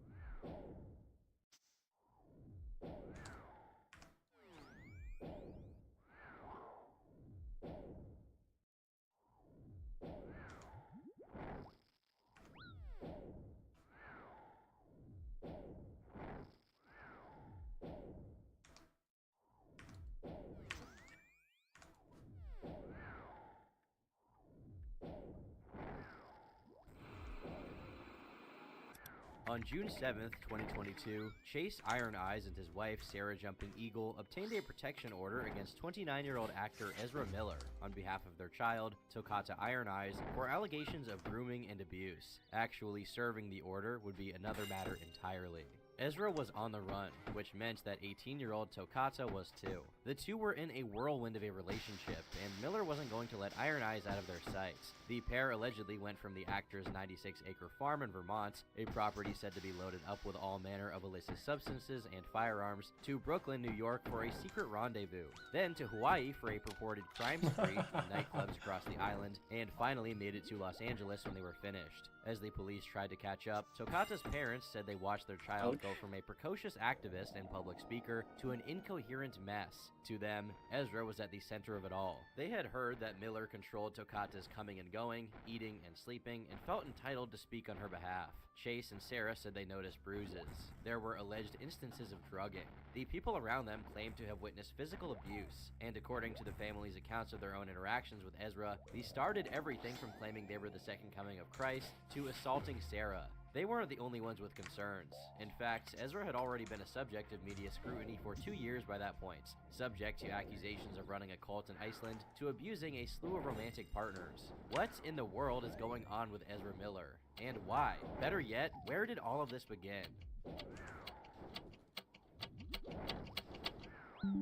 As a professional actor, Ezra Miller's story naturally begins with their debut in film. At just 15 years old, Miller secured a role in the indie movie After School, and the gig was anything but casual. They played a high school sophomore with a preoccupation with violence against women, who films the death of 2 female classmates. You'd expect an older person to be casted for the role, but the directors seemed to think that Ezra was beyond their years and ready for the job, according to an interview with New York Magazine.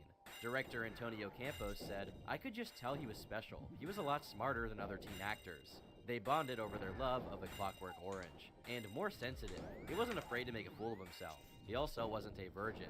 Campos had difficulty getting Miller to act awkwardly in the sex scene. He already smoked, too. From a young age, Ezra evidently was already being exposed to and involved in fairly mature situations, both in private life Alright, time to get off of it. Oof. situations you'd expect to be reserved for adults or older teens. This trend of being ahead of the curve manifested in a particularly life-altering way for Ezra right after After School came out. At 16, Miller would drop out, though not for poor academic performance. The budding actor was a well-performing student, but got the idea to ditch high school and pursue their passion full-time in 11th grade, after Ezra claimed that Ludwig Beethoven had visited them in a dream. If that sounds too whimsical to be true, well, that's basically the norm for Ezra. Their next feature in 2009 was equally odd, though more on the comical side of the spectrum, as Ezra played a kid with a secret fat fetish in the movie City Island, which involved his family's 300-pound neighbor. Next year, Miller played the lead role in Beware the Gonzo, as an unpopular Hunter S. Thompson-obsessed teen who starts an underground school newspaper to give a voice to outcasts. Movies with a markedly indie premise were their bread and butter.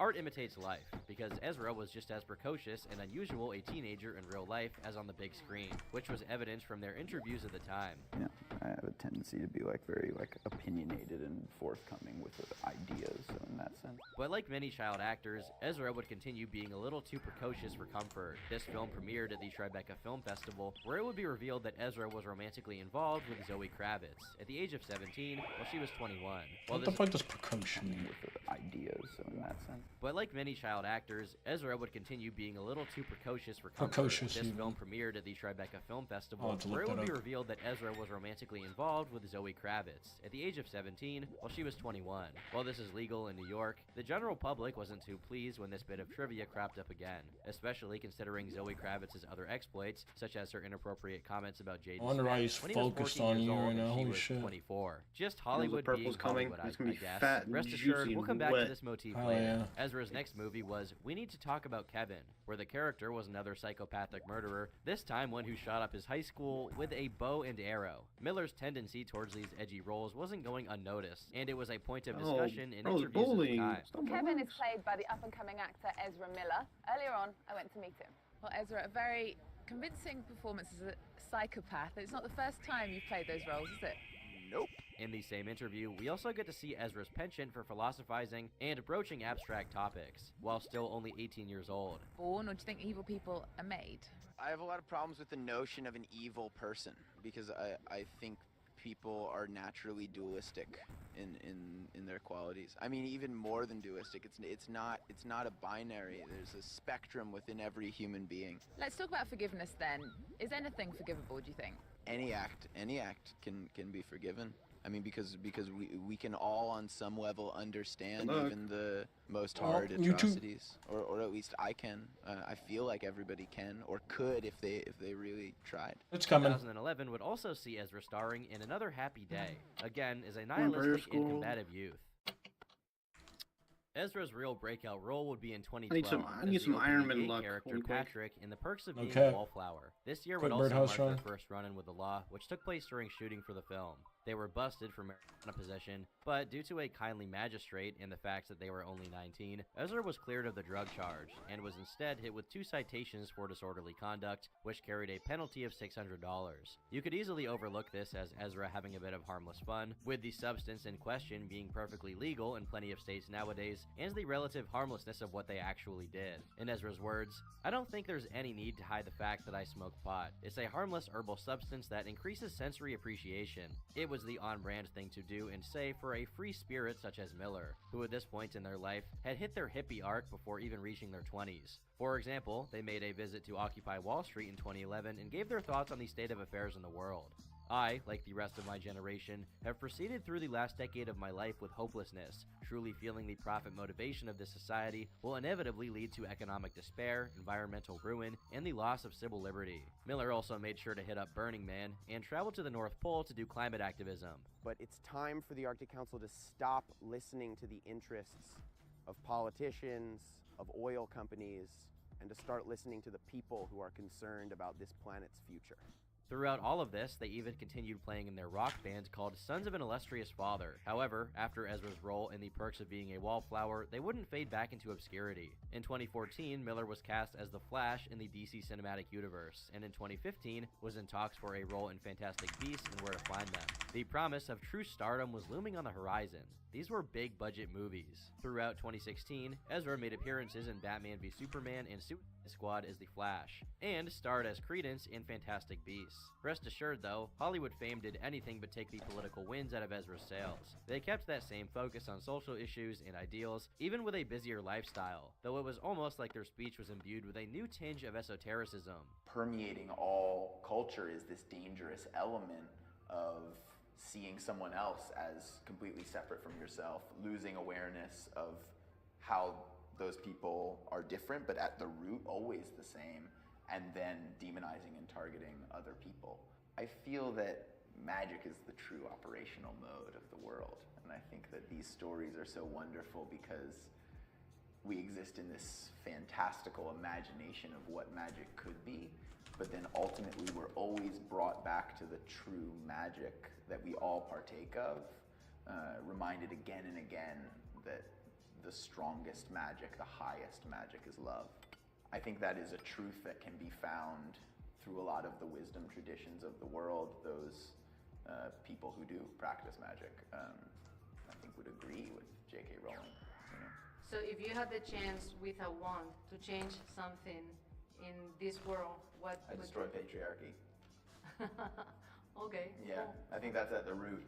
You know, I think that the culture of violence against women is like deep in the root of the problems in our world. The patriarchy, violence against women, oh, the impending irony. Now, I can't mention these Warner Bros. Franchise roles without talking about how lucrative they are. And there's nothing like a boost to the old net worth to improve your life, right? Well, as it turns out, money may have been the last thing Ezra Miller needed. In the following years, the star's public image would grow increasingly weirder, and it may or may not have had something to do with illicit substances. To root.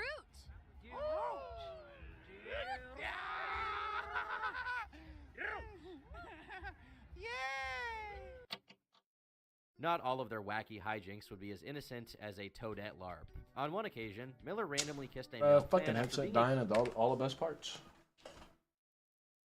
I always forget to plug it back in when I come back from peeing.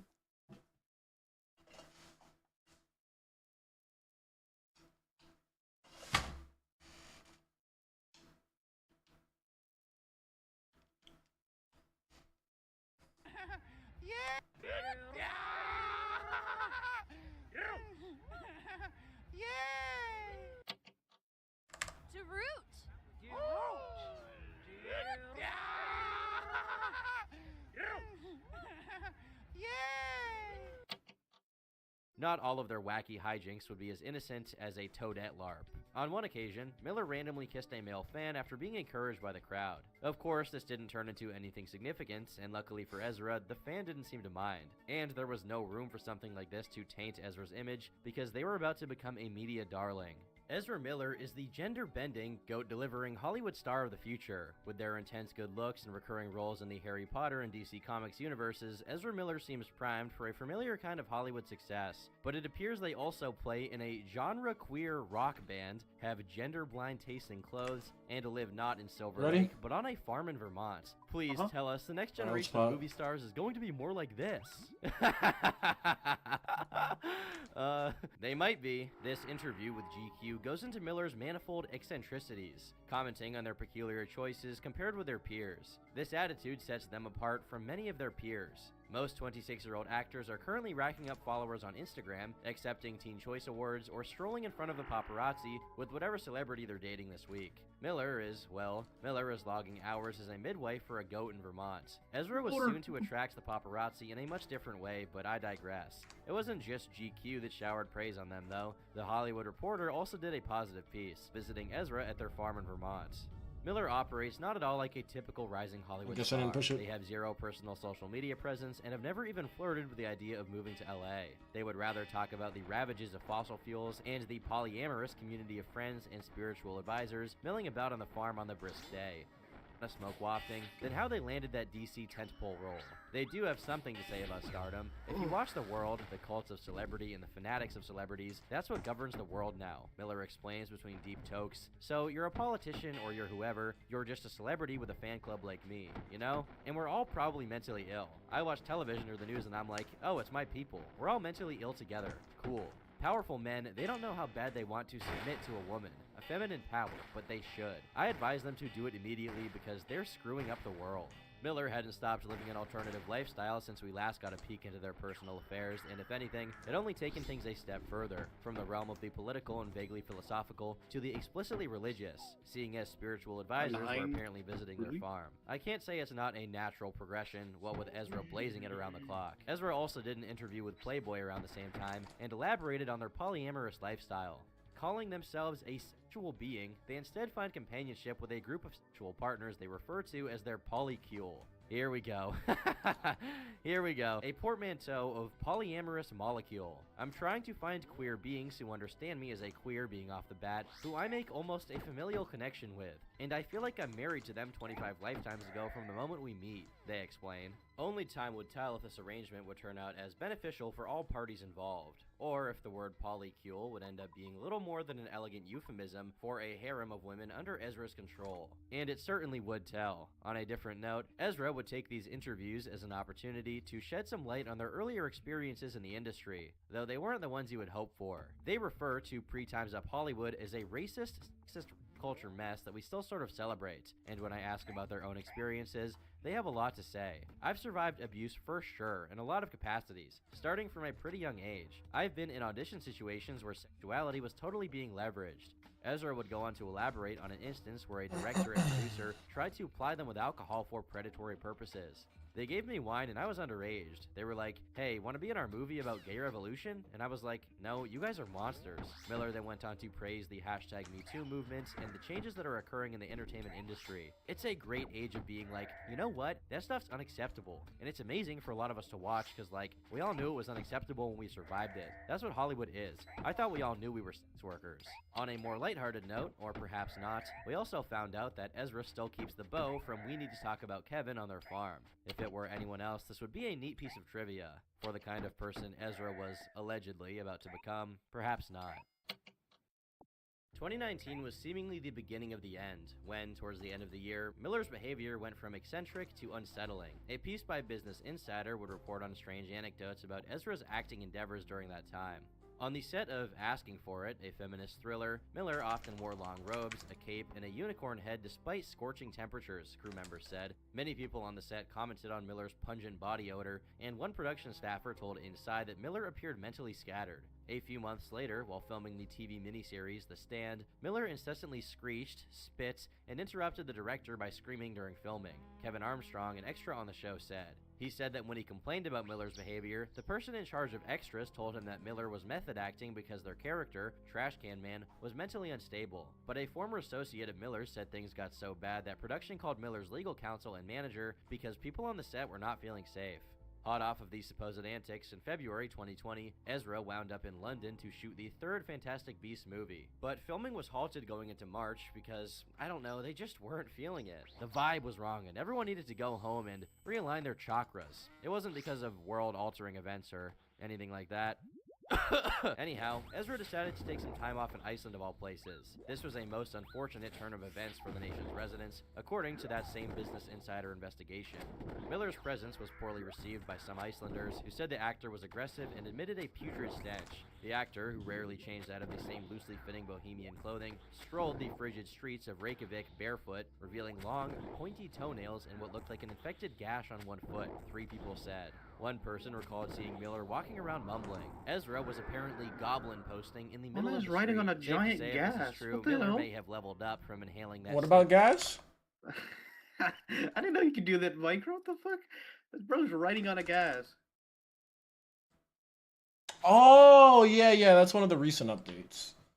Barefoot, revealing long, pointy Oh, yeah. toenails and what looked like an infected gash on one foot. Events for the nation's residents, according to I that thought you same saw that in my Business video. I was Insider like, where? investigation. Miller's presence was poorly Weird. received by Nah, some I'm looking at Icelanders, someone who else's said the actor stream. was Like, aggressive 3 and streams admitted up a right now. putrid stench. The actor, who rarely changed out of the same loosely fitting bohemian clothing, strolled the frigid streets of Reykjavik barefoot, revealing long, pointy toenails and what looked like an infected gash on one foot, 3 people said. One person recalled seeing Miller walking around mumbling. Ezra was apparently goblin posting in the middle of the street. Safe to say, if this is true, Miller may have leveled up from inhaling that stinky green to more illicit substances by this point. Behavior no doubt enabled by their newfound wealth, because I don't think they were method acting for the role of Gollum. Others interviewed attested to Ezra forming a makeshift cult of sorts during this time in Iceland, surrounded by quote-unquote spiritual advisors once again, which may have had something to do with their descent into madness. Miller reportedly hosted a slew of guests at an Airbnb for artistic and religious activities, while implying they themselves possessed paranormal abilities. One woman who visited the house recalled several mattresses spread out on the floor and compared it to a commune. She was struck by how enamored guests seemed to be with Miller, hanging on their every word and seemingly unfazed by Miller's mood swings. I felt like everyone was hypnotized, she said. Miller held court daily at the Airbnb. They often alluded to possessing supernatural powers, 2 people said, and instructed guests to participate in group meditations led by Jasper Youngbear. Jasper Youngbear was one of the spiritual advisors Ezra kept by their side, who we don't have much info on, apart from the fact that he's active in indigenous communities, and was interviewed by Pharrell Williams. But back to the article. Nobody ever was allowed to disagree with them, recalled a young woman who said she had a brief sexual relationship with Miller in Iceland when she was 18. Their reality painted everybody else's reality. There was no room for anybody else's opinion or feelings. A 23-year-old woman who visited the house twice said she witnessed Miller fly into a rage when a group of friends tried to pick which song to play over the sound system. She said Miller swore and screamed at them to leave the house, which the actor referred to as a sanctuary. They snapped from being a friendly host to this really angry person, she said. At another point, Miller ushered a woman and her friend into a room and confronted them about wanting to leave the house. "You don't like my hospitality," Miller told them, adding that they could read the pair's minds, the woman said. She remembers feeling intimidated and trapped. The woman eventually sneaked a text to a family member asking them to pick her up. She said that leaving the house felt like making an escape. "I was a bit traumatized for a while," she said. "It was one of the weirdest days I've ever experienced." The Airbnb situation, and Ezra's behavior on the whole, quietly continued under wraps until April 1st, 2020, when they would be filmed choking a fan. Learn it? Did you want to fight? Is that the deal? Whoa, bro. Now, if you think this video speaks for itself and this is a closed case, you just don't know how far stands will go. People online use the initial lack of context for the clip to shrug the whole incident off, even though people's reaction in the clip clearly shows it wasn't all in good fun. Fun fact, the cops were never called for this. I believe they were just play fighting. You're so quick to read into a short video when you lack the full context. Ezra was being harassed. They wanted a reaction and they got it. Self-defense and the like. No charges were being brought against Ezra either. And, ladies and gentlemen, a contender for the most sus comment of the year, "I wish that was me." And while it's true that the woman in question didn't initially call the police or press charges, she did later come forward with her story, which was published by Variety. According to 3 sources, the woman had been speaking to Miller at a bar prior to the quarrel. She said she inquired about the actor's feet, visible in flip-flops, after noticing some wounds, which Miller explained were battle scars from a fight. After discussing how they got them, she began to walk away but turned around and joked, "But just so you know, I could take you in a fight." And the woman told them to meet her in the smoking area in 2 minutes.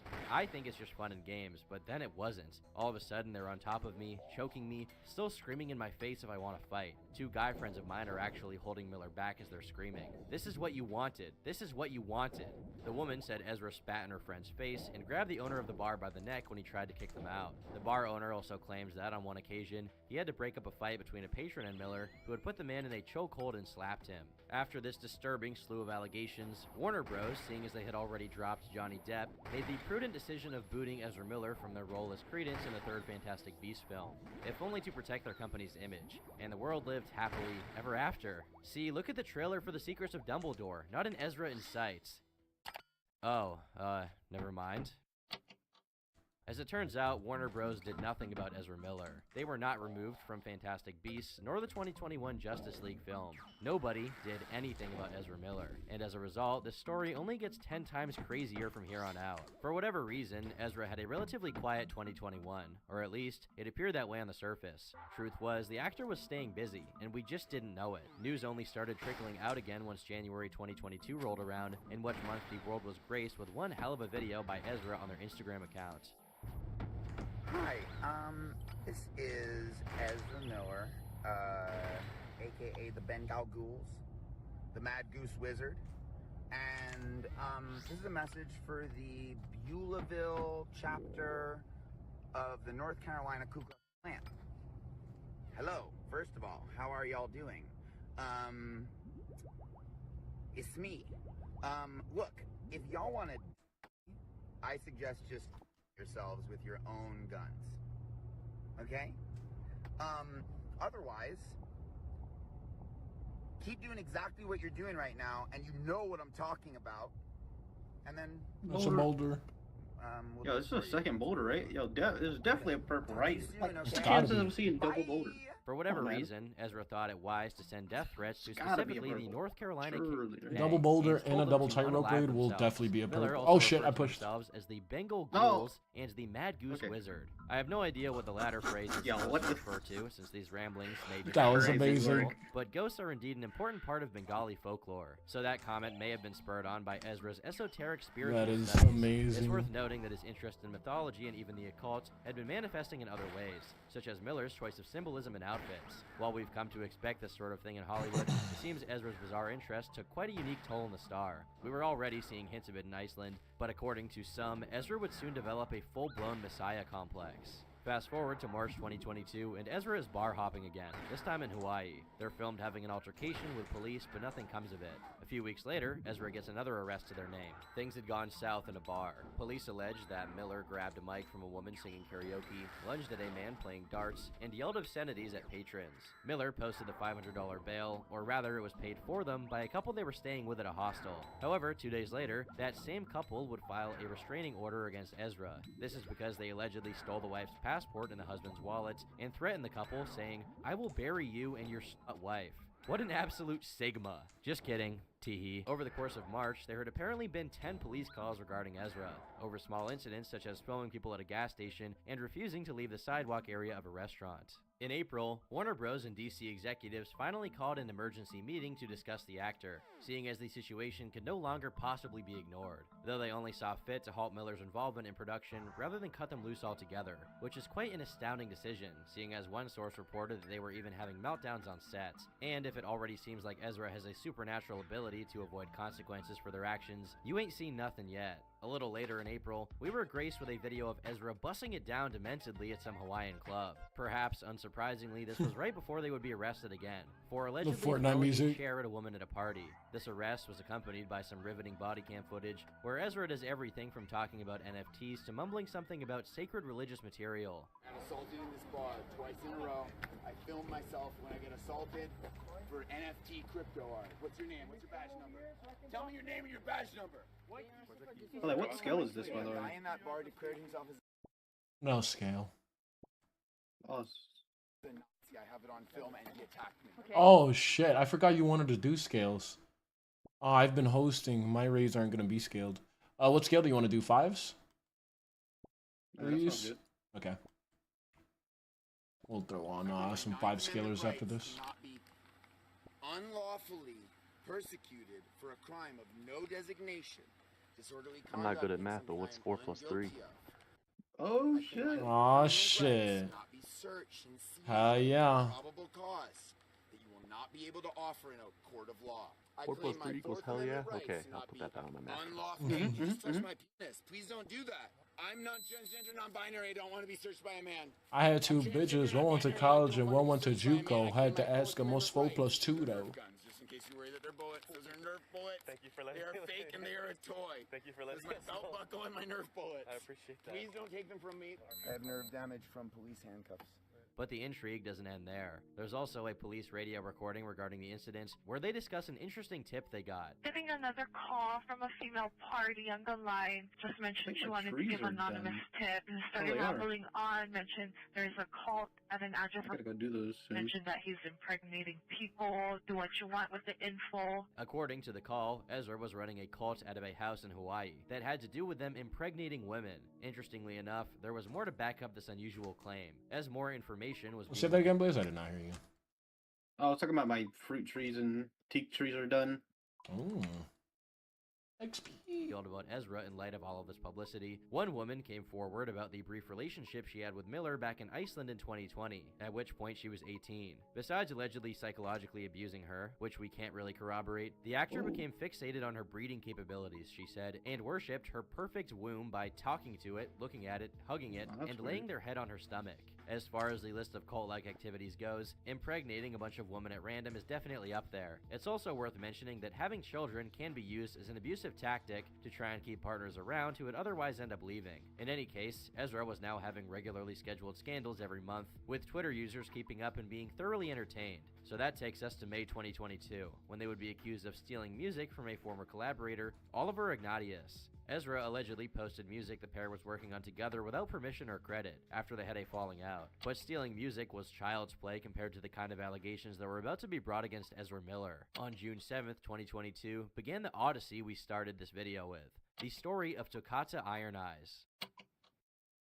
On that fateful day, Chase Iron Eyes and Sarah Jumping Eagle, a Native American couple from North Dakota, requested a protection order to keep Ezra Miller away from their 18-year-old daughter, Toccata Iron Eyes, on the grounds that Ezra was allegedly grooming her. But what led up to this decision was a series of events that stretched back much farther than anyone would have thought. Back to 2016, when Toccata was 12 years old. That's when it all started, at least according to the family. Toccata's uncle, Chief Bearcross, gave their side of the story in a lengthy interview with Last Real Indians, a media company owned by Chase. In 2016, Ezra Miller encountered Toccata at the Dakota Access Pipeline protests, when Toccata was a mere 12 years old and Miller was 23. Iron Eyes met a multitude of celebrities in her time as a young environmental activist, but Toccata's parents are now claiming that this is when the grooming process began. 2 years later, at the age of 14, Miller invited a group of Native Americans to travel to London for a visit to the Fantastic Beasts set, with Toccata included. Now, while she was one among a group of individuals, seemingly implying Ezra had no relationship with her in particular, Miller did arrange for her to interview them and their band.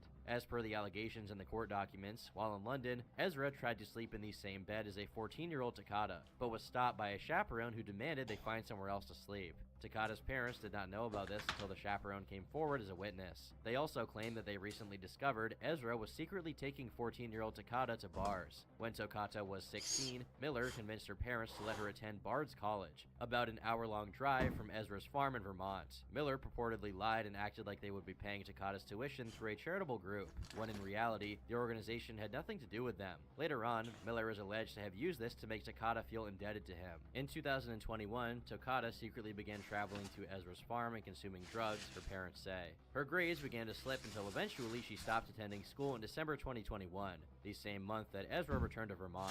Around 2 a.m. on December 31st, Toccata called Chief Bearcross and asked him if the two could stay at his house for the night. They were accompanied by one of Ezra's associates, Whitney Sutters, whose relevance we'll get to later. According to Chief Bearcross, Ezra had an ugly, snotty attitude and they repeated, "I'm Ezra Miller, I'm an actor, I play the Flash."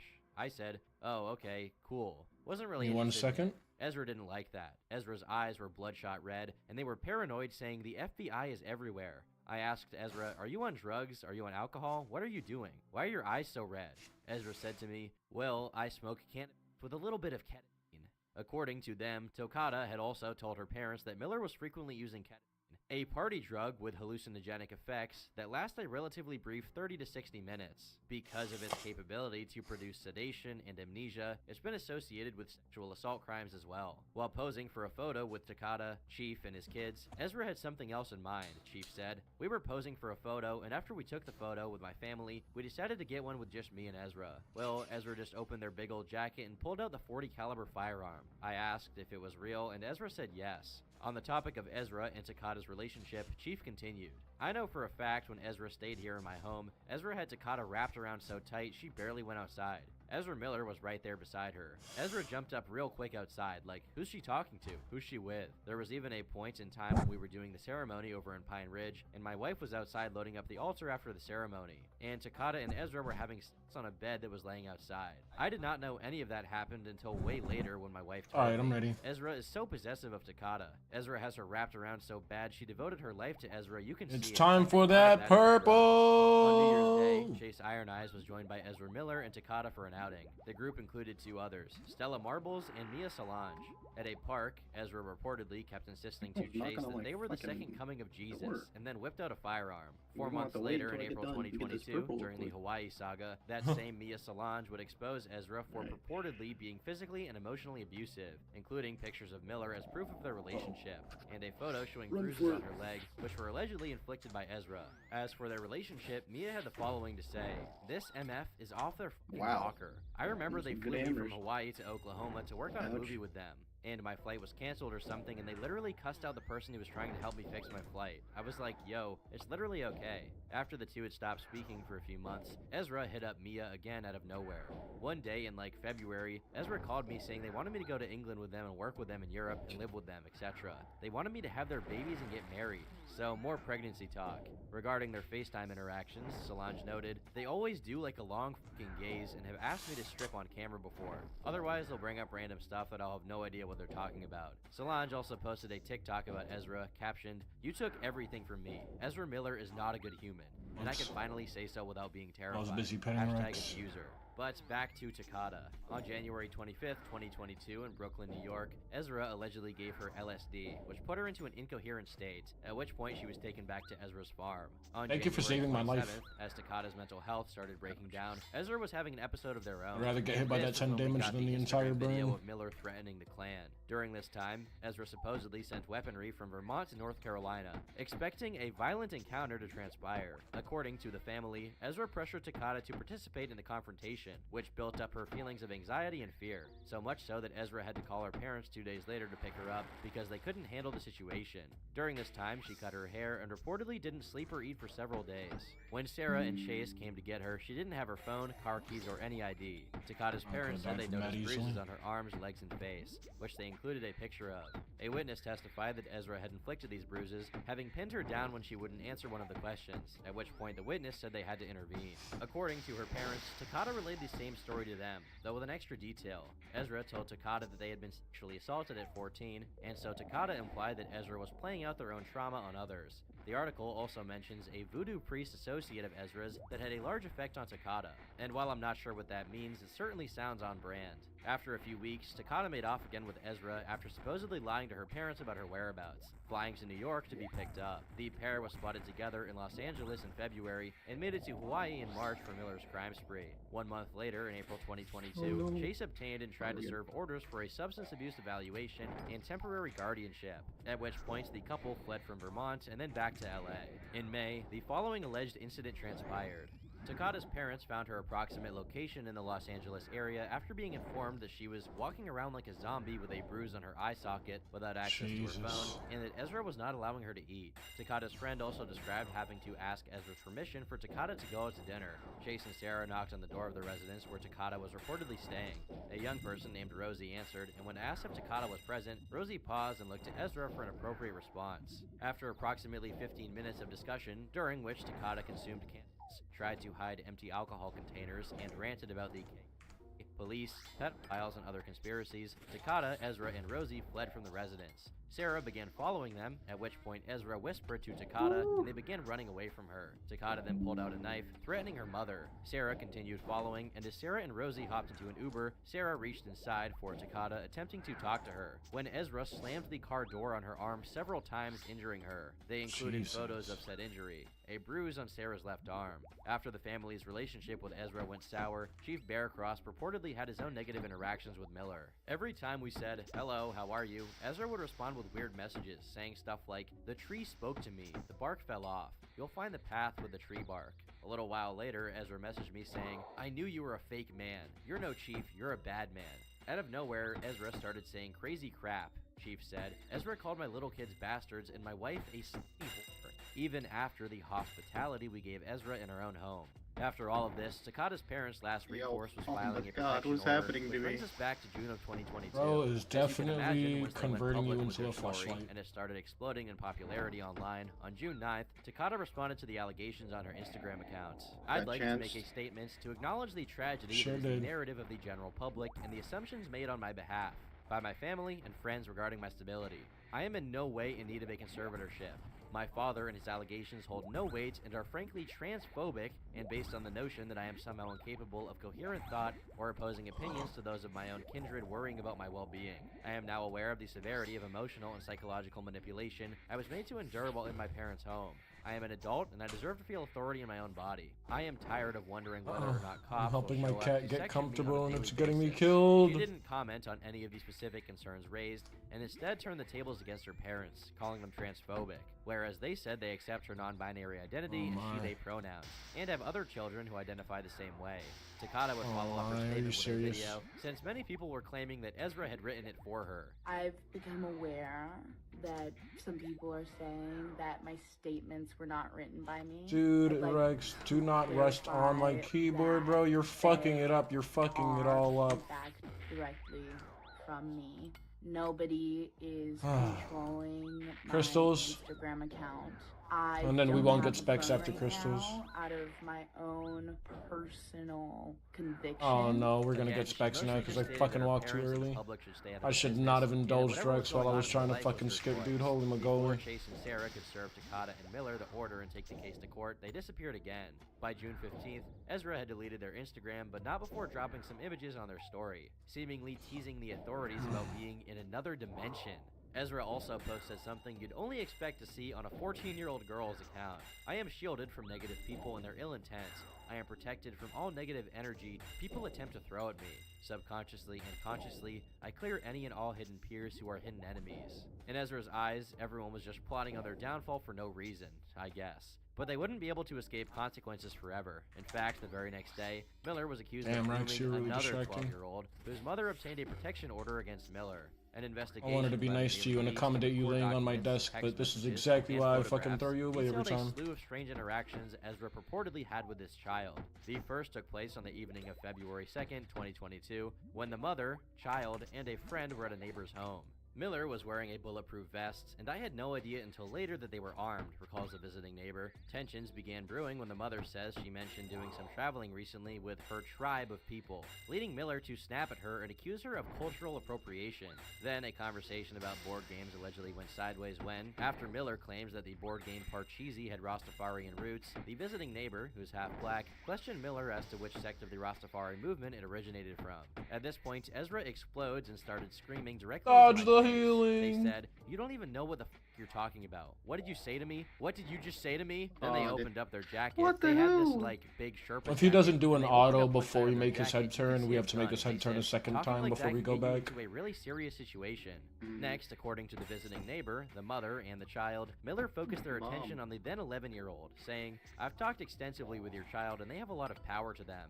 At one point, you're going to realize that you don't have any control over them anymore. They're an elevated being, and they would be lucky to have someone like me guide them." They say Miller proceeded to turn to their mother, who dresses goth, and accused her of being a Oh, I witch did- and a vampire, repeatedly Ouch. yelling at her, "Do you want to drink my blood? Do you?" Miller then came back to the child and allegedly began pestering them with compliments, at one point moving their chair closer to them, requesting that they add the actor on Instagram, and telling the child to pursue fashion. They automatically were just weirdly drawn to me and kept talking about how they love my outfit and love my style, and kept going on and on about how it was great, the child remembers. It was really uncomfortable. I was really nervous. I was scared to be around them after they yelled at my mother and she was crying. The mother and visiting neighbor both believe that Ezra may have been under the influence due to their dilated pupils and erratic behavior. Miller apologized for the outbursts, only to pester the family on a number of other occasions, including in late April, in May, and on June 4th, dressed as a cowboy. In April, both the mother and child maintained that Miller made the child uncomfortable by hugging them and pressing their body closely against them. During the June visit, the child expressed their interest in horses, and Miller said that they would acquire several horses so that the child could help them care for their herd on the Vermont farm, which also struck them as inappropriate. This kind of fixation on a child so young would definitely be disturbing if true, and it's nothing short of cult-like to try and put a child in your care by telling the mother that you're an elevated being, and insinuated that you'll be a spiritual guide for their kid. These allegations point to Ezra no longer wanting to be spiritually advised, but instead becoming the spiritual advisor themselves. And of course, the other elements of this story are in keeping with Miller's generally incomprehensible, erratic, and angry behavior. Ezra's whirlwind of a month wasn't over yet, though. A week later, Rolling Stone got in on the action. I felt my and belly released an rumble. investigation of their own into Was Miller salivating about waiting for another that, Chibo. precarious situation involving young children. Ezra Miller has been hosting a 25-year-old mother and her 3 young children at their Maybe Vermont next farm. time. 2 sources with knowledge of the situation No expressed purple, concern maybe? to Rolling Stone I that felt it's an like that was unsafe gonna be a environment purple. for children, alleging there are unattended guns strewn around the house on Miller's 96-acre property. One source recalled an instance where one of the children, a 1-year-old, allegedly picked up a loose bullet and put it in her mouth, but the mother claims that Miller had helped her escape from a violent and abusive ex, and Miller helped me finally have a safe environment for my 3 very young children. They may have firearms for self-defense purposes, and they are stored in a part of the house that the children never go in. My kids are able to relax. Yo, my fault. Rex is dead, sleeping. He just fell asleep, so I don't want to get up and interrupt him. Can you just bring my food in from outside?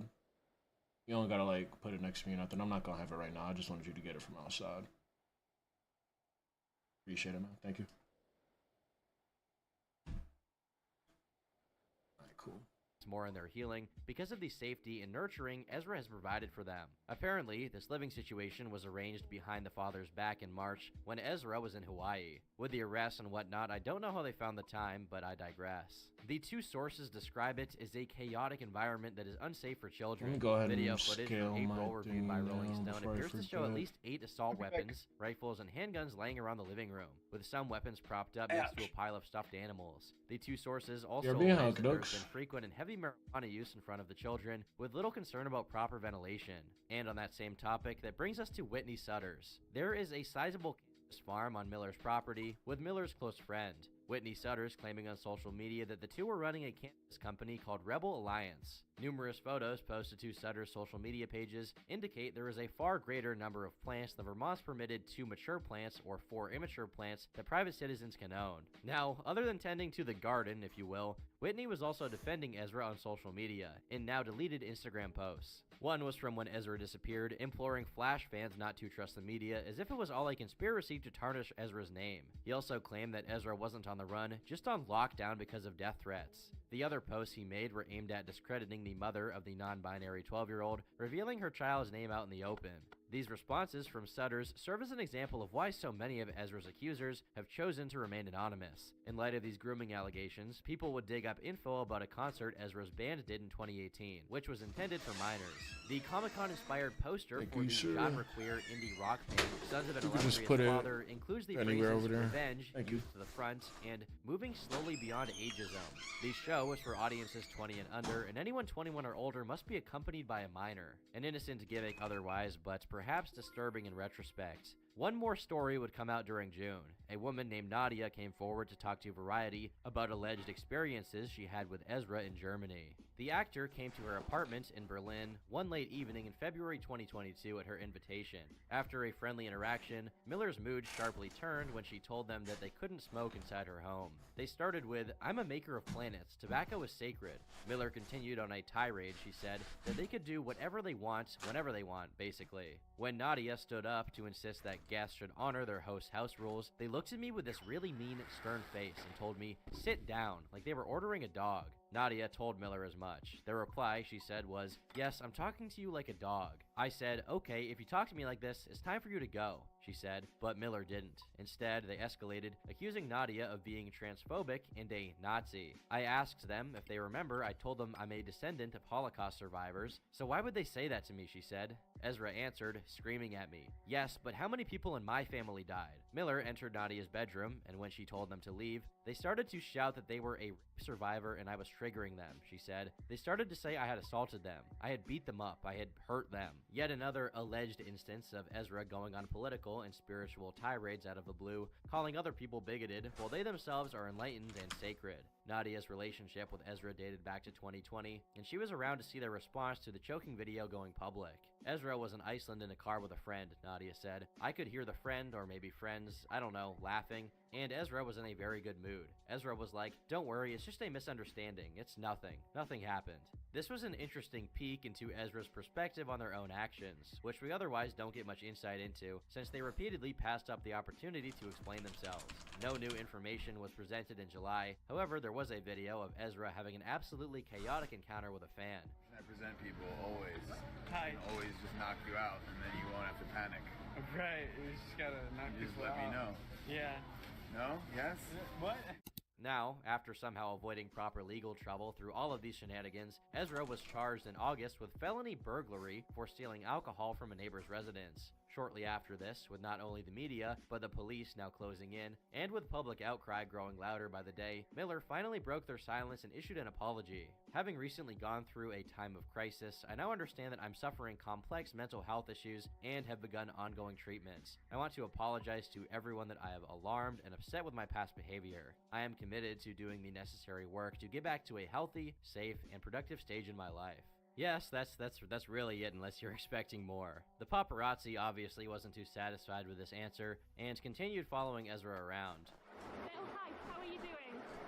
Well, Yeah? how are you? I'm good, thank you. Welcome to LA. Thanks, dude. How are you feeling? Do you feel relieved to be avoiding jail? In August, further development ensued in the story about the mother and her 3 children who were staying at the farm in Vermont. As reported by Rolling Stone, the police agreed that it was an unsafe environment, but were unsuccessful in their attempt to remove them from the premises. Over the weekend, Vermont State Police repeatedly attempted to serve their mother an emergency care order that demanded the child's removal from her care and the home over fear for their safety. But Miller claims the family hadn't lived there in months, which the Vermont State's Attorney's Office said seemed like an attempt to evade service of the order. The mother had been posting to social media from inside the residence until late July. I actually indicating she did was there fuck far up. more recently than Ezra was letting on. I only Next month, scaled in it by September, 3, an not expansive 4. article by Vanity Fair will be released, tying together these sprawling allegations into a more cohesive narrative about what was going on Give me a inside second. Ezra's head. Over the last 6 weeks, VF has spoken to more than a dozen people who crossed paths with Miller in recent years. They say the actor verbally and emotionally abused those around him and referred to themselves alternately as Jesus and the devil. I really wish you guys would stop typing superhero they play in the chat. grandiose speechifying. The actor, says one source, was claiming that the Flash is the one who brings the multiverses together. Clearly just saw like that the Jesus. first time I said Investigation also shed some the game light decided on to Ezra's censor. spiritual cohorts and So why are you contributing still to their saying? Messiah delusion. Mentioning Jasper Young Bear in particular, it's in my Young Bear blood. seems to have stoked Miller's outsized vision of themselves. Jasper was telling Ezra that he wasn't a part of the movement, he was the movement, and that the Freemasons were sending demons out to kill him, says a source, who, like others who have been close to Miller, sometimes misgenders the actor, who is said not to insist on they-them pronouns in private. Ezra was also purportedly performing chaos magic on the farm, meaning that they were actually involved in what could be termed as occult activities, and this played into cult-like procedures that they allegedly subjected others to. The house in Vermont Alright, guys, contains an I'm altar ready to that's pop. home to bullets, sage, and flash figurines, according to 2 people who Just visited pod. this year. Let's A do lot it. of times he makes the women put their cell phones on the altar when they come in, and other Mhm. offerings, says a longtime friend. Ezra freaked out recently, demanding that Susan Sarandon come pay tribute to his altar because she didn't invite Ezra to a dinner party. Insiders also commented on Ezra's polycule, which, according to them, was actually not the free-spirited egalitarian commune Miller would have people believe. It was really just a supply of young, impressionable women to be preyed on. According to 3 people in Miller's circle, the polycule is less a democratic society than an ever-shifting court harem of mostly young women. Miller's situation, in their opinion, is actually a patriarchal dictatorship where Ezra controls all the sex as the man and plays the women against each other, screams at them, and belittles them in front of others. The relationship with Takata was also allegedly imbued with Ezra's unusual brand of mysticism. Ezra is Jesus, and Tokata's an apocalyptic Native American spider goddess, and their union is supposed to bring about the apocalypse, recaps one person, and that's the real reason everyone is so opposed to them being together. Iron Eyes' mother, Jumping Eagle, has heard Miller's story too. They say they are some kind of messiah, and they're going to lead an indigenous revolution. The actor, despite being fixated on native cultures, does not strike everyone as respectful. He professes that he walks through this world with an indigenous humility and spiritual awareness, says one indigenous insider, but point of fact, he doesn't at all, because he doesn't care. Miller's focus on social justice was being taken to task, and even their very identity was too. A queer associate of Miller's says, "To me, those are clear instances of manipulation, where it's like, are you really queer? Or is that just a fun way to marginalize yourself so you can be even worse to others?" The Vanity Fair piece also touched on Ezra's apparent gun obsession, what with keeping a large supply of pistols and rifles on hand to whip out at random in front of unsuspecting people, and other witnesses claimed that Ezra expressed they had endured traumatic and weird experiences in Hollywood. Many child actors and actresses unfortunately experienced the same thing. It's an incredibly tragic and disturbing state of affairs. The article finishes off by commenting on Ezra's conspicuous aptitude for getting accusers to drop charges, claiming this was achieved by paying them off. That would certainly explain a lot. While that was a lot to cover, I've left the most glaringly obvious question unanswered. That is, what was Warner Brothers' response to all of this? Because unfortunately for them, they had a Flash movie coming out in June 2023, meaning Ezra would basically be in every single scene. Surely they would have to scrap the project, right? How could they go forward? We've already gone over Johnny Depp in this video, and there's plenty of other cases of allegations that have yet to be proven in court being enough to cut someone loose. And yet, Ezra doesn't play by the same rules as everyone else. They have a supernatural ability to just get away with it. In a statement by Peter Safran of DC Studios, dated January this year, he said, "Ezra is completely committed to their recovery. We are fully supportive of that journey they are on right now. When the time is right, when they are ready to have that discussion, we will all figure out what's the best path forward. But right now, they are completely focused on their recovery, and in conversation with them in the last couple of months, it feels like they are making enormous progress." As of right now, The Flash is still set to release in June. In fact, Please do there's not still only be shooting one scenes overload. with Ezra, even after they pled guilty in January of this year to a trespassing charge. But hey, who am I to say What a how Warner cheeky Brothers and bitch. DC should run their companies? And maybe Miller truly is on the road to recovery, but that doesn't sound like justice. For the gravity of the situation, it feels like sweeping Nice. everything under the rug and pretending that nothing even happened. Oh well. I've been Turkey Tom, thanks for watching, and until next time, leave me alone. I need space to come to terms with my new identity as the #1 expert on Ezra Miller. Bye.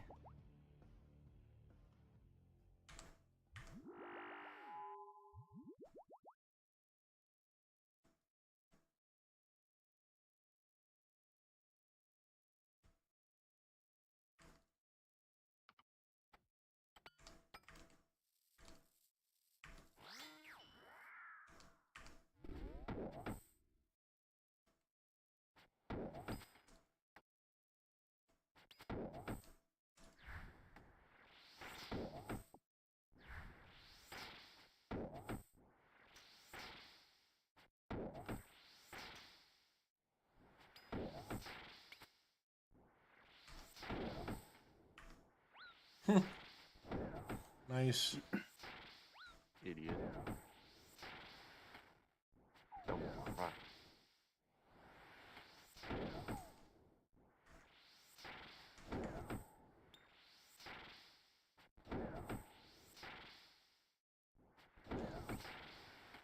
What an idiot.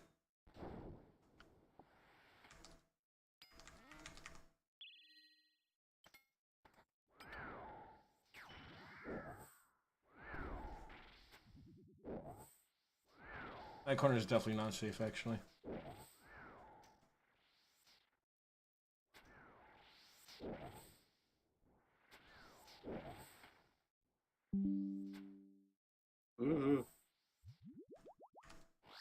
Please no. Have mercy. Have mercy. Hey man, I tried to tell him. Tried to tell him that corner wasn't safe. Anything. Oh.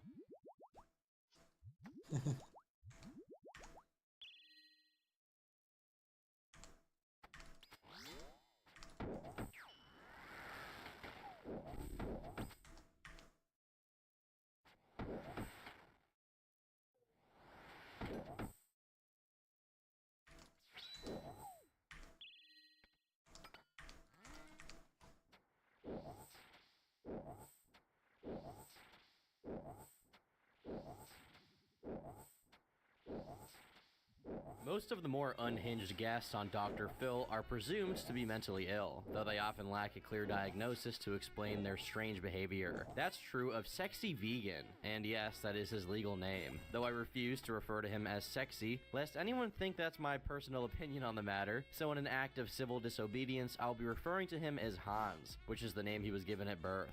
Hopefully, he can find it in his heart to forgive me. Hans appeared on Dr. Phil in 2017. Well, it was more like his mother, Susan, appeared on the show on his behalf. Susan's husband was wealthy, and she received an $11 million inheritance after his passing. The problem is, she was regularly spending hundreds of thousands of that inheritance on Hans. Even though he was in his mid-30s, he refused to work to earn a living, since he considered himself above a normal job. He was, quote, too talented and beautiful for a 9-to-5. At the same time, he insisted on residing in Hollywood, so those exorbitant living expenses were falling on her to cover. Susan certainly wasn't helping the situation, though. She also bought him multiple cars and condos just because he requested it. She clearly didn't know how to set up boundaries between her life and that of her son. However, the situation was far more bizarre than simply some lazy bum of a guy mooching off his rich mother. Hans's mother was actually subsidizing him being a nuisance to society. Tens of thousands of dollars had gone to paying bond and legal fees for Hans's favorite pastime, getting arrested. She had bailed him out of jail multiple times across 15 different arrests for offenses such as possessing ecstasy, making threats, breaking into a dog pound, and whipping it out to urinate in front of a crowd of people. Sounds like a normal day in Hollywood. However, in Hans's opinion, his arrests for those incidents were undeserved, and that's partially why he thought his mother was obliged to pay his bail. The authorities were targeting him for no reason, and the onus was on her to liberate him from his unjust...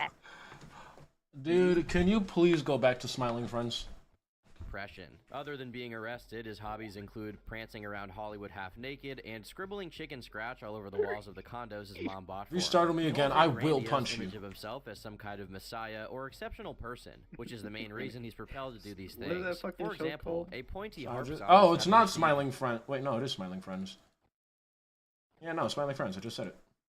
The highest score in Hot or Not history when he was 26, as if it were some kind of official achievement. Whether this is true or not, he also owns tons of mirrors and brings them around with him everywhere so he can check himself out. He's made sporadic attempts at earning an honest living, such as trying to launch a dating website, which his mom spent 100 grand on advertising for. He's also written 2 novels. One, called The Adventures of Fargo Lefty, features a character who is basically a self-insert of Sexy Vegan. The concerning part is that this character buys a gun and starts unaliving people who mistreat animals. The second book, After Death, details the story of Dante Bish, an inventor who improves upon the design of toilets and becomes wealthy after the masses adopt his new innovative model. Using his riches, Bish contributes to environmental causes and promotes veganism. By the way, Bish is also a fallen angel who was sent to Earth by God due to his failure to adhere to a vegan diet. So he does this all to make amends for his grave sin of not being an epic vegan. That brings me to the obvious points, that a big part of Sexy Vegan's shtick is veganism. I mean, it's written on the guy's face. I don't know why it is that, while not all vegans are insane, the most insane people are often vegan. It's nothing short of intriguing to observe how he adamantly upholds this specific principle while displaying erratic behavior on all other fronts, to the point where he starved himself in jail when there's no vegan food available. Though if he is indeed mentally ill, this kind of cognitive dissonance is par for the course. On that point, Vegan's own appearance on Dr. Phil was quite brief, because as soon as they brought him on, he started moonwalking and yelling obscenities. I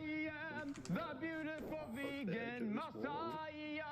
I was just like my dad, okay? 10 luxury cars. My dad told me I had the same name as him until I legally changed it. My mom did not put me out of jail when she knew I was innocent.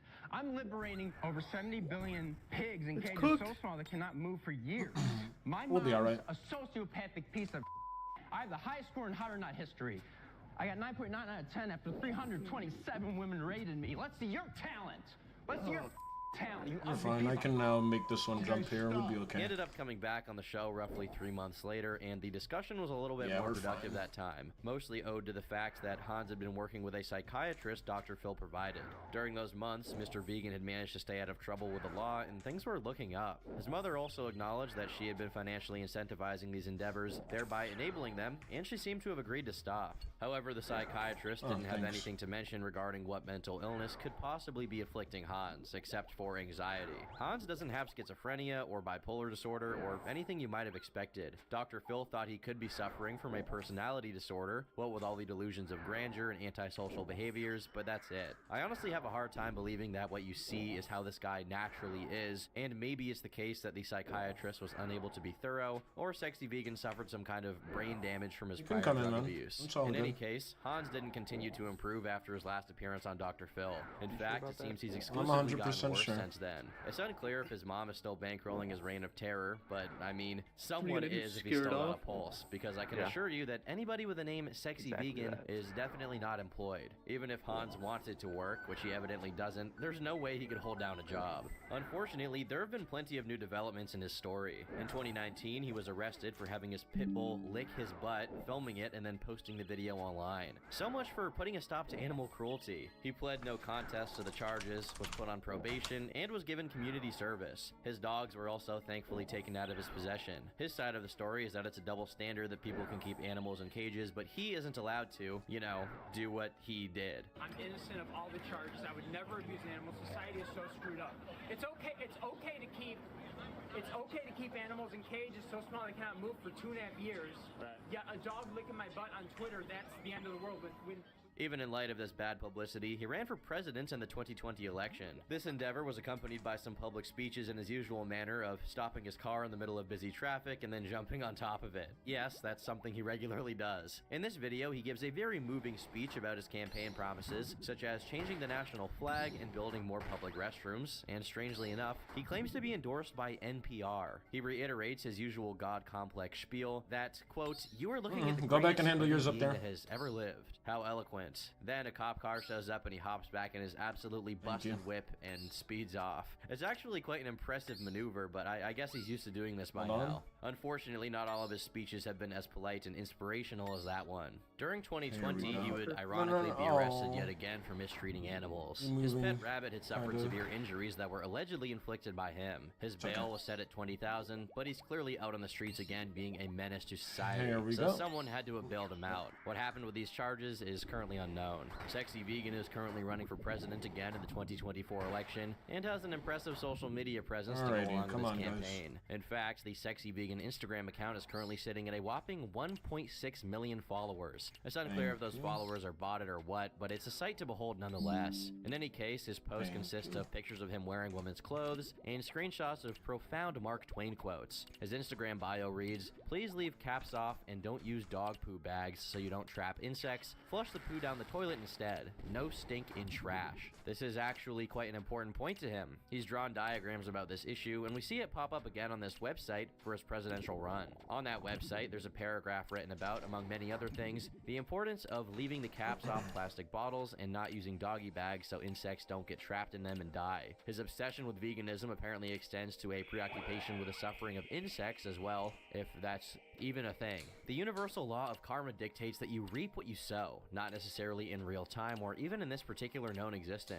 Oprah has contended, and she was the person who established the career of Dr. Phil, and she met Dr. Phil when the meat industry was suing her for defamation, and Dr. Phil posted me to his social media in 2018 on Oprah's birthday, and Oprah told Dr. Oz, who resembles me, that she didn't believe in coincidences because there are too many. Please do not use dog poo bags because they are mutually disadvantageous because they trap insects and cause unpleasant odor in both the transient receptacle as well as on their way to pollute landfills. Please flush down the toilet or use fertilizer on the soil. Please do not use single-use intended plastic bottles, but if you do, then leave caps off because insects go in because they are thirsty, and when you put the caps back on, then throw it away, the insect is trapped in there and suffers until they slowly die. There is a better way if you listen to me. I notice things that pass others by. True empathy is not telling others what they want to hear because you know it will go over well. True empathy is ending suffering even if people who lack the empathy to understand what you were doing not only don't give you the credit for your noble work, but insult and call you crazy. I currently live in an electric house and own an electric car. I do not drink, smoke, or use any illicit drugs, and I recycle everything. His other policy positions include legalizing prostitution, drugs, and public nudity, making animal testing illegal, and banning Wikipedia. Dog waste shall also be flushed down the toilet as a matter of vegan law. Among other things, his site also has a page for pictures of him and his butt. In fact, he has a strange... Overload and prayer hands. No. Okay. Let me get it back after you're done, actually.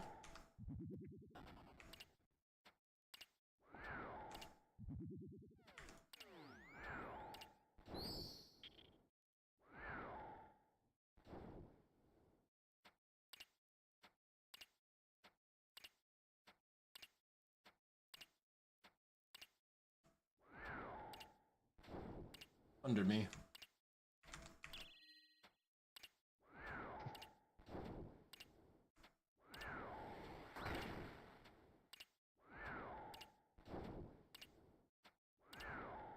But consistent fascination with his own. He's put out multiple albums where the cover art is just a picture of his, quote, heavenly cheeks. By the way, the track names on these albums are truly something else. For example, every now and then, I wear panties. His obsession extends to the unhinged videos on his YouTube channel, like this one describing how, after going to the bathroom, he washed his behind 100 times by splashing toilet water on it with his hand, which might tie back into the futuristic toilet technology in his previously mentioned novel. Perhaps backside hygiene is another hot-button issue for him. Will we receive a rousing speech on the matter one day? Who knows? This is unrelated, but here I was thinking I knew something about making good videos, and Sexy Vegan crushes my self-esteem. This is Sexy Vegan, so I got so angry earlier because I was in front of Hyde for a little bit, but it wasn't really going. So I went with this mirror with some stuff on it.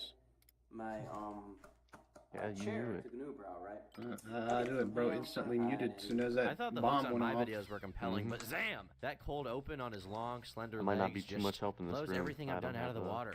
I've never been so immediately engaged in stores right now. Oh yeah, no, I'm gonna have to fucking I'm gonna have to like de-aggro cheese these guys. Whoa, hold on. Don't worry, I got it. I'll take everything. Okay. Give it to me. Well, as long as you can.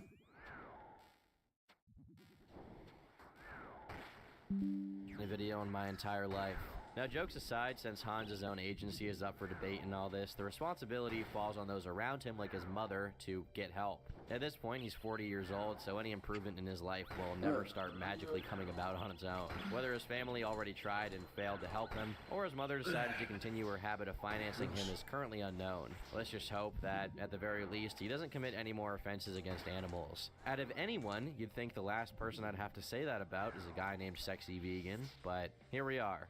Faking cancer is probably one of the most frowned upon things you can do that's still technically legal, right up there with being a furry. And even though it's such an egregious offense, it seems to be the go-to move for attention seekers and sympathy cravers nationwide, as well as the plot of It's Always Sunny episodes. It's surprising that they always opt for cancer, considering the kind of proof that's necessary to verify that claim, though pathological liars tend to not be the most forward-thinking people out there. A woman named Jessica went on Dr. Phil in 2015 to talk about her mother, Patricia, who was telling people she had stage 3 brain cancer, and she wasn't just making this claim to those around her. She'd even talked about her supposedly impending doom to the local news. My mother did a local news story telling everyone that she had stage 3 cancer, that she was going to die.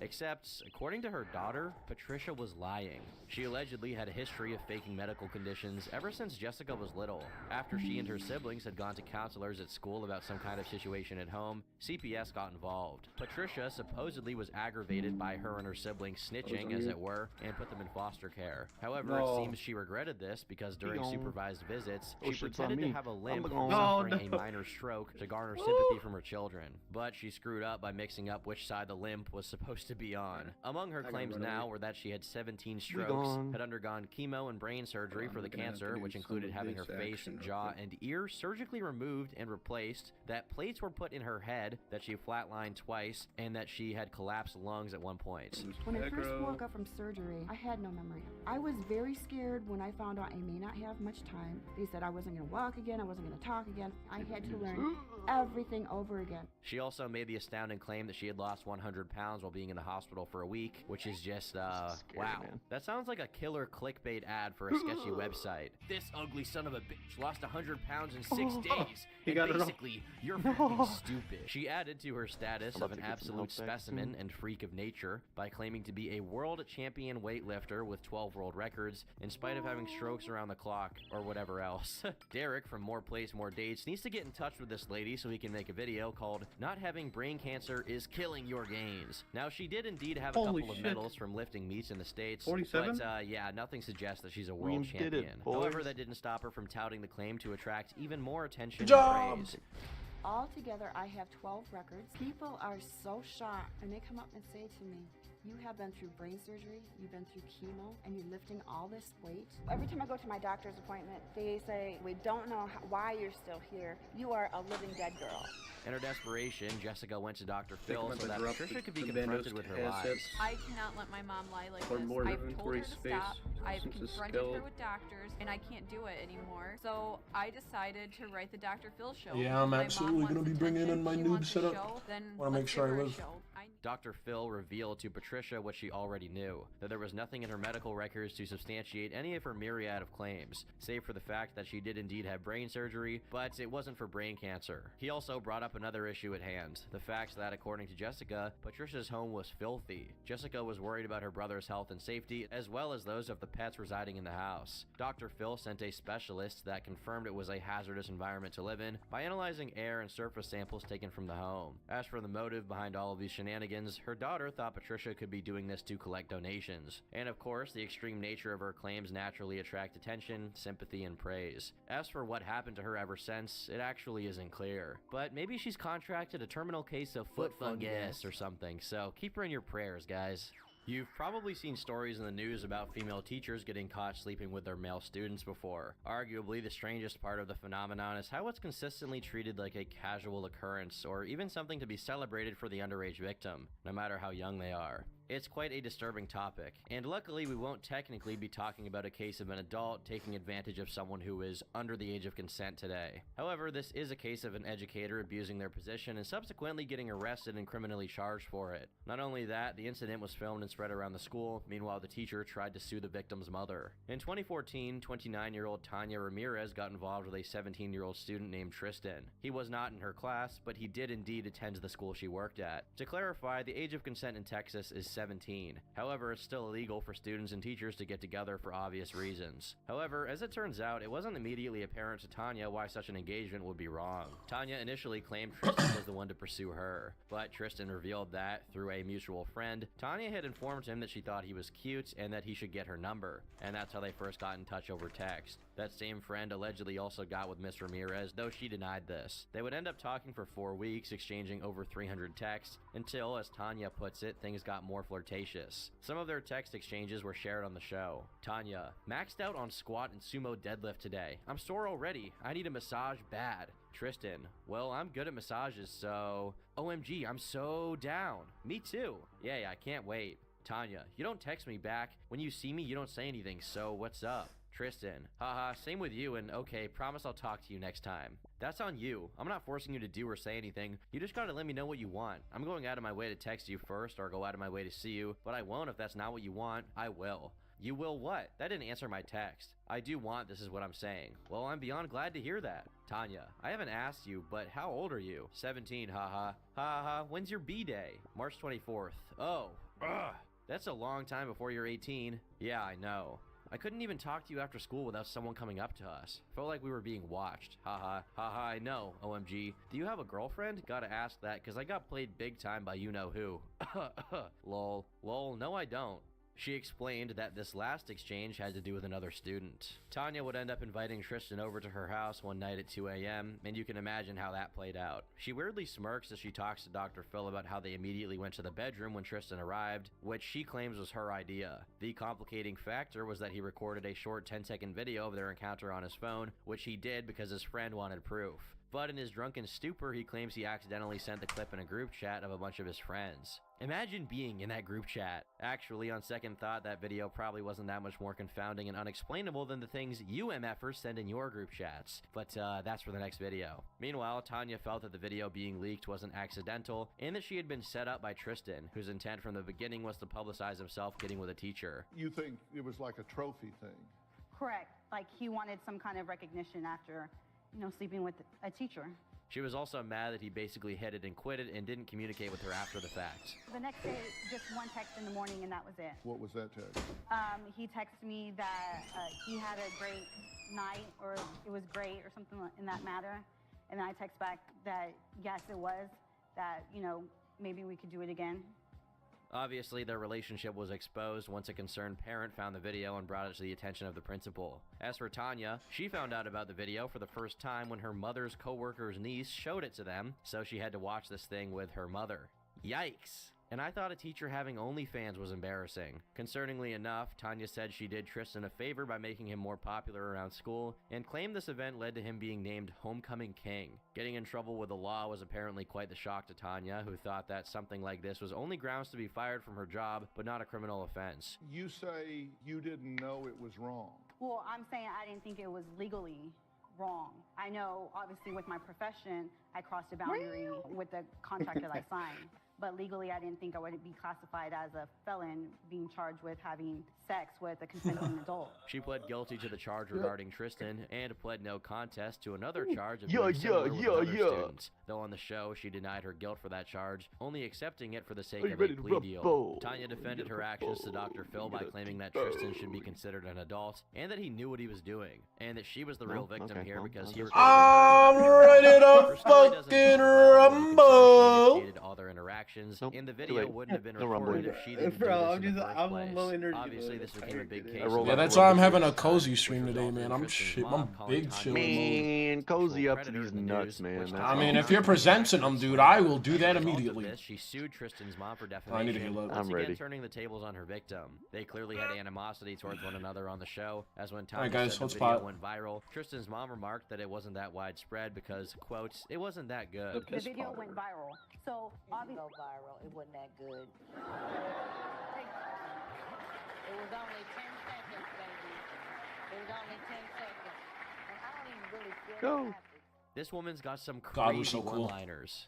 And your client was doing a booty call at 2 o'clock in the morning, having sex with my son.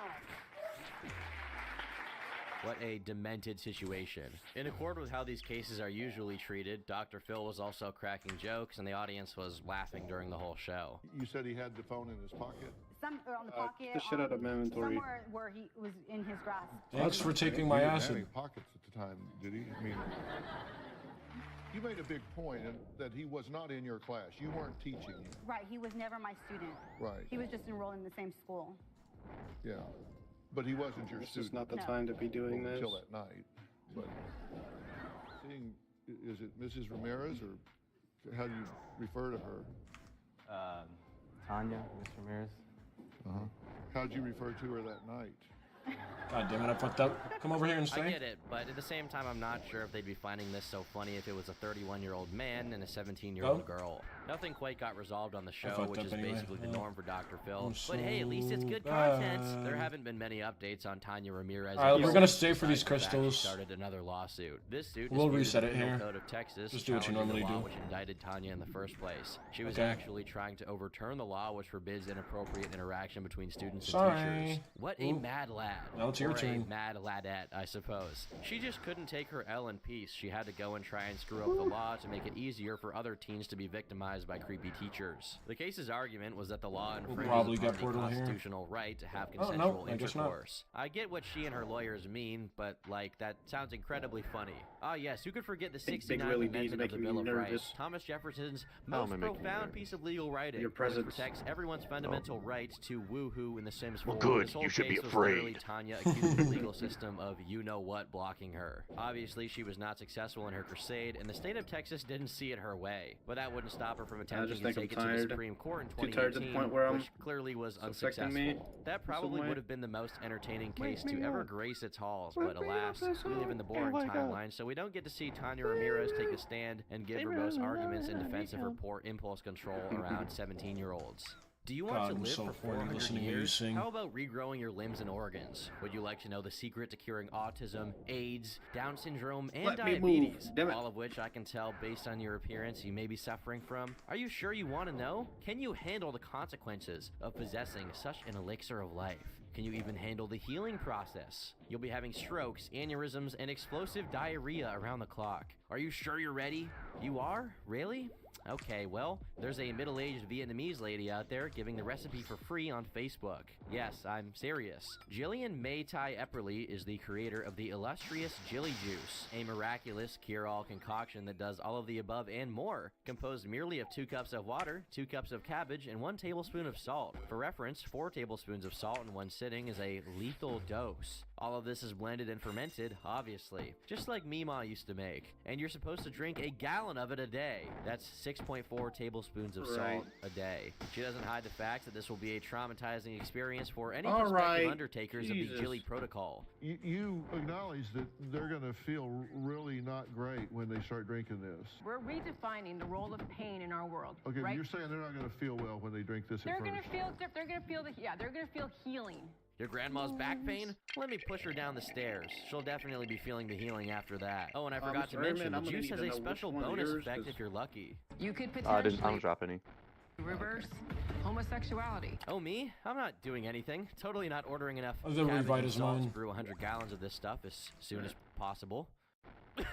If it wasn't already obvious, Jilly Juice is a classic snake oil scheme. It garnered a fair amount of attention online in 2017, to the point where Jillian had a Facebook group with 58,000 members, and also got a warning from the FTC for false advertising. She was even instructing people to give her juice to babies, which is just so incredibly dangerous if you know literally anything about infants. They can't even drink water or cow's milk, let alone this absolute aberration of a beverage. Naturally, Jillian was the subject of plenty of bad press, and the vast majority of people rightfully thought she was a con artist, but a small cohort were desperately following her advice, which is what led to her appearance on the Dr. Phil show. She was there to discuss not only her abomination of a creation, but the other schizo health claims she was pushing online, and to confront the poor souls who were unfortunate enough to follow her advice and suffer the horrendous consequences. This included 2 women who went on the show to talk about the awful side effects they suffered as they increased their Jilly Juice intake. Honestly, they should have known better than to fret. The symptoms aren't a bug, they're a feature. Because this is going to purge out everything. When you're detoxing and doing my protocol, you're going to be expelling all those parasites, and it's not going to be pretty.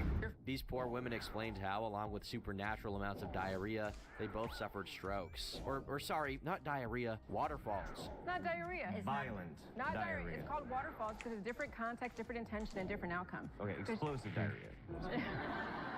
One of them actually had 2 strokes, leading up to which she was already having concerning symptoms. But when she contacted Jilly and her moderators about it at the time, they only egged her on to keep going. By this time, I'd talked to one of her moderators. The moderator said, well, if it's not, why don't you back off on the juice and see what happens? If it goes away, it's just a healing symptom. Well, it didn't go away. It got worse. MRIs proved that I had had 2 strokes. And she was very rude to me. How do you know you had strokes? She says to me. Well, my doctors told me I had strokes. And you believed them? She said to me. The other woman had a blood pressure reading of 205/185 at her worst point, which is simply harrowing. She was slurring her words extremely badly, and her face was drooping. She knew she was right on the verge of a stroke. Maybe the worst part of all of this is that, faced with the horrific consequences of her health recommendations, and even with these 2 women crying in front of her, Jillian didn't even flinch. Nothing can deter her from her delusions whatsoever, or cause her to even have a shred of guilt. She just blamed her own victims for not being dedicated enough to her advice. So basically, all those symptoms reinforced your belief system that you're basically going to die from my protocol. So you basically just were like, you really didn't understand my protocol. If you did, you wouldn't. All about you. How dare you? Because it is a protocol. You guys came to me. Jillian claimed it would have been worse had they not been drinking her fermented vegetable solution. I appreciate as if this these strokes discipline in occurred by life. themselves, and the Jilly Juice actually prevented it from being worse. She would also post on social media about these 2 women, calling the strokes healing symptoms. Can you? My fucking auto retaliates on. It's hitting his fucking middle. Oh my god. And the doctor Wondering why said they kept this, getting this, and that. dragged. They probably just corroborated with Burn her with because, me you know, again. these hospitals want money. When you're dealing with I'm healing right in the symptoms, head. you're going to be dealing with stuff that may be new because you've just addressed a future trigger. Surprisingly, 2 other women came on the show to attest to how helpful Jilly Juice was in treating their chronic illnesses. They didn't get a chance to go in depth, so if anything, it was likely the other part of Jillian's protocol that helped them, which prescribes a general plan of clean eating. Also of note was that one of these 2 women was giving the juice to her children, although thankfully only in small quantities. Dr. Phil also enlisted the help of the YouTuber Jeff Holiday, who had researched and covered Jillian extensively to try and talk some sense into her, but it was to no avail. Jeff and Dr. Phil both pointed out that she was making her advice even more dangerous by encouraging people to go off their prescribed medications in conjunction with starting the Jilly Juice protocol. Holiday also commented on there being a cult-like aspect to what Jillian does, in that anyone who has doubts or questions is promptly kicked out of the community. To the haters that attack me, you can either join us or you can go and live your controlled lifespan and be sick for the rest of your life. After this stellar appearance, you wouldn't expect anyone to come within a 5-mile radius of this woman. But think again, business was still unfortunately booming for Jillian. The government can't properly prosecute her because she doesn't sell Jilly Juice, she just gives out the Krabby Patty secret formula for free. She does monetize her grift in other ways, such as by selling access to private forums and doing phone consultations. She also has a couple of books, which somehow don't help at all in illuminating the clear details of her ideology. Based on numbers she's given regarding how many people have paid for consultations and memberships for her site, some guess that she made $500,000 in 1 year alone. So even with how low level and utterly incoherent Jilly Juice is as a grift, Jillian herself is still absolutely milking it. To this day, she uploads winding rants of up to 2 hours on her YouTube channel daily, with titles like Magic Kinetic Energy, Music and Trauma-Based Mind Control, and Dr. Phil Strokes, which sounds like the most cursed NSFW video ever. She's revealed some interesting tidbits in her videos, such as that the Jilly Juice recipe calling for a tablespoon of salt was a typo, and that it was actually meant to be a teaspoon. Also, after all this time, she realized she could switch from pink salt to table salt because it's cheaper. She admits she just went with pink salt in the beginning because it was easier to market. As for what's happened to Jillian ever since going on Dr. Phil, recent developments include, but are not limited to, the allegation that she killed her dog. Yeah. This theory started when people took notice of multiple clips of Jillian discussing how her dog suffers from seizures, but that she refuses to take it to the vet. She also talked about how she was feeding it human food such as pizza, steak, and eggs, and that this must have been helping, otherwise it would have been much, much worse. Worst of all, the dog had a large lump on his belly, which people were speculating was a tumor, but she still wouldn't take it to the vet. This was all until February 2023 when it sadly passed away. Safe to say, you should keep your pets and any middle-aged women in your family as far away from Jillian as possible. The next story is that of 19-year-old Ramon Fry, who, unlike everyone else we've covered, came on Dr. Phil as a victim of insanity rather than as perpetrator. What's wrong, Ram? Looking rough. Do you want to run the head? Damian's looking rough for you. No, if I run the head at the end, I will definitely live.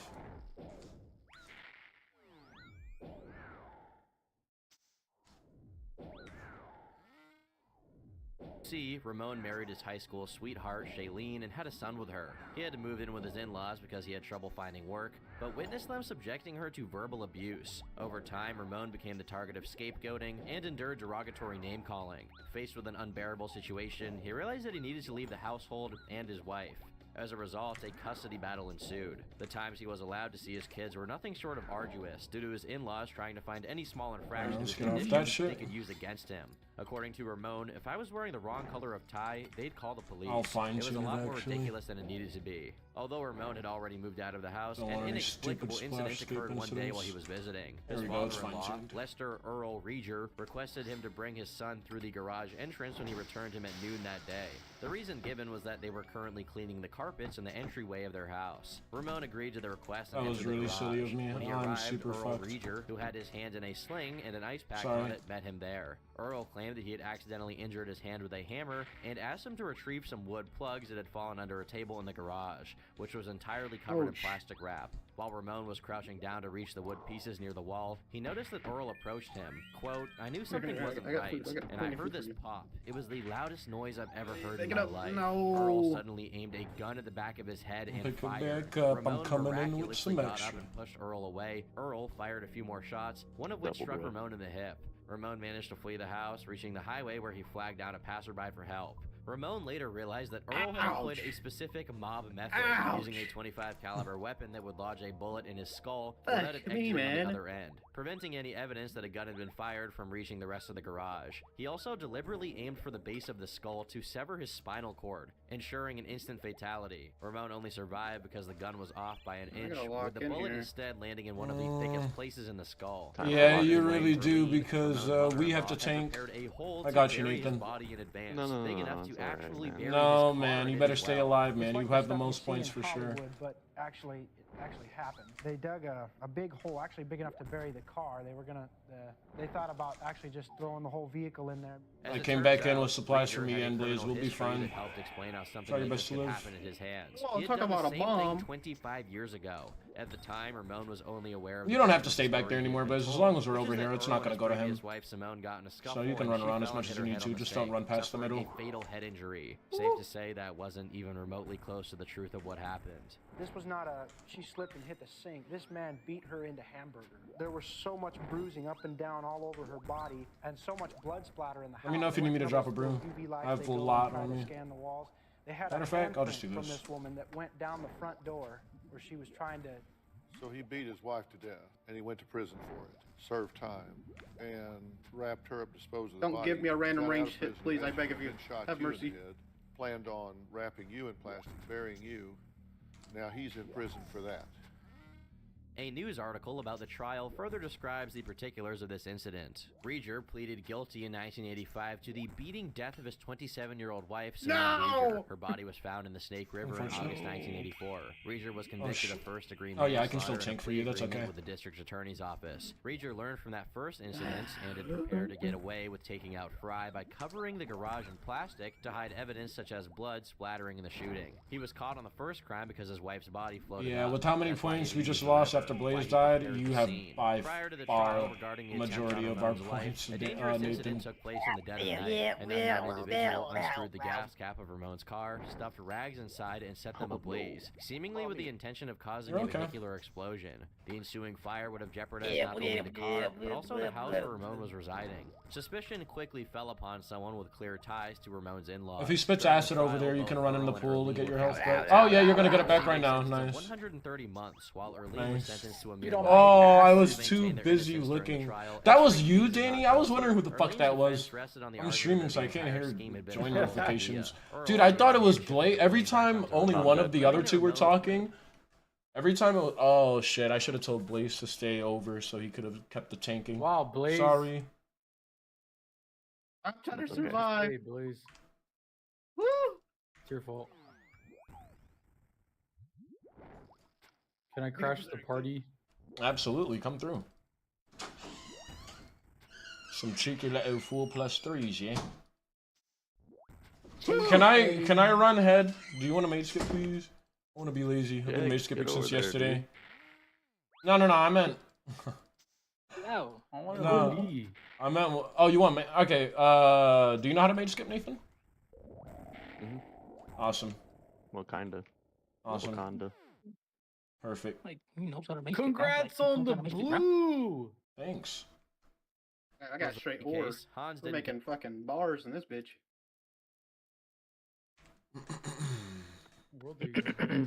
474. Armani, you keep copying me. Are you gonna copy? Are you gonna copy the speed of every 474? stroke I make? Are you gonna copy the speed of every stroke I make too? 474? Are you gonna copy the power? Yo, High risk world. You guys trying to lure me? You bit Dude. your ass on. Oh shit, guys, put away the claws. Protect my item, man. Put away the claws, guys.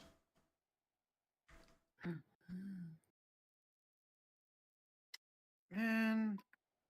Fuck. Man. What? Man. Man. I was trying so hard not to die, and I Man. got fucking crystal dropped on my head. Hey, It's all I good. ain't saying it, but like, I usually don't feel a purple, but I got a feel in my balls. Left or right? Or just like In my directly in the middle? balls. Just in my balls, man.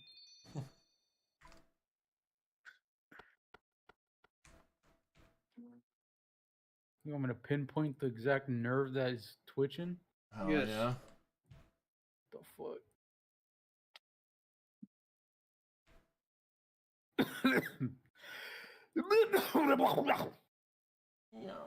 Okay, show it to your nearest emo goth girl. What the fuck? The fucker? Yo, what is that? What is what? Oh, dude, there's the purple that I felt. The fucking arcade. Ay, ay, ay. Ay, ay, ay, ay, ay, ay. Yo, can I sniff you, Nathan? You smell me? Where did you find that? Well, how do you do that? Can I whisper something to you? That's so stupid.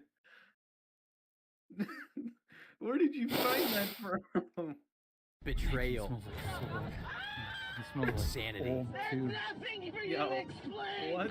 You keep texting her. Degeneracy. You and I Oh, play a that's game of rock, funny. paper, Smoke scissors right plays now. his head, too. I win, she has to spit your seed That's- out. can You I win, smell you she from here? swallows. These are the words that, unfortunately, define the No. downfall of YouTuber Danny Mullen. But who is Danny? Or rather, who did he used to be? You're Danny was upstairs. born You got into a lice and family shit, and bro. Put your raised in helmet back Orangeville, on. California. You're Though he sticking the describes top of my himself as head. having a knack for creative endeavors, trying to recreate movies he'd watched or drawing Am I comic going books during bald? primary Can and check? middle school, that passion died down for a while. After graduating from high school, he entered a community Am I college balding? and didn't know what career to pursue. Eventually, he transferred to UCLA with the ambition of becoming a lawyer, since according to him, he could always see himself as a regular white-collar guy, probably on account of his upbringing. What he didn't expect was for his creativity to resurface in his last year of school, prompting him to give up the lawyer dream to try his hand at comedy. Jesus While he did Christ. get his bachelor's, he proceeded to get blue-collar jobs at restaurants and nightclubs past this He point. tried going However in the stupid raid. and irresponsible Yeah. this Skip decision for may me. have Bro, looked if from you the would've outside saw looking this in, too, you'd it be at like, least what says the something hell? about how passionate he was that he was willing to wait fucker. tables and clean puke off of urinals so that he could focus on his writing. Over the 5 years following his graduation and the beginning of his journey as a comedy writer, he published 3 books, Guys, I all of need which to relied twist the heavily on split. raunchy I sexual get humor. 12 Unfortunately plate for body, Danny, plate these legs, weren't please. successful, as he himself said about 6 people had read them. Probably an exaggeration, but still, his ambitions as a writer were not coming to fruition just yet. He promptly switched over to a different comedy format, man-on-the-street style YouTube videos, provoking Torva reactions Bo. from everyday people on the Las Vegas Strip. From Alright, asking it's leading alright, questions Bo. like, It's would you eat a alright, man's butt, or Longbow, how big is your RS3. dingling, to extreme sign holding, where the crew held up signs reading, imagine Was your that dad, ever good when it my came son is out? gay, and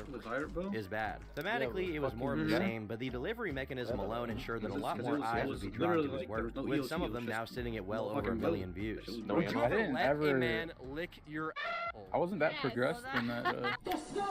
With the newfound success of his videos, Danny decided to move to Los Angeles to go all in on YouTube Why and try can't and I become a join? full-time Oh. comedian. To afford Excuse this, Danny would split the rent with 3 other friends second. and actually had a job lined up that unexpectedly fell through shortly after moving in. That didn't slow him down. If anything, it made him even more motivated to push out Dude, look content. when I run. Fortunately for I him, like- this is at a time when insanely inappropriate Dude, do the videos would sniffers, still get man. monetized without too Give much Megan the issue, sniffer. meaning he could realistically Oh, start here living you off of got his head, content. bro. One of the You crazier got examples of Danny being Andy Dick tier My inappropriate with his long comedy neck was when he, fluffy along pants. with his recently recruited sidekick, Fan Jerry, So what? decided to go around LA asking multiple men to expose their penis to the camera, even going to a gay bar at one point to succeed at this quest. While the comments are mostly positive, this is really pushing the envelope. And some of the more negative comments claimed that it bordered on sexual harassment, since a lot of these people were in regular public locations. However successful these You wanna use videos me as a were, it table? was a future upload titled Ruining My High School Reunion that really made Danny take off. In it, Danny crashes his high school reunion, gets completely hammered, makes a speech mocking a dead classmate, hell? and calls the superlative class flirt a sucking champ. Getting jiggy with Unsurprisingly, these antics got him thrown out of the reunion, with one girl even mocking him on the way Does it out work for with being these rejected emails? by girls during high school for having a small penis. Somewhat of a recurring theme for Danny, even this early crazy on. This is dance kind of crazy party. because these videos were coming out well I don't have after there those. was a massive movement Oh, on you don't YouTube have against those? prank channels going too far and crossing the line in order to secure some quality content. Clearly, this was not a factor for Danny, who was more than comfortable making everyone else thought everyone had uncomfortable if it meant he'd get a fire video out of it. Ethically questionable? event. Absolutely, but the entertainment value was undeniable. After this touch of viral success, Danny had a new addition to his crew, Leo Dattavio, a semi-successful actor whose resume includes being a contestant on The Bachelorette, getting kicked out of the Bachelorette spin-off series Bachelor in Paradise for new fighting music. I'm someone, sick of and listening last to but some not shit least, every day. softcore.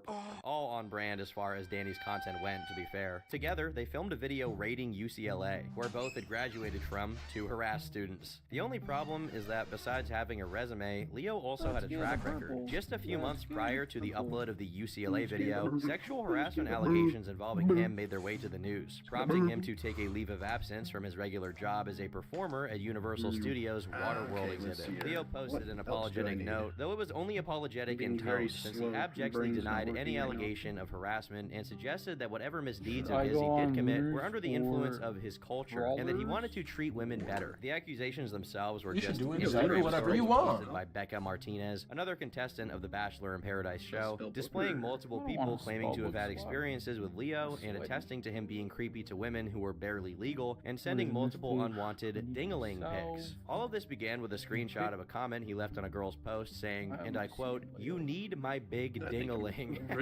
Does this qualify as harassment, or is this just Oh shit, hold on. The One second. brain rot is making me mentally handicapped. Well, more than usual. Leo responded to Becca by DMing her with a screenshot of someone accusing her of fondling them when they were 14, which Leo followed up with a message, "What if everyone posted what they found on the internet?" Clearly, this implied a threat to go after her in retaliation for having posted those things about him. Over the course of the next few messages, they went back and forth, with Leo claiming that the comment he supposedly left was just Photoshop, and that the girl who'd first posted it to Twitter took it down and apologized to him personally after he sent her a letter, whose contents are unspecified, at least in the messages Leo sent to Becca. These slander implications get reinforced in the Mega last T, set of really? messages when Becca claims that Leo threatened to sue the girl for saying he'd sent 20 unsolicited like salami pics to her. almost While there's no twisted clear-cut nutsack. evidence presented either way, according to the news coverage of this incident, Leo had lawyers request for Wow, a we formal look so apology cool. for the post Look at us and for ready them to to be go. taken down. And the latter was actually accomplished, though Becca has never retracted her You claims. know, white ring Again, cord. just because the posts were successfully taken down, it doesn't prove they were finish my lies. video. Later on, TMZ managed to get an impromptu interview with next, Leo man? You in need to which go he take was over the asked world? about one of the claims. Have you ever sent any unsolicited? After I get nude radiant pics? and white ring cord.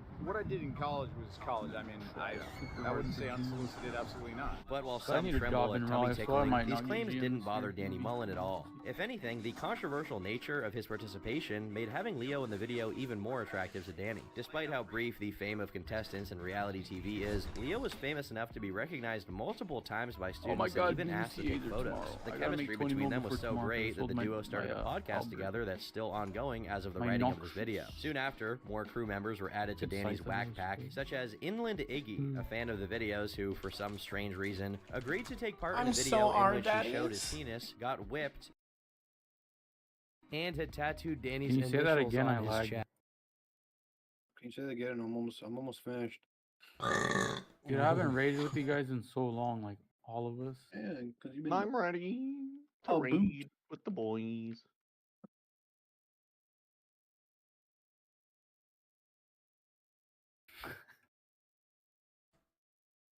There's so many pixels inside of me.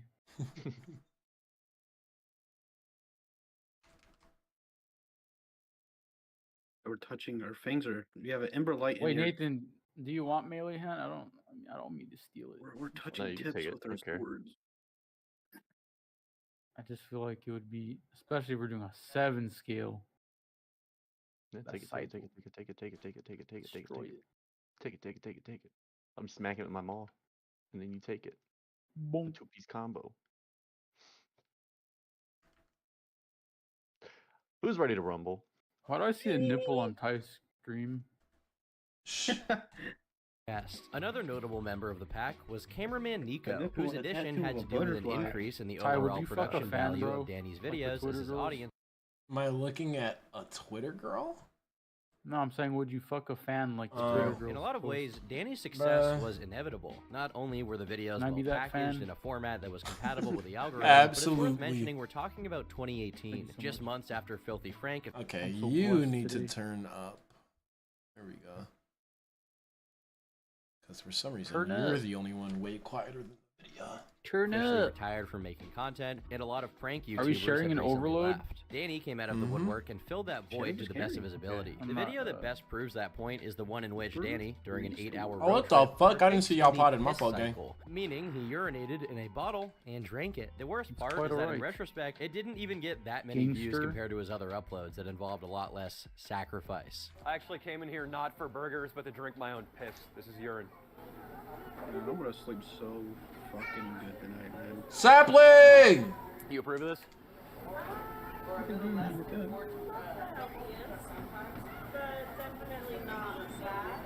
Quit all that hollering and hooting. Cartoon. Hooting. That's 20. Despite how risky his 23. content was, it was paying off. By mid-2019, Danny's Patreon had over 200 members. It's important to mention his Patreon page because, at least at the time, it had 4 tiers. The first 3 offering your usual subscription perks like getting exclusive content and appearing on the credits of videos, and a 4th one costing a whopping $3,000 called Release the Kraken, Tecton, which would relax. require Danny to fly out to wherever the fan was, Oh, get no. hammered Oh, with God, I them, got and so use scared. the I thought I got resulting stuck. footage in his next video. In March of 2019, the result of this tier having been purchased was posted to Danny's channel as he traveled to Virginia to meet up with some fans, got drunk, shot guns, and Man, rode you a have- 700-pound 3 of these pig in a Chads mud with their pit. It's safe giant to say elder that his maws, and you content have being these Mike successful Dragon Ball. incentivized him to keep pushing the envelope as far as being offensive Nathan's and the most generally Chad, though, 'cause inappropriate, he which actually peaked got around his this time. drop, man. For example, the use of the N-word was pretty common. However, these videos are nuked from his channel today. You guys know where Jelly Boy Lagoon is? No idea. What about Moon Cricket Pond? +1 respect. What about Mountain? Danny, I thought you were cool until you stopped saying it. Regardless of how controversial he could be, his talent at comedy was evident, and in May, he landed a collaboration with take Nelk, turns? writing for and featuring in Wait, the who's video Bruce Fake who? Pilot at the Okay, airport I got after it. briefly appearing as a guest put in it a right Fake next to Waiter him. video. The pilot video, which is currently sitting at over scared. 7 million views, got a lot Yo, more oh, eyes that's on Danny, Nathan's over- meaning there were new viewers flocking over to his channel just in time to catch hood classics like Drag Not Queens almost, Terrorize I San got the Francisco, I Had Sex with a Prostitute, and Kissing Dude, Gas we're Station Ladies. freaking And I would force you to watch this bro. last one purely on account of how disgusting and cringe-inducing it is, but it would probably demonetize the video because the man is digging into these grannies like he's trying to find gold. As 2020 rolled around, the latest addition to the Danny Mullen crew was Rat Dick Ralph, and like every other member, he had to be thrown in with a good old Is a crazy name. What the fuck? and cringe-inducing it is, but it would probably demonetize the video because the man is digging into these grannies like he's trying to find like a gold. porn As star name. 2020 rolled around, Wow, it came the back at latest an addition awful to the time. Danny No, Mullen you came crew back was at the Rat right Dick goddamn Ralph. time, bro. And like every other That's member, good. he had to be thrown in with a good old humiliation ritual. He got his head shaved and tattooed, and What's as is goody? What's customary, goody? exposed his type dangling into shit? the camera. Notwithstanding, Fuck God, Ralph, one like Christ. everyone else, was subjected to the Oh my unsightly God, Blaze, visage you of broke the Danny tree. making out with Ralph's girlfriend, the aptly named Rat Pam. The crew just kept getting. Did you finish the other one? Hell no. Video from 2020. I got tired of watching that shit. I was like, damn, That shit was this fucking man lame is as shit. this guy's a one-trick pony, man. And it's just kind of like there are a few bizarre moments, but it got really You and your boring ponies, man. because each transition to the next crazy thing he did, it was like the same exact behavior. Bro. And no like Fucking significantly bronies. interesting developments. Dude, like, I would look so nice with the white Rancor, bro. I'm not white Rancor. Yeah, you got the overload. Damn, I was hoping you were gonna say with the Rainbow Dash anal plug, but okay. What? I thought we were talking about My Little Pony. I'm still super combat. I'm not drinking it. I want to touch it. Oh God.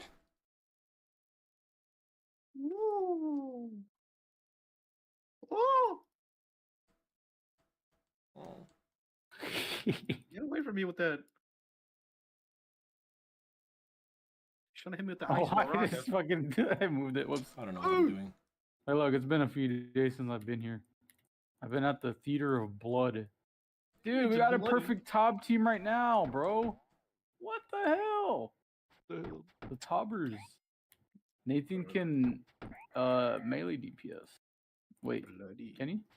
20 features the first Even the appearance FBI of call the was handle Resident and Sleep, possessor not that of ass. a checkered past In herself. 2000, I was Besides being bored. a mentally ill ex-Scientologist, she Swiftblade believed she'd Nathan. reincarnated. He was and just still crying, in love with a talking, man funny, named and shitting Jack from her himself, like past spiced it life. up. Not that ass. I 70 need some years new old levels of at the time. degeneracy up Despite in here. this, throughout her taking part Oh, in dude, videos, you it can was melee very DPS. clear she had an unhealthy forgot my obsession with potions. Danny, which added to the Water. feeling Bro, that Danny's me- content was something we Blaze shouldn't and even be Ty have allowed done to see. enough In one Tob. of Danny's I'm sure videos, we could Fear and carry Loathing you. in the Trump Hotel, a parody of Hunter S. Wait, Thompson. what? Is Nathan worried about going to Tob? No, I'm just suggesting we could 4-man it. Or maybe Oh. 5-man with Jimmy. I feel like Yeah, we could. 5-man might be a little bit too much. Why am I waiting? What the fuck? We could definitely do Tob. Where's my Thompson's salve? book of the same name. Her parents call Danny and try intervening. Sharon, I understand you're upset that I made out with Where's my Sandrine. water boy? A young lady that's had a lot of, You made my water. heartbreak in her life. Yeah, Sandrine is very, she's a late bloomer, I would call her. Have you guys watched Breaking Bad? The Bed of the Breaking? Yeah. Oh, This did not have have much we? success since soon after they voiced their concerns. Good one, Blaze.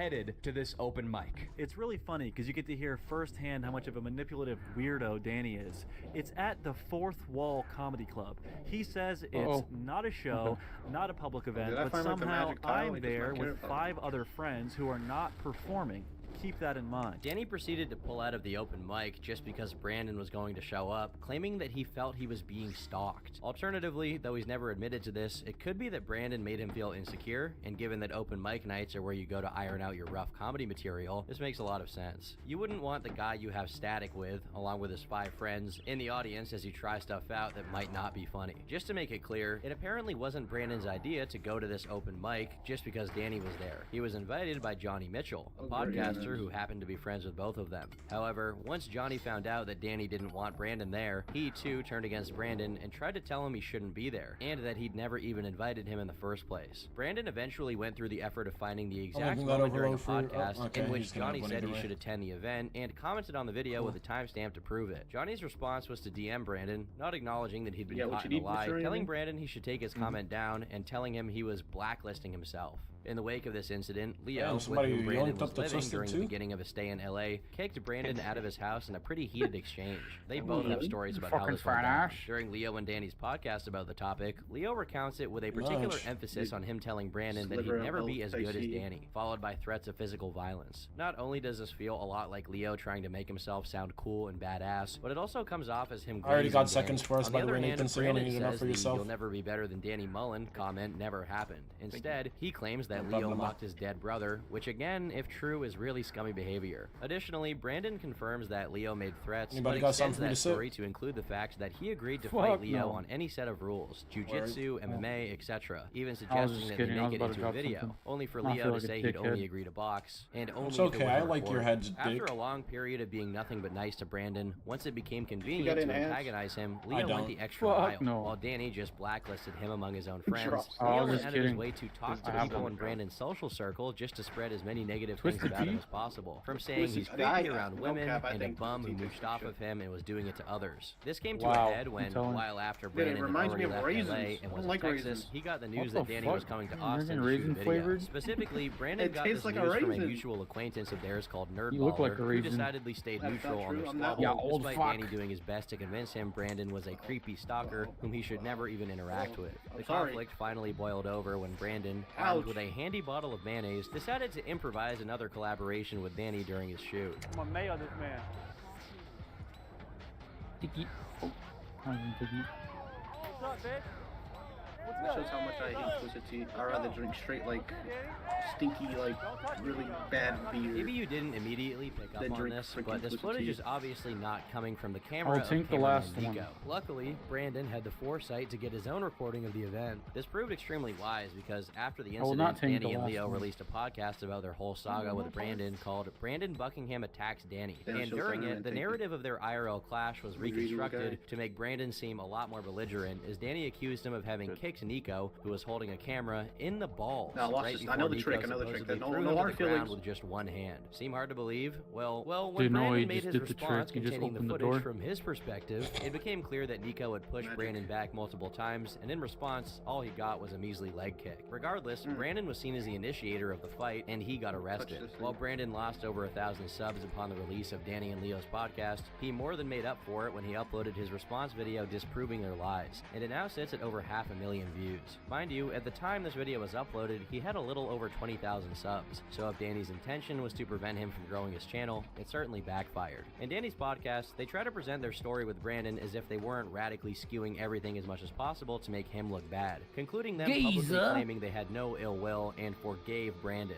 however rich that may sound. Unsurprisingly, this How too many was overloads completely do you got? I got insincere, 4 as doses in Brandon my was soon private told by one of his storage. friends that Danny had been It's okay, I'm just gonna contacting make some him, anyway. trying to get them to publicly Okay. shit-talk him, presumably to further hurt his YouTube career and reputation. While Brandon's takeaway This from man this taking his entire precious time situation filling wasn't that water up. amicable, it was quite The appropriate. fuck? Now I Danny got Mullen, I have $10,000 on the line that I will Binge. whoop that candy ass in Yeah. MMA or jiu-jitsu. Get that That's fine. $10,000 that says I will beat the out of you. You can either accept it or admit that you're a weirdo. You're making an who's been overload? f***ing with me behind the scenes, Yeah, and why you're not? scared that I will kick the crap out of you. In retrospect, his extremely public falling out with Yeah, Brandon you was guys the don't want main my overload, catalyst to guess Danny's my public overloads perception are completely tainted. souring. But in reality, at the time, many people enjoyed You can't both have of your their overload channels and anyway, found you this to be a filthy-ass very man. unfortunate turn of events. Despite how obviously in the Yeah, you wrong fucking Danny and Leo disgusting were, filth. people were eager to Shut forgive us. them. But Brandon made sure that wouldn't happen. Fucking mains need to shut their mouths, Whoa, bro. whoa, who's So kitties fast. doing Over that? the couple of months following the mayonnaise incident and their online back and forth, there were a total of 5 Cats different fighting again. instances of Danny or Leo No. retreading their beef with Brandon, Like last all of time, which my- were my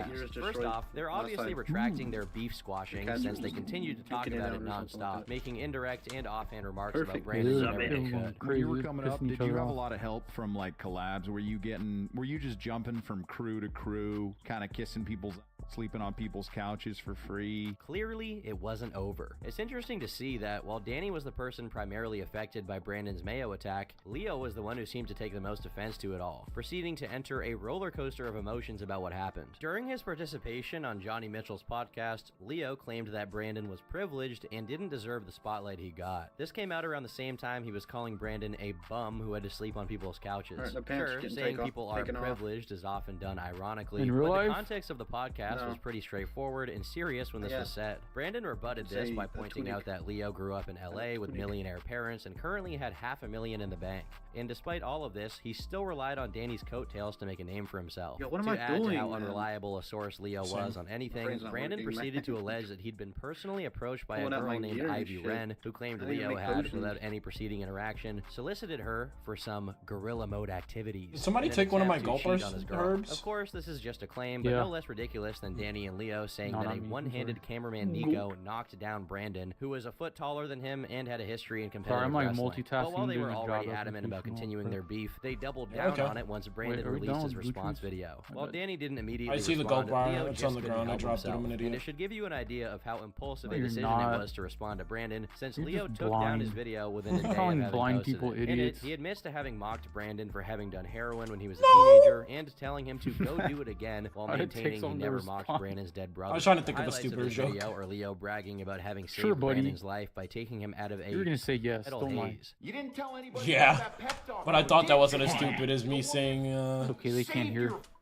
Life, No, they can. Jody. Give it some time. It'll be all right. For now, we can't film. That's what I said. They can I hear know us that for a today. fact because I would We're never not wanna we're not in hurt private, your so little don't feelings. talk about all the things we do. Title in weirdo. This was No, I'm promptly saying blind followed people by can't more hear. bragging, this time about giving Oh, Brandon no, that a makes a word lot he of didn't wear sense. anymore. Part of being a charitable person is precisely that you don't get to brag about it or expect something in return from the It's people you called helped the out. So gamer- it's very revealing of Leo's character the that he gamer does it. association. By far the funniest part, though, is the mind-numbing cringe that What? Because we're gamers. Honestly, Cults. No, you're just gay. Yeah, crazy words.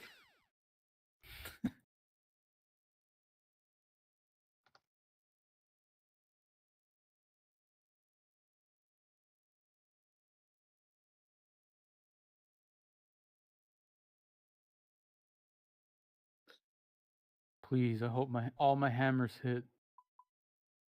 good luck. is Leo taking a break from on I Brandon take- to brag should I about his bank my acting and mage comedy key? talent. So Nathan, you're mage skipping, right? Yeah. Yeah.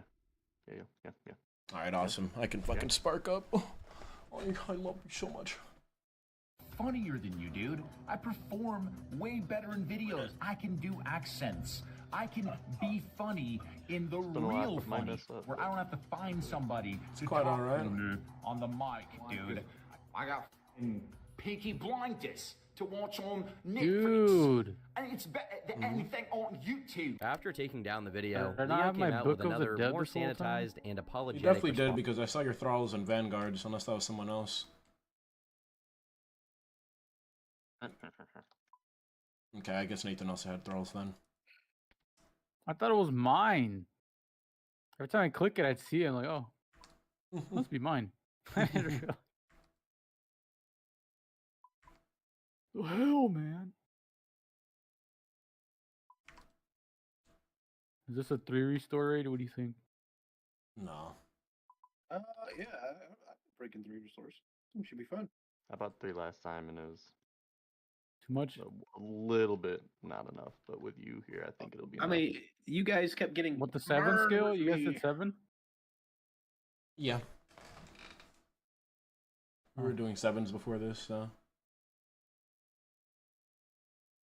Video, but the damage the previous one did was irreversible. Give me a second, I and just it's want to since drink been some water and immortalized on spark my Brandon's split channel. before Danny we pop. himself didn't offer much of a public response Believe besides in reaching out to coach. Brandon and trying to end the situation, but at this point, Brandon was no longer interested in any amend making and was just telling him to Alright, I'm accept the $10,000 offer to fight him. On their podcast, Or- Danny and or- Leo drastically changed their tune. At first, they were calmly presuming What are you, they'd a get fucking away with seal? completely misconstruing what went down. You- But A dog? once they noticed that people weren't taking their side on it, they became a You're lot the more alley dog. apologetic. After Do seals we and otters posted make the the same noise? video last Tuesday, Yeah. it seemed like everybody was on our side. Mhm. La-di-da-di-da. But the whole time I was like, well, we'll see. Usually This thought is, otters I don't know what just Brandon's scream going at to say you, "What am I back or what doing?" evidence he's going to have, what his take's going Yeah. to be. No, no, it But works. the Fuck it. backlash against us was far worse than I expected. Oh, way worse. Yeah. And so I just want to say to Brandon that this was a big misunderstanding. I misunderstood a lot of things. You misunderstood a lot of things, which made you do the mayonnaise thing. I'm ready to move past it. Once again, the behavior that followed soon after didn't reflect this sudden growth of a conscience, as Leo filed 4 false copyright claims to get Brandon's channel deleted, and he even sent him a letter of intent, which suggested he was going to take him to court. Later, Leo clarified this in a I have long no idea YouTube why I community skipped you there. post. I'm not suing Brandon. I sent him a cease and desist letter because the truth matters to me in regards to this situation that caused such utter pain in my girlfriend's life. You see, Brandon stated that I took a girl aside and asked her to eat my bananas, when in reality, I'm sure she was sent in to try and get me to cheat. And in fact, I turned her down at the end of the night. She aggressively asked Misfired. more than once to let me show you my technique. Shot a blank like I me. never asked her to eat my banana. Why does this matter, you ask? Well, because I had to hear the tears and pain that this How dare caused you the shoot your person guns I with love blanks? most in the world. I had to suffer the mental torture knowing that the details of the event were so misconstrued by Brandon in order to hurt me directly with what I care about most in Learn this with world. me. So yes, I sent him a cease and desist letter that basically states if he continues lying, I could sue. I don't want the channel to receive hate anymore from a community of people that get off on it. Instead, can we turn our attention to growth? If you guys like Brandon's content, then support him. But I know you folks also support Danny, so show him. Both channels can grow. I'm going to take a break from the channel for a while because that's what I think is the right thing to do.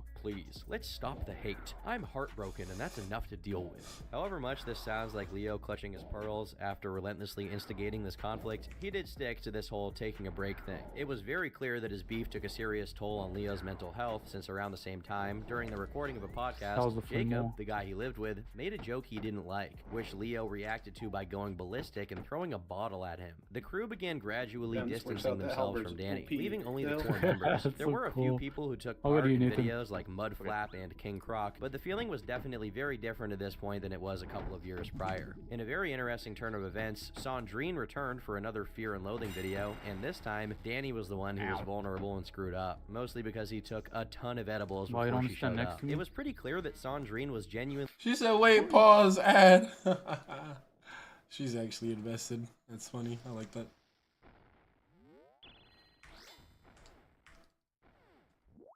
Okay. Okay.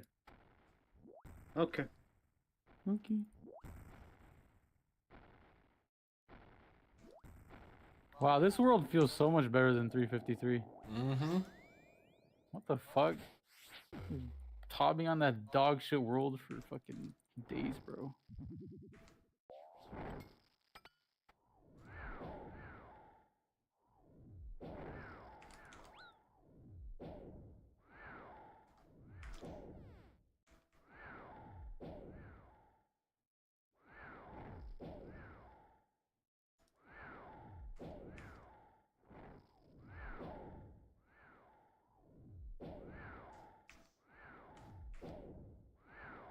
Who is smelling my toes? These cats is messing with my feet, man. Too soon, Blaze. Everybody stay over here, stay over here, stay over here, stay over here, stay over here, stay over here. Skip like normal now, Nathan? It's still set. Oh, actually, it might be fucked here because of the portals.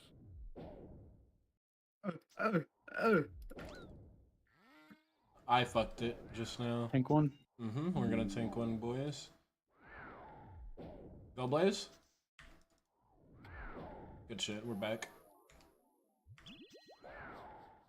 Scoot up a little bit. The Scooter Madooter. Really disappointed.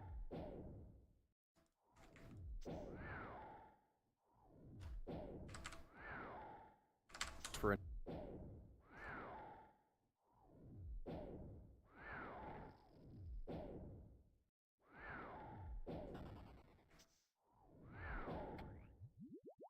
I die here if he jads.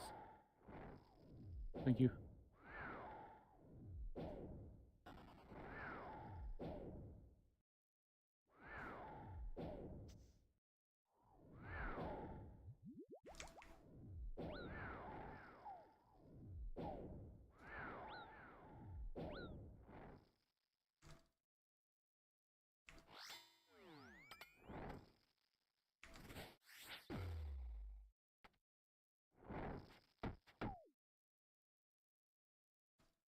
It's alright. I panicked you. I panicked you. I know.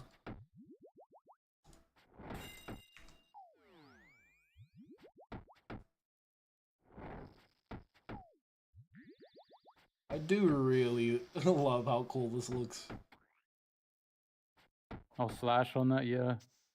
Nah, it just looks cool because of he's using the halberd, so we can all actually gap with 4 people. I thought you were talking about the lance. It looks funny. Oh nah. Use it like that. We back. Alright, say less. I'm playing that shit.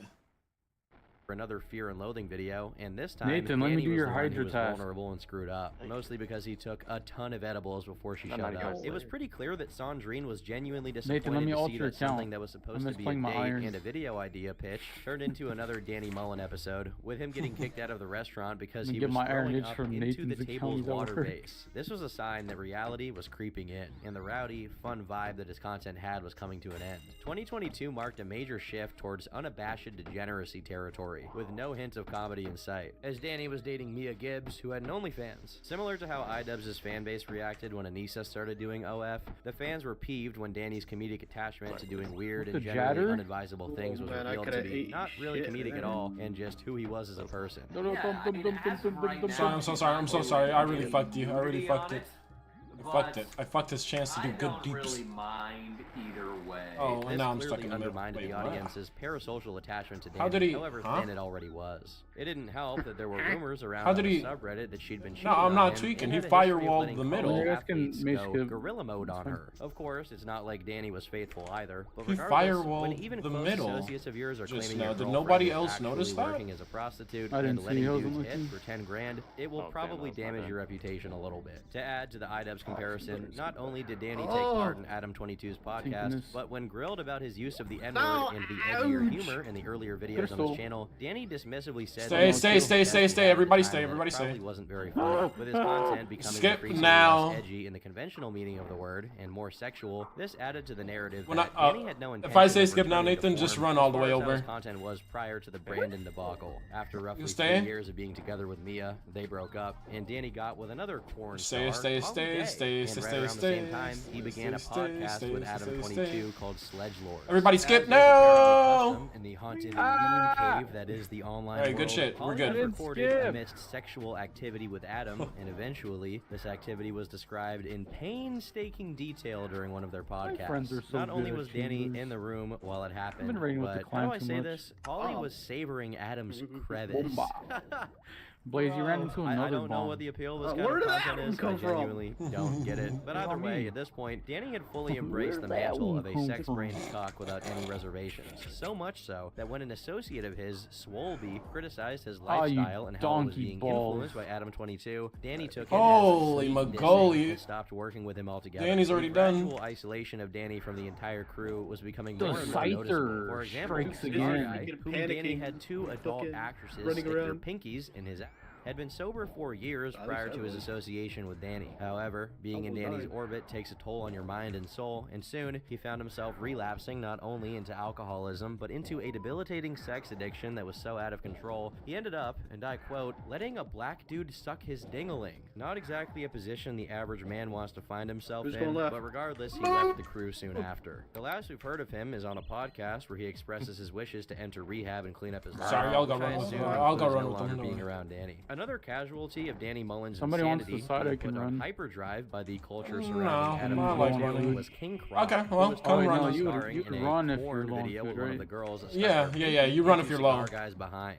Are you low? Tested for fine. STIs, No, I'm good. and for whatever reason, I'm good. watched some man-on-man Just guerrilla low. activity Throwing it to out there. prepare for his scene. The thing is, he was drinking and taking pills in the lead-up to it, and unsurprisingly, when the moment came to do the deed, he wasn't able to perform to the best of his abilities. It's been speculated that this scene was actually Croc's first time ever engaging with a lady in that way, which is not too far-fetched considering how negatively it affected him. Shortly after the video was posted, Croc disappeared, and while it was unbeknownst to most people in the audience, he had a mental breakdown. His unrelated financial issues rendered him homeless, and after a period of bouncing between homeless shelters to survive, he eventually smoked a lace cigarette that I kind of want to buy a triggered a very Rallo's. bad I might bipolar go buy episode. one. Yeah, people were saying that I was completely normal. But I need to and knock Sally then back. I go to smoke a cigarette, I come back, and my mind is gone. I'm just like completely different. Like, Okay, no, I'm gonna buy a Rallo's.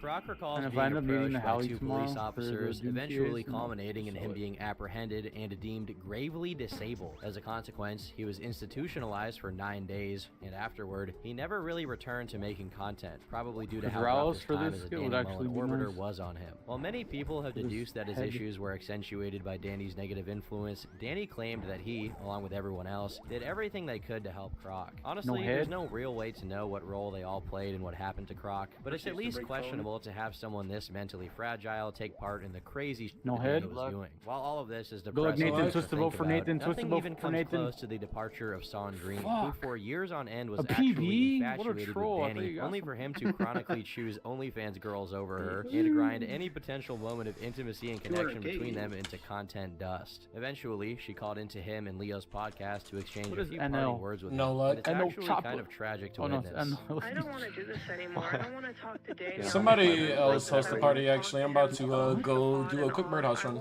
We're not. Actually have a saner No. friendship with him. Sandrine, I'm I gonna sit here and do a appreciate job that application what you're and do saying, but your relationship with Danny is so I got important to so 280 many coins millions of worth of people loot. out there. You're that lying. is- What? No, I'm not lying. I'm looking at the party hub. What about It's a my sh- own feelings, Danny? What I the love you.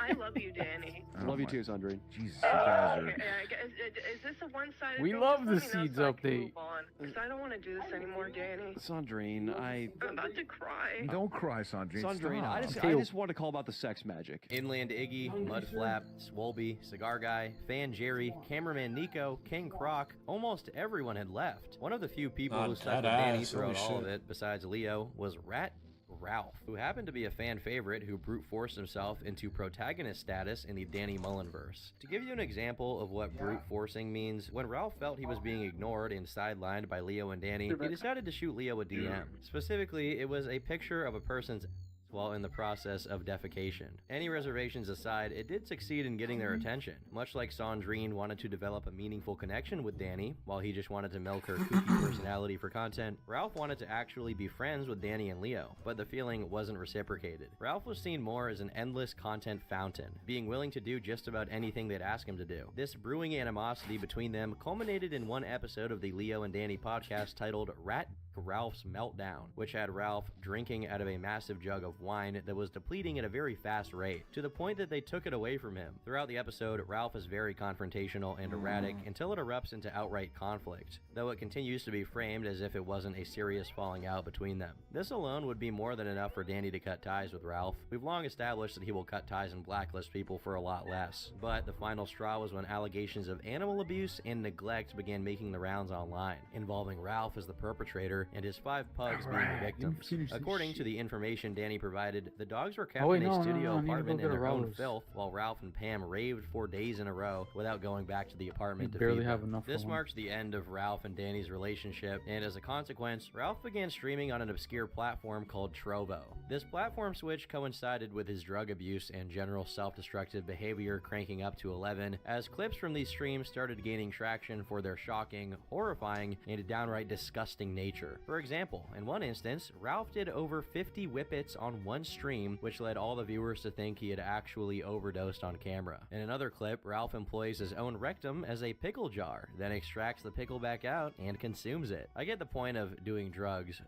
but what does one stand to gain from pickling himself? Or eating the pickle afterward, for that matter. Additionally, in a poor reflection of the corn culture Danny had hardcore espoused in the last couple of years of his online presence, Ralph began selling pictures of his human pickle on Instagram, and both he and his girlfriend supposedly cheated on each other multiple times in the pursuit of opportunities in the corn business. There's a lot of enthusiasm in the corn market, what can I say? It's awesome. The rat couple was locked in for mutually assured destruction, and eventually it came to fruition in a recorded screaming match that was broadcasted on Danny's show. This incident took place because Pam discovered Ralph had been exchanging DMs with Indica Moon, a corn star with whom he'd already done a scene in the past, which, by the way, involved CBT, and I don't mean cognitive behavioral therapy. Pam had done scenes with other men too, but for whatever reason, she took issue with this particular girl being with Ralph, resulting in their big fight. There's nothing for you to explain!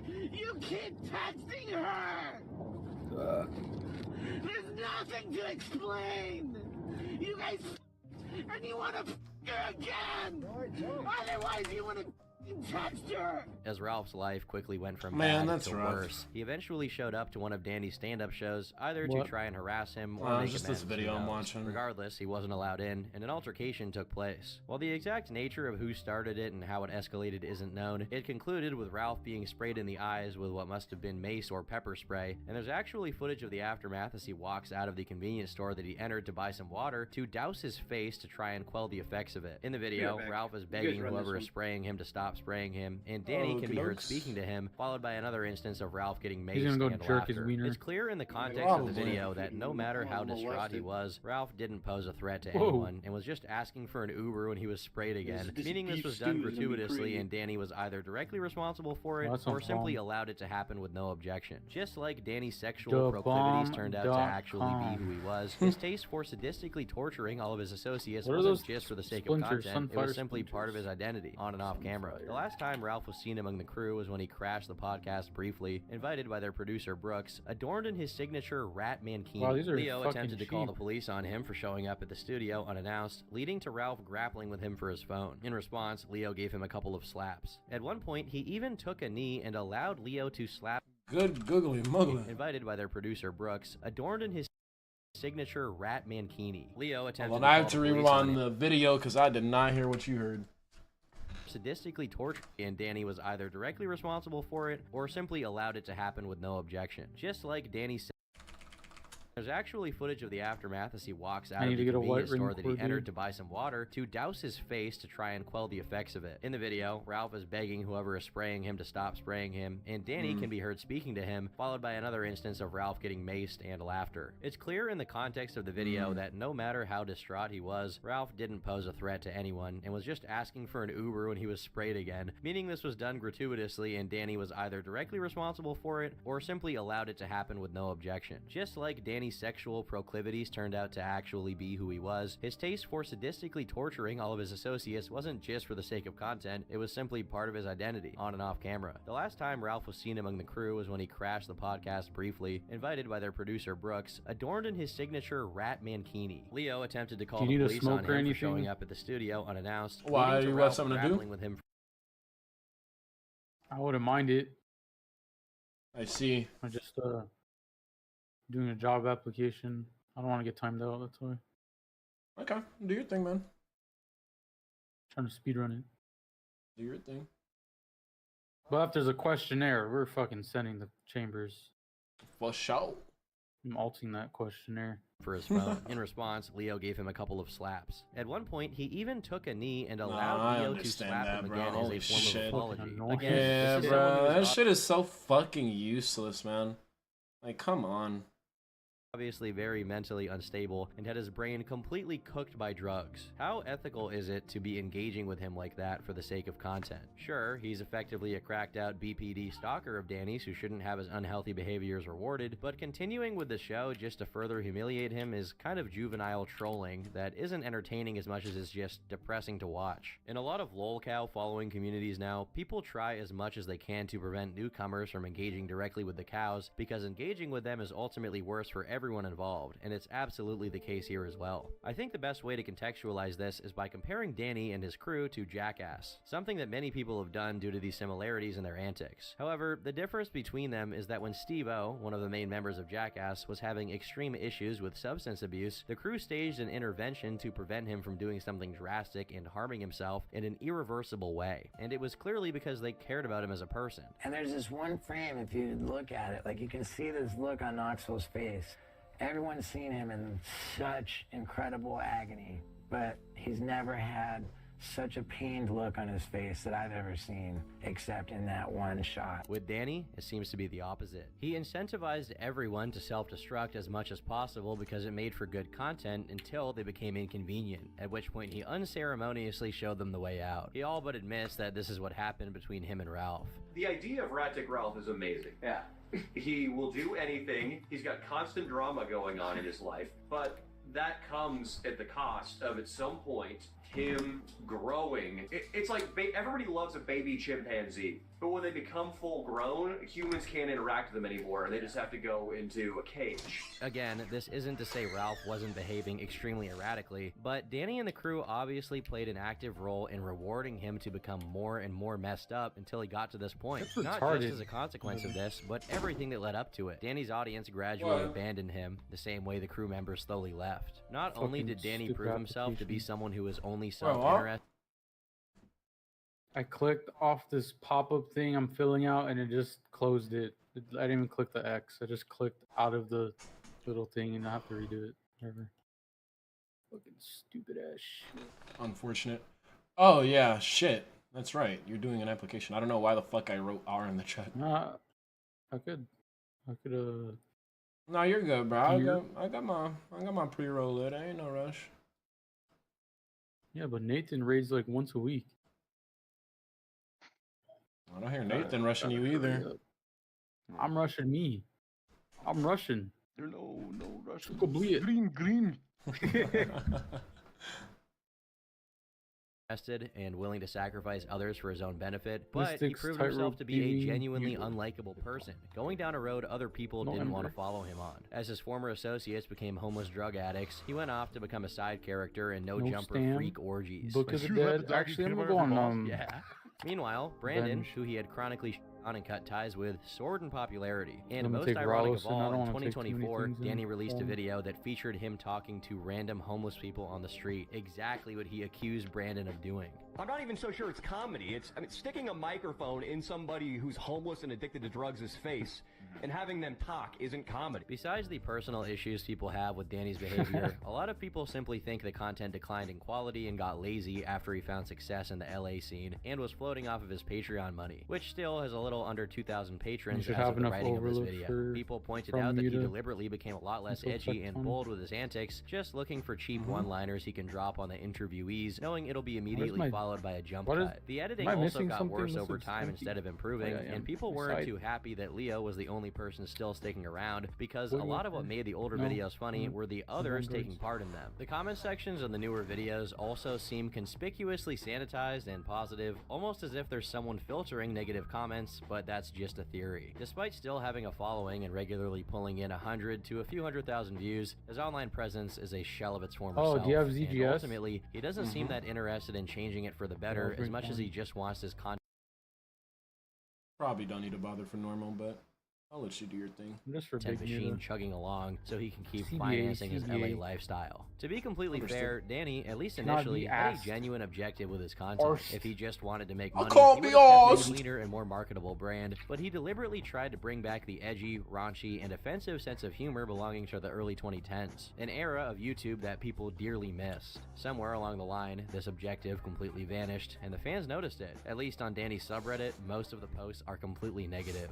It doesn't seem like redemption is anywhere in the near future, since just recently, Danny had Andy Dick, a serial sex offender, on his podcast and interacted with him normally as if he wasn't a serial sex offender. Maybe in the future, Danny can come to the realization he's currently on a downward path. However, for the time being, all his original audience can see him as is a joke, and one that stopped being funny years ago. I've been Turkey Tom, thanks for watching, and until next time, bye!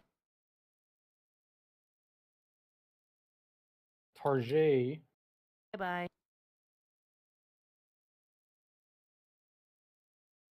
Fuck, I love shopping at Tarjay. No, I don't. I actually hate that store. Same.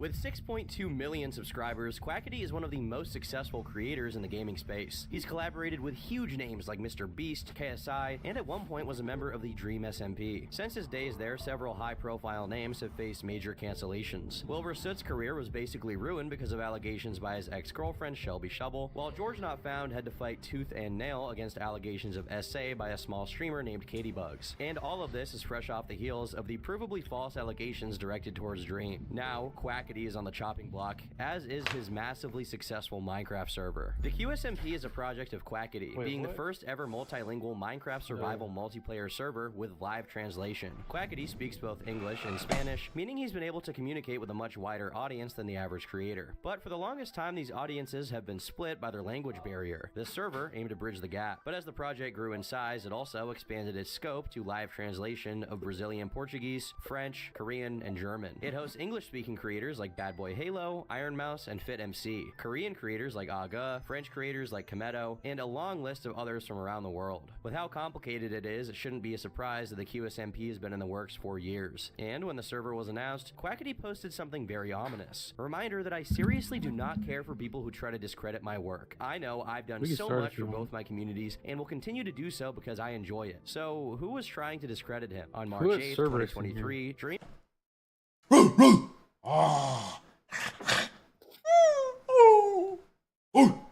and Quackity took part in Spreen's Heaven or Hell event. It was a big show that got a lot of viewers, but this is also their last known public interaction, and it happened the same day Dream pitched the concept of United SMP in private. United SMP was to be a multilingual server with live translation, essentially the same project but run by a different massive creator. On March 10th, Quackity announced the QSMP to much fanfare. Anyone else just extremely proud of Quackity, knowing how he wanted to make Spanish content for years, finally doing it and getting so far is just amazing. So happy for him. That same day, Dream went live. You have a prayer regeneration potion? Yeah.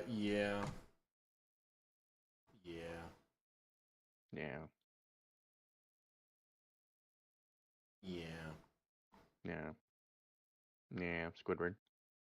Squidward. Live on his alt talking about his very similar project, but said he didn't know anything about the QSMP. I'm working on a project as well that... Squidward. You know what? I think a SpongeBob coded femboy would be pretty cute. A SpongeBob personality femboy IRL. Yeah, I sure like that. Should be fairly soon that I started a bit ago. It's not. I mean, when I said it's similar, it's like you'll know why I tweeted what I tweeted whenever you see it. But at the same time, it's not at all like it's not. As far as I know, it's not at all like Quackity's thing. During this, Dream also said that he won't vote for Quackity at the Streamer Awards, as another creator named Foolish treats it like an actual job, implying Quackity is undeserving. However, he still acknowledges Quackity is probably going to win. If I had to pick one, my instinct would instantly be Foolish, just because he streams so much and he treats it like an actual job. He gets up and he clocks in and clocks out and streams all this ton of time. But then Tubbo's also kind of like that, recently at least. But Quackity's gonna win, so congratulations, Quackity. Quackity won for Best Minecraft Streamer, and around the same time he retweeted that prior tweet saying he doesn't care for people who discredit his... God, this is so fucking gay. If you have children watching, turn them away. You do not want them to catch the homo right now. work. Stans were able to put the pieces together and speculated that he was talking about Dream here. Why wouldn't he be? He felt he deserved the award and worked very hard for what he had, and then this other massively popular guy was on live stream saying he thought someone else deserved to win. His ego was hurt. The Quackity versus Dream Stan battle begins. It's been a thing for a while now. Quackity Stan shitting on Dream and Dream Team and celebrating that they aren't friends anymore. Look at the quote retweets on George's reply to Quackity from the Streamer Awards. A little over a week later, the QSMP officially launched and creators began playing on it. Do you have a girlfriend? Well, look would at that that be a shuriken problem? that guy got No, over really. there. Be careful. While people were having fun on the server, Dream did not make an appearance. Why wouldn't Quackity invite the most famous Minecraft YouTuber of the last few years to his biggest project yet? Fans of both of them drew their own conclusions on Reddit. Not that they can't be friends behind the scenes still, but they were pretty close before, so the change is noticeable when he's regularly interacting with Bad Boy Halo and didn't even respond to George about his meetups with bad or sketchy dude, tweets. you already made it And this far. George had a stream a while Sunken ago cost where he fallacy. mentioned that Quackity hadn't even confirmed he Except would it's be not a able to fallacy. to him Harley despite Charlie. attending, and that Q seemed to turn down Well, this George time it's wanting not to go to fallacy. Mexico with him. Trouble was brewing behind the scenes. It was at this point Quackity shifted the scope of the server from just Spanish and English to the rest of the languages so he could get an even broader audience. And just 5 days later, Dream announced his new mod for USMP, which would translate whatever you're saying in voice chat to the native speaker's language in text above their head, allowing anyone to have a conversation with each other in game. Did you know Radiant Oath Plate is like La how Oath traducción ha Plate dicho que te has should comprado look? un sostén. Dude, he just got 2 drops today. What the fuck?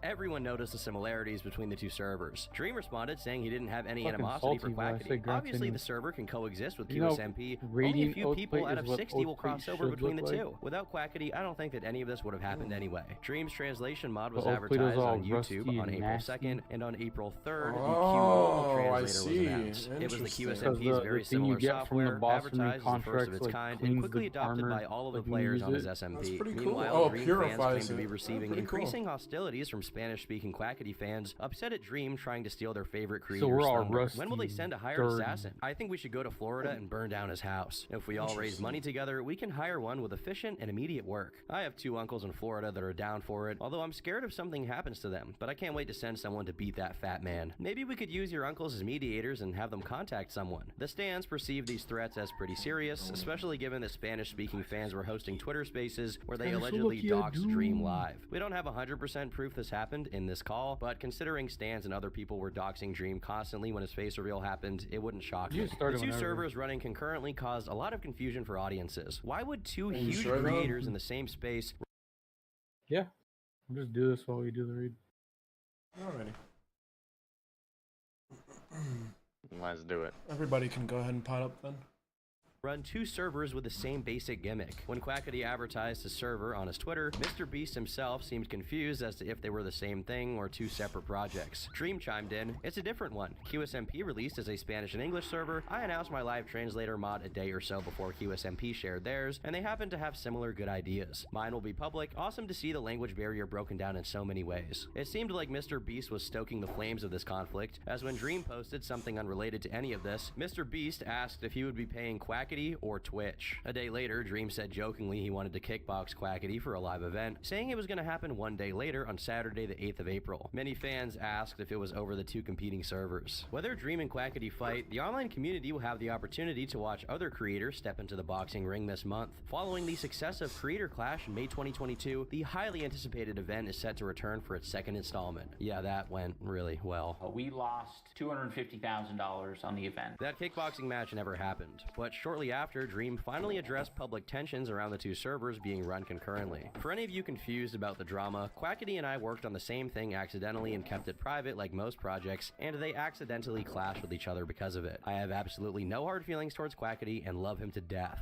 So it was all fine, right? Dream loved Quackity, and they were on good terms. On April 26th of 2023, the QSMP had its official global announcement for even more languages, and For that everyone expressed a lot of porn excitement. buff. They were introducing Japanese and Turkish. Interesting. Yay! Oh my god, yay! Now we can recreate global conflicts yes, and go political on. tensions, but with niche micro e-celebrities. Can't wait to see Tiananmen Square, but in Minecraft. At the same time, Dream finally gave in and addressed the obvious tension behind the scenes, saying that Oh, this is not Quackity had safe. ignored his messages. He was mocked pretty harshly for this, as the entire thing felt like him complaining like an ex-girlfriend who didn't get her messages answered. Come here. I personally probably would not make a post about how a creator ghosted me, but to each their own. If you want to be the jilted ex-girlfriend, dream. However, he also addressed something more serious than Quackity ignoring his messages. I have seen more threats, doxing, fights, slander, and hate between a bunch of fan bases than I've seen in a very long time. I personally have experienced an elevated level of in real life threats and stalkers, and even had the police involved in somebody showing up at my house and even putting trackers on my family vehicles surrounding this drama for the first time since pre-face reveal. Dream believed the mounting tensions between fan bases was causing this increase in toxicity. Nobody cared. The original thread Dream made ended up getting ratioed, comparing his response to Quackity to his original response to the grooming allegations. However, Dream went on to share proof that he apparently came up with the idea for a multilingual server before Quackity did. He showed a message conversation where he said, United SMP is like the United Nations, a handful of people from each language where new people are added. Proximity chat with a custom mod that puts translated subtitles above your head, so you'll see live captions of different languages. This is from March 8th of 2023, and people in the replies were quick to claim that Quackity had been working on his for years, therefore it was his idea.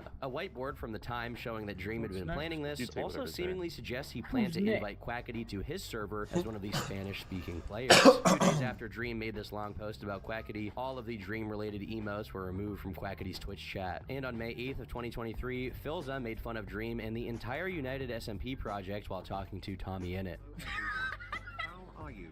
Tom, I could blow this wide open. Dude, there's extra context to that tweet that I could say right now. Do you want to go there? Things got a little more intense when Tommy released If YouTubers Were Honest, where he satirized a lot of his peers. He specifically devoted a section of it to the tensions between the two servers and painted Dream as a man-child. Yes, it's done! A Minecraft server to combine multiple communities, my communities together, and bring the world together.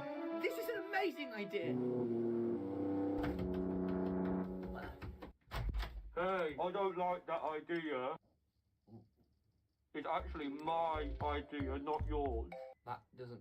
Okay, that's fine. We can both do it, I guess. Stop ignoring me.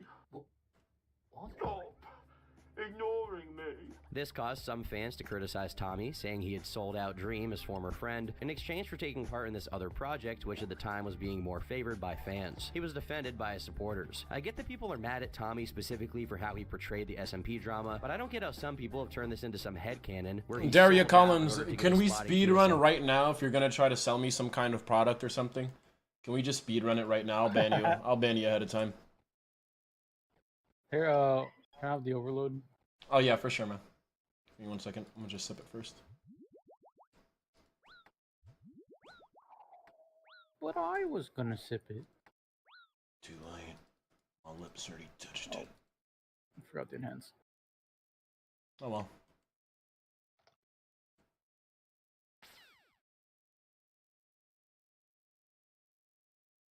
Or wanted to cater to Dream haters for views. The two haven't made content together or hung out in a long time, and Tommy is surrounded by people who don't particularly like Dream. I'm not here to argue on Tommy's video. All I'm saying is that there are plenty of valid reasons that he could grow to dislike Dream within this time frame, many of which wouldn't be severe enough to require some public exposing, as many of you imply. It's clear there were tensions going on behind the scenes between all of these creators. Some had distanced themselves from Dream based on the gooning allegations. Anybody who's been on Kick knows how common the bots are on here.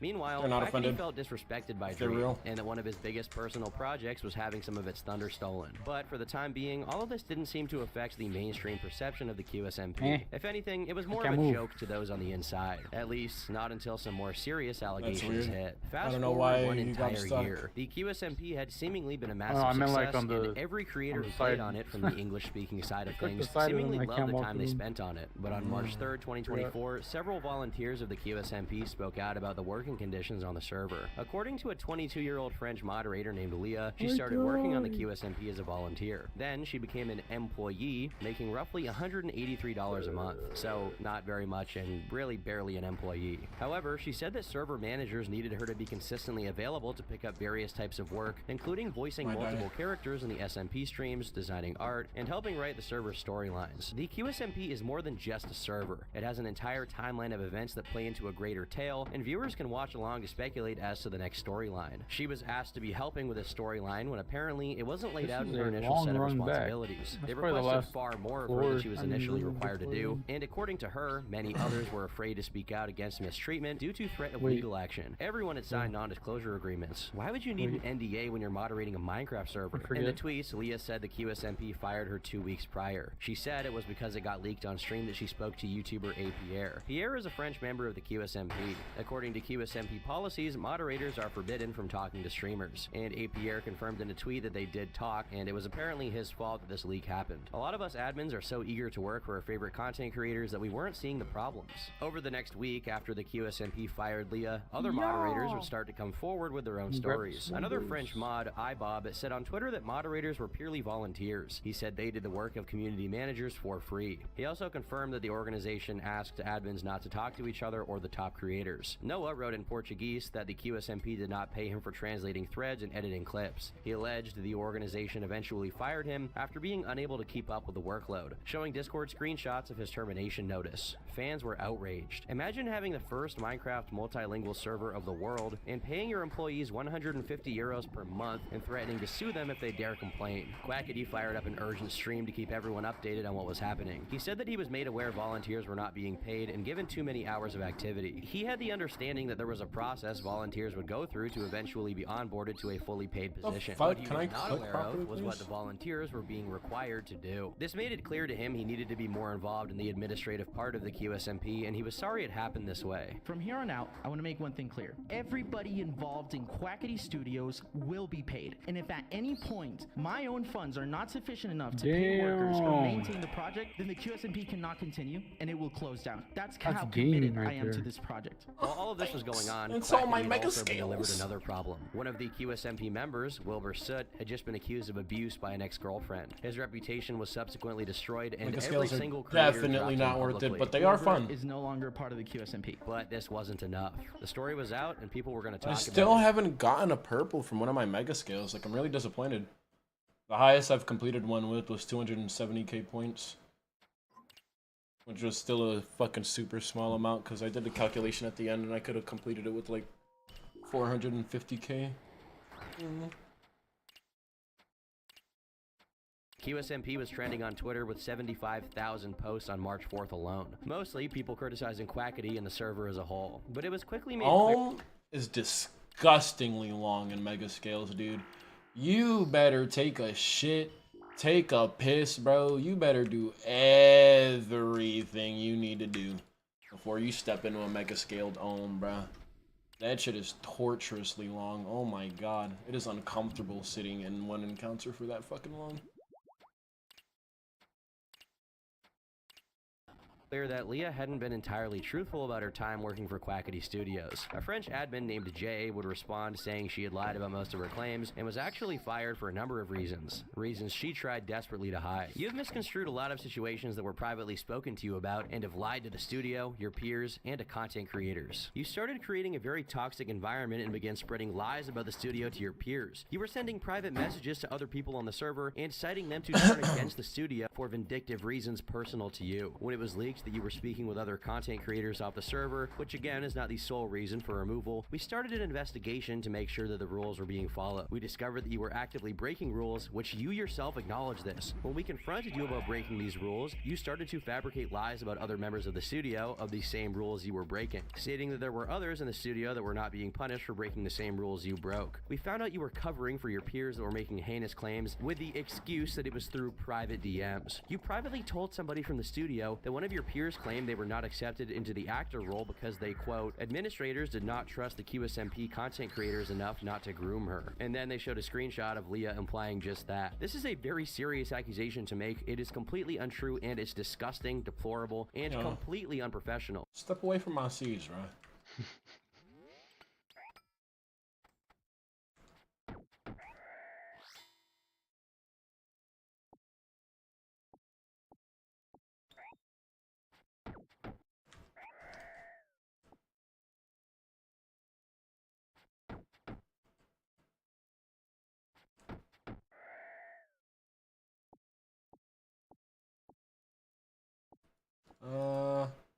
Alright.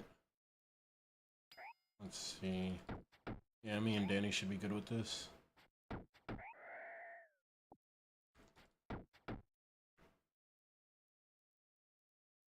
I'm good. Alrighty.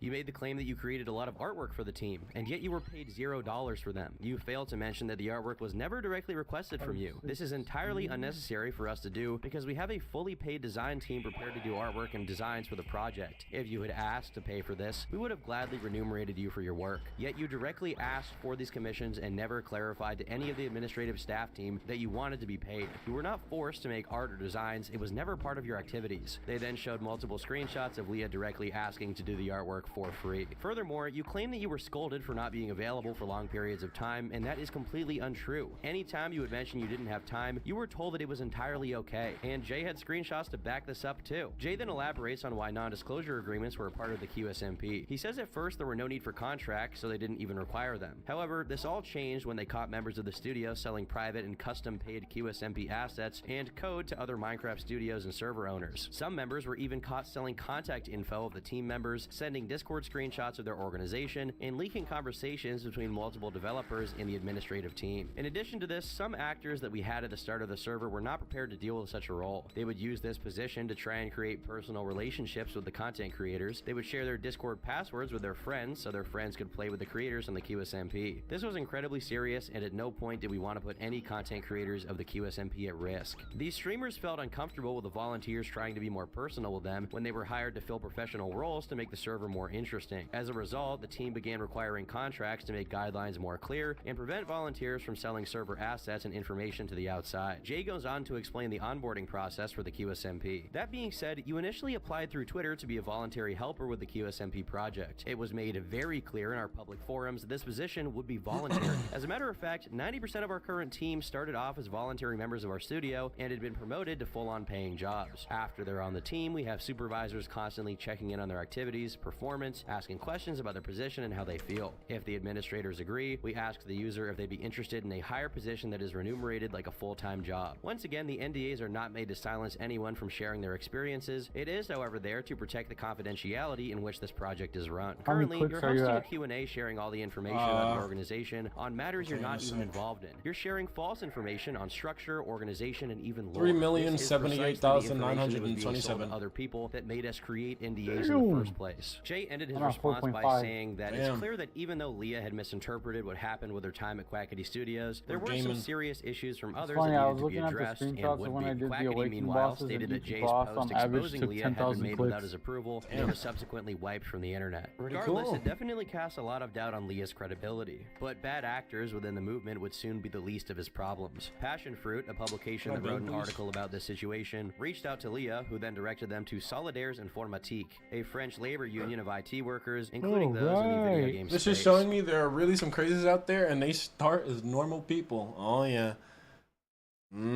Leah's credibility. But bad Same thing about evil people. Actors within the movement would soon be the least of his problems. Passion Fruit, a publication that wrote an article about this situation, reached out to Leah, who then directed them to Solidaires Informatique, a French labor union of IT workers, including those in the video game space. A rep of the organization said in an email that the union had been in contact with Leah and some other QSMP voluntary workers for a few days. They claimed that Leah was working full-time hours, which is about 35 hours a week. According to French law, we claim Leah should have a classic employment contract with minimum salary and all French social rights. This same union then made a public notice calling for testimonies regarding working conditions on the QSMP, claiming admins are working under degraded conditions that amount to disguised labor. Remember that French YouTuber I mentioned? Well, he updated his Discord server saying that Quackity planned to find a way to financially support everybody. Volunteers are really risky, especially with foreign labor laws that he's unaware of. Therefore, all actors in the game would be on hold. The leaks from Leah had presented another problem. Quackity didn't want to communicate with team members for fear of potential leaks, which could then be twisted and made public.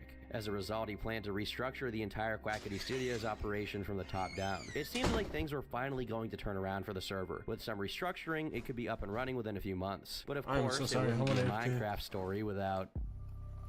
Enter Roscripts, who supposedly goes by the real name Adrian, a Roblox YouTuber with 50,000 subscribers, and allegedly Quackity's brother. This is me. This is Roscripts. The question here is, Do I look like Quackity's brother? He had frequently posted to YouTube from 2013 to 2018, but suddenly stopped posting. The comments on every video were turned off. In April of 2024, rumors began to circulate that the secret owner of QSMP was actually Adrian. An account on Twitter claimed that his account was still active in the Quackity's Kitchen Discord server, which is public and has over 26,000 members. But why would this even be a problem? I mean, it's just his brother, why can't he be on the server? On September 29th of 2020, a Twitter user named Mecco made a series of claims about Roscripts. They said that at the time of these alleged interactions, they were 11 and 12 years old, but online were lying, saying they were 13 or 14. They joined the QHQ server in mid to late 2018, where they would occasionally joke around with Roscripts in the Discord. After a few weeks, he started talking to her much more and even joined a group chat with her and her several teenage friends. After they moved on to voice calling privately, he would begin to make jokingly sexual comments to her on a one-on-one basis. They got the impression he was trying to move the conversation towards more risky territory, which is when she began to tell her friends outside of the group chat, as well as the moderators of the server, and Axel, a longtime online friend of Quackity, who had collaborated with him many times. They claimed to not have any screenshots of these interactions because they suffered a number of panic attacks regarding all of it. Now, with no evidence, you'd think this would die where it started. It did not. An account called Donald's Guy, a former editor for Quackity and an admin in his Discord server, came out with what he had. He claimed that as of 2021, Adrian was 25, meaning in 2017 he would have been 21. He showed messages of Roscripts allegedly calling a 16-year-old a little girl over and over, talking about her age in a pretty weird way. This editor then provides an audio clip from March of 2018 of Roscripts being confronted by a server moderator for creating a not safe for work channel that minors were allowed into. This is something that can be legally used against adults, okay?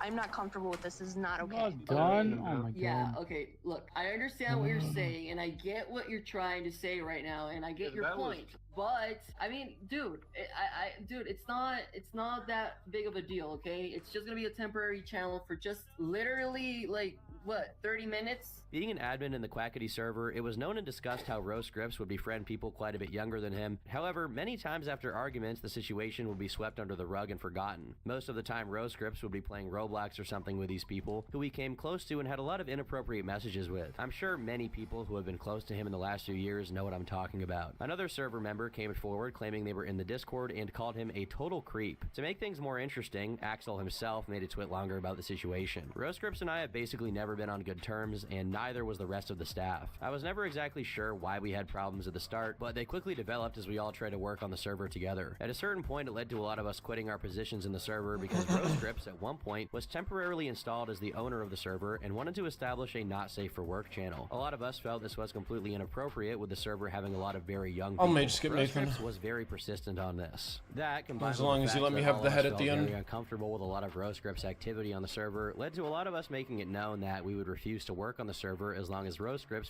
Did he answer me? My video's loud. Yeah, he said fuck off. Yes, yeah, Daddy. fuck off. Oh, fuck, I'm so No, wet. I'm just kidding. I was peeing. That's played a great. part in it. Thank This you. led to Alex Good- talking good- to good trade Roscripts, deal. with the conclusion being that he would remain as admin, but would stop being active in the server. I've not spoken to Roscripts since then, besides.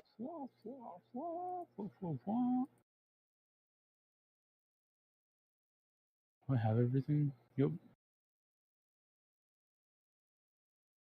Do that. A very brief hello when I met their family in passing in Two 2018. rights is Considering fine. a lot of what has surfaced today happened in the same year as the events I described Still prior seven to still, isn't it? 2018, I should have pushed even harder and had him completely removed from the server. I was Might way need too to do passive in a position maybe of power. Axel, meanwhile, Second is degree seemingly no longer friends with invites. Quackity, although the reason is unknown. There is one let's question do it. that I would just beg is the major recurring kid. currently, and Whatever. all I can really say about Just that is testing the waters. it's I I don't know think what it's to kind do of for obvious. skill. I think we can all kind of know what the answer to that is, Maybe. and that's kind of that. These allegations gained traction in July of 2021, but quickly died down. Fans expressed dismay that Quackity's burgeoning career could be knocked down a few pegs because of the actions of his sibling. But with Quackity being criticized over unpaid moderators, it all began to resurface. I want to make it clear everything I'm about to say here is alleged, and the evidence presented by some of his fans is honestly pretty unconvincing. But fans began to speculate if Roscripts had any involvement in the QSMP. One thing that was never addressed by Jay day was Leah's accusation that Adrian was one of the real owners of the QSMP. She described a mysterious account whose identity couldn't be accounted for that was active in day-to-day operations, Quid. She found it weird that he had never spoken on voice chat, had no social links, and had no internet identity outside of this role. She claimed that the account she was paid with on PayPal was linked to a Skype account under the name of Adrian. With the name Quid in mind, people dug further. A screenshot from the QSMP website showed a user by the same name who was also active in the Discord server. Users on Reddit speculated about who this guy was, making note that he'd been active since around 2 months before the first thread about the old Roscripts alias was made on Twitter. They then found a Jitters profile under the name of QuidB8, which is also located in Los Angeles, which is apparently where Quackity lives. The Twitter account for Quid only follows accounts related to the QSMP, and seemingly has only been marketed to Spanish speakers given the fact that all of the replies to its one tweet are in Spanish. In an interview, Leah stated further that she had no idea who Quid was. She claims this person never talks in calls, never says anything, and nobody knows their name. However, her best guess seemed to align with audience suspicions. Quackity has worked with some very suspicious people in the past, and that's not someone, you can't allow someone whose identity nobody can know and isn't safe at the head of your project. This post was made on April 8th, 2024, at the same time that many were complaining about a perceived inconsistency from Quackity about his involvement in the project. To this day, Quackity has never directly spoken about his brother or what happened to him, which to an extent is something that's tough to ask for. The question from fans is if this Quid person is also Roscripts. Once again, keep in mind all of this evidence is circumstantial, and if it is true, it would be a huge blunder to even have this guy involved in the project, considering the family-friendly brand Quackity has. It's a major risk. On April 10th, Quackity fired up a stream saying that the QSMP would not be closing down. However, he would be taking a step back from running the server. He said that people were openly posting his docs on Twitter, which felt like a major violation of his privacy. While in the United States, it's accepted that this is off limits, in Spanish-speaking countries, his info is being distributed widely. He apparently had received emails with death threats and people claiming to be close to his location, saying they're going to hurt him. As a result, he would be stepping away from being the face of the project. He then said he prefers to keep disagreements and conflicts private because he believes it to be professional. Since QSMP began, though, this definitely has resonated badly with people who had never seen my content before and had no idea who I was before the QSMP. So a lot of people have interpreted my privateness as being shady or not being transparent. The reality is, this is how I've been all my life. I've even had internet friends in the past get angry at me for not being as open as they were, but in reality, that's just how I consider things should be handled, because there's never been anything more important to me in my career than the distinction between my personal life and my work life. Regarding the situation with unpaid moderators, he wasn't even aware of it prior to it going public and ready to deal with it before it was made public regardless.